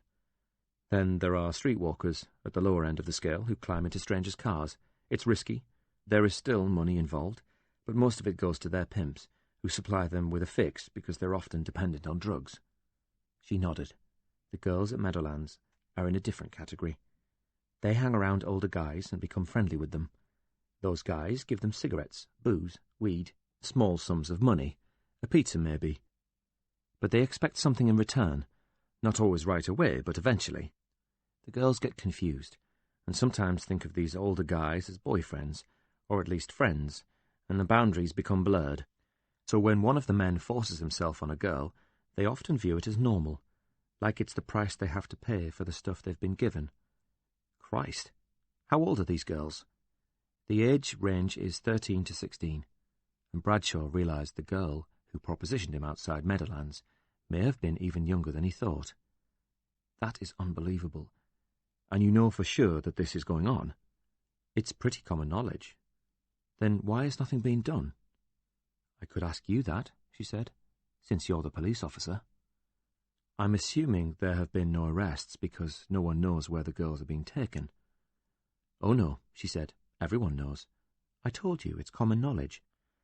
The men involved run a series of businesses in a street just a few hundred yards from Meadowlands. There's a taxi rank, a burger bar, and an off-licence. And the men there openly prey on these underage girls. She nodded. But nobody has been punished. Why the hell not? You might want to ask some of your colleagues about that. Chapter 36. Tom arranged to meet Helen later and started to retrace Annie Bell's steps, leaving the car park and mentally totting up the time it would take to do all of her errands as he progressed along the high street, past the dry cleaners, the department store, and travel agents, then Oscar's cafe. There was no need to check her story about the row in the cafe. Enough people had witnessed that. Instead, he looked through the window and noticed how cramped it was. Causing an argument in a place this size wasn't a very English thing to do, he reasoned. unless you wanted everyone to remember you. When Tom Carney told the young manager of the local cinema he was a journalist, the guy couldn't do enough for him. As he led him into the foyer, Tom realised why he was being so cooperative. The cinema was old, dark and musty. There were even cobwebs in less accessible corners, and the place smelt vaguely unpleasant. The manager must have been hoping a journalist might give the cinema a boost, though Tom wasn't sure how linking it to a murder was going to do it any good. "I'm looking for information on a specific film shown 2 years ago," and he gave the manager the relevant date, the name of the film, and an explanation. He was researching the Rebecca Holt case. "The police asked us about that," said the manager. "I was here then." He sounded a little despondent as he said that, perhaps realising the amount of time that had elapsed while he was still in the same dead-end job. "It was to do with an alibi." "That's right. That should be easy enough to check. It's all in the logbook." Tom watched as he lifted something the width of 2 telephone books from a shelf behind the counter. There was no place for computers here. The manager began to leaf through the logbook, looking for the relevant date. It took him some time, but eventually he glanced up at Tom. "Yes," said the man, with some pride at actually finding what he was looking for. He pointed at the date Rebecca Holt was murdered. "Screen 2, Schindler's List," before adding 3 screenings, 1:30, 5:30 and 7:30, and he closed the logbook. "Do you get many for the early afternoon showing?" "It varies. It's never as popular as the evenings, but we get a few." And he contemplated this for a moment. "Or we used to, before the multiplex opened up outside of town." "What kind of people go to the cinema at that time?" The manager shrugged. "Students skiving off lectures, shift workers, people who work weekends so their days off don't match their mates' free time, the unemployed, they get a discount." "Bored housewives?" The cinema manager grinned. "Sounds like a porn mag." And Tom greeted his feeble gag with a half-hearted smile. "Some," he agreed, "like that Bell woman the police were asking about." "You remember her, then?" "It was all over the papers. I don't recall seeing her that day, but I'm not always out front." The police asked the lass who sold the tickets, but she didn't remember. Then he added, "Mind, you're lucky if she remembers to turn up. There were a few in that day, though. It was a popular film." Mrs. Bell did have a ticket stub with the date on. She must have been here then. She couldn't have got hold of it any other way. Not unless she asked someone for one on the way out. Which would have been a bit suspicious, observed Tom. "I think you would remember if somebody asked you for the used stub from your cinema visit." "People drop them in the foyer sometimes," said the manager. "She could have picked one off the ground." "Not without drawing attention to herself, so we can discount that possibility." "So she bought it here. It's the only place you sell them." The manager nodded, and Tom scanned the room. "Once you bought your ticket at the booth by the entrance, you had no choice but to progress into the auditorium." "Could she have bought her ticket days before?" No." The manager sounded sheepish. "We don't do that here." He meant they didn't have the technology to allow you to buy a ticket in advance. Tom surveyed the ticket booth. It had a single glass window with a space for one person to distribute tickets from a small semicircular gap at the bottom of the window, and there was a flat brass countertop that had 3 slots in it, one for each screen, which spat tickets out at you. The manager explained that the tickets could be distributed on the day of the performance only, because the machine that issued them had to be set at a certain date, and it was way too much hassle to change it for one ticket. The whole setup was like something from the Ark, and Tom knew the new multiplex would soon see this cinema off. "What time do you open?" asked Tom. "Half an hour before the first performance." So she could have bought a ticket 30 minutes before it started, and then just turned around and gone out again without seeing the film. "She could have," said the manager doubtfully, but Tom knew Annie Bell couldn't be sure the girl who sold her a ticket wouldn't have noticed her leave, which would blow her alibi right out of the water. No, she definitely went in. Tom said this as much to himself as the cinema manager, and his eyes trailed the walls with its posters of the latest releases, the most prominent of which was, appropriately, The Usual Suspects. There was a manned sweets kiosk that would have provided another witness to Annie's arrival. At that point, the auditorium broadened, and there was a wide, sweeping staircase leading to another level. Tom pointed to a dark alcove to one side of the staircase, with a faint number 3 above the curtain. So you've got screen 3 on the ground floor? That's the smallest screen, for the movies that have already been on for a while, all the art house stuff nobody really watches, explained the manager. And the stairs take you up to screens 1 and 2, Tom asked. The bigger screens, agreed the manager, needlessly. What's through there? Tom pointed to the dark alcove at the other side of the staircase. Toilets, answered the manager. There's an electric sign above the door, but it's not switched on just now. Tom walked towards it, and the manager followed, all the while keeping up a general chit-chat about how good the cinema was, and all it really needed was a bit of money spent on it, a lick of paint here, some modern lighting there, to lift the gloom. Tom wasn't really listening. He swept back the red curtain that blocked the entrance to the corridor leading to the toilets. Tom walked a few feet into the dark corridor, then the manager flicked a switch, and there was a plinking sound of an ancient strip light trying to fire itself into action. The lights blinked on and off, then one became fully illuminated, while the other continued to flash intermittently. Bloody thing, said the manager. Only changed that the other day. But his guilty tone betrayed the lie. Tom could now make out 2 doors at the far end of the corridor. One had a stick man on it, and the other a stick woman. It was the dark shape beyond them that caught his attention. What's that? He pointed. Just a door, said the manager. An emergency exit. Tom walked down the corridor and approached it. Here was a large exterior door with a thick metal bar across it. This locked? He asked. Never, said the manager. It's a fire escape. Alarmed? Tom checked, though, like everything else in the cinema, it didn't look modern enough. No. Tom pressed down on the metal bar with both hands, and it gave way easily, forcing the door to swing open into an alleyway. If you turned to your left, you could make your way back to the shops on the high street, but the door was shielded from view by 2 enormous metal wheelie bins. If you turned to the right, instead, you could follow a narrow, litter-strewn alley nobody would usually venture down. A strong smell betrayed its use as a toilet at pub kicking-out time. Tom realised this lane took you towards the quiet back streets used by delivery vans behind the main stores. Go beyond them, and you'd be able to creep quietly out of town. He smiled to himself. Like I said, the puzzled manager reminded him, it's only a door. No, said Tom. This, my friend, is a window. Chapter 37. Ian Bradshaw and Helen Norton stood outside the cinema, staring at the locked fire exit door. Tom Carney was not facing the door.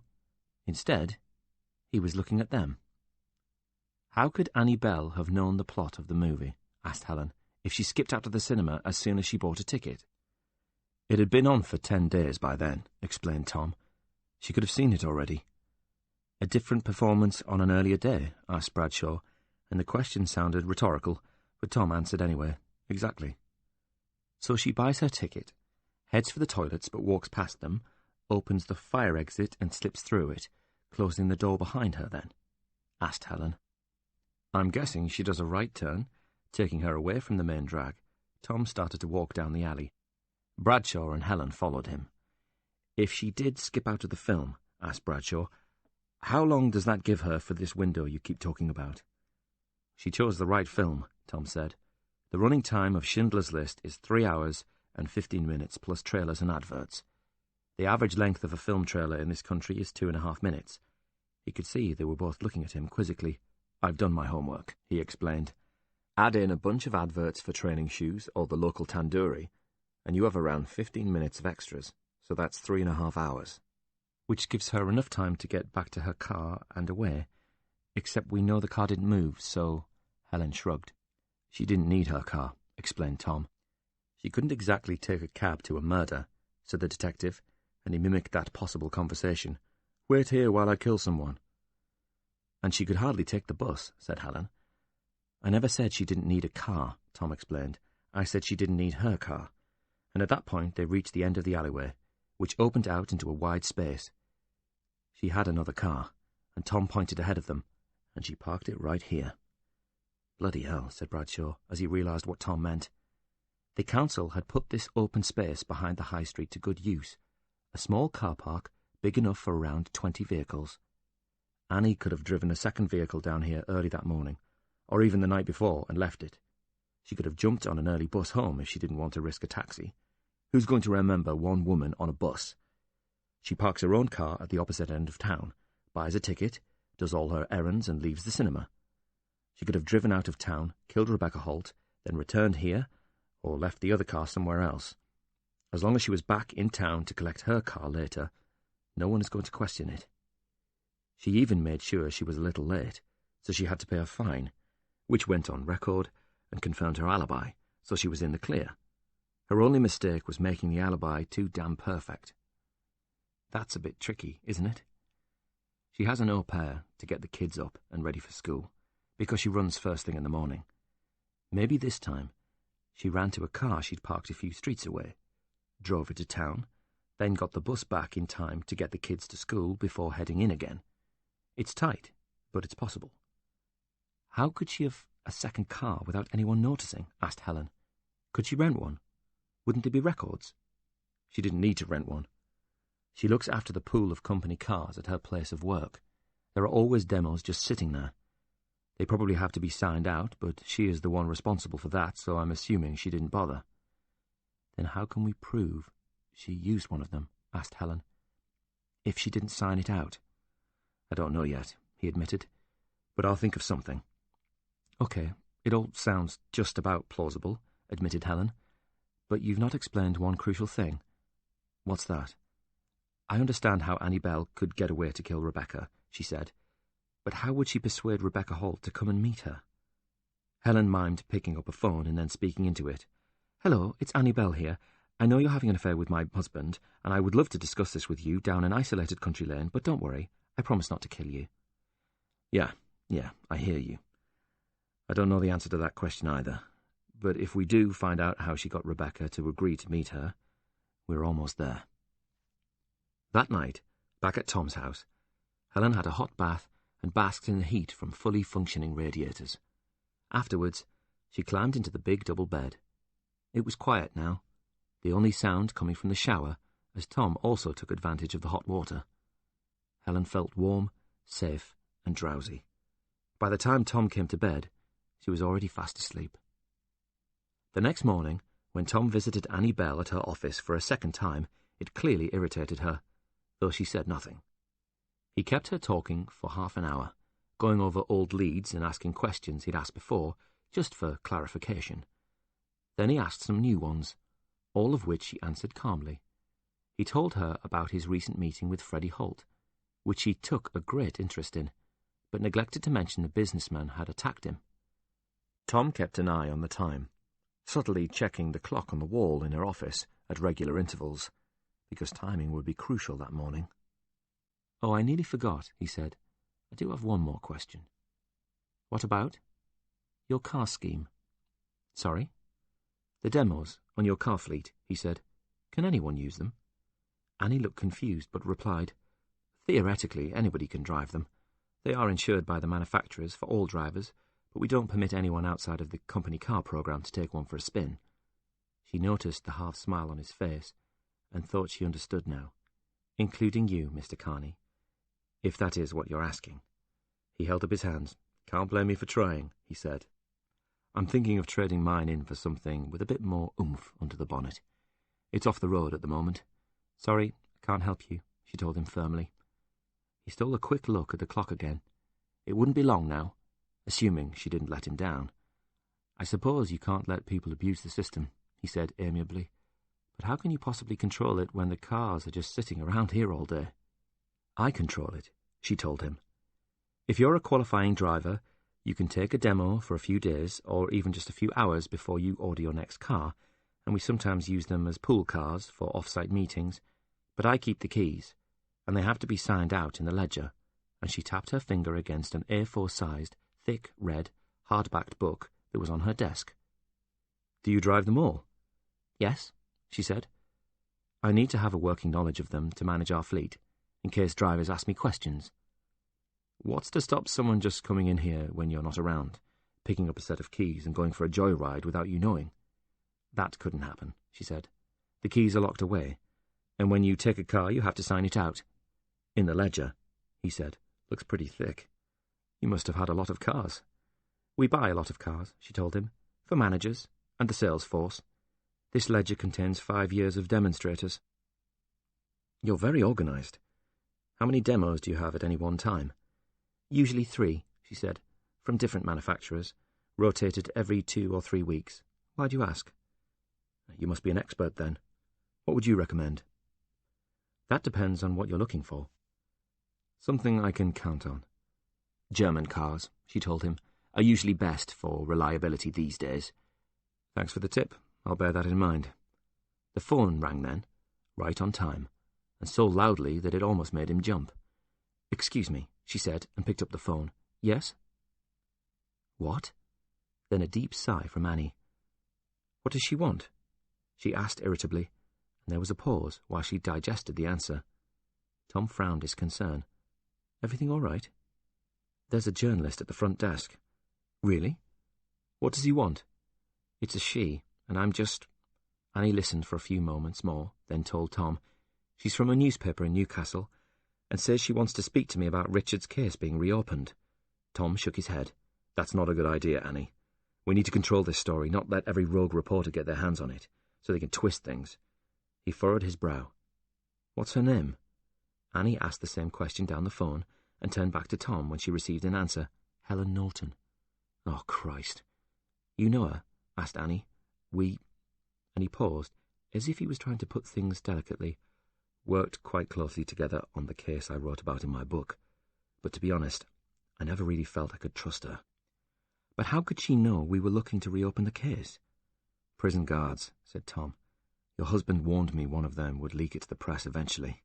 "The bastards," she said, and it was the first time he'd heard Annie swear. "Just get rid of her. They've tried, but she insists she won't leave until she's seen me. She seems to think I might want to speak to her." Richard exhaled.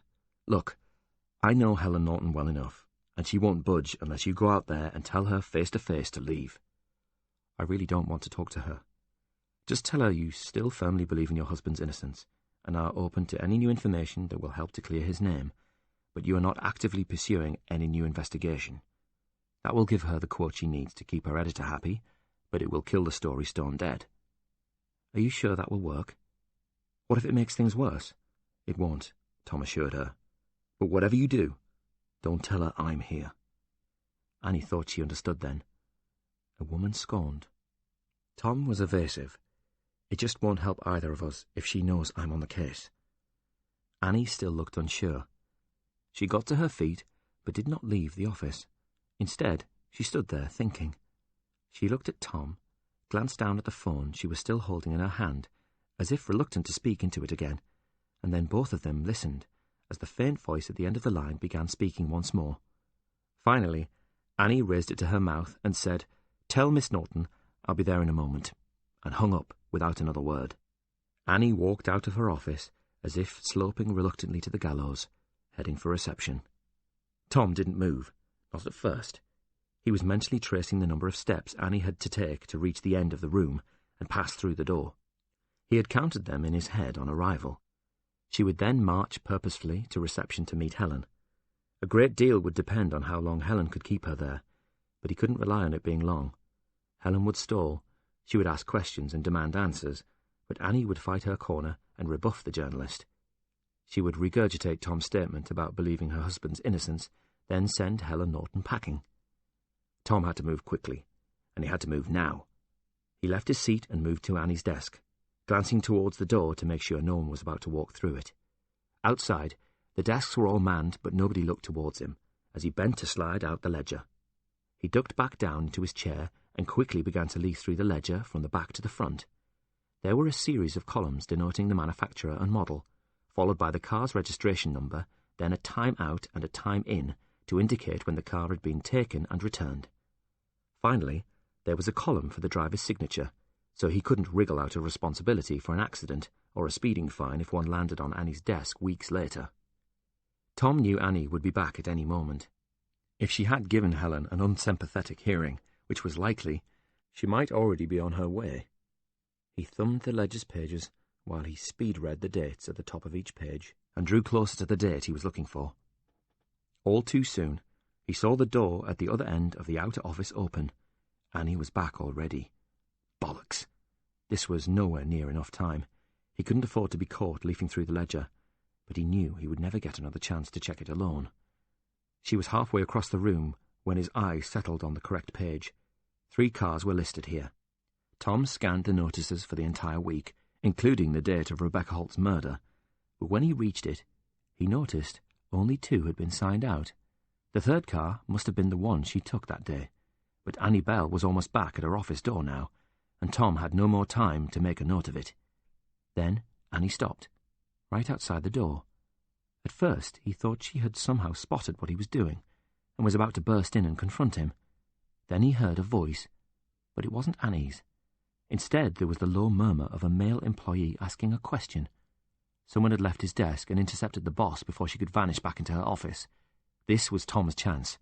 He grabbed a pen and a notebook from his jacket pocket, and balancing them against the ledger, hastily noted down the make, model, and registration number of the 3rd car.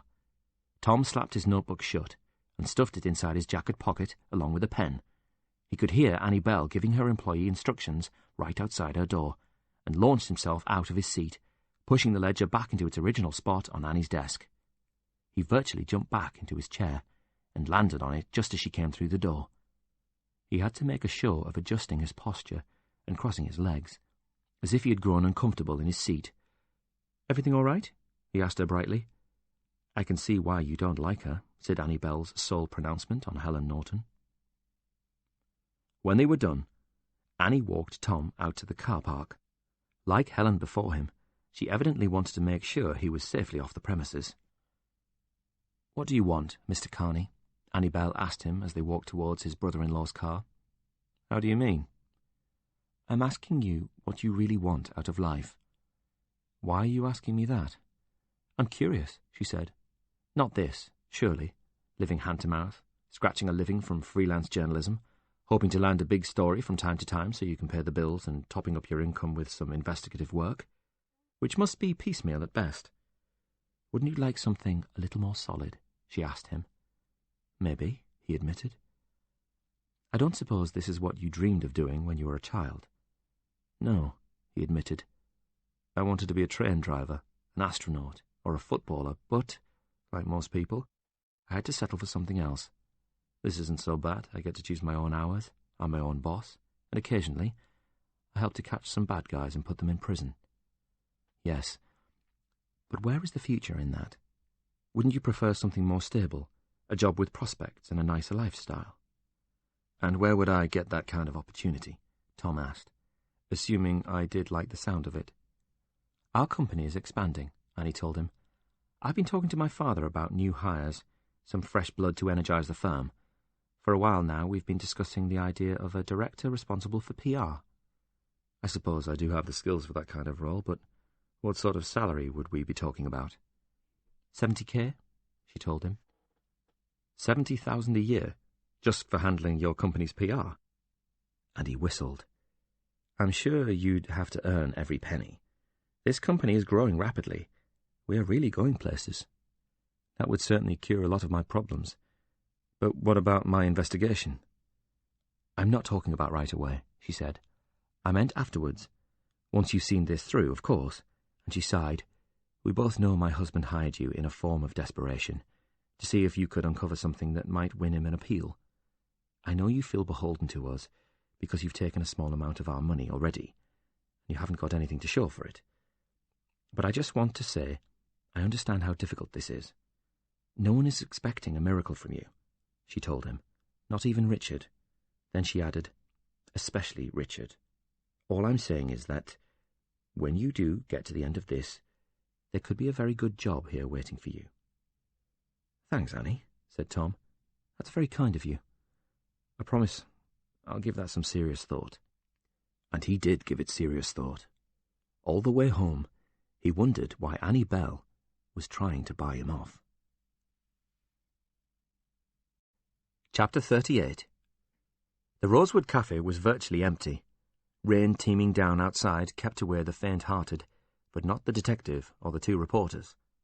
They had agreed to meet later than usual to allow Tom and Helen to visit Annie first, and now they were bringing Bradshaw up to speed. "Could you have a word with someone about a car in Annie's ledger?" asked Tom. "What are we looking for?" "Proof," said Tom, "that she had a demo for her own use on that fateful day." "I'm assuming she wouldn't put it in the ledger if she did." "She didn't," admitted Tom. "Annie is the only one in the company who could get one without signing it out. So I took a look at it around the time of the murder.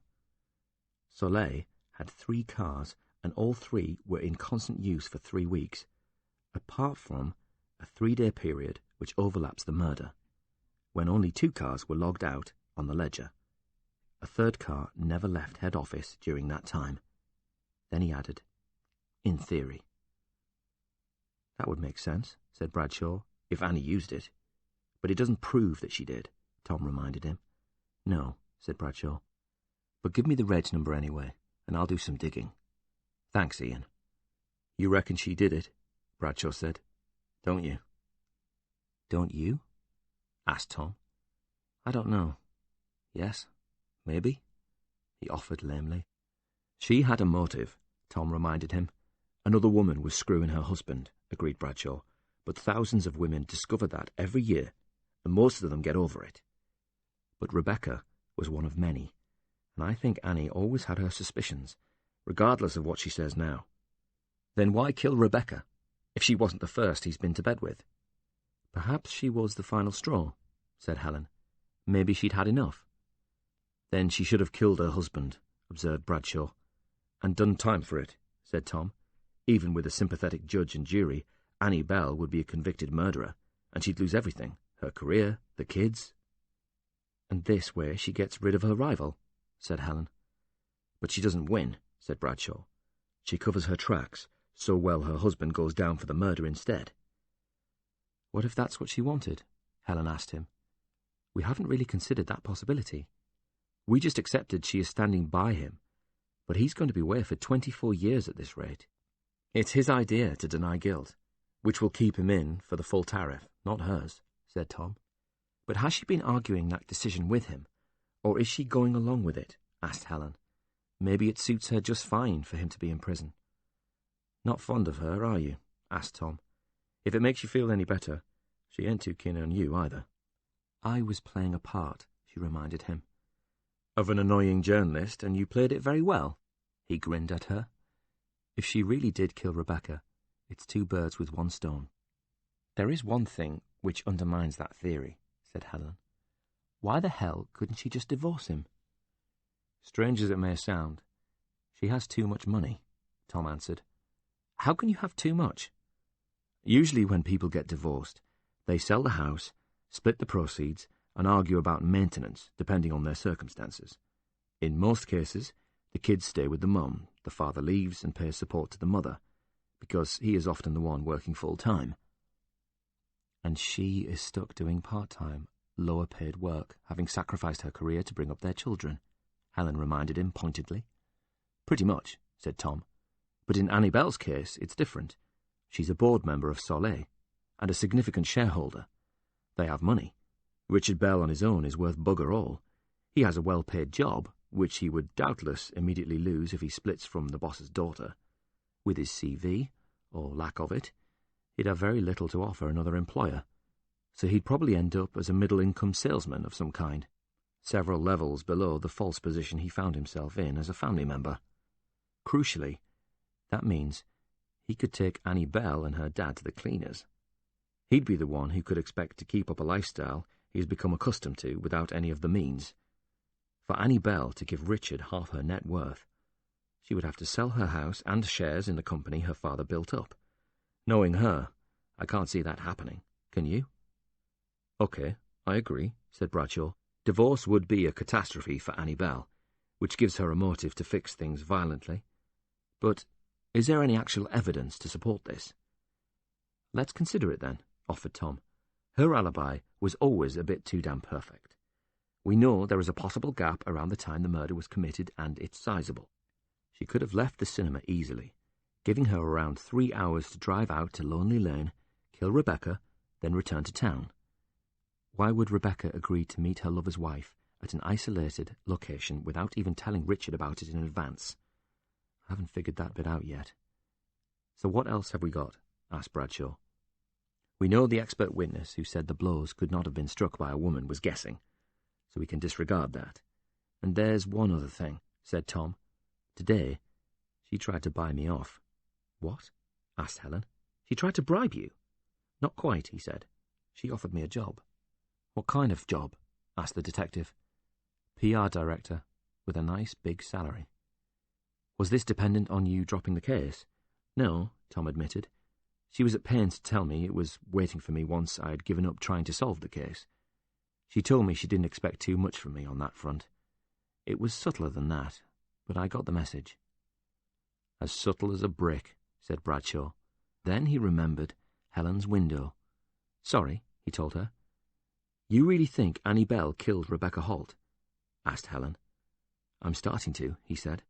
"Why else would she try and derail the investigation her husband started? Proving it, though, that's another matter." That evening, while Tom was reading the paper, Helen asked, "Do you mind if I ring, And he knew she meant the boyfriend. Helen was surprised at how easily the lies came to her. She had been forced to leave her flat for a few days while repairs were being undertaken on the boiler, an idea that had been planted in her head by the problems Tom had had with his own central heating. Then she casually added she would probably use this opportunity to get a different place because her current home was a bit grotty. Peter had listened to this, and, though she was expecting the question, she still felt a slight panic when he suddenly asked, "So where are you staying now?" "At a friend's," she managed. "A friend? Which friend?" he asked, his tone disbelieving. Helen had always believed honesty was the most important building block in any relationship, but she also knew telling the full truth now would be way more damaging than a manufactured half-truth. She was staying with a friend, that much was true, but if Peter learned she was not merely sharing a house with Tom Carney, but also the man's bed, regardless of the fact that no physical contact had taken place, she was certain this would sound the death knell of their relationship. Peter's jealousy would outweigh any trust he might have had in her. "Susan," she told him brightly. "You remember, I told you about her." "No, you didn't," he said doubtfully. "Did you?" "Yes." Susan was a real person from the newsroom. Helen had spoken to her on a handful of occasions, but sincerely hoped her boyfriend would never be in a position to meet her, because Helen could easily imagine her blank face when Peter thanked her for helping out his girlfriend. Helen had told Graham about the attack on her flat, though she played it down considerably. He was still concerned enough to have allowed her a morning off to search for a new place to live. Now she was back in the newsroom, looking at old copies of the Record. Helen was leafing through one of the heavy old binders with a frown of concentration on her face, oblivious to the chatter and the noise of phones ringing around her. The binder covered the first 6 months of 1987, around the time Meadowlands first opened its doors, and she examined every page carefully but swiftly, mindful of missing something important. She was searching for a photograph she had never seen before, but was confident it would be somewhere in this binder if she looked hard enough. Just when Helen had begun to convince herself her hunch was wrong and that this was a fruitless and forlorn exercise, she turned a page, and there it was. "Oh, my God," she said when she immediately recognized the face in the middle of a group shot. What was it that Graham once told her? A picture is worth 1,000 words? Chapter 39. With the kitchen finished and most of the new floorboards in place, thanks to Darren's efforts, it was much easier for them to meet at Tom's. Helen was already staying there, of course, which Bradshaw found amusing. He arrived before her that evening, and, as usual, Tom handed him a beer while they waited for her to join them. "Brave lass, that Helen." "She is," agreed Tom. "Smart, too." Said Tom guardedly. "Bonny lass as well." "Paid-up member of her fan club, are you?" "It's a rare combination," admitted Bradshaw. "You don't normally get bright lasses who are good company and that agreeable to look at." He realised he was comparing Karen to Helen Norton, and that was unfair. But he couldn't help himself. He had begun to wonder what it might be like to be in a relationship with a woman like her. True enough, and Bradshaw noticed Tom's reluctance to get too immersed in this topic of conversation. "Ever fancied a pop at her yourself?" asked the detective. "You seem close." "We work well together, that's all." Bradshaw nodded slowly. And now she's living under your roof? Only till she gets somewhere else. And when Bradshaw did not reply, he added, I could hardly chuck her out on the street. Good of you, said Bradshaw, but I'm surprised you're not tempted. I would be. Sounds like you already are, mate.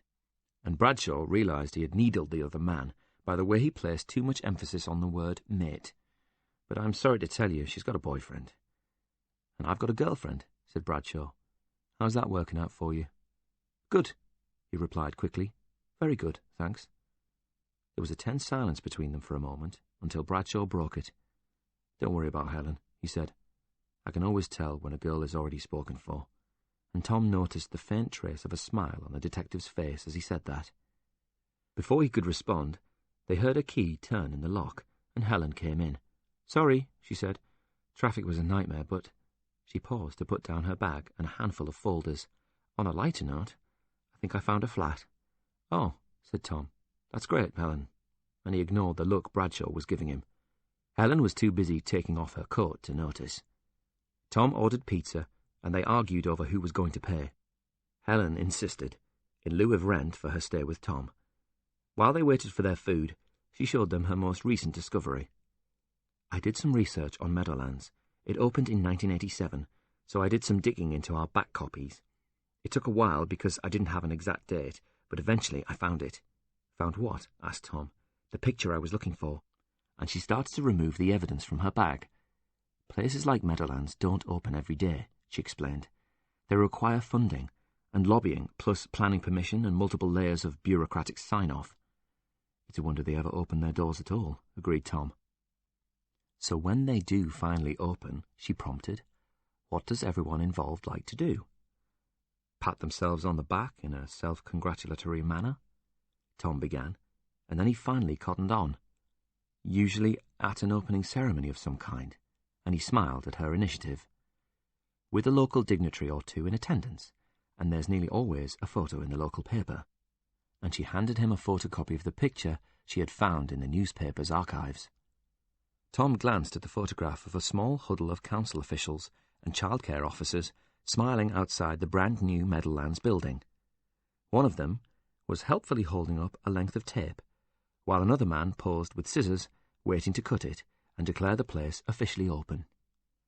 I wasn't expecting that, said Tom, for the man with the scissors was none other than Councillor Joe Lynch. They stared at the photograph for a while. Then Bradshaw spoke.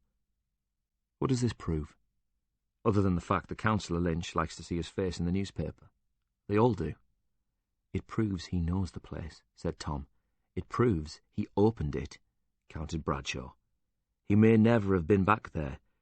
I wouldn't say it was evidence of foul play. But we know what he's capable of, said Helen quietly. He does seem to keep cropping up, said Tom, who was happy to make the link between Joe Lynch's presence at the Meadowlands opening ceremony and the disappearance of Sandra Jarvis. He was recalling his own conversation with Frank about who stood to gain from the former leader stepping down. It is something, said Bradshaw, but it's not much. What did you come up with then? Demanded Helen, irritated that Bradshaw could be so dismissive of her detective work. He seemed almost reluctant to begin.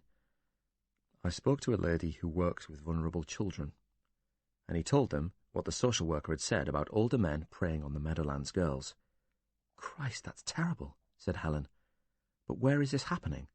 Did they take them to some sort of hideaway? No, admitted Bradshaw. That's the worst part. The woman I spoke to told me there's an office belonging to a small taxi company in the high street, a few hundred yards from Meadowlands. It's in a row of shops next to an off-licence and a burger bar, all owned by the same people. The guys who use it get the girls from Meadowlands to hang out there, and that's how it starts. So what exactly are the police doing? Helen was outraged. If everybody knows this is going on. That's what I couldn't understand. But she implied the police don't care. I refused to believe that, so I spoke to a uniformed officer who covers the area, and he told me you couldn't arrest anyone for it because it was impossible to press charges. The girls always deny anything bad has happened because they're either too scared of the men or in love with them. He said they were all unreliable witnesses with a history of lying and petty crime, and no jury in the world would convict a man on their testimony. That's appalling, said Tom. "Are you not bothered that this is going on?" Helen asked Bradshaw, when she mistook his calmness for disinterest. "Of course I'm bothered, Helen," he told her. "It made me ashamed to be a police officer." "I'm sorry," she told him. "It's just, I'm outraged that no one is doing anything to stop this." The guy I spoke to literally laughed it off, as if having sex with a 14-year-old in exchange for pizza and a packet of fags was acceptable behaviour. He said if it wasn't those men, it would be someone else, because the girls don't know any better. He joked they were doing their GCSEs in prostitution, and told me there was a place like that cab rank in every town in Britain. He reckons the guys behind it pass the lasses to other men who pay them for the privilege. So not only are they having sex with young girls, they're making money too. "I can see why the police might have a problem charging the men," said Tom. "But there's a simple way to prevent all this. Just make sure the girls don't leave Meadowlands at night. They're all under 16, so lock the place up at 9 o'clock and keep them in." "I don't understand why they don't do that," said Helen. "I think I do," said Tom. "The guys at the taxi rank need at least one man on their side for this to work." "Dean," she said. "I'm betting he's on the payroll," offered Tom. "If police and social services are aware of what's going on, how could he not be? He must let the girls come and go at all hours." "There's a lock on the door with a keypad," said Helen. "You just need to know the entry code to get in. Dean wouldn't even have to get out of bed. I still don't understand how the police feel completely powerless to arrest men who are having sex with underage girls and treating them like prostitutes." "I wouldn't call it prostitution," said Bradshaw. "I'd call it rape." Then he added, "How can they consent at their age?" "How many girls at Meadowlands are involved in this kind of thing?" asked Tom. "I asked that," said Bradshaw, "and the answer I got was all of them." Chapter 40. When the pizzas arrived, they ate them wordlessly, each of them lost in private thoughts about the girls from Meadowlands and the men who exploited them. "I'm not hungry," said Helen, pushing her pizza to one side. "Does nobody at social services take it seriously when they get a report of child abuse?" she asked. "I'm assured it does get taken seriously, but they've been quite honest with me about it. They are completely swamped. They don't have enough resources to deal with serious cases, let alone all the frivolous ones." "Frivolous ones?" And he could tell Helen was about to take offence at his choice of words. "Helen, they just can't cope with the workload. They even set up a special phone line during the summer so depressed young girls could call in and talk to a professional if they were experiencing physical or mental abuse and felt suicidal." "Well, that sounds like a good idea." "It was," he confirmed, "until they were swamped by hundreds of calls from lasses who simply couldn't go on." When she gave him a withering look at his unsympathetic tone, he added, "Because Robbie Williams left Take That." "Oh," she said, and reminded herself to be less judgmental in future. "Do you think this situation with Meadowlands girls was the big secret Diane told Sandra Jarvis? Is this why they both disappeared?" "But it isn't a secret, is it?" countered Tom.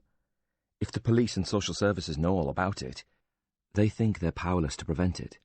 So what could Sandra Jarvis do with that information, except embarrass a few low-level people like Dean?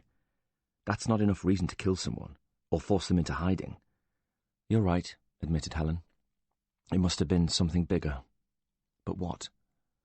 "We may never know," acknowledged Tom. "And Meadowlands might be entirely unrelated to Sandra's disappearance. But I think that it is. There's one person who knows a lot more about all of this than they're admitting." "Dean?" asked Helen. He shook his head. "I'm talking about young Carly." "You want me to do what?" asked Helen when Bradshaw was gone. "Well, I can hardly do it alone, can I?" Tom told her. "If I'm caught, I'll be arrested. No one is going to believe there's an innocent explanation." "And what will they believe if I'm caught?" she asked him, her voice becoming shrill. "That you're a journalist working on a story," he assured her. "Besides, it's a matter of trust, and I'm pretty sure she doesn't trust me." "Then I'd say she's an excellent judge of character," she mock-chided him. "Come on," he said. "Put your coat on, it's cold outside." "It's always cold outside," she told him, and immediately regretted it because that was the kind of thing Peter would have said. He'd managed to sort out a rental vehicle while the garage patched up his own car. "Bloody hell," said the mechanic when he surveyed the Renault's cracked windscreen, broken side window, dented bonnet, and pummeled bodywork. "Who'd you fall out with?" "I hit a deer." Looks like you hit an elephant. They drove up to the quiet, mostly residential street with its little huddle of shops at one end. It was getting late, but the lights were still on in the burger bar, the off-licence, and the taxi rank, and Tom eased his car into a space where they could see without being seen. The burger bar was dead, as you would expect for a Tuesday evening. Occasionally, a driver would pull up outside the cab office and go inside, and once in a while someone went into the off-licence. Racially, they were a mixed bag, with white men and Asians who looked like they were born locally, mixing with other men who, judging by their appearance, may have been from Eastern Europe or a Mediterranean country. They all adopted the same uniform of T-shirts, jeans, and leather jackets or raincoats, which were mostly black. It was hard to tell a criminal from a normal person when everyone likes to dress like a gangster. They all wanted to look like a face. Even the ones who were just popping out for a packet of cigarettes. There were no signs of any young girls, though. "It's too early," Tom said. "Let's go." When they parked again, it was within sight of Meadowlands, which was barely visible in the gloom. The building was lit by the single large light above its door. Whatever was going on inside was disguised by the thick window blinds. They settled down to wait. Eventually the door swung open, and a young girl emerged. Tom glanced at his watch. 10:30, he said. So much for a curfew, and they both watched her walk towards them. Tom had parked on the opposite side of the road, under a broken street lamp, and he was pretty sure the girl would not notice his car among a row of others parked outside the houses here. Sure enough, she walked by without a glance in their direction, heading towards the cab rank. "What was her name again?" he asked Helen. "Debbie," she said. "The one who told us to leave her alone. For fuck's sake." "You know, if a beat bobby stops us, we are going to have a lot of explaining to do," he told her. "I told you. I'm not doing this on my own," Helen said. "It's either this way, together, or not at all." "Okay, I hear you," he said. "Anyhow, have you seen a single police officer?" "No," he admitted. "Exactly. I reckon this place is protected," she said. "You mean someone's paying someone to turn a blind eye?" "Yes," Helen said. "But I don't know how you keep every police officer in town away from a place like the taxi rank." "Aside from the fact that no one seems to give a damn, that's easier than you might think. The boys in blue can be ordered to stay away from certain locations to avoid prejudicing ongoing inquiries by undercover detectives," Tom explained. "Or a politician can ask a senior policeman to go easy on vulnerable children to avoid a public scandal. Neither party wants to see their crime figures soar because of a raft of arrests of minors on drugs or prostitution charges." "What a bloody world we live in," she said, "when people put crime stats as their top priority instead of arresting men who use vulnerable children. That's how careers are made." Tom tensed then. "Here she comes." They watched Carly exit the care home and head unhurriedly along the path towards town. Tom waited till she went round a corner, then started the car's engine. They drove into the main road, overtook Carly, then pulled over to the side of the road where Helen got out. "Carly?" The girl took a moment to register Helen's presence. "What do you want?" she snarled. "I need to speak with you," she said, but Carly's eyes were already darting around, as if she sensed this was a trap. Tom had not made his presence known yet. He hoped Helen, as a woman, would be a less menacing presence, but Carly had clocked him sitting in the car. "What's he doing here?" she demanded as Tom opened his car window to explain. "You stole my photo, you bastard!" she shouted at him. "I did," he admitted. He handed it back to her through the car window. "Borrowed it, really." She marched up to him and snatched the photo from his fingers. "I'm sorry, I just wanted to be able to identify Diane." "To drag her back here?" she accused him. "No," he shook his head. "Why would I want to bring her back to this hellhole? Diane is better off in London, and we both know it." That stopped Carly in her tracks. "I just want to know if she's safe, and I'd like to speak to her about Sandra Jarvis. I need to find Sandra." "Well, I can't help you with that." And Carly walked away. "How much do you earn a night, Carly?" he called after her, and she spun back round. "What do you mean?" She looked worried. "I'll bet it's not that much," he said calmly. "So I'll double it," he told her, "if you come with us now." Chapter 41. It took a moment for Carly to make her decision. He could tell she contemplated denying earning money at the cab rank, but she must have reasoned he knew all about that. so there wasn't much point. Offering to double her earnings was the clincher, and she told him, 40 quid. Tom knew she was lying. I'll give you 50. You said double, but she was already getting into the car. Tom drove them a few miles from town and parked up at the edge of a village in a well-lit side road with neat little houses either side of it. He hoped Carly would feel safe here and be more likely to talk. They both turned to face the girl on the back seat. "What about my money?" Carly demanded as soon as the car stopped moving. "Afterwards," he said. "When you've answered our questions," Helen told her. "That's only fair." "Fuck fair," said Carly. "Why was Diane so keen to leave?" asked Tom. When Carly didn't reply, Helen said, "All the girls seem to like it in Meadowlands." Carly turned back to look at Helen. "You've got to say that, haven't you?" she told the reporter, as if it was obvious, "in case Dean and the others get angry with you." Carly's silence was answer enough. "And if they're not angry with you," Tom said, "you get to do pretty much what you want." Then he decided to risk it, and you can go to the cab rank at night. "Are you a copper or something?" barked Carly. "I told you, Carly, I'm just a reporter who was helping Sandra's old man find his daughter. I don't have any interest in the men that own those little businesses." He was lying to her about that, for he fully intended to write something about them as soon as he was given the opportunity. "They're my friends," Carly was defiant. "I know you think they are," said Helen, "but they're using you, Carly." "Don't talk wet," she told Helen. "It's none of our business," Tom told Helen.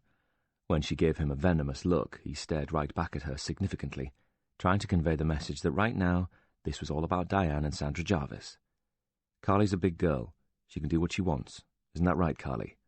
"Yeah," the girl agreed, and she seemed to calm down a little. "And if she makes a little money along the way, that's her business." "It's not money," protested Carly. "Well, sometimes, but mostly they just give us stuff. Cigs, booze, that kind of thing." Tom was saying it as if this was all above board and perfectly normal, his tone reassuring her. "Yeah," she said, "all boyfriends do that." Helen had to restrain herself from telling Carly that this was not how it was supposed to work with a boyfriend, but she knew the young girl would clam up again if she tried. "It's not as if you're the only one," said Tom. "We know all the girls at Meadowlands do it." Carly instinctively avoided that admission, but she didn't contradict him. "You do it, they do it, Diane did it, no big deal." And he hated himself for saying it. "Sounds like an arrangement that suits everyone," he concluded. "So why did Diane want to leave?" "It wasn't them," Carly protested. "They treat us all right," she said, and Helen wondered about a reality where a young girl could actually be made to believe that sex with a multitude of strangers was all right. It was something else. "I know, Carly," he said. "We figured that out. We know it wasn't the guys at the taxi rank that Diane told Sandra about. Like you said, it was something else." Carly eyed him warily as he spoke, and, whatever it was enough for Sandra to close the door on Diane's room and sit with her all night while they talked about it. "You told us they were both really upset in the morning, and a little while after that, Diane left for London, and Sandra disappeared." He gave Carly a moment to take that in. "So what was it, Carly? The big secret Diane told Sandra?" And he reached inside his jacket pocket and took out his wallet. "The reason she ran away?" Tom took out the £50 and handed it to her. She took it, folded it, and stuffed the money in her jeans pocket, but her eyes never left his hands, as he began to count the remaining notes from his wallet. 10, 20, 30, he began. "What's that?" "More money." 40, 50, what for? 60, 70, 80. "What do you want for it?" And she glanced at Helen. "I don't do girls," she told him, "if that's what—" "That's not what we want, Carly, and you know it. This is easy money. The easiest you'll ever make. 90, 100, there." And he concluded by stacking the money in a neat pile and holding it out for her. She reached for it greedily, but he pulled it away. "It's yours, Carly," he told her, "the moment you tell us the little secret you've been keeping all this time. I know you know what I mean. I can see it in your eyes." There was a silence that seemed to stretch while Carly weighed up the risks in complying with him. "We had a problem," revealed Carly, "with one of the bosses." "What kind of problem?" asked Helen. "Which boss?" asked Tom at the same time. "I don't know his name." "What does he do, Carly?" asked Helen, but the girl seemed to struggle to say it aloud. Does he mess with the girls? Asked Tom bluntly, and Carly nodded. And you say he's one of the bosses? Carly nodded again. Does he work at Meadowlands? Asked Helen. No, she said. For social services, then, said Tom, and she simply shrugged. Or the council? He probed further. Is he a politician? He offered as an alternative. A policeman or a gangster? I don't know what he does, Carly told him, but he's one of the bosses. And they realised she used the phrase generically to denote anyone in authority. He's high up, you know? And you don't even know his name? No, I don't. He never uses it. I suppose he wouldn't, admitted Tom. But he comes down all the time. Carly, asked Helen carefully, if you don't know this man's name, and you don't know what he does, how do you know he's one of the high-up people? Because, said Carly, with irrefutable logic, he does what he likes, and no one ever stops him. Okay, said Tom. You don't know his name.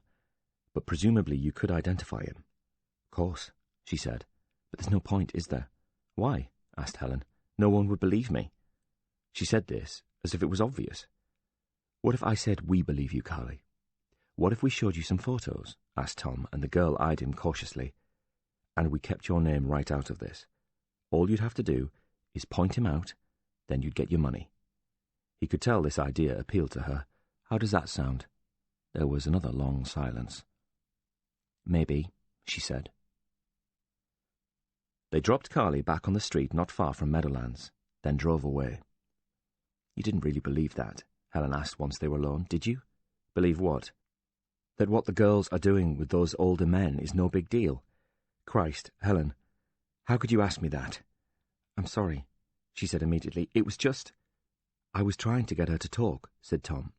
And she did. I really am sorry. I am struggling with this whole thing.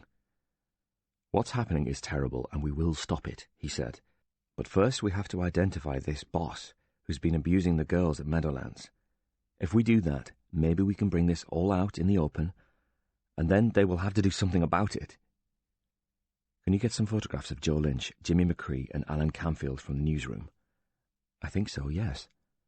Bring a couple of other photographs too, he instructed her, of people who have nothing to do with politics or social services. Why? Because if Carly picks them out, we'll know she's lying. Chapter 42. There's a message for you, D.C. Malone told Bradshaw before he even took his jacket off, from a Sergeant Hennessy. Really? Bradshaw wondered if the message from the time-serving waste of space was to inform him that Hennessy had made a complaint against him. What does he want? He said they brought a guy in earlier who'll be of interest to you. The man in the cell looked like he'd been run over by a transit van. His face was battered and horribly swollen, and as Bradshaw slid the shutter back over the slot in the door, the man next to him spoke. And before you say anything, the duty officer told him, he looked like that when we brought him in. I never doubted it, said Bradshaw. Who is he? Name's Colin Avery. Tell me what happened. The funniest thing. And the duty officer was trying not to laugh now, but the more he kept his voice down so the prisoner could not hear him behind the locked cell door, the more he struggled to keep the mirth from it. He stalked a woman down on some land near Shagger's Alley, which is why Hennessy said it would interest you. She's been exercising down there, jogging and what-not. She's about 5 feet nothing and weighs around 7 stone in her bare feet, but it turns out she's only got a black belt in karate. He goes up to her, pulls out his Percy and starts playing with it right in front of her, but instead of being scared of this pervert, she ran at him and she kicked Chummy in there, right in the balls. He was laughing uncontrollably now, but she didn't just leave it at that. He was fighting to get his breath now. She's only gone to town on him. That little lass gave him an absolute twatting. And his voice went up several octaves as he wiped the tears from his eyes. There's not an inch of him that hasn't got a bruise on it. If a passer-by hadn't come along at that point and suggested she call the police, we'd have probably found his body down there. He made a gasping noise then, as he finally managed to bring himself under control.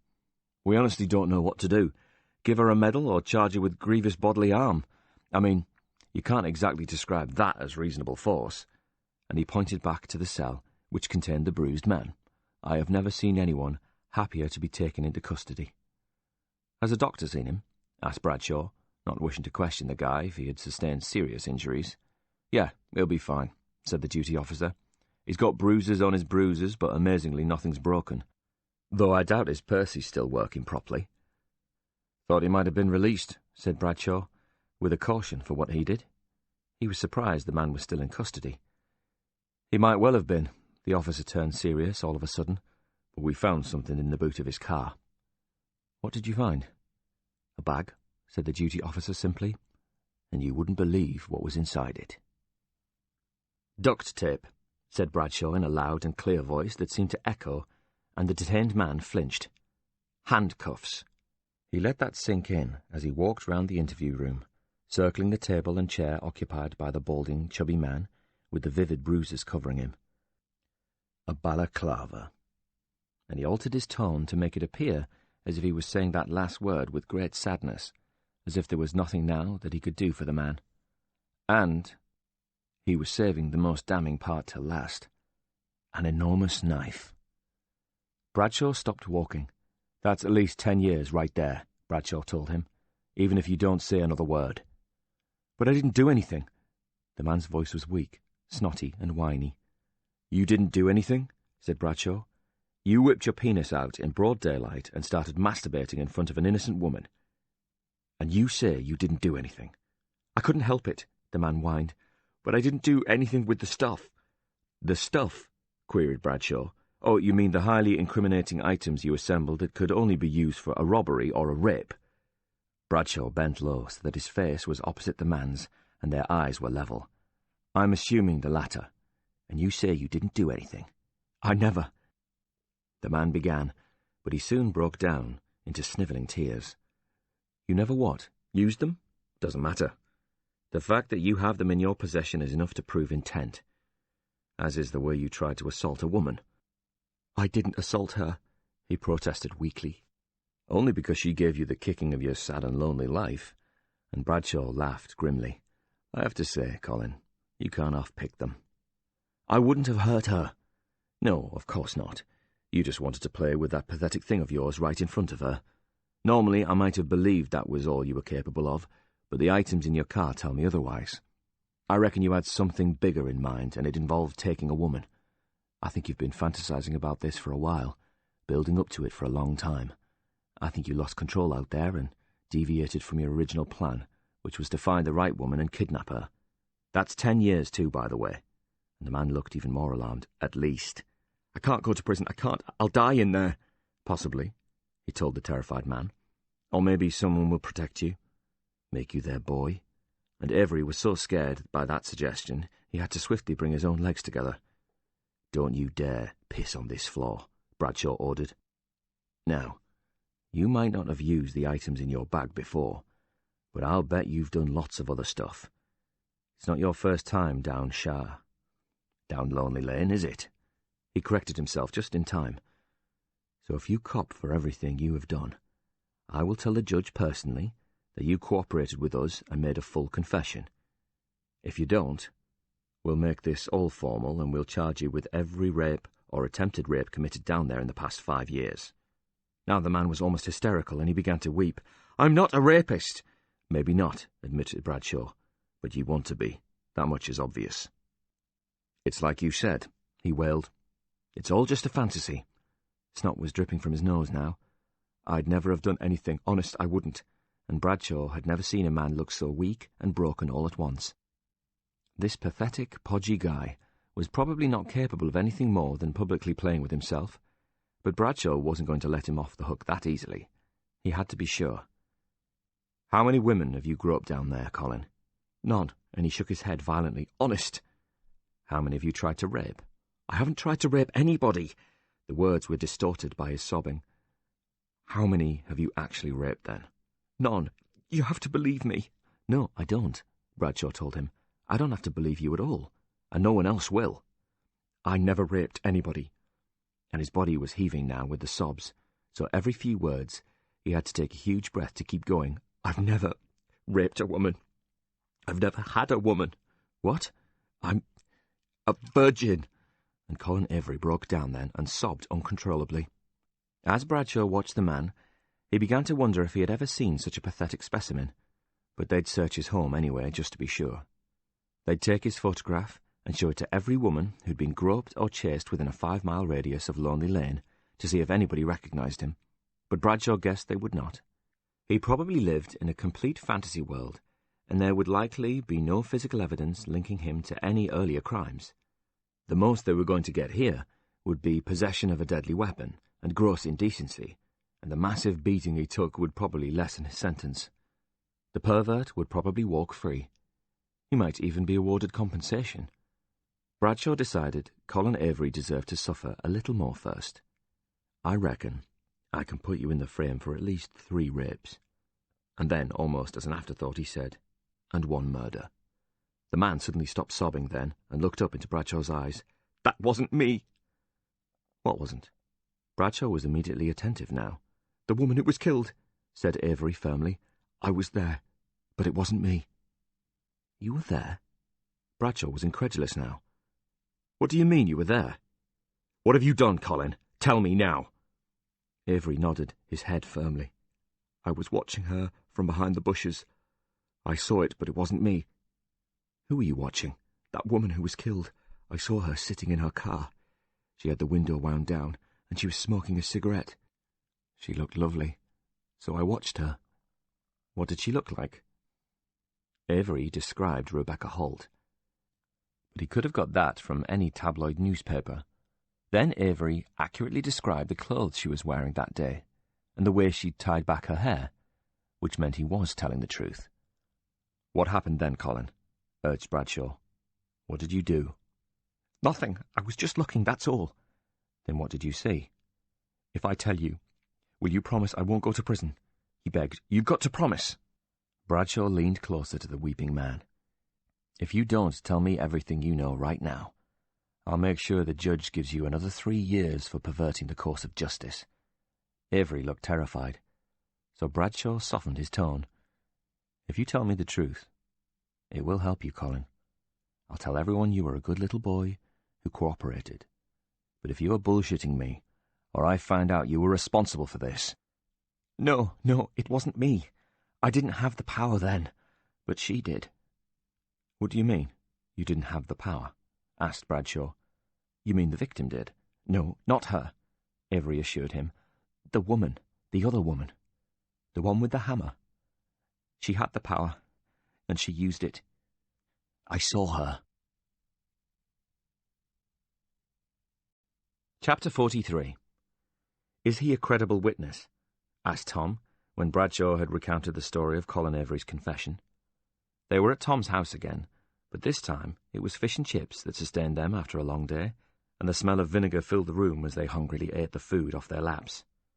"Well, if I'm entirely honest, no." And he ate a chip. I'm not sure how credible a man like that could possibly be in front of a judge or jury, assuming this ever went to any kind of trial, which is highly unlikely. We arrested Colin Avery down Lonely Lane. At best, he's a perverted fantasist. At worst, a clear danger to women. A lawyer would say the whole thing is a hallucination, or he's making it up, in return for some kind of deal. I have to say, I haven't entirely ruled out that possibility myself. Though he's so pathetic, I doubt he would have the balls to try and con us. So he is never going to get anywhere near a witness box, agreed Helen. But do you believe him? I'm not convinced I do, said Bradshaw, but I'm far from sure that I don't. Who knows what he actually saw? But when he described the woman who attacked Rebecca Holt, it could easily have been Annie Bell. Her photo was in the papers a lot back then, observed Tom. He could have seen her, and he would remember the case. I don't think he even reads the newspapers. He looks to be in his own little world, said Bradshaw, and he knew what Rebecca was wearing that day, which was something we never reported. Even if we believe his account of what happened, it isn't going to be enough to overturn a conviction against Richard Bell, or to charge Annie, observed Helen. So how can we use this? The problem is the credibility of the witness, said Tom, or lack of it, right? Yes, agreed Bradshaw, but Annie Bell doesn't know that. And he glanced at Helen, which is where you come in. Before Helen could ask Tom what he meant, Bradshaw interrupted. There's something else. Bradshaw told them. I looked into that demo car for you. I reckoned Annie might have parked it by the cinema the night before, Because she wouldn't have had time to get 2 cars down there in the morning, he reasoned. I then figured, if she had to drop the kids at school first, she probably couldn't get back to it till 9:30 at the earliest. Bradshaw handed Tom a yellow envelope containing some official-looking documentation, which Tom scrutinised. Ian, you clever bugger. What has he done? Asked Helen. Tom grinned. Only gone and cracked it, he told her. When Tom Carney approached Annie's favourite bench in the park at lunchtime the next day, she did not seem happy to see him. I hope this is urgent, she told him, as she put her sandwiches to one side. It is, he said, and he sat down beside her, waiting until a harassed-looking young mother wheeling a sleeping infant in a buggy had passed them, before telling her, simply, You were seen, Annie. Seen? That day. What do you mean? The police have a new witness, someone credible. He has told the police he saw a woman walking away from Rebecca Holt's car after she was beaten to death. He handed her the latest edition of Helen's newspaper. The paper doesn't have it all yet, but they soon will. Annie Bell took the newspaper and read the headline, New Witness in Lonely Lane Murder. She fell silent, and Tom waited while she read the article. Down by the lake, an old man shuffled along, one hand gripping his walking stick, his other wrapped tightly round a brown paper bag filled with bread for the ducks. Helen had done a good job, fashioning an intriguing, if slightly exaggerated news story out of very little. Without naming names, she wrote that a police source, Tom, had revealed to her that police, Bradshaw, were treating a confidential new witness testimony, Colin Avery, as credible. This had shone new light on the case and cast a shadow of doubt over the guilt of Richard Bell. There was even the possibility the case could be reopened, she claimed optimistically. A woman had been seen near the scene of the crime, and police were about to appeal for her to come forward to help them with their new inquiries. Tom realised that all of this would be news to Durham Constabulary, who might not be too pleased with Helen Norton, but it was the only way to frighten the truth out of Annie Bell. He had to get her to admit it somehow. Annie Bell showed no emotion as she read the story, but Tom knew her mind had to have been in turmoil. He needed to take advantage of that before she could regain her composure. Annie was devouring the words in front of her, which had been deliberately written in a manner that would cause her maximum alarm. Helen had played her part brilliantly. In just a few hundred words, she spelled out Annie Bell's worst nightmare. What witness? She said without conviction. What woman? This sounds like rubbish to me. It's someone trying to get attention. He even described the clothes you were wearing, Annie. Dark jogging bottoms and a tracksuit top with a baseball cap. I'm pretty sure he was close enough to pick you out in an ID parade. What are you talking about? She looked worried. Who is this witness, and why has he not come forward before? I don't have his name, but my source in the police tells me he's married and was meeting someone. He shouldn't have been down there. He was terrified if he came forward, he would have to appear in court and it would cost him his marriage. Then why would he... Annie's face was a picture of confusion. Come forward now? Divorced, see? Unluckily for you. Him and his missus have gone their separate ways, so he doesn't have anything to lose anymore. Except for one thing. What? It's been eating away at him for more than 2 years, knowing that an innocent man is rotting in prison for a crime he didn't commit.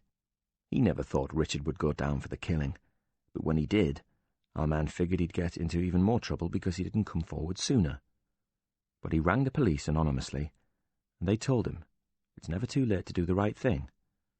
They've promised not to take action against him if he tells the truth, and that's exactly what he has done. I don't know why he would claim all of this, but it's rubbish. If he saw a woman down there, it most certainly wasn't me. I have an alibi, she reminded him. Not anymore, I'm afraid, Tom said calmly. You see, I looked into that, and I found the exit from the cinema and the car park where the demo car was waiting for you. That's why it wasn't listed in your ledger. What? And something happened today that changed everything, he told her. I think, with my help, the police will soon be able to reopen the investigation into Rebecca Holt's murder. What do you mean? She was trying to sound casual, but failing. What happened? I found out about the parking ticket. Tom watched her closely, for he could tell she was terrified. What parking ticket? Annie was screwing up her face, trying hard to look baffled. You're overdoing it, Annie, he said. The acting. You're not very good at it. You know exactly what I mean. the parking ticket on the demo. You see, at first I assumed you got up early that day and went for your morning jog, then collected the demo from some location close by and drove it into town. I figured you parked it up behind the cinema and bought a ticket for the car park before returning home, probably on a bus. Then you took the kids to school in your own car, parked it in the car park at the other end of town. But then I thought otherwise. I'm lost. And she shook her head, as if all of this was fantasy. You've completely lost me. Tom ignored this and continued. He was taking the credit for Ian's detective work for a reason.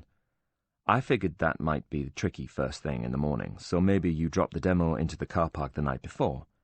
You couldn't buy a ticket until the next morning after you dropped the kids at school, but you didn't care about that. No one knew you had the car anyway. You could gamble without any consequences. The attendant came to the car park early that day and issued a ticket for your demo, but that didn't matter. When I checked your demo log, there was one car signed out every day that week apart from the days around Rebecca Holt's murder. I memorized the reg number, then went to the department responsible for the collection of fines. Lo and behold, I discovered a VW with the exact same registration number had been parked in the car park behind the cinema without a ticket that very morning. Technically, the car belonged to the manufacturer, so that's who they eventually contacted for payment, but, as much as they want to sell cars to you, Annie, they are not going to pay your parking fines. So they got in touch with you, and the fine was promptly paid. Strangely enough, however, it wasn't paid by your company, or even one of your company car drivers. Wasn't it? Annie asked in a dead voice. Tom shook his head. No.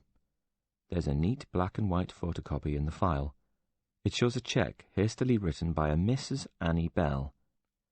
She looked as if someone had punched her then. I guess you thought no one would ever find out about that, eh? You figured it would be buried in a file somewhere for years. Well, it was, he told her, for 2 years to be exact, until I found it. That's all the proof I need, Annie. It proves nothing, but her voice was wavering. It proves my theory that you slipped out of the cinema through the fire exit, then headed for the car park and the second car. I'm assuming you went straight to it before you did anything else that morning, so you could buy a ticket for the vehicle you'd already left there, but you didn't realize the council had privatized the enforcement. A man had already taken a note of your registration number and started the process of sending you a fixed penalty. I'm not even going to answer you, she said. This is such rubbish. I don't even... She shook her head in disbelief. You don't have to answer me, Annie. You could just tell it all to the police. They're the ones who will demand answers, and you won't be able to explain why you had a second car in town that day. If I give it to them, they'll reopen the case for sure, he said, because they'll know the only reason you would need 2 cars is so you could use one of them to create an alibi, and the other to drive out to meet Rebecca Holt and murder her. If, she asked him, what? You said, if you give it to them, not when. Did I? He asked innocently. What do you want, Mr. Carney? Annie's eyes narrowed, and she asked, Are you recording this conversation, Tom? No. She insisted on checking him anyway. He unzipped his jacket, raised his arms, and stood there, compliantly, while she patted his torso and checked his pockets. Happy? Her answer was to sit back down, and he joined her. So, what are you selling, Tom? She asked. You're obviously selling something. Maybe I'm buying, he told her. I'd like to buy your story. But I don't know enough of it yet. I don't have a story, she told him. That's a shame, he said. I guess I'll never know why you did it then. Did what? Killed Rebecca Holt. I mean, it's obvious on one level. She was screwing your husband. I wouldn't say that was reason enough to murder her myself, but you aren't the first person to lose your mind over an extramarital affair, and you certainly won't be the last. But I was hoping you'd have a bit more to you than that. I really don't know what you mean, she said stiffly. I told you the police have a witness. There's also a discredited expert witness, a motive and an alibi that's been totally demolished thanks to a parking ticket that puts you where you needed to be to get at Rebecca Holt. The only thing I really lack is a reason. If I had one of those, I might be able to find it in my heart to understand why you did it. You see, I have a problem, Annie. You were right about me. I am sick of my life. I don't like shuffling from one low-paid assignment to the next. I'm getting too bloody old for that. I could do with a little bit of comfort, and that job you told me about sounded pretty good to me. But I'm not sure I could work for someone who can kill another human being without a damn good reason. When she failed to answer him, he added, "But if you did have a reason." "What?" "Maybe I'd forget to show the police that parking fine. It might easily slip my mind." "What's the point in telling them? I mean, it's not going to bring Rebecca Hall back, is it? She's dead, and that's that. Maybe she deserved it, and perhaps your husband deserves what he got too. Who knows?" he asked. "And that's my point, really." "What are you talking about?" "I'm saying I can be bought, Annie, but not cheaply. I need a reason to come over to you, something I can live with, to convince myself you're not just a bunny boiler. In short, I want your side of the story, or we part company now, and I turn everything I've got over to the police." "You've got it all wrong, Tom. You've joined up some dots, but together they don't make any sense, and—" He got to his feet before she could finish. "Enough," he told her. "I'm not wasting any more of my time. I thought we understood each other. I'm willing to understand, Annie, or at least to attempt to see it from your perspective. But if you're not even going to try—" Tom started to walk away. He was yards from the bench before he realized the bluff had failed. He'd just played his last card, and Annie Bell had trumped it. He would need more than a parking ticket and the testimony of a pervert to prove that. Tom was so frustrated he wanted to scream at the top of his voice, right there in the park, and then, suddenly, he heard Annie Bell's voice behind him, loud, clear, but wavering. "Wait!" she called. Tom turned slowly back to her then, hoping the truth might finally be waiting for him. Chapter 44. Tom walked back and sat down next to Annie on the bench, then waited for her to begin. When she eventually spoke, her voice was flat. She had finally given up. "Men are stupid," Annie informed him quietly. "They think we don't know, but we always know. They come home, then head straight for the shower because they say they've got sweaty in the office. But they're really trying to wash away the traces of her, whoever she happens to be. They say they're late because they've been to the gym or the tennis club. But when they throw their sports gear into the washing machine, you go and take a closer look and find it's bone dry." Tom stared silently ahead, not moving, barely breathing, because he didn't want to do anything to break the spell. Annie continued to speak in a quiet voice with no discernible emotion, as if she was in a trance, and the words poured from her. "So you know. You always know. You just don't know who, not at first, which is why you follow him. You take one of the pool cars and no one notices because there are always new demos coming in, and it's your job to try them all anyway. You park it round a corner, and you wait until he comes out of that business lunch, the one that finishes early, but later he will tell you, in just a bit too much detail, how it dragged on and on because Nick wanted to brag about his new 9-iron, or Andrew was sleazing over his young PA.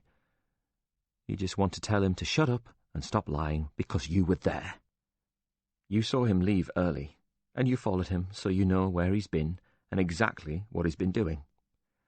You follow him at a distance because women are discreet, and you don't want him to see you, but you wonder whether he would even notice if you were tailgating him. Eventually, he turns off the main road and takes a narrow lane off the beaten track, but you don't follow him down there. That would be too obvious. Instead, you park further down on the other side of the road, and you wait to see what happens." He noticed she was using the word you, not I, distancing herself from her own story. Then another car comes along, not 5 minutes after your husband, and you wonder what the odds are of that happening. People only go down that track for one reason. Teenagers go there at night to snog and grope one another, though I never did, and she sounded regretful at that. But they aren't married, and it's their business what they get up to. You only care about your husband and who he's with, but you don't see clearly. The sun reflected off the windscreen, so you couldn't make out the other driver, but you know it's a woman. You know it's the woman. So you wait. Annie paused momentarily, as if she was remembering how that felt. You wait for more than an hour, and it eats you up inside, because you know what he's doing with her there. You can't help but imagine them together, and it breaks your heart. Just breaks it. Tears started to form in her eyes, but she angrily brushed them away. Finally, your husband's car emerges, and this time, the other car is right behind it. They didn't even wait. They weren't even careful because they thought they were so bloody clever and nobody could ever work out what they were up to. Your husband's car turns right, but you don't follow him. You're more interested in the other driver, so when she turns left, you pull your car round and go after her. You follow her for miles, nearly crashing your car on a roundabout because you're so desperate to keep her in your sights. You're waiting for her to stop so you can get a good look at this woman who's been fucking your husband in a car in broad daylight just minutes earlier, and you wonder what kind of person she is. Is she single or married? Younger than him or the same age? You're pretty damn certain she won't be any older. You think about what she's got that he craves so badly he's willing to risk everything for it. Then she sighed in a resigned way. You already know she's more beautiful. She stopped talking then, but Tom waited for her to continue. Then at last, she pulls over at a supermarket. You're certain she hasn't noticed you, so you park just a short way from her car. She's taking her time.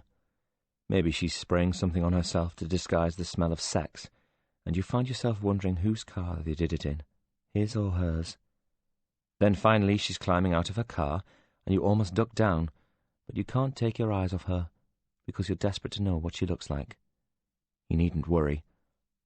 She's oblivious to the fact that you are just a few cars away from her, and you get a good long look. She is beautiful. Of course she is. She's young too, and has money for clothes, and you're willing to bet the car is all hers, even if she didn't pay for it herself. Somehow, you can see right into her, and you know she's a clever, cunning, manipulative, ruthless woman who is used to getting what she wants, and will happily use each man she meets as a stepping stone to the next one. The reality of it hits you like a punch in the stomach. This isn't some waitress or chambermaid your husband is screwing. This woman is going to take everything from you. And Annie closed her eyes. You know that. You just know it. Then she opened them again, and her face bore a determined look. Unless you stop her. Annie's speech halted then, and Tom realized he would have to prompt her to get at the truth. So what did you do? I wanted to meet her on the way out of the supermarket. I wanted to grab her and pull her down and smash her pretty face, said Annie. But instead I went home, lay on the bed, cried for a while, then I pulled myself together before the kids came home. Did you say anything to him that night? No, I just listened as he told me all about his day, while I contemplated sticking a kitchen knife between his shoulder blades. But you started to plan. He was coaxing the story from her little by little. Not then. I felt dead inside at first, and she exhaled. It was a while before I hated him enough to start planning anything. Why didn't you just divorce him? Tom asked, though he knew the answer already. And let him take half of everything? Why should I let him leave and become rich at our expense? Why should we pay him hundreds of thousands of pounds he never earned and damage the company irreparably? Did you think about killing him? Every day, for a while, she admitted. Didn't think I'd get away with that. Finally, I started to imagine a way to destroy them. I'd kill her and make it look like he'd done it. Then I'd be rid of them both. She'd finally admitted the truth. Tom felt a combination of shock and relief. Even though he had already convinced himself of her guilt, it was still incredible to hear it from Annie's own mouth, after all of her denials. How did you get her to go out there? Tom had never been able to imagine a way for Annie to lure Rebecca to her death, the same way he did. The dead letter drop? Yes. How did you know about that? I followed him again. And you saw him leave a letter under the stone in the wall? I only saw him park up and get out, then head up that little lane, but I didn't understand because it doesn't lead anywhere. I drove past him, then circled back, and when I reached the spot, he was already coming out again. So I knew he couldn't have been meeting someone there. When he was gone, I went down the lane myself. I didn't even know what I was looking for, and I found nothing that time, but I realized the spot was overlooked by picket cops. We used to play there when I was a kid. And Annie seemed almost wistful, lost in that memory for a moment. I went down there the next day and watched from the cops. I invented meetings so I could catch him out. Then I saw him put a note in the wall. She needed a moment then, before she could continue. The memory was too raw, even now. And that's how you found out where they were meeting and when. Not just that, she said bitterly. They wrote love letters to one another when they couldn't meet. I read their correspondence for 2 months, but there wasn't much love in them. You should have seen the things they wrote about me. They were both so cruel. She said I was fat and looked like a man. I didn't deserve Richard because I didn't have a warm bone in my body and was incapable of real love.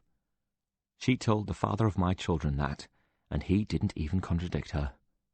He told her I was frigid, and he had never loved me, not really. He said he only stayed with me for the sake of the children. I was his biggest regret. He told her he knew he had made a terrible mistake on our wedding day, but he went ahead with it anyway. He'd been trapped with me ever since. I don't think you can imagine how that felt. She sounded at breaking point. No, I can't. And even though he now knew she must be a killer, for the first time Tom felt sorry for Annie Bell. Then she started to persuade him to leave me, and soon that was all they ever talked about. If only they could leave us all behind, her jealous, controlling husband, his ugly, frigid wife. If only they could be together forever. I hated her then, Annie explained. I hated him, and at first I wanted to die. Then, later, I wanted them both dead instead. But then you had a better idea. She nodded slowly. Kill her, and put him in the frame for the murder. That seemed fairer, she said. They both got what they deserved. How did you get her to meet you out there? It was staggeringly easy, she said. I practiced his handwriting and I wrote her a note. I waited till he went down there in the morning and switched his note for mine. Same location, just a different day and time. I brought their meeting forward. And you faked the note from the waitress too? Yes, she admitted. I knew something had happened between them from the way she treated him when we ate a meal there. She was rude, dismissive in a way she wouldn't have been with a normal customer, and he pretended not to notice. I got her name from her badge, then chose a simple, legible hand and gambled she hadn't written to him before.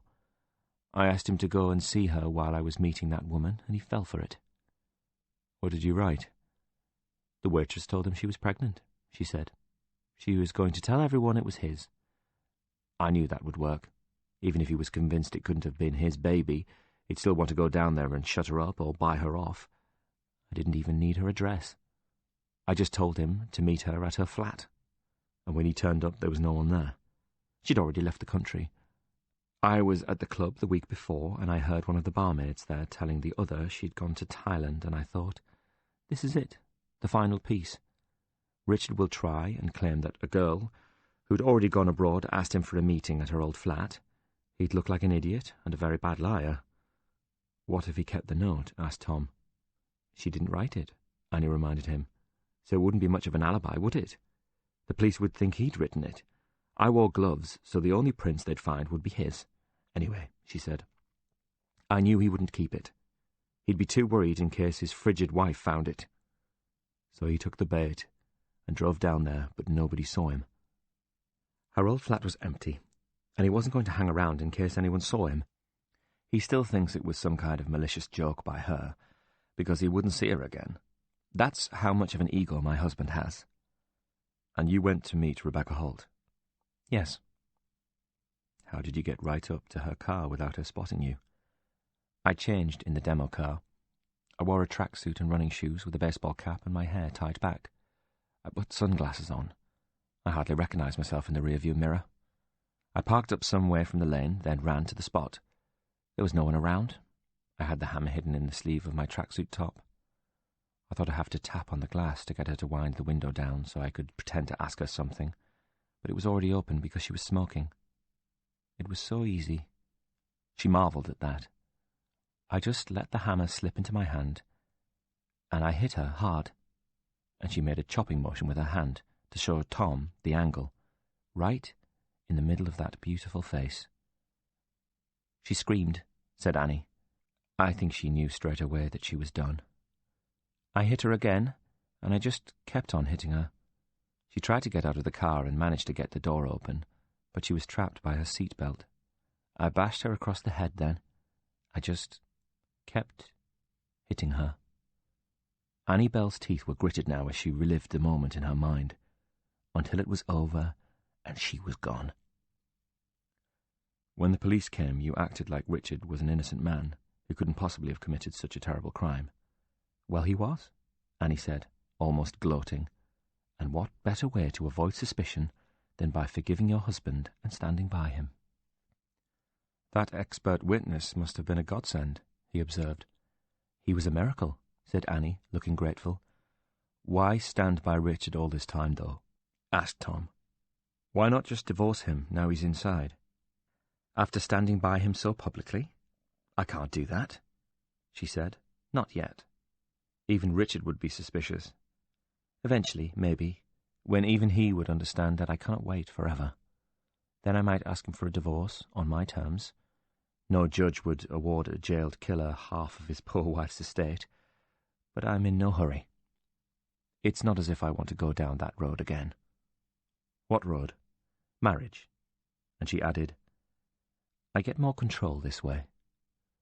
I assume it's your idea for him to carry on maintaining his innocence, so he never qualifies for parole.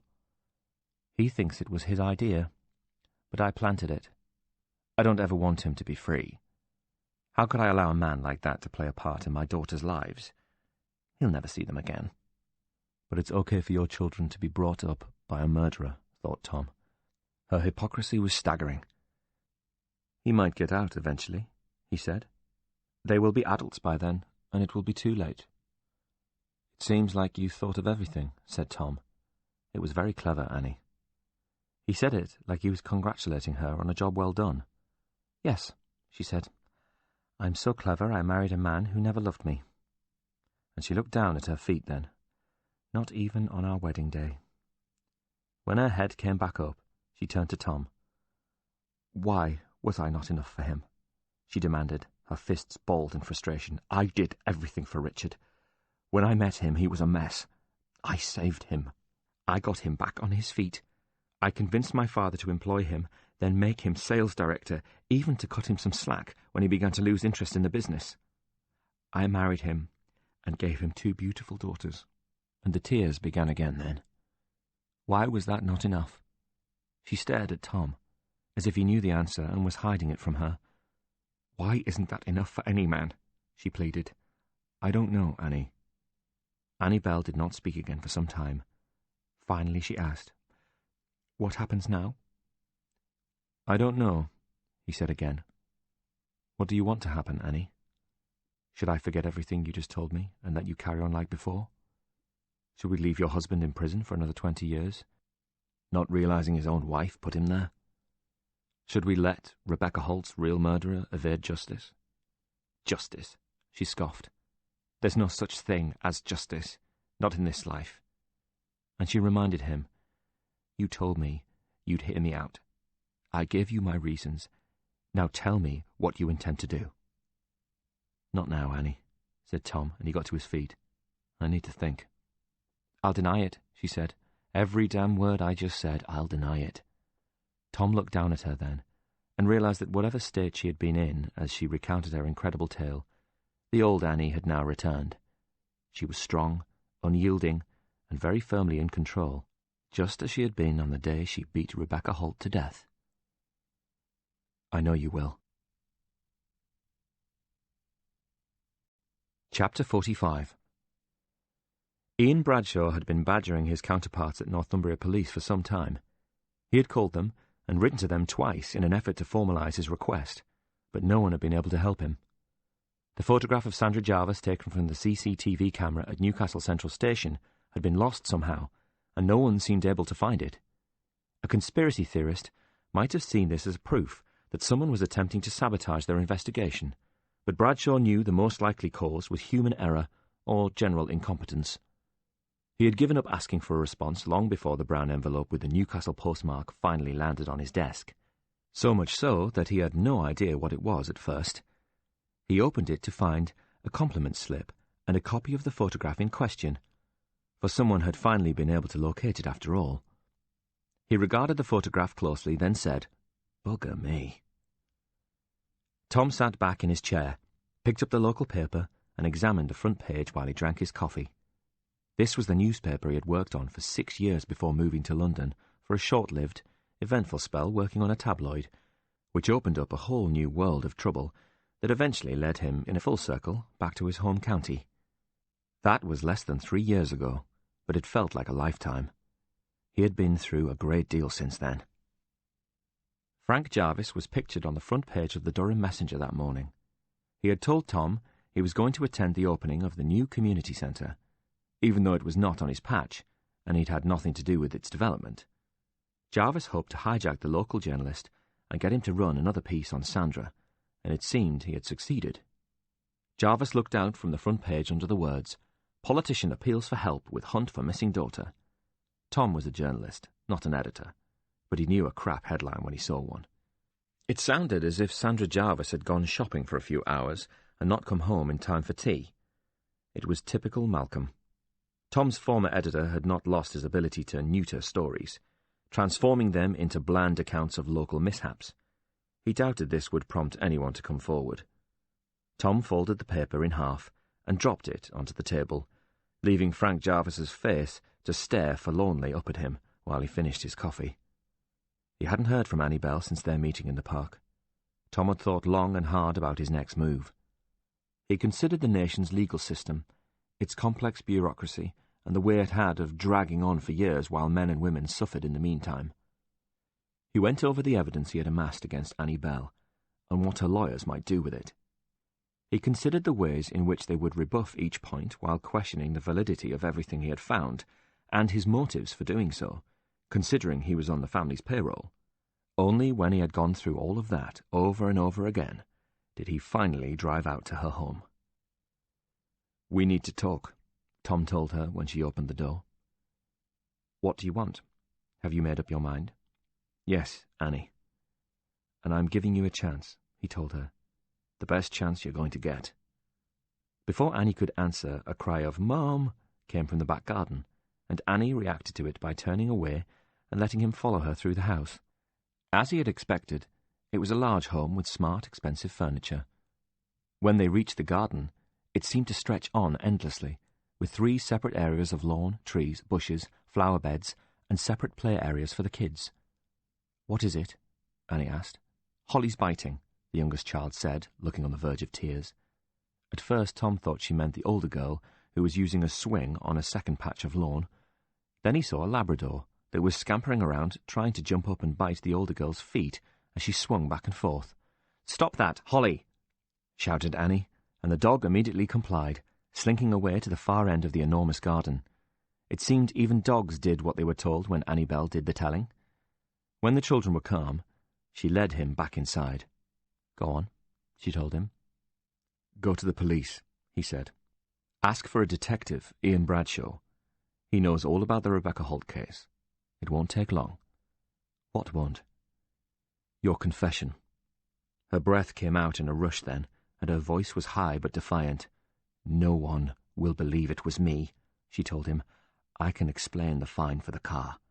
"No, you can't, Annie," he told her. "And I know it all now. You told me yourself. I know everything you did.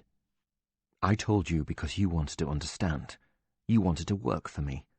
I lied, Annie. People do that. Just like you lied about the job. You created it and offered it to me to buy me off. I offered it to you because I thought you were different, but I see now that you are no better than all the other journalist scum I've had to deal with. Whatever you claim I told you, I will deny every word. I'll say it's all fantasy, and none of it is true. My husband killed Rebecca Holt. He has been tried and convicted, and that's the end of the matter." "Except I have your full confession," he told her. "I recorded it." There was a moment's pause. "You're lying," she said. "No, Annie." "You weren't wearing a wire," she reminded him. "I checked. I searched you." "You're right, Annie," he said. "I wasn't wearing a wire. But I got up nice and early that day and went to a little shop I know in the city. I bought something very special there, a tiny voice-activated electronic device. Then I drove over to the park and went to your favourite spot, long before you got there. I've got it all on tape, Annie. Every word. Because I bugged the bench we were sitting on. Chapter 46. Tom played her a short extract of their conversation on the park bench, but not before assuring her he had more than one copy. "Please," she said, as she followed him back through the house, "don't do this, I'm begging you. Think of them." She pointed back towards the garden. "They're only little girls. They need their mother. Don't take me away. I'll do anything you say. I'll give you anything you want, but don't do this." "You're thinking of your children now, Annie," he said, because he was trying not to think of them. "But you should have done that before you went after Rebecca Holt. You should have considered the lives of your children before you beat that woman to death and sent their own father to prison for her murder. He doesn't deserve them, and they don't deserve a father like him," Annie screamed. Tom realised it had been a very bad idea to visit Annie Bell at home.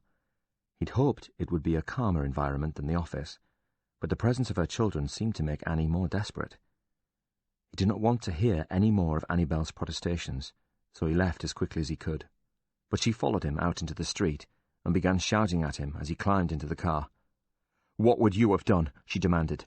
"If you were me, what would you have done?" "The same thing," she told him. "The exact same thing." She slammed her hand on the bonnet in frustration. "No, Annie," he told her through the open window of the car. "I wouldn't. Not everyone is a murderer." He drove away, leaving her shouting in the street. Tom knew he could do no more now. Annie had been given the facts. Only she could interpret them and make her next move. He had fenced her in and left her with only one viable option: phone Ian Bradshaw, tell him the full story, and throw herself on everybody's mercy, including her husband's. Would she go through with it? Or would she force Tom to turn over everything to the police and get them to reluctantly pursue her over a previously solved case, while hiring herself the best lawyer money could buy? All he could do now was wait and learn whether Annie Bell had the nerve to see this through. The next morning get-together at the Rosewood Cafe was dominated by talk of Annie Bell and speculation around what she would do next. It had been almost 24 hours, and Bradshaw had received no phone call from her. "I could just arrest her," he reminded them. "Then she would hire a solicitor and find out your star witness is a pervert." "Let's wait a little longer," the journalist told him. "Annie is under a lot of pressure right now, and she might just crack." Then Bradshaw told them, "I finally got a copy of the photograph of Sandra Jarvis from the CCTV at Central Station." "Great." "Maybe not," said Bradshaw. "Why not?" And Bradshaw handed him the manila envelope containing the photograph. Tom slid the photo from the envelope and peered at it. "This is Sandra Jarvis?" he asked. "Yep," said Bradshaw, "according to her case file."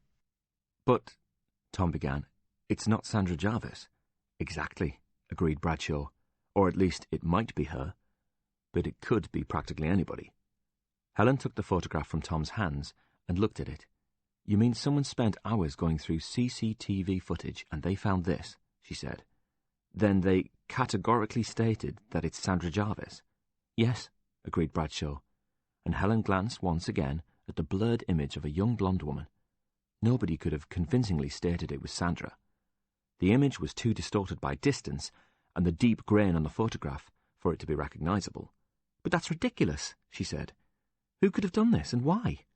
"Someone corrupt," said Tom, because he realized immediately what must have happened. In Northumbria Police, who wanted everybody to think Sandra Jarvis got on a train that day and left Newcastle when she didn't? "In fact," he added, "she may never have left the city at all." Annie Bell dressed in a dark suit that morning, but she didn't go into her office.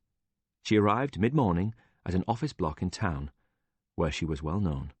The woman on the reception desk welcomed her warmly, and Annie told her she was there for one of her regular meetings with her firm's tax advisor. Other than the woman who asked her to sign into the building when she arrived, there was no further barrier between the outside world and the lifts that rose to a number of floors, housing different accountancy firms, which was one of the reasons Annie had chosen the site. Annie Bell signed the entry register while exchanging banal pleasantries with the receptionist about the weather. She then thanked her and headed for the elevator. The tax advisor was on the third floor, but Annie rode the lift all the way up to the 12th. She then got out and walked past a number of desks manned by people working for an accountancy firm she had never used. Hardly any of them even bothered to look up, but it wouldn't have mattered if they had, because Annie looked like she belonged there and wouldn't have aroused suspicion. When Annie reached the far end of the room, she went through an exit door and found what she was looking for: the long metal staircase that acted as a fire escape. She took the staircase up one more level, pushed hard on the metal bar of the emergency exit door until it swung open, then stepped out onto the roof. The fire alarm immediately went off, but she paid it no attention. Instead, she walked to the very edge of the building and stopped, then looked down at the concrete surface of the road far below her. Then she took out her mobile phone and dialed a number. Annie waited as the phone rang and rang. Eventually, she was connected to someone on the switchboard. "I'd like to speak to Detective Sergeant Ian Bradshaw," she said. "Please hold." The phone rang again, 3 times, and then a male voice came on the line. "Bradshaw." Ian Bradshaw did not say another word during that conversation. Instead, he listened to Annie, who spoke as if she had given a lot of thought to her words before calling him. She told him her name, her whereabouts, and her intentions, and who she blamed for them. Then she told him to come alone, and hung up without giving him the opportunity to respond. As soon as he realized she was gone, Bradshaw raced for the door. When Bradshaw reached the site, a flustered woman greeted him. She was standing to one side of a large group of employees from the office block who had all been evacuated to muster points at various corners of the car park. In the background, a fire alarm was ringing incessantly. "Who called you?" she asked when he showed her his warrant card. "I was about to phone you. We only just saw her." And she pointed to the figure high up on the roof. Bradshaw couldn't make her out clearly, but it had to be Annie Bell. She appeared to be sitting on the edge of the building, legs hanging over the side. "She told me she had a meeting with her tax advisor," the woman babbled. "She's been here before, loads of times. I never thought." "It's okay." Bradshaw held up a hand to calm her, then looked back up at Annie. "Please, just tell me how to get to her." When Bradshaw entered the building, the alarm was still blaring, and he had to endure its noise as he hurriedly climbed 12 flights of stairs, eventually arriving breathless at the top and emerging through the opened fire exit door. He hadn't been on the roof of a building since the day his former partner had gone straight through a skylight and broken his back. Detective Constable Alan Carter would never walk again. Never keen on heights, Ian Bradshaw's fear of them had magnified that day. Now, as he strode across the top of the 12-story office building, a bitter northern wind swirled around him. Bradshaw knew the drop from this flat roof had to be over 100 feet onto merciless concrete below, and he had the beginnings of what he preferred to regard as a heightened state of anxiety, as this was something he might be able to control.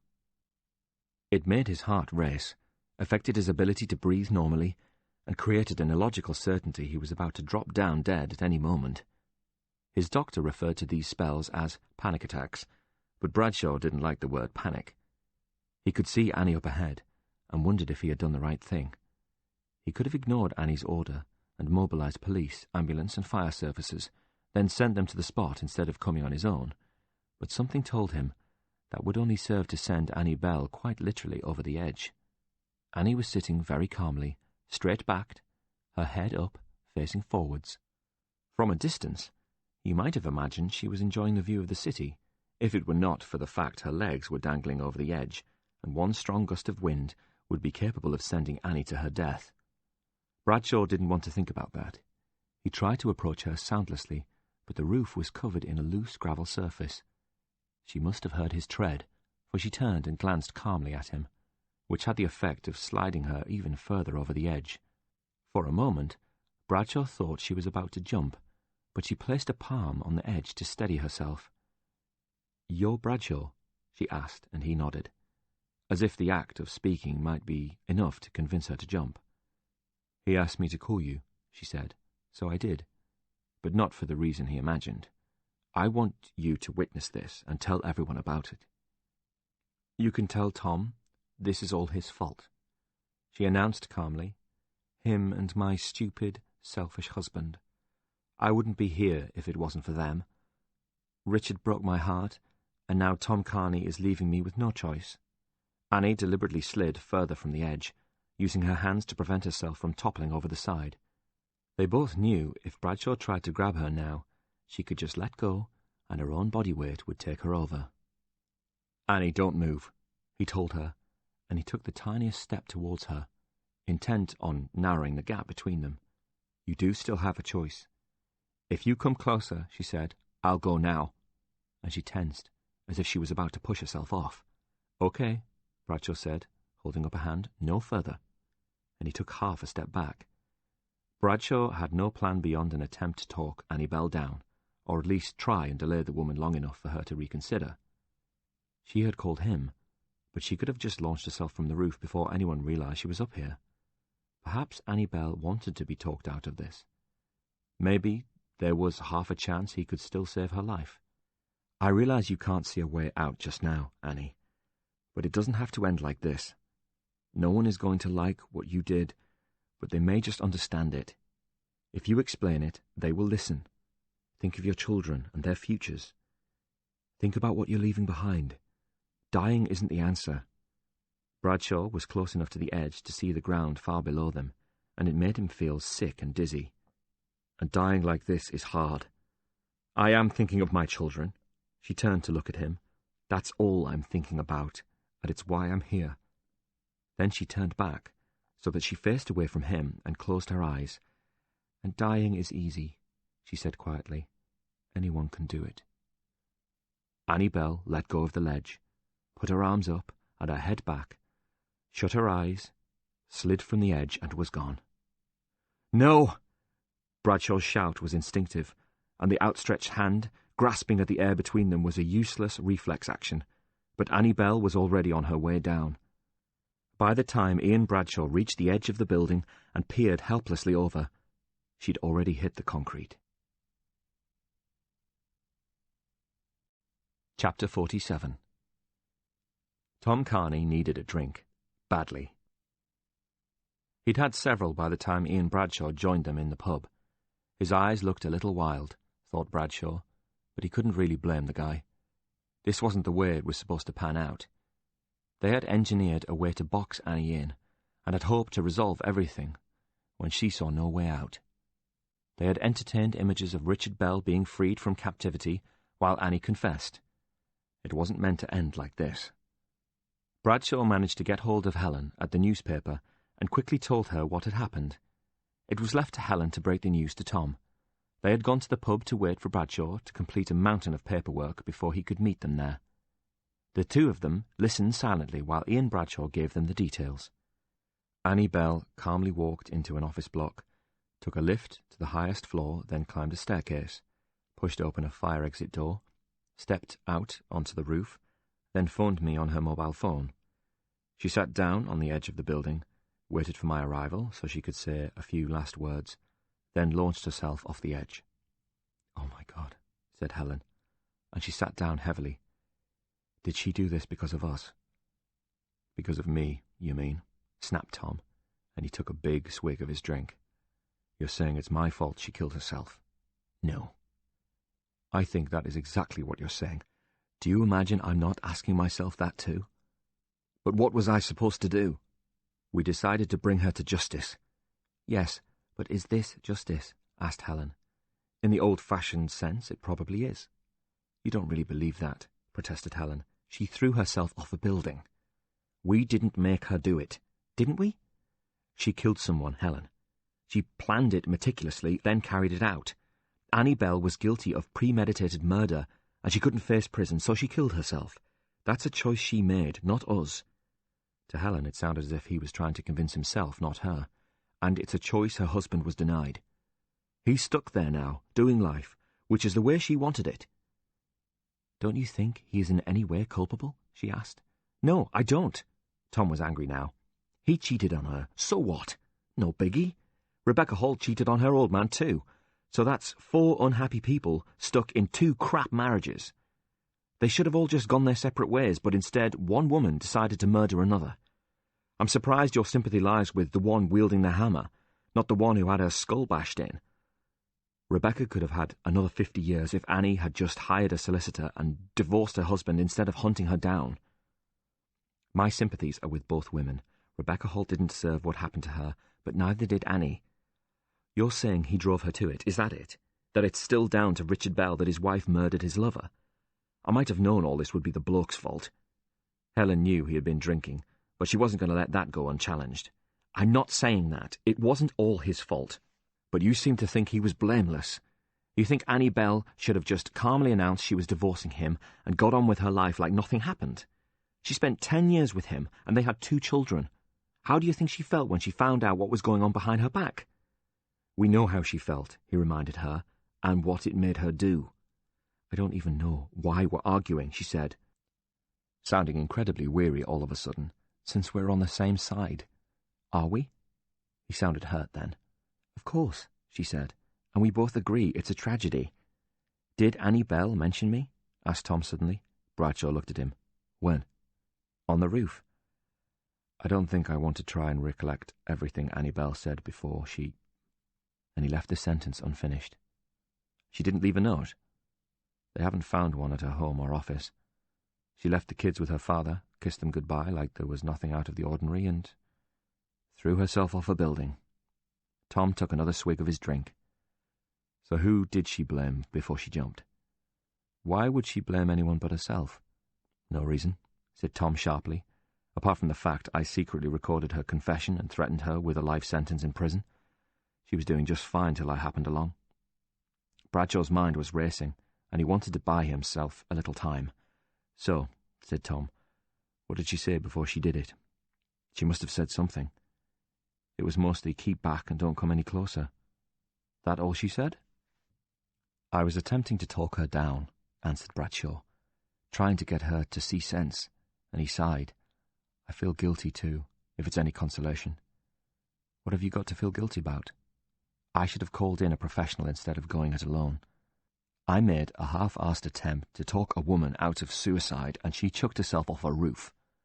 Whatever I said, it didn't work. Your job isn't to talk people out of suicide. Sometimes it is, Tom, said Bradshaw firmly. I have colleagues who've managed it, but I couldn't. Maybe Annie Bell just didn't see any way back, Ian. I don't think it would have made any difference what you said. A woman like that wasn't going to accept prison, and I should have seen it. I was too busy trying to get her husband out of jail to realize she was never going to take his place. An innocent man was rotting in jail before you stepped in. It's not your fault she couldn't accept the consequences of her actions. Tom wouldn't let it go, but Annie thought killing Rebecca Holt was fair. Someone had stolen her toys and she wanted them back, so Rebecca had to go. But whose fault was it? Certainly not Annie's, I'm betting. She wouldn't blame herself. No, she didn't. The woman was crazy, though, wasn't she? At least enough to smash someone's skull in. So what difference does it make what she said? Because I need to know. Tom thumped his fist down on the table hard. So would you please stop stalling me and give me a straight answer for once? Bradshaw straightened. She did apportion blame. He saw how intently Tom Carney was watching him then. To her husband, he said. It was all his fault, apparently.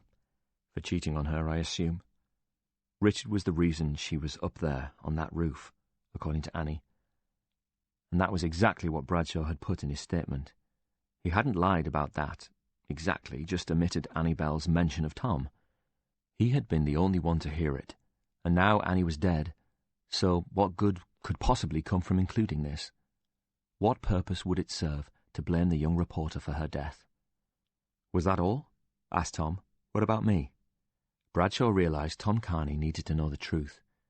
He wanted to hear that Annie Bell blamed him for everything, so he could satisfy his own suspicions. Only then could he hope to try and take some sense of responsibility for her actions, for the pressure he had placed Annie under in an effort to exonerate her husband, who may have been guilty of many things, but was innocent of murder. He needed to hear it was his fault, so he could add this to the list of things he'd pretend not to give a shit about, even though he was half drunk already. A suicidal woman had blamed him for making her children motherless. He wanted to argue with the ghost of Annie Bell in his head, telling her he was only doing his job and that it was her fault for killing Rebecca. Bradshaw knew it wasn't that simple. He had once been exonerated for an act he blamed himself for, but, deep down, he still wondered every day what would have happened if only he had done things differently. That thought still tortured him, and would until his dying day. But Tom Carney was his friend. He wanted to hear the unvarnished truth, and there was no disputing he had the right to it. "Well?" asked Tom. "I'm sorry to be the one to break the news to you, mate," Bradshaw said. "But you didn't even get a mention."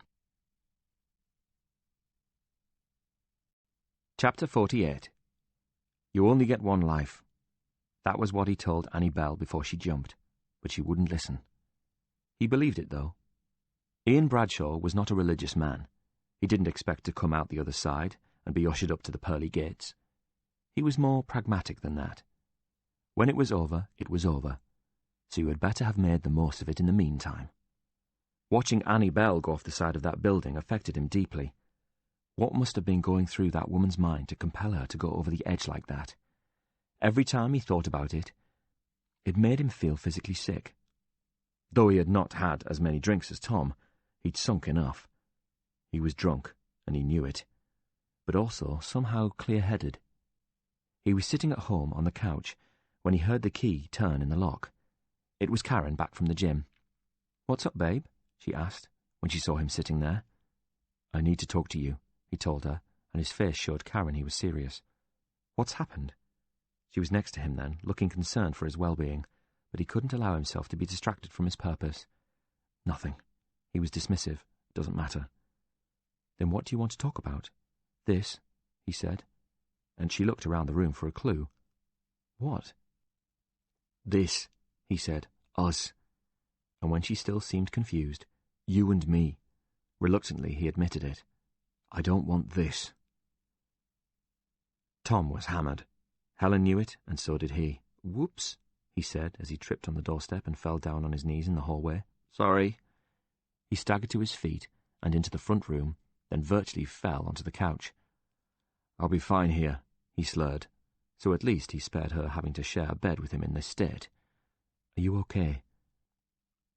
Helen had drunk a lot more than usual, and Ian had matched her, but Tom had drunk twice as fast as them both that day. "You think I'm a bad person?" His voice was thick with the effect of the alcohol, and he was forced to enunciate his words slowly and carefully to avoid slurring them too much. "No, Tom, I don't," she assured him. "I really don't." "I didn't mean to kill her," he said, and a part of her heart broke for him then. "You didn't kill her," Helen told him firmly. "She killed herself. Annie couldn't live with what she had done. I feel bad about it too, but she is responsible for it, not us." She picked up a cushion and popped it behind his head and let him fall gratefully back onto it. "Thanks," he said, and he looked incredibly tired. Simultaneously, he closed his eyes and reached out his hand to take hers in it. "Love you," Tom said softly. Then he immediately fell asleep. Helen blinked at the sleeping figure below her and wondered if she had heard him correctly. Did he just say, "Love you too," she told him quietly, knowing he couldn't hear her. Bradshaw hadn't necessarily intended it to be a break-up conversation or a break-up row, which is what it very swiftly became. He just wanted to slow things right down and not go straight to the moving in together option before they'd had more time, but it soon became clear that in Karen's eyes, this was make or break, love me or leave me. To his surprise, Bradshaw actually felt quite good about that. He wasn't enjoying the argument, though, and he hated to see her so upset. On one level, he understood that what he was doing to his girlfriend, who he was already beginning to think of as an ex-girlfriend, was a bad thing. There was nothing nice or particularly noble in giving her the news this way when she wasn't expecting it, but surely it was far better to do this now than years later when they were both trapped. "Well, thank you very much," she told him. "So I make you feel trapped. What am I supposed to do?" she wailed when the argument had been raging for a while. "I've served notice on my flat, all my stuff is packed up, or here already. Where am I supposed to go?" "Your parents, maybe?" And this suggestion just elicited a groan of frustration from her. "But you can stay here as long as you need to. I'll sleep on the couch," he added quickly, obviously. "Don't be bloody stupid," she shouted. "I'm going to Mum and Dad's, and I'm going there right now, you arsehole." Bradshaw was mightily relieved to hear that. She made for the door, then turned back and gave him a withering look. "If you had doubts, you could have told me before," she bawled at him. "You fucking coward!" And Bradshaw had to concede she was absolutely right about that. "Are you all right?" Helen asked him, as she drew back the curtains. Tom winced at the morning sunlight as it streamed through the window. Then he groaned. "God, my head." He brought a hand up to his forehead. "How much did I drink?" "A lot, but that was understandable." "I don't remember coming home," he said. And she had to assume he also didn't recall saying "love you" either. So it was the drink talking. But did that make it more or less true? She banished that thought before it had time to take hold. "I'm off to work now, but I'll be back later and I'll bring those photographs you asked for." Tom managed to sit up, and he twisted his face. "The whole room is spinning." Then he seemed to register what she had said. "Don't you think we've done enough damage for 1 week?" She rounded on him then. "No, I do not. Listen to me. I know you were upset about what happened to Annie Bell. Ian is too, and so am I, but this is different. We have to help those girls at Meadowlands, and that means finding this man and stopping him. So you need to get a shower, make some coffee, and sort yourself out, because tonight we are going to find Carly again." Tom held up a hand to placate her. "You're right. I'm sorry. I'm getting up now. I've got things to do, too." "What kind of things?" "Well, I have to go and see Richard Bell for starters," he told her, "and I'm not exactly looking forward to that." The governor had already informed Richard Bell of his wife's suicide, so at least Tom wasn't forced to break the news to him. Because she had chosen to throw herself off a tall building in front of a police officer, there was little room for ambiguity. Tom had driven there in a state of high anxiety, made worse by the colossal hangover he was enduring. He had been so shocked by Annie's death because, whichever way you looked at things, it was largely due to his actions. The only coping mechanism he could think of at the time was alcoholic oblivion. That was fine yesterday, but now he had a burning stomach, a severe feeling of nausea, and a pounding headache that showed no sign of abating. By the time Tom arrived at HMP Durham, Richard would have had hours to digest the news about Annie, but when he walked into the room, it didn't look as if he had been able to accept it. "I'm very sorry about your wife," Tom told him. "What did you say to her?" Bell was ashen-faced and looked like he was in deep shock. Had he taken Tom's apology as some form of acknowledgement of responsibility? "What did you say to my wife?" "I told her what I found out, Richard, that's all. I did what you asked me to do." "What did you say to her?" He roared the words this time. "Hey," shouted Andrew the prison guard, "calm down, Bell." He warned, but did not take further action, presumably cutting the grieving widower more slack than usual for his loss. "The truth. I told her the truth. I said to you, when you started this, that I might uncover something you didn't want to hear." And Tom hesitated while he tried to find the right words, but ended up choosing the most direct approach. "She did it, Richard. Annie killed Rebecca, and I can prove it." He went on to tell the disbelieving man everything. Bell didn't speak for a while. He just listened, but his face was a picture of disbelief. "I can't accept this." He shook his head. "You say you've got all this on tape?" Tom nodded. "We can use this. I've given my recording to a Detective Sergeant Ian Bradshaw. I'm certain they will reopen your case. I think, Richard, that it could even be enough to get you out of here. Surely that would bring the man some comfort." "Jesus Christ," mumbled Bell, and he began to cry. Tom couldn't tell if it was relief or sadness at first. Then Bell mumbled, "What difference does it make?" "What difference? I thought this was what you wanted. You'll be freed. You'll see your daughters again." "And how am I ever going to explain to them their mother killed herself because of me? Because of something I did? I don't care anymore. Don't you get it? This is all my fault. Rebecca died because of me. Annie is dead because of me. Oh, God." And he wept once more. Tom could think of nothing to say to console the man, for he knew exactly how he was feeling. Only Richard Bell's guilt was magnified because he had the deaths of 2 women on his hands, not just one. Chapter 49. Carly stopped in her tracks when she saw Helen standing in the street up ahead of her. "I told you I don't do girls." "Please get in, Carly," urged Helen. "We can help you, we really can." Carly snorted. "Yeah, right." Whatever had happened since their last conversation, It seemed the girl was having second thoughts about cooperating. "You want to help us find Diane, don't you? I thought she was your friend." "She is my friend," answered Carly firmly. "Then help us to find her," said Helen, "please." "Fuck off," snarled Carly, and she began to walk purposely away from Helen. "Carly, please don't do this." Helen had no idea how to stop the girl from going to the cab rank, but she was determined to try, so she went after her. "We both want the same thing. We both want to find your friend."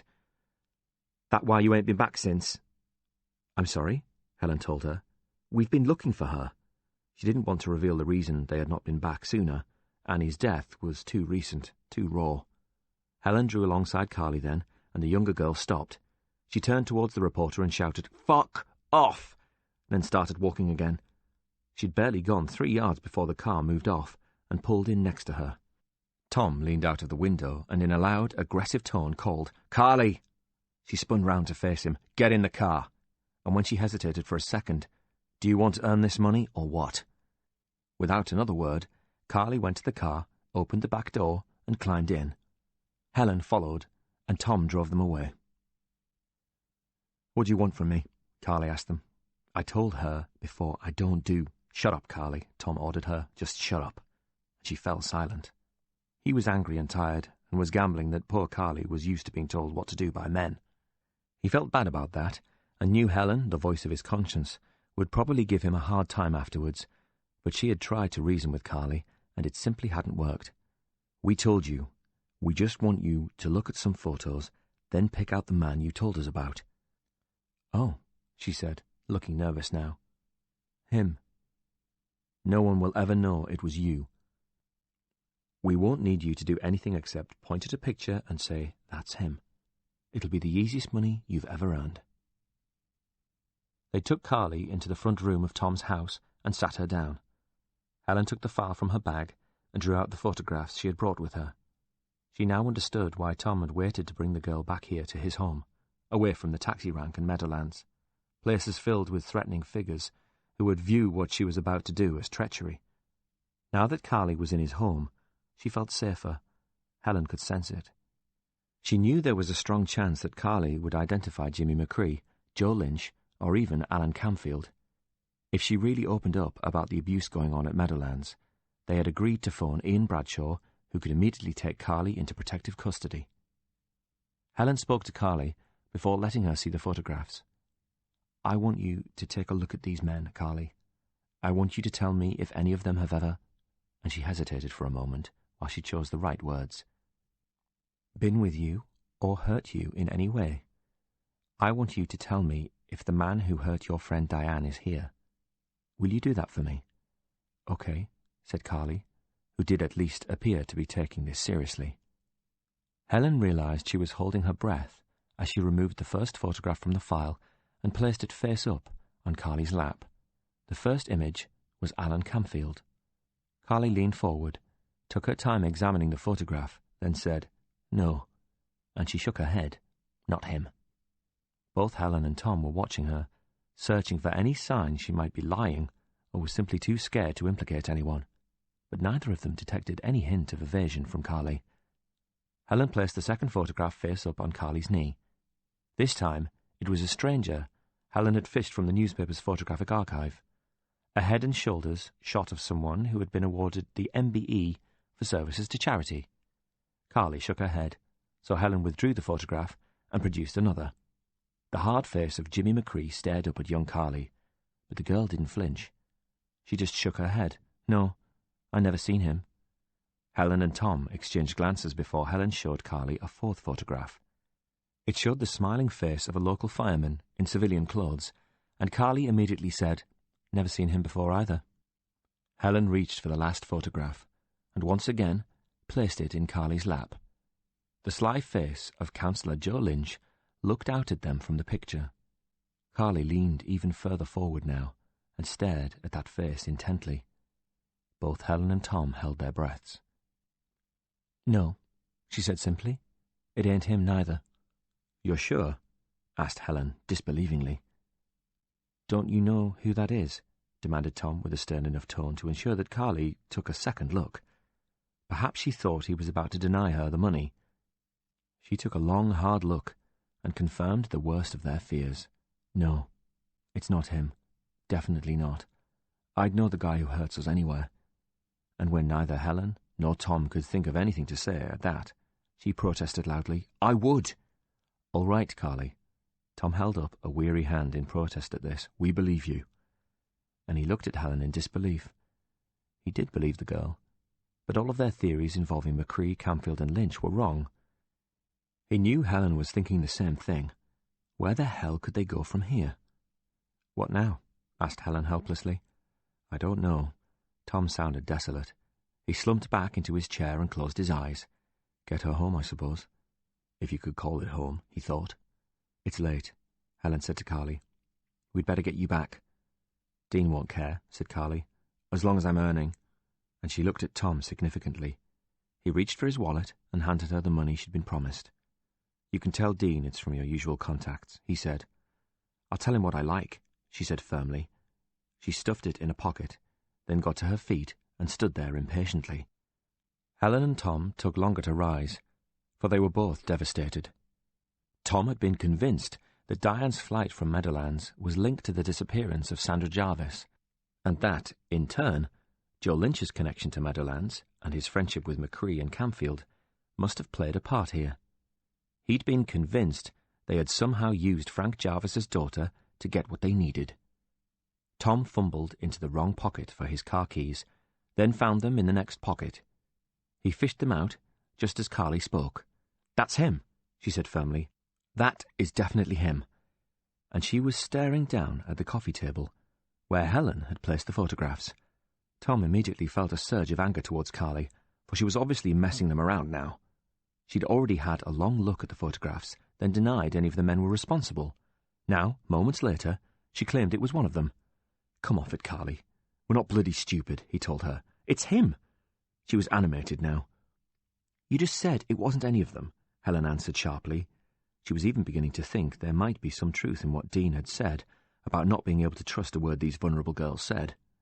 I'm telling you, that's him. She pointed down at the table and was so angry now that Tom paused. Who? He demanded. Which one of them? His aggressive tone seemed to aggravate her. It's none of them, she shouted. It's him. Tom and Helen followed the direction of Carly's finger, and both of them realized the truth at exactly the same time. Carly was not pointing at any of the photographs, but at something else close by, the folded copy of the local paper Tom had left there that morning. Looking up at them from a half-section of the front page was the picture of Councillor Frank Jarvis appealing for information on his missing daughter. He's the one, shrieked Carly. She grabbed the paper, turned it towards them, jabbed a finger into Frank Jarvis's face, and said, That's him. Chapter 50. Carly, asked Tom, are you absolutely sure about this? But he could tell by the look in her eyes she was certain. Do you know who that man is? He's one of the bosses I've been telling you about. He gives Freak Boy money to let him in, she explained. He's been doing it for years, since before I was there. Tom and Helen looked at one another in disbelief. Then they glanced back at Carly. You're certain it's this man? Demanded Tom. Yes.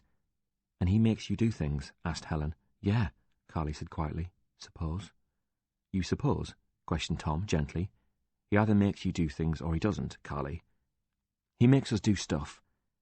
If we do what he wants, he says we're good little girls. But it ain't like we've got a choice. We can't say no.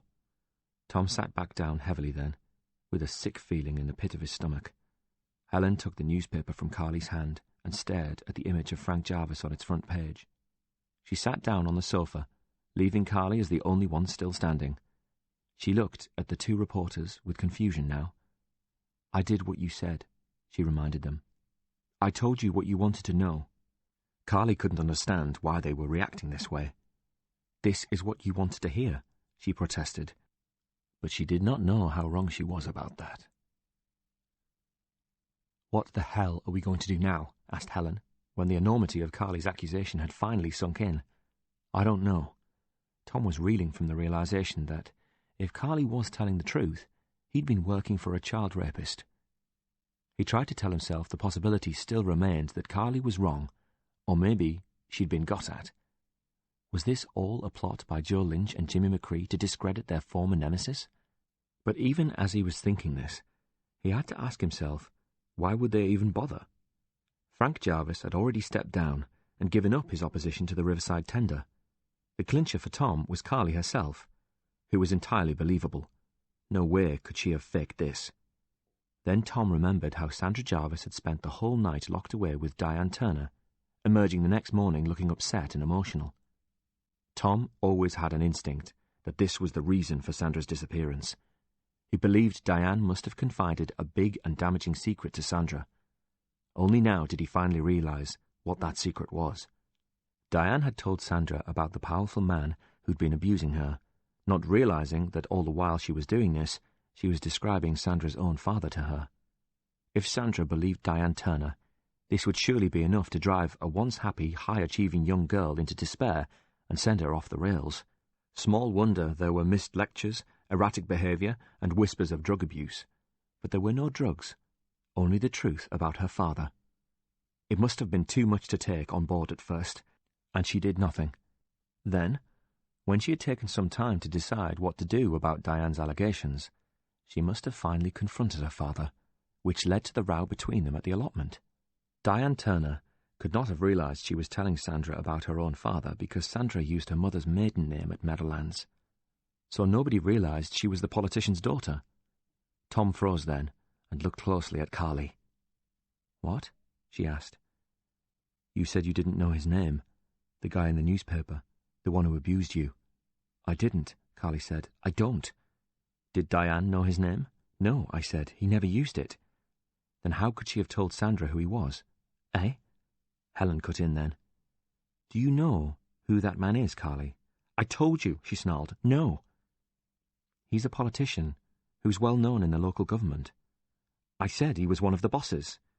Helen looked at Tom to see if he had any objections to her revealing the whole truth to Carly. He nodded. "He's also Sandra's father," Helen told the young girl. "No fucking way," Carly protested, but she said it as if she couldn't believe what they were telling her. "He can't be." "He is," said Tom, "and we think Diane must have told Sandra when they stayed up all night together, but she couldn't have done that if she didn't know his name." "Well, she must have shown Sandra," and she stopped herself. "What?" Carly shook her head. "Nothing." "What did Diane show Sandra?" Helen asked her. I don't know." But it was obvious Carly was lying. "A girl like Sandra wouldn't believe her father was guilty of something like this," Tom said.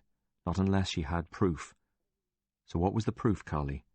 What did Diane have on Frank Jarvis when she couldn't even tell Sandra his name?" "Come on, Carly," Helen urged her. "If you tell us, we can protect you, but we need to know the whole story or we can't do anything to help you. How did Diane make Sandra believe?" "The photograph," she blurted it suddenly. "She's got a photo of him. She must have shown her that." "You've got a photo of Frank Jarvis?" asked Helen. "We're not stupid," Carly told them. "We know no one's going to believe us against one of the bosses. That's why they pick girls like us in the first place. They can do what they like to us. Me and Diane both knew if we told anyone, we'd be in even bigger shit. But Diane wants to run away. She said they'd come after us, but not if we had something on them. So I took a picture of him and Diane together." And Carly said that, as if this was such a simple thing, like a holiday snap. Helen tried to comprehend a way in which Carly could have taken an incriminating photograph of Frank Jarvis without his knowledge. "He didn't know about it, but she did," confirmed Carly. "She asked me to take it. We figured if he ever tried to do anything to us, we could tell him about it and he'd back off." "You took a photo of Frank Jarvis?" Tom asked in disbelief. "With your friend?" "Yeah," she said, "while he did it with her." "How?" he demanded. "There's a vent between our rooms." He hardly dared to ask the next question. "Where is this picture? Have you got it, Carly, or did Diane take it with her when she ran away?" "I haven't got it." Tom's heart sank. "But I don't think she could have taken it either. She went in a hurry and left most of her stuff behind." "Where is it?" Tom asked her. "Where's the photograph now, Carly?" "I'm not sure," she told him, "but I think I can get it." Chapter 51. "Detective Sergeant Ian Bradshaw," he said, holding up his warrant card for the briefest of moments before pocketing it again. "I'm here to speak to a Miss Carly McQuire." It wasn't just hesitation Bradshaw saw in Dean's face that morning, but alarm. "I'm not sure if—" he mumbled, and he looked behind him into the corridor, as if he expected to see Carly standing there. Bradshaw had been well briefed by Helen and Tom, and he found himself enjoying the man's panic. "I know she's here," Bradshaw told him, "so please, let me in." Then he added a respectful but firm, "Sir." "We don't let people in," Dean said unsurely, "not without an appointment." "I'm not people, though, am I? I'm a police officer, and your refusal to let me in could lead to a charge of obstruction." "Of course. Sorry, officer." Dean stepped to one side to admit the detective. "Please come in. I have to follow procedures. They get very sensitive, what with all the rules these days on child welfare." "I'll bet they do," said Bradshaw. "But like you said, you're police, so I'll go and get her." "I'd rather see her in her room, if that's all right with you." And Bradshaw's tone indicated he would do this whether it was all right with Dean or not. "Okay," he said, looking flustered. "May I ask what this is all about, officer?" Bradshaw was already marching off down the corridor, while Dean trailed in his wake. "Down here, is it?" he asked, though he already knew it was because Tom had described the home's layout to him. "What's your name again, sir?" Dean." It came reluctantly. "Dean Anderton." Bradshaw slowed his pace halfway down the corridor, then stopped and turned towards his host. "Dean Anderton," he said, like he was recollecting something. Dean watched the detective with his mouth open, looking worried, and Bradshaw wondered what he might find if he delved a little deeper into Dean Anderton's past. "Well, Mr. Anderton, I'm assuming these young ladies are all in your care?" "Yes, they are." "In that case, I don't mind telling you that there have been some very serious allegations involving young Carly." "Really?" Dean's voice went up several octaves. "He's shitting it," thought Bradshaw. What kind of allegations? Bradshaw wanted to say soliciting, sexual abuse, rape, kidnap, possibly even murder. But instead, he leant in confidingly. "Theft." "Theft?" "Yes," confirmed Bradshaw. "Multiple counts from several retailers." "Shoplifting?" Dean's relief was tangible. "You don't sound too concerned." "No, of course, I'm concerned. It's just I'm glad it's nothing too bad, you know?" "What were you expecting? Theft is serious." "Of course it is," said Dean. "But when you work with vulnerable kids like these, you do tend to fear the worst." Bradshaw deliberately narrowed his eyes at Dean. "I'll bet you do, Dean," he said. "You must fear that every day." "Of course. It's a vocation." "Huh?" "Working here with, as you say, vulnerable kids. You must be very dedicated." "Well, I do my best." And with the threat of immediate arrest having been lifted, it was as if Dean was suddenly able to think straight again. "I'm surprised they sent a DS down here for this. We usually just get a bobby from the local Nick if any of the girls step out of line." Bradshaw had anticipated this. The allegations against Carly are part of a wider ongoing investigation into a criminal syndicate exploiting young people. Carly's information could be priceless. "I see," said Dean, who was hardly comforted by this admission, and he looked away. "Which one is it, then?" asked Bradshaw, and when Dean looked confused, he added, "Carly's room." Dean took Bradshaw to the end of the corridor. Carly was awake and dressed, but sprawled lethargically on her bed in jeans and a T-shirt. "There's a police officer here to see you, Carly," announced Dean, "so sit up now, like a good girl, eh?" Carly obeyed him, but Dean didn't move. "I'm sure you'll understand that this part is, of course, confidential, Mr. Anderton." Dean couldn't resist a last sidelong glance at Carly as he left her room. "I'll be in my office at the end of the corridor if you need anything." "I'll leave the door open," Bradshaw said, as Dean sloped away. "I can call if I need you." Carly was sitting up now on the edge of her bed, looking groggily at the detective.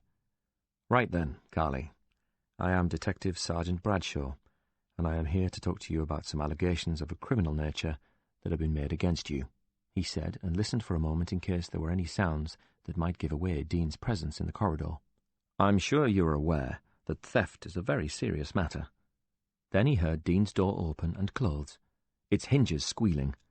Bradshaw took a step back and leaned out to survey the empty corridor. Now he could talk freely to the girl. He knew he had to move fast. "You know why I'm here." "Ian, is it?" And he nodded. "What were we waiting for, then? Show me," he demanded. And she rolled over on the bed and slid her pillows to one side to reveal a metal grill in the wall close to the spot where Carly lay her head each night. Bradshaw realised you could probably hear a lot of what went on in the next room, but he couldn't work out how you could see anything, let alone photograph it. Carly snatched a nail file from her bedside cabinet and used the thick end to work at one of the screws on the edge of the panel until it came free. She repeated the exercise until there were 4 screws on her bed, and the grill came away from the wall. She moved out of the way to allow Bradshaw to bend down and take a look. Behind the grill was a space, and on either side of this was a cavity that ran through the wall. Directly in front of him was a second grill that was the twin of the one Carly had removed. There were sizable gaps between the slats for ventilation, which meant Bradshaw had a reasonably uninterrupted view of the next room and its contents, including the bed which, crucially, was set against the far wall. Anyone doing anything there could be easily observed thanks to the gaps between the metal slats on the grill, which would prevent someone on the bed from noticing they were being spied upon. "I was just messing about one night, and I realised the screws came off if you turned them. I thought it would be a laugh for Di and me to have a chat in the middle of the night." And she looked sad then. "The other thing was her idea." "Taking the photograph, you mean?" "She asked me to get some proof, so I did. So you took a photograph, and this shows him on top of Diane." "But, Carly," he asked, "how the hell did you get a photograph like that developed? Who in the world would process something like that and not immediately phone the police?" "I didn't," she said. "Diane did." She smiled at his naivety. "She took it to the guy who runs a little shop at the end of town. He does all sorts." Bradshaw knew the kind of place. A store that stays open all hours and does everything from dry cleaning and clothes mending to photocopying documents and taking passport photos. "She gave him a handy," said Carly, matter-of-factly, and there was his answer. He'd processed a photograph showing the rape of an underage girl and kept it quiet in return for a handjob from that same young girl. Bradshaw made a mental note to reckon with that guy before this was over. At Bradshaw's urging, Carly screwed the metal grill back in place. By now, she had convinced the detective she wasn't making this all up. "Can we get the picture?" "I think so." But she didn't sound certain. "Come on, we haven't got long," he said. "And grab your bag." He didn't want anything to delay them. "If I can get the photo." She threw the bag on her shoulder. "You can't leave me here." And the fear in her eyes was genuine. Carly was right not to trust anyone. Once that photograph was filed as evidence, its presence could be leaked. Then someone might try and silence Carly. "Get me the photo, and I won't leave here without you," he promised her. "But hurry." She sprang from her bed and rushed to the door, but paused while she leaned out to check for Dean's presence. When she was satisfied he wasn't there, she whispered, "Come on," and led Bradshaw into the room next door, which used to be Diane's. They already knew it was empty, thanks to the grating, but Bradshaw wanted them to be in and out of there straight away. They couldn't afford to let Dean know about the photograph. Carly went to a corner of the room and dropped her bag. "Lift me up," she said to Ian, and angled her head towards a ceiling tile that looked like all of the others. Bradshaw heard Dean's door squeak open. "On my shoulders." He bent low, and the girl clambered on him. Then he straightened with her on his shoulders. Wasting no time, she pushed the ceiling tile upwards, and it came loose. Carly moved it to one side and reached in. "I can't feel it," she said. "It's not there," and she sounded panicked. She looked down at him then. "Move me," she demanded, and he walked in the direction she indicated so she could reach another tile, which she pushed upwards before scrambling around beyond it once more. Bradshaw knew Dean would be there any moment, and he didn't want the carer to find him standing in the wrong room with a young girl on his shoulders. "Got it?" he asked. "No," she hissed back. "Over there." She replaced the second tile and waved an arm once more so he could steer her to the opposite corner and another ceiling tile which she pushed up. "It's not—" She didn't need to finish. She clearly couldn't find the photograph. Not for the first time. Bradshaw wondered if she had made the whole thing up. Even if she wasn't lying about the existence of the photograph, It wasn't here now. Someone had taken it. Diane, maybe. Or perhaps someone else had found the incriminating evidence and destroyed it. He could hear Dean's footsteps coming closer. "Take me back there," she demanded, and he realized she wanted to try the first ceiling tile again. His first instinct was to say no, particularly when he heard Dean's footsteps draw even closer. "Be quick, then," he whispered, and he let her have one last look at the opening beyond the first tile. There was a knock at the door then, and Carly was still scrambling around above him. A second knock, firmer this time. He was about to let her down when she said, "Got it!" It must have been pushed too far back for her to reach at first. A door opened then, and Carly was still on his shoulders. She withdrew an envelope, and he lowered her to the ground as swiftly as he could without dropping her. "Carly?" Dean's voice, close by but muffled by a wall and sounding confused. "What are you up to? Where are you?"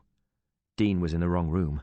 Naturally, he had walked into Carly's room, not Diane's, and this had given them precious seconds to retrieve the photograph. "Detective?" shouted Dean. "Where are you?" "Just a moment," called Bradshaw, as Carly straightened her clothing. Then he noticed something. "The bloody tile," he told Carly desperately, when he realized she hadn't put it back properly, and there was a noticeable gap in the ceiling. "Shit," she hissed. With no time to put her on his shoulders, he grabbed Carly round the waist and hoisted her into the air like a ballerina. She stretched out an arm, pushed up the tile, then let it fall back snugly into place. Bradshaw dropped Carly back onto her feet just as the door opened. "What is it now, Mr. Anderton?" asked Bradshaw irritably. Then he realized Carly had dropped the envelope on the bed when she replaced the tile, and it was still sitting there. He prayed Dean wouldn't notice. "What are you doing in here?" demanded Dean. "You can't just walk into another girl's room like this." "I can if I have reason to believe a crime has been committed," Bradshaw told him. "Don't think for a moment that Carly is the only girl involved in this." "Fuck off," sneered Carly. "I told you I ain't done nothing." "Carly," warned Dean. "Right, that's it," Bradshaw said, as if his patience had finally deserted him. "Carly McQuire, I am arresting you on suspicion of theft." "What?" she cried in protest, playing her part. "You can't do that." "No," said Dean, "you can't." And he seemed very sure of that all of a sudden, which troubled Bradshaw. "And why not?" the detective demanded. "Because I phoned Northumbria Police, and they have no record of a Detective Ian Bradshaw," and he eyed Bradshaw contemptuously. "Well, they wouldn't, Mr. Anderton. I'm with Durham Constabulary. Did I not make that clear to you? Do you wish to see my ID again?" And he took out his warrant card and pressed it close to Dean's face. "Now, is that all, or perhaps you'd like to come along as well to assist me with my inquiries?" "No," said Dean, in a very small voice. "Okay, then." And he turned back to the girl. "Let's get this over with, Carly." "This is a fucking joke," shouted Carly. "You can't do this. You've no right." "I have every right. Now move it." He guided them both towards the door, ensuring Dean went through it first, and as he did so, he used Carly's exit to scoop up the photograph and tuck it under his jacket before leaving. Then he marched her off down the corridor. As they left the building, Bradshaw made a point of holding onto her arm and steering her towards the back seat of his car. He opened the door, then pressed down on her shoulder so it looked as if she was being coerced into the vehicle. He climbed into the front seat, then started the engine. Bradshaw glanced back at the care home and saw that Dean, as he expected, was watching from a window. "Oscar winner or what?" asked Carrie exuberantly. "Sorry? We totally fooled Freak Boy. Good, wasn't I?" "Exceptional," he told her as he drove away. He bought Carly a can of Coke and some crisps, then took her to the interview room. He didn't tell any of his colleagues why she was there. He let her eat the crisps while they waited for Helen and Tom to arrive. Once she was settled, he picked up the envelope and withdrew the photograph and looked at it. When Carly finally spoke, he almost started, for he'd forgotten she was in the room with him by then. "Told you," she said matter-of-factly. "Yes," he said, "you did," and he slid the photo back into the envelope. "Do you have any other photographs?" asked Bradshaw. Not that he needed further proof. Carly rummaged eagerly in her bag and handed him a yellow envelope with a Kodak logo on it. She must have misunderstood him. When he opened the envelope, all that was revealed was a handful of snaps featuring Carly goofing around in town, sometimes on her own, but on occasions with another girl. Bradshaw didn't bother to tell her he meant other photos of the counsellor. She was watching him intently, so he skimmed through them dutifully, taking the time to look at each one. If you didn't know anything about Carly's life, or what she'd been through, you might have imagined she was a normal 15-year-old girl, hanging out with ordinary friends just like thousands of others her age. But Bradshaw knew she'd already been abused by countless men. It was heartbreaking. "This your friend?" he asked, as he came upon a photograph of the two girls sitting on a wall together and laughing. "That's me and Di." A thought struck him then. When did Diane disappear? She didn't just disappear, and he regretted using the words. "I get cards from her." "Cards?" He recalled Tom mentioning something about this. "Postcards," she said, "from London." "Okay," he said. "So when did you last see her?" "The day before she left." "Did she tell you she was going to leave?" "She told me loads of times she was going to London." Carly was evasive. "I'm going too, when I'm 16. "But did she tell you she was about to leave that day?" Carly hesitated for a moment. "No," she said, and he could tell this admission hurt her, for she would have expected Diane to confide her plans to her best friend. As soon as she had the chance to get away from Freak Boy, she went. She had to go when she could. Carly was defending her friend's actions, but he suspected she was also justifying them in her eyes. "That's why she sends me the postcards," Carly said, "so I know she's okay and she's waiting for me. As soon as she tells me where to meet her, I'm gone. Out of there." "And when exactly did she leave?" "I don't know the date," she said, "but it was a Friday, I remember that." "How many months ago?" he asked, in as calm a voice as he could manage. "Would you say roughly?" And he shrugged, as if it was no big thing. 5, she offered. 6, maybe. There was no trace of anxiety, for Carly knew her friend was safe. She'd had the postcards, but the time frame she now described forced Bradshaw to take a long, hard look at one of the photographs of Carly and Diane. He zeroed in on it, and had to force himself to mask his emotions then. What he was looking at still wasn't entirely clear, however. Bradshaw took a moment to compose himself. "There's something I need to ask you, Carly," he said carefully, trying to make this sound as routine as possible. "It might help us to find your friend when all of this is over." She nodded her understanding. "Does Diane have a tattoo at all?" And he pointed to his own neck. "Just here." He traced the spot where the tattoo would have been, if it hadn't been scorched from the skin of the burnt girl. "Yeah, she does," said Carly. "She's got a tattoo of a little blue bird." And she smiled at the memory at first, but then she regarded him oddly. "How do you know that?" Chapter 52. Bradshaw walked to his desk very slowly. The look on his face was enough to attract interest from several of his colleagues. Even D.C. Malone asked, "You all right, Ian?" But he didn't reply. He didn't even hear her. He was about to sit down when a familiar voice called his name. "Bradshaw, get in here." And he looked up, into the unsmiling face of his boss.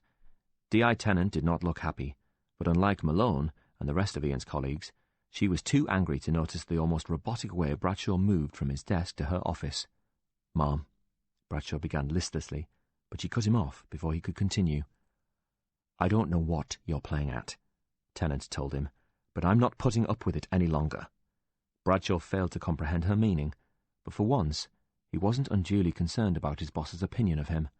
He was preoccupied with thoughts of the young girl in the interview room and how he was going to find the words to break the news to her that her best friend was dead. D.I. Tennant's foul mood was of minimal concern. "Mom," he offered again, but he had to make a conscious effort to concentrate on the conversation because he was in danger of zoning out. "This charade you are conducting with DCI Kane," she began.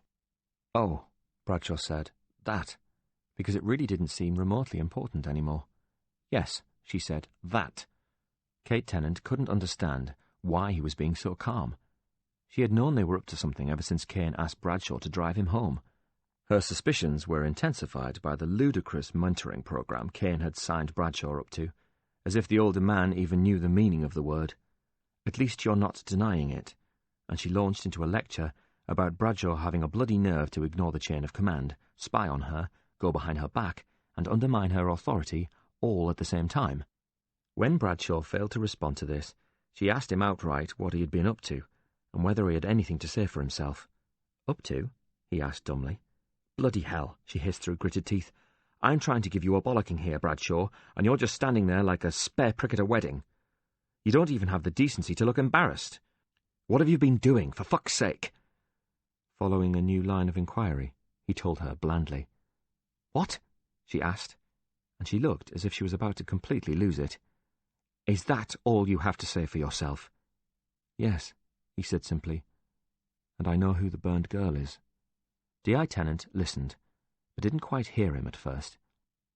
Her mouth was already open, as she was about to administer an arse-kicking of immense proportions, in which trust, honesty, integrity, and professionalism would have played a major part. What did you just say? She asked him instead.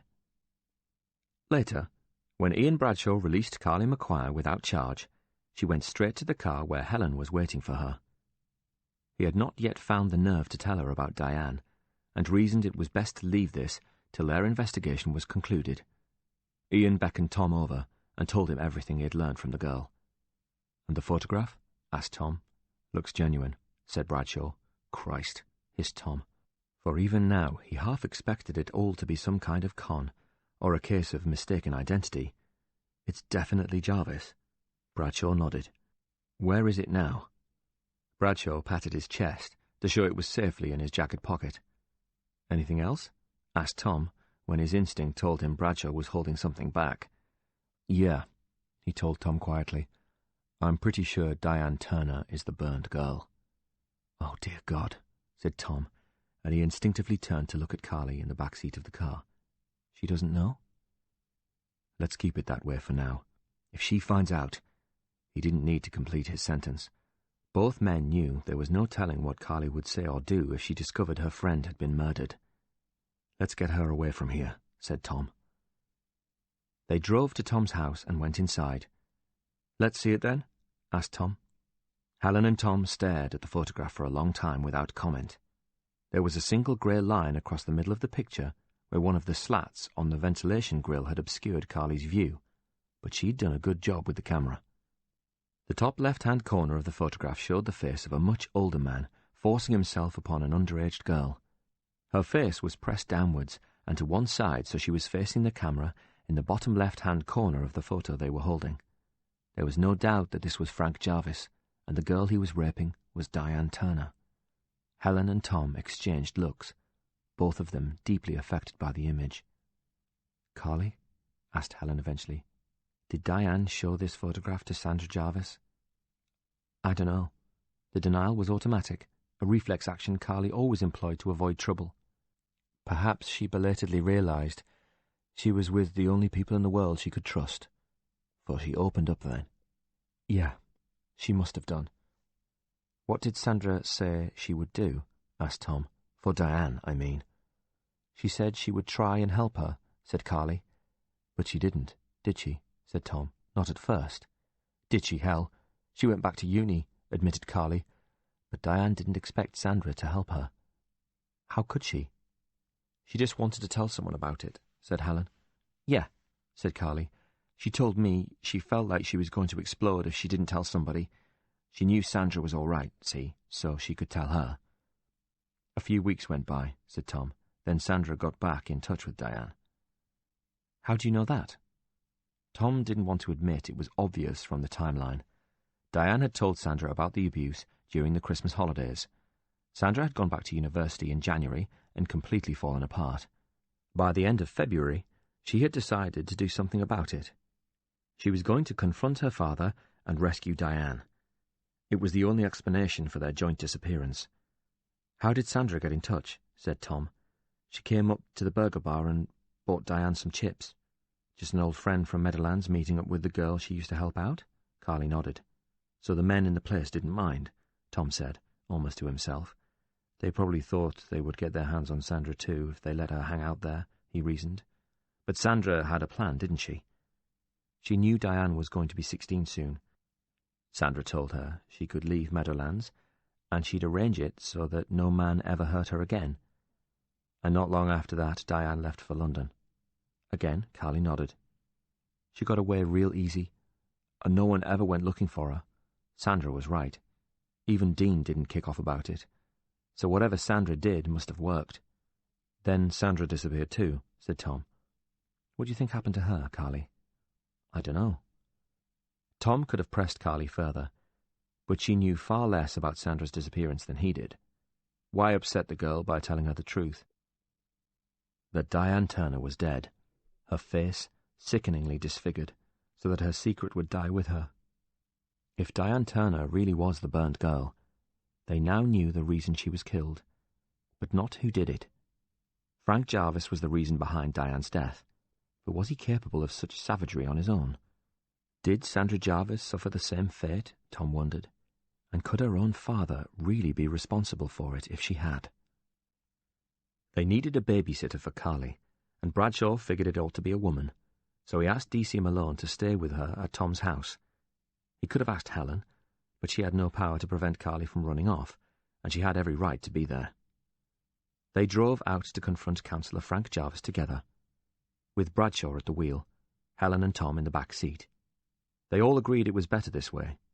He wouldn't know they were coming, and if Bradshaw dragged him in for questioning at the station, he'd be on his guard, or he'd simply clam up and demand a lawyer without telling them anything. He might give something away, said Bradshaw, if we can rattle him. Oh, we'll do that all right, said Tom. As Bradshaw drove, nobody said anything for a while. They were still trying to accept what they had learned. Whatever any of them had expected to find, it could never have been as devastating as the truth.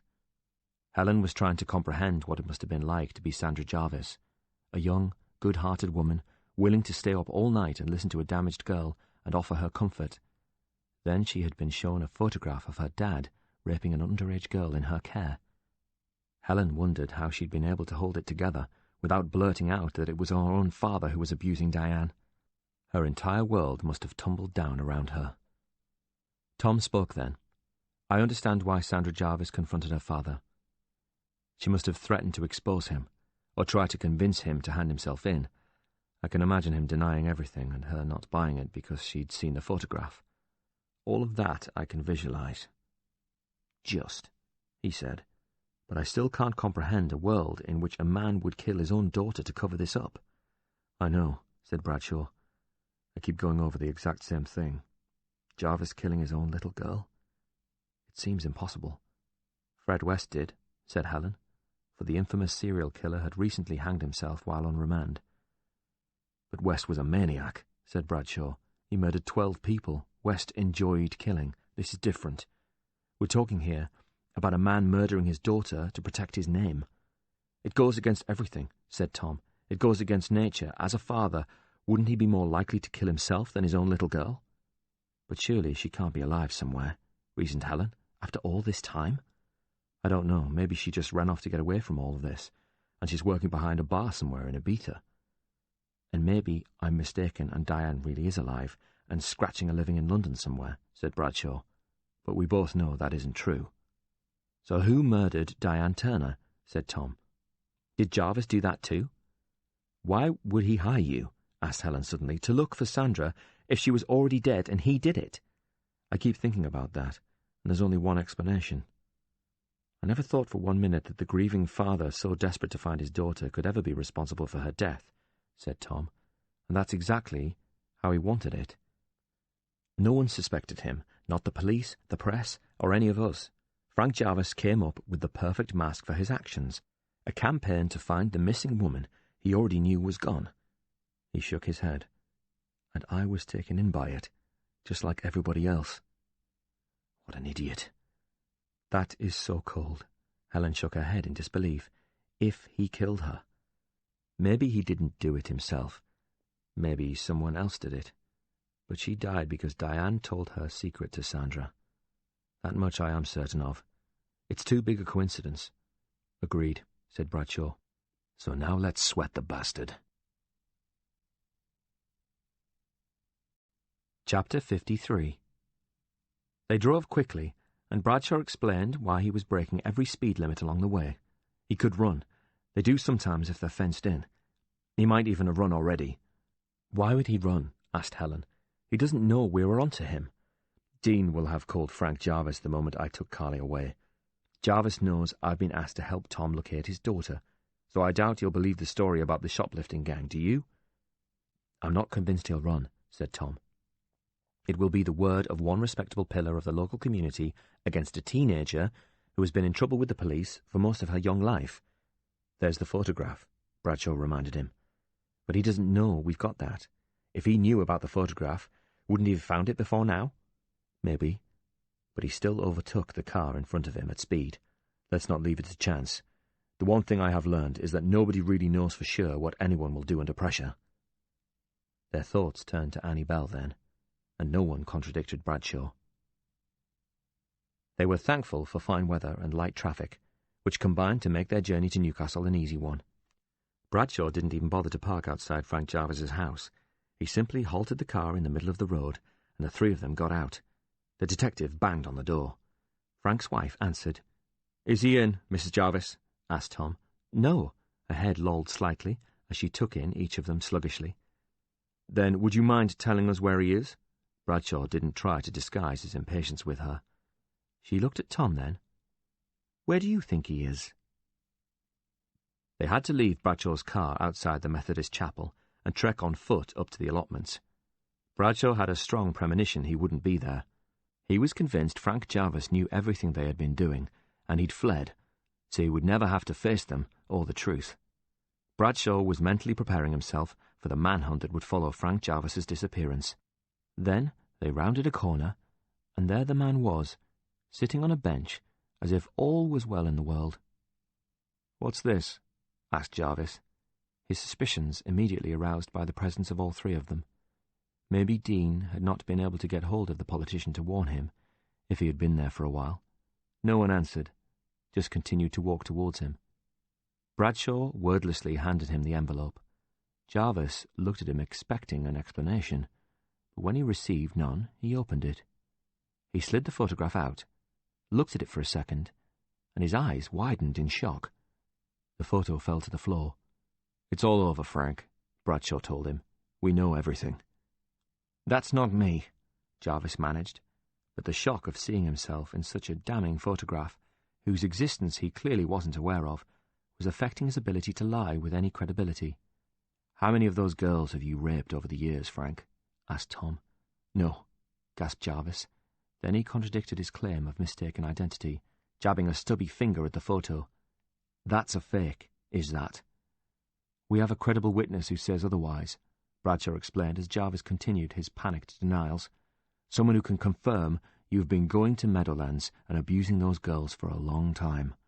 "Dean is a liar," shouted Jarvis. "Is he?" asked Bradshaw. "One of my colleagues is on the way to arrest him right now. Something tells me he's likely to fold under questioning. I wouldn't want to rely on a man like Dean to back me up. He'll sell you straight down the river." If possible, Jarvis looked even more panicked. "I haven't done anything. This is blackmail. Someone is trying to ruin me. Who took this picture?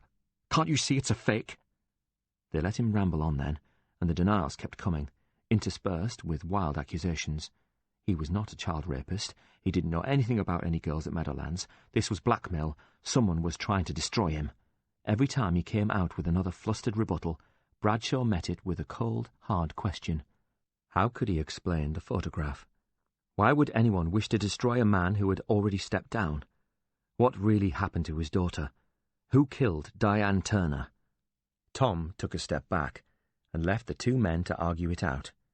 He knew Jarvis was never going to confess, and they were still no closer to understanding what really happened to his daughter. All the while Bradshaw was talking, Tom Carney remained quiet. Even as a counsellor, Jarvis's denials grew ever more desperate. Tom felt they were still missing something.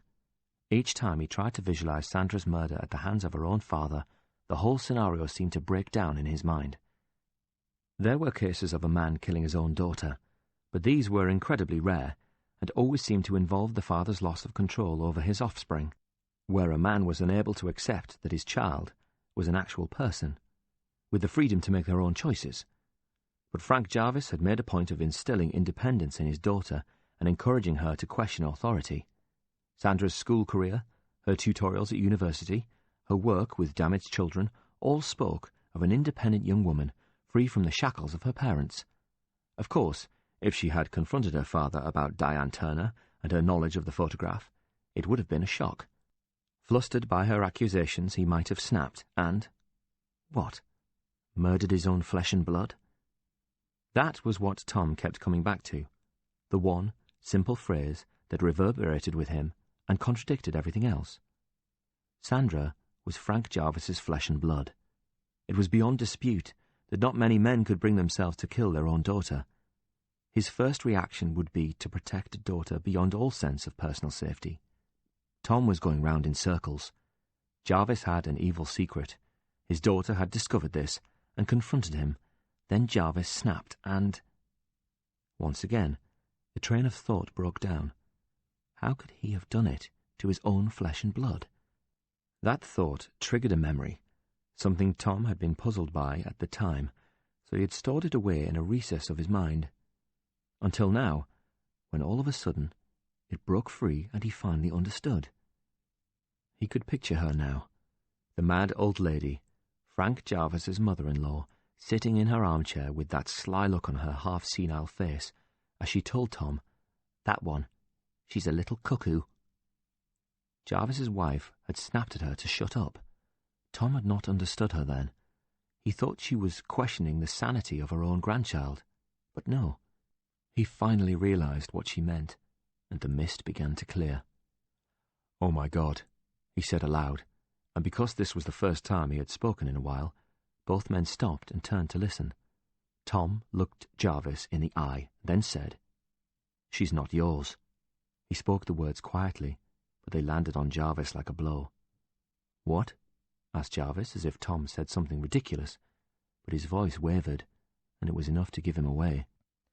"Sandra is not your daughter." And Tom shook his head at his own foolishness. "Even the dates add up.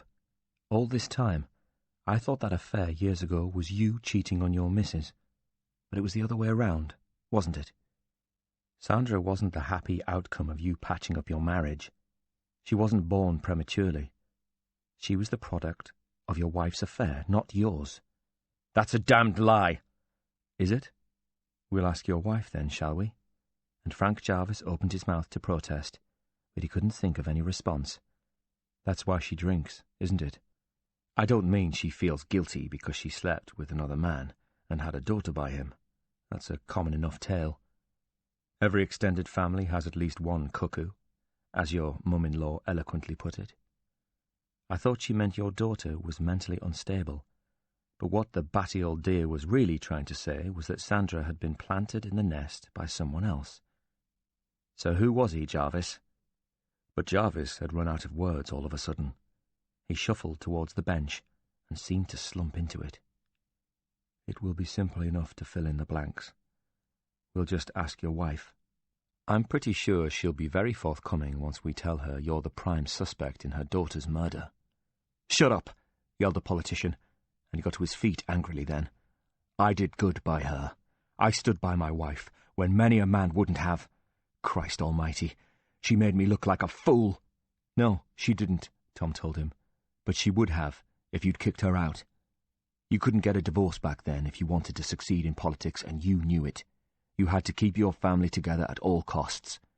You didn't stand by her. You convinced her to stand by you and give your marriage another shot.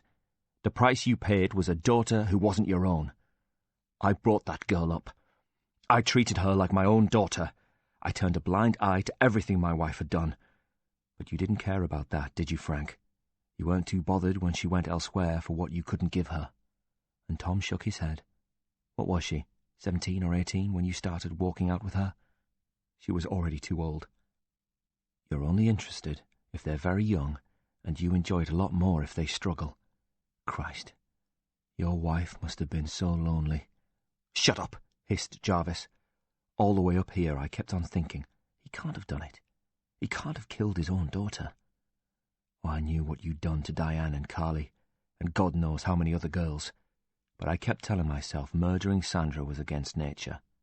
The truth is, you could kill another man's child when she was threatening to destroy you. And Sandra would never have seen it coming because she didn't know, did she? Did the poor girl turn her back on you, Frank? Is that what happened?" "Shut up," he said again. "When did you kill her? During the argument up here, or was it later? We know she never left Newcastle. That was one picture that was a fake. When we find out which bent copper identified that girl at the railway station as your daughter and derailed a massive missing persons inquiry, he'll be arrested too. Maybe he'll have a story to tell. Perhaps he'll do a deal. What did you do with the body? Asked Tom. How did you get rid of it? And then Tom remembered something else. Something someone had told him before his first meeting with Frank Jarvis. She never left, did she, Frank? And he looked round the allotment. That's why old Harry never saw her come down off the allotment that day. You killed her here, didn't you? Shut up, he roared. Just shut up, for God's sake! No, Frank, I won't shut up. Harry caught you out, didn't he? You didn't see him creep up here while you were digging a trench to bury Sandra. You panicked and told him it was for your potatoes, but it was the wrong season. Harry thought you were a poor gardener, but you were so proud of growing all your own vegetables. You wouldn't have got that wrong. Was Sandra's body in the shed? Did you wrap it up in something and bury her here? I'll bet you did. And Harry will be able to tell us exactly where, won't he? I'll get a team up here now, Bradshaw told him. If you've got something to say, any mitigation you want to give before that happens, then now is the time to tell us. Jarvis turned slowly back to the bench and sat down. Suit yourself, Jarvis, said Bradshaw. You're on your own now. All right, Jarvis said wearily. I'll tell you. I'll tell you everything. Chapter 54. Tom, Helen, and Bradshaw formed a semicircle around Jarvis. Where is she?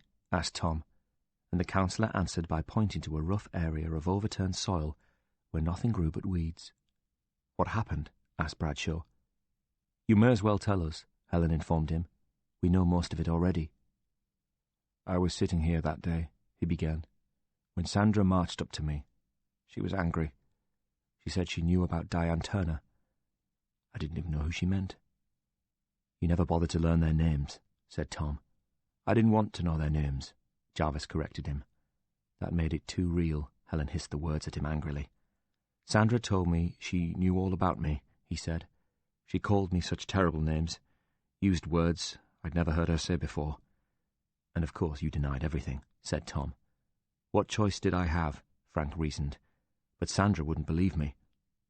She said it was true, and she'd get this Diane girl to tell everybody about me. She said they would put me away. I didn't think she was capable of that much hate. I tried to explain it to her. The lasses at Meadowlands are not like other girls. But she didn't take kindly to that, said Tom. She kept saying Diane was innocent. He shook his head. I told her she was a long way from innocent. Why didn't Sandra just go to the police about you? She wanted me to admit it all. Sandra told me I had to go to the police and tell them what I'd done. If I didn't, she'd produce this girl who'd tell the whole world about it. Nobody would believe a girl like that. But if my own daughter was standing next to her when she said it, they'd think I was a paedophile and a rapist. Jarvis snorted at the absurdity of that description. Well, you are, said Helen. I'm not a paedophile, he raged. I've never harmed innocent children. But you raped underaged teenagers, said Tom quietly. If you think I'm the first man to lie down with that Diane, then you're a bloody fool. She's been with dozens of men. So that makes it all right. We know you raped her when she was 15. She was probably a lot younger than that when you started. Oh, come on. You keep calling it rape, and it's far from it. They'll sleep with you for a packet of fags. What is wrong with you? Asked Bradshaw. They are just kids. I have a weakness, admitted Jarvis, that's all. A weakness for young girls? Asked Helen, and he nodded. Did you tell your daughter that? Asked Tom. Because I'm guessing she was about as sympathetic as we are. She didn't understand, said Jarvis. She told me she would ruin me, said she was ashamed of who I was, told me I was no longer her father. I had to laugh at that one. I was never her father. And that's why you could bring yourself to kill her, said Tom. I had no choice, roared Jarvis. She left me no option. There's always a choice, said Helen. You could have let her go. You should have killed yourself, observed Bradshaw. What happened? Asked Tom. She said her piece, then tried to leave. Jarvis spoke so quietly he was almost inaudible. I knew I couldn't let her go, She turned her back on me, so I grabbed that." And he glanced at a large shovel that was sticking out of the ground nearby. They all stared at it. "And I hit her." "You hit her round the head?" asked Bradshaw, and Jarvis nodded. "And that's what killed her?" Jarvis nodded again. "Then you buried her out here and started the biggest cover-up you could," observed Tom. "But you couldn't have done that alone. You were in the deepest shit imaginable, Frank. And you needed a powerful friend. It had to be someone who knew people. Somebody who could fake sightings of a missing girl all over the city. So no one knew the last time she was alive was up here with you. He could even get a bent detective to say he'd found Sandra on CCTV at the railway station. Most of all, you needed someone who could find Diane Turner and make her disappear." "I didn't know what to do," he protested. "What else could you do?" asked Tom, "except go and see someone you've known all your life who didn't mind doing your dirty work? Jimmy McCree. There wasn't anyone else who could." "Tidy up your mess?" asked Bradshaw. "Where did he find Diane?" asked Tom. "That bit was easy," said Jarvis. "She was in my daughter's room at her lodgings in Durham. There was nobody else there because it was reading week." "So she was on her own when they took her," said Helen. "Poor thing. She didn't stand a chance," said Tom, "did she?" "I didn't know they were going to." "Kill her?" asked Helen angrily. "What did you think they would do?" "I don't know," said Jarvis. "I just wanted all this to go away." "You did know," said Bradshaw. "As long as Diane was alive, she'd be a walking, talking threat to you and a link to Sandra. When you got Jimmy McCree involved, you knew there was only one possible outcome." "Did you pay him?" asked Tom, and Jarvis shook his head. "No, you didn't have to. You just stepped down as head of the council and walked away from the planning committee and the Riverside tender. Then you backed Joe Lynch as your successor, because he was already on McCree's payroll. That's how McCree managed to get in with Alan Camfield. He brought the leader of the city council with him. You stepping down was the price you paid for cleaning up your mess, wasn't it?" "He made me do that. I had no choice." "So the city got saddled with Joe Lynch." "That's not my fault," McCree insisted on it. "Joe Lynch is the corrupt one, and I tried to expose him." "You haven't said a word against him since he became leader of the council," said Helen. Jarvis looked at Helen as if she was simple. "Who do you think has been sending you tip-offs on Lynch?" A chill went through Helen, because she knew she'd been played then. "I love this city, and Lynch isn't worthy of it. So I helped you with your articles, and they have done him some real damage." "Lynch might be a bad man," Bradshaw told him, "but as far as I know, he never asked Jimmy McCree to kill a young girl." Jarvis shook his head. "We never had that conversation. He said he would make sure the girl never said a word against me. I thought he might pay her off, or—" "You knew he would never do that," said Bradshaw. "What about the photograph?" asked Tom. "Didn't you try to get it?" "I didn't know anything about it. I never knew there was a photograph." "Sandra must have been keeping that up her sleeve in case you wouldn't admit everything. McCree had Diane Turner killed before she could tell anyone about the photograph," Tom said. "But someone must have found out who her best friend was, so he could arrange those fake postcards to be sent to Carly from London, and nobody suspected she was dead." "Then you started the campaign to find your daughter," said Tom. "I have to hand it to you, Frank. Of all the cynical, soulless, ice-hearted exercises I have ever come across, this one takes the absolute prize. He began. "If you tell us you had no choice one more time, so help me," and Tom balled his fists in readiness. Jarvis shook his head. "Don't you see? I only did what I would have done if Sandra really had disappeared. That's all." "To alleviate suspicion?" asked Bradshaw. "If I had sat back and done nothing, everyone would have wondered why. I had to quit because McCree made me, but this campaign was the excuse I needed to step down from the leadership." "So nobody suspected you'd been got at," said Helen, "and no one assumed you'd killed your own daughter." "Killing one girl in a fit of high emotion is a terrible thing," Bradshaw told him. "You'll get life for that, but it might not mean life." He told the councillor, and Tom was immediately back in the world of Richard Bell and his tariff. "The other girl, however—" "But that wasn't me," protested Jarvis. "That was McCree." "Only because you begged him," said Bradshaw. "The leader of the council in his back pocket. It must have been like Christmas for Big Jimmy. He won't be so happy once he hears you've been arrested for murder, though, Frank, because he'll know the only chance you have left is to make a deal." "A deal?" Helen was shocked. "He doesn't get any deals." She jabbed a finger at the distraught councillor. "He's a bloody murderer." "And so is Jimmy McCree," Bradshaw told her, "and I want them both." Jarvis seemed to snap back into reality at the mention of McCree's wrath. "I want a lawyer. I'm saying nothing more." "You'll get one," Bradshaw told him. "They'll be queuing up for a high-profile case like this one." And he turned to Helen and Tom. "I think we're done here. I'll call this in." He glanced at Sandra Jarvis's burial site. "And get a team out here." "Read him his rights," Tom told Bradshaw. "Then bring him down the hill." And with that, Tom turned and started to walk down the hill himself. "Where are you going?" asked Helen. Tom turned back to face them. "Me? I'm going on ahead, so I can knock on every door. I'm going to tell everyone to come out and watch Frank Jarvis being led away in handcuffs." "Don't," pleaded Jarvis. "Please, I'm begging you." "Fuck you," Tom told him, and he carried on walking. Frank Jarvis looked completely destroyed at that moment, so Helen told him, "You deserve this." Chapter 55. It didn't take long to find her. Sandra was buried right where Frank Jarvis said she would be. The team who scraped away the soil found a badly decomposed body, wrapped in plastic sheeting, a few feet below the surface. Sandra Jarvis was no longer missing. News that Frank Jarvis had been arrested on suspicion of his own daughter's murder spread quickly through the city. It wasn't long before Jimmy McCree was tipped off by one of his police contacts, but he didn't run.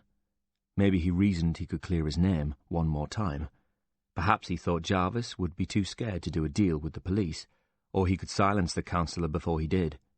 Maybe he just didn't fancy trying to hide on the Costa del Sol for the rest of his days. Either way, they found him sitting quietly in his armchair when they broke down the door. The police had taken the usual precautions, but the crowd that gathered outside McCree's home that day was strangely subdued as they watched their community leader being marched away in handcuffs. They were used to seeing him arrested when a rival had been brutally beaten or even killed, but the general consensus was always that he was just protecting his turf from outsiders.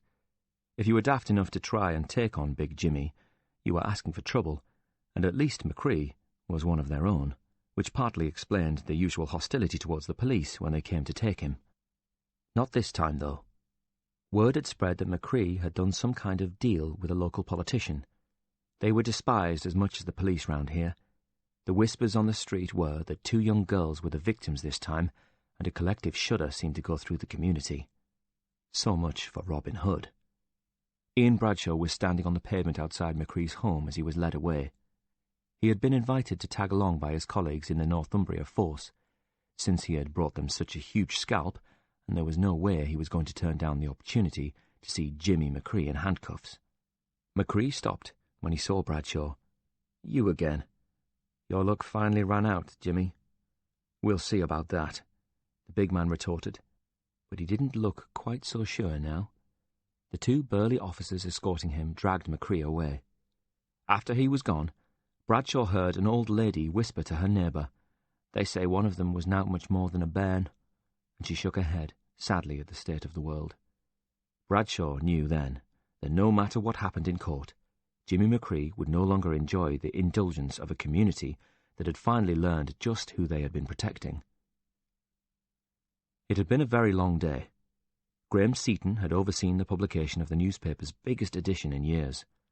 Then he fielded calls from other news outlets around the country, desperate for the inside track on a series of stunning news stories written by reporter Helen Norton. The newspaper devoted a series of pages to several related articles. The body of Sandra Jarvis had been discovered on land, a short distance from her home, and a man arrested on suspicion of murder. That man was her own father and former leader of the city council. If that were not enough, police raids had been carried out on the Meadowlands Children's Home, where Sandra had worked as a volunteer, and a number of other properties in the area, including off-licence, burger bar and taxi rank. A total of 13 men had been arrested, including a male care worker from Meadowlands. The girls had all been removed for their own safety, then placed in care elsewhere as it was rumoured Meadowlands was likely to close for good. In a separate article, Helen reported the arrest of well-known local businessman Jimmy McCree on suspicion of a second murder linked to an unidentified body with a burned face, discovered in a scrapyard on the outskirts of the city. Readers were gleefully reminded that McCree's security firm was part of Alan Campfield's current bid for the Riverside tender, and both men recently met with Councillor Joe Lynch in a city centre restaurant.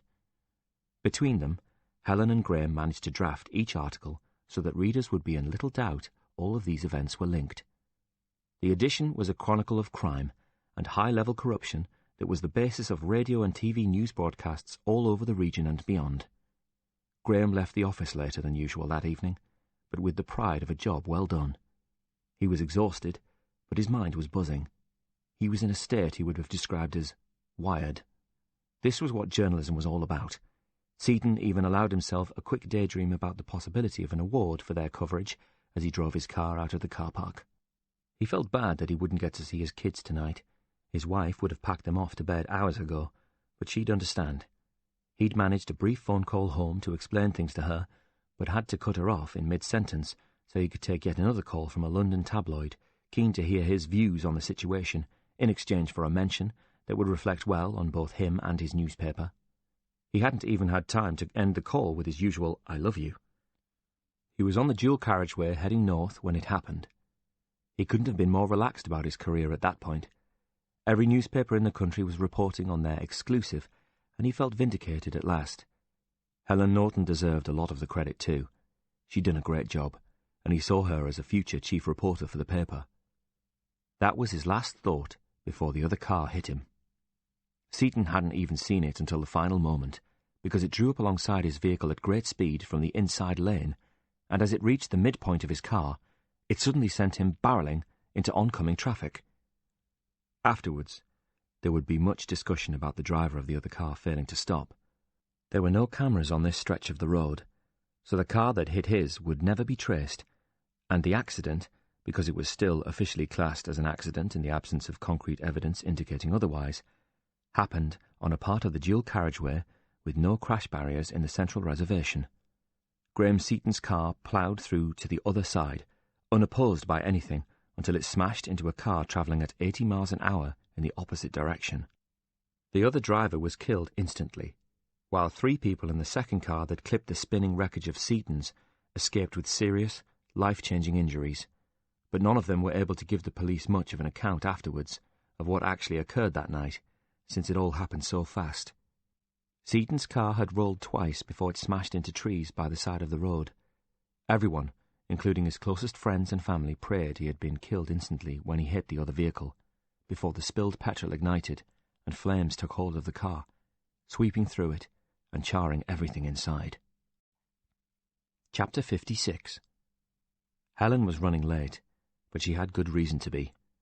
She had just spent time with Graham Seaton's widow, who looked like a hollowed-out shell with nothing left inside her now but pain. She had gone round to the house out of respect for Graham, and a duty to the wife she had never met. She had thought that offering words of admiration for her late editor might provide some small crumb of comfort to his widow, but regretted her visit almost immediately. Though Helen's grief at poor Graham's awful premature death could never have been as deep as his wife's, it still burned intensely within her days after news of the so-called accident was broken to them all at the paper. Now she found herself stumbling to say anything worthwhile, when all she really wanted to do was express her anger at the men who killed him and rage at the unfairness of it all. Instead, she had a solitary cup of tea with the devastated woman and ended up offering up weak platitudes about how proud his children would be once they were old enough to understand what their father had done with his life. "They'd rather have their dad back," snapped his wife. "Of course," said Helen, "I'm sorry." And she left as soon as decently possible after that. On the drive back, she had an awful sick feeling that Mrs. Seaton suspected she and her husband might have been something more than just colleagues. But how the hell could she put that idea from a widow's mind without being hugely insensitive? Either way, it had been a terrible decision to go round there, and all of a sudden, the tears that Helen had been too shocked to shed on first learning of Graham's death finally came. She had to pull over by the side of the road and wept openly until she was finally done. All of this meant she was very late when she parked in the dedicated space outside her newly rented flat and climbed out of her car. She would have a quick shower, change, and be on her way again before too long. She had almost reached her front door when she spotted the note, which had been folded and pinned to the wood with a drawing pin. She looked around, but there was no one near.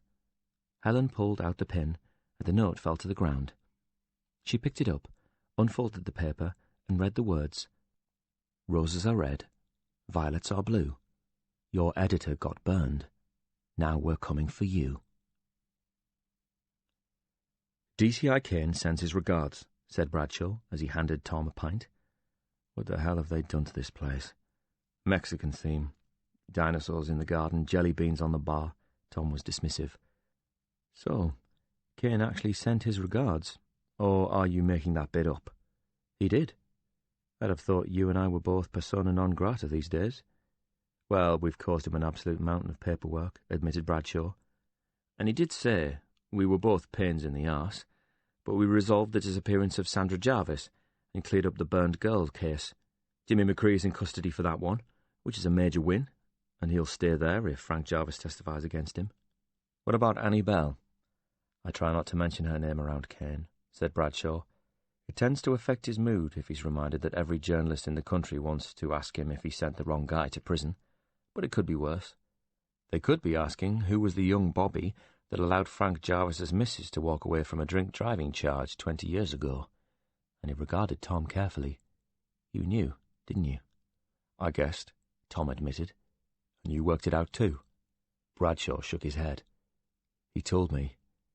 He said he was wet behind the ears back then, and you didn't do anything without asking the grown-ups first.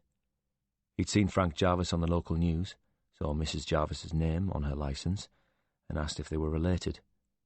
Then he called it in, and the adults told him to give her a bye. So he drove her home. Then all of a sudden he had friends in high places. That was how it worked back in the 70s. But I still think Kane isn't corrupt, not really." "You must think that too, or you would have exposed him." Tom shrugged. "No one's interested in all that. They want to read about murder and high-level corruption." "Right," said Bradshaw, but he didn't sound convinced. "On a lighter note, how's Helen?" "Gone," he said. "Oh? Found a flat and moved out days ago." "Sorry to hear that," said Bradshaw. "It must have been nice having her around." "My place was a little cramped," he said, to change the subject. Tom asked, "How's Karen?" "Gone too." It was Tom's turn to say, "Oh." "It's fine." Bradshaw sipped his pint. "It was my decision." "Right. Of course every guy in the force thinks I'm stupid or gay, but you can't have everything." "At least you've got your freedom," Tom observed. "How did she take it?" "Not well," Bradshaw admitted. "But then she got all her stuff, moved back into her mum and dad's, and now she's seeing her ex again." "Blimey," said Tom, "that was quick." "Karen doesn't like to be on her own," observed Bradshaw, and he'd been hanging around. "I'm happy for her." "Really?" "No, not really," admitted Bradshaw. "I've woken in the night in a panic a couple of times wondering if I did the right thing. I almost rang her once. Then you realise you didn't really want her back." "Yeah. I reckon you like the idea of being with her more than the reality, that's all." Bradshaw thought for a moment. "You know, that's probably as good an explanation as I've managed to come up with." Helen walked into the pub then, and they took their drinks to a table by a window and sat down. "Are you okay?" asked Tom. "No," she said it calmly enough, but he realised it was a stupid question. How did he expect her to be when her editor had been killed? "I went to see his poor wife," and her sentence remained incomplete. "The funeral is on Monday." "I'll be there," Tom told her, and she squeezed his shoulder in gratitude. "Is your newspaper sorting out something for you?" asked Bradshaw, and when she didn't comprehend his meaning, "Protection. Graham was the editor, but you wrote the articles." "Oh," she said. "Well, they've asked me not to come in for a while, so I suppose I'm not suspended exactly, but kind of on gardening leave." "Is that all they're doing?" asked Tom. "I think everyone there is in shock," Helen explained. "They've never had a situation like this before. I suppose they think I'm responsible." Tom was angry. "That's ridiculous." "No, it's true. I am responsible. Like you said, Ian, I wrote the articles." "I didn't mean—" She held up her hand. I know you didn't. I'm just saying that if I hadn't written those articles, Graham would still be alive, and I have to live with that. Here we go again, said Tom, blaming everyone but the people who actually do the killing. It's okay, she said. I'm not sure I want to go back there anyway. I'll need some time. And she smiled grimly. I'm hoping you two have happier news. Not really. I saw Richard Bell again today, Tom told them. How was he? She asked. Not great. He's even talking of copping for it. What? Helen was shocked. But he didn't do it, and everyone knows he didn't. And he confessed. Says he doesn't care anymore, one way or another. He still blames himself for Annie's death, and Rebecca's, and reckons he deserves whatever he gets. He thinks his request for an appeal will drag on for months anyway, possibly even years, and he mainly clung to the innocent plea because he didn't want his little girls believing he was a murderer. Now he thinks that might be better than knowing their mother was, so he's trapped in another dilemma. His legal team aren't helping. I thought they'd be going all out to get him released. They think it could be claimed Annie was depressed and suicidal, so maybe she wanted to take the blame to get the man she loved released from prison.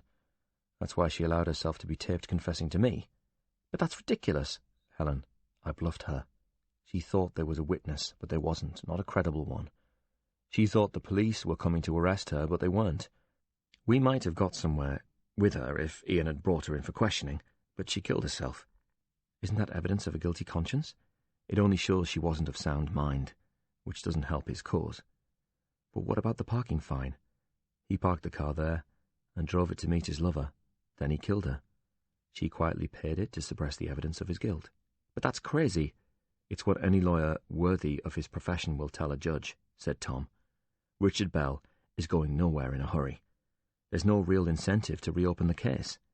The barman called Ian Bradshaw to the phone then, and he went, muttering to himself about being foolish enough to have told people he was going to the pub, by which he meant DCI Kane. Richard Bell is faced with a pretty stark choice, one I wouldn't envy, said Tom. Continue to deny guilt and face a full 24-year sentence, by which time his kids will have grown up and forgotten him, risk everything on a new appeal, or admit he did it, even though we all know that he didn't, and hope he can get out in another 6 or 7 years. Then, of course, he'll have no job and no home, and there's no guarantee he will ever be allowed to see his children again. Who's looking after them? Annie's father, who would probably like nothing better than to see his son-in-law suffer, since he probably blames Richard for the death of his daughter. Do you really think he'll allow the man to see his granddaughters? But he'll have some rights, as their natural father. I suspect those rights will be eroded by the fact he's a convicted murderer. It could reasonably be argued he isn't safe to be allowed near his own children. Does he know this? We talked about it, yes, but I don't think he has the energy left to keep on fighting. But he's not guilty, she protested. That's what I said.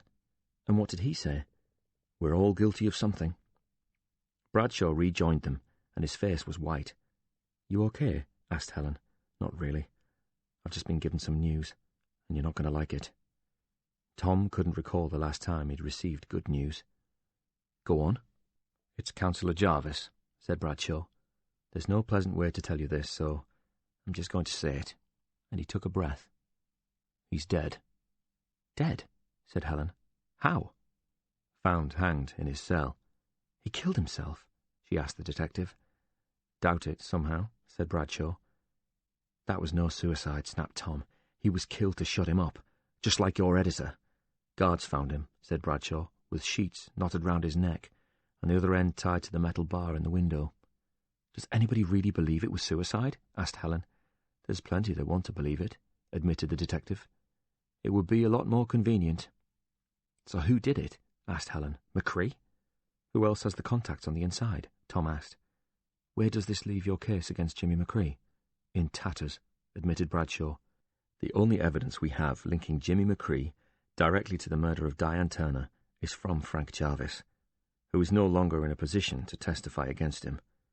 McCree's lawyers are already petitioning for his release from remand.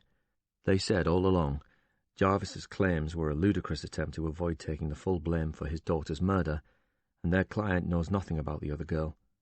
The CPS won't be able to pursue it now. So he gets away with it, said Helen. Not quite, said Bradshaw. We've been assembling quite the dossier on Jimmy over the years, and his recent arrest on suspicion of murder gave us new warrants to search his home and a number of places associated with him. What did you find? She asked. There's enough to bring charges for money laundering and possession of illegal firearms at the very least, plus tax evasion and possession of a small amount of Class A drugs, but not enough to do him on supplying. He's probably looking at a couple of years inside if he pleads guilty.